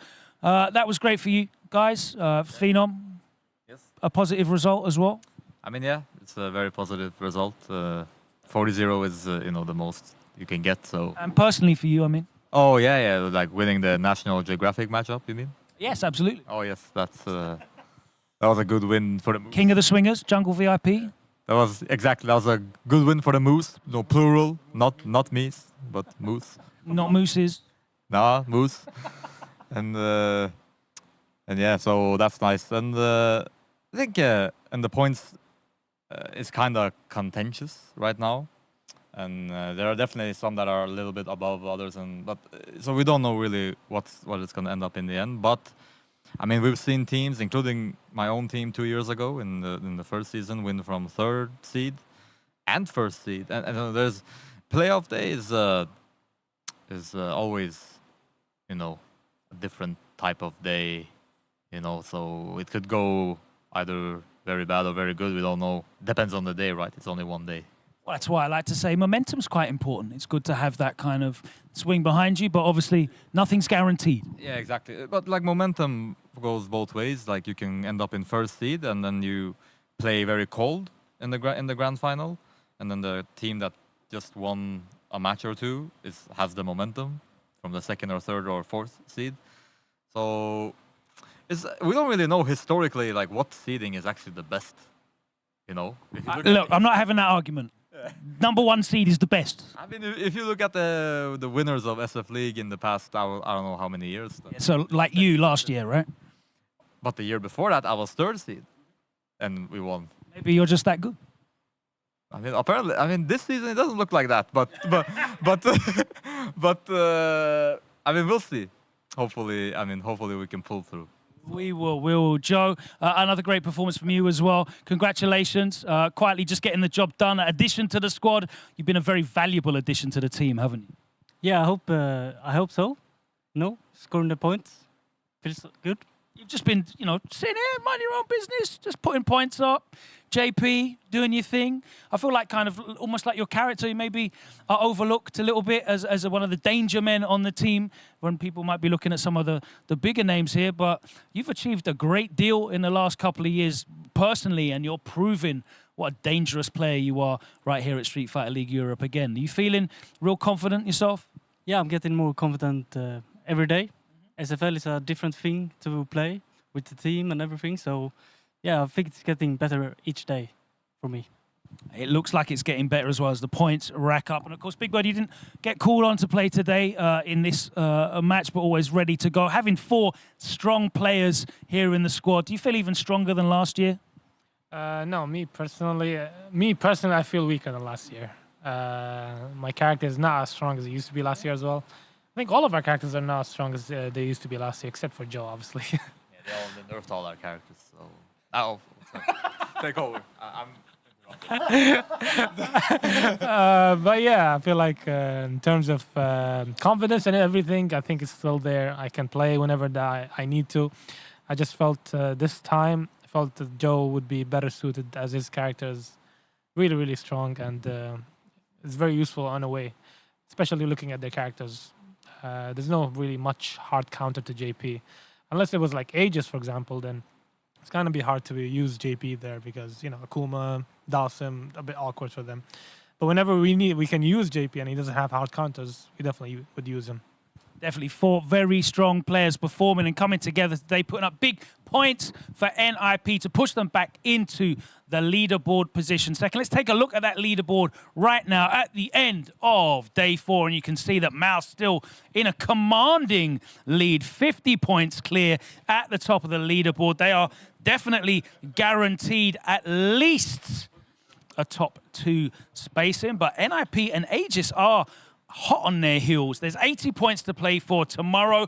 Wolves still holding on to that 4th and final playoff spot, but Solari are not out of the running yet. Goliath mathematically cannot qualify with only 80 points left on the board. They're out of it, but they will be wanting to put on a good display for themselves tomorrow. And they'll be opening up our first team match of day 5, the final day of the regular season here at Street Fighter League Europe 2025. They're going up against Aegis, who are going to be wanting to put points on the board and get the best seeding they can. Wolves against NIP is a big showdown.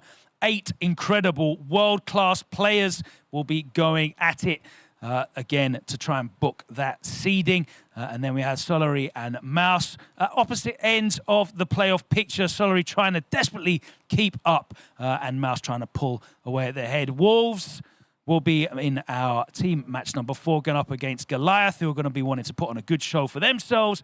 Wolves looking to harvest as many points as possible. Next up, it's Aegis and Solari, a French-speaking affair. We're going to have Damascus on deck for that one. And our last match of the regular season. Shout out to whoever scheduled this. NIP versus Mouse. Is that going to be a decider for the number 1 seed? We will find out. That is all to come tomorrow right here on Street Fighter League Europe 2025. Thank you so much to all of the players today. It's been fantastic. The broadcast team, the commentary, sensational. What an honor and a pleasure it is to be back here in the arena hosting for you. I'll see you tomorrow as we conclude the regular season. That's it for today. Take care, and we'll see you next time. Street Fighter League Europe 2025, Day 4. That's a wrap. We'll see you tomorrow.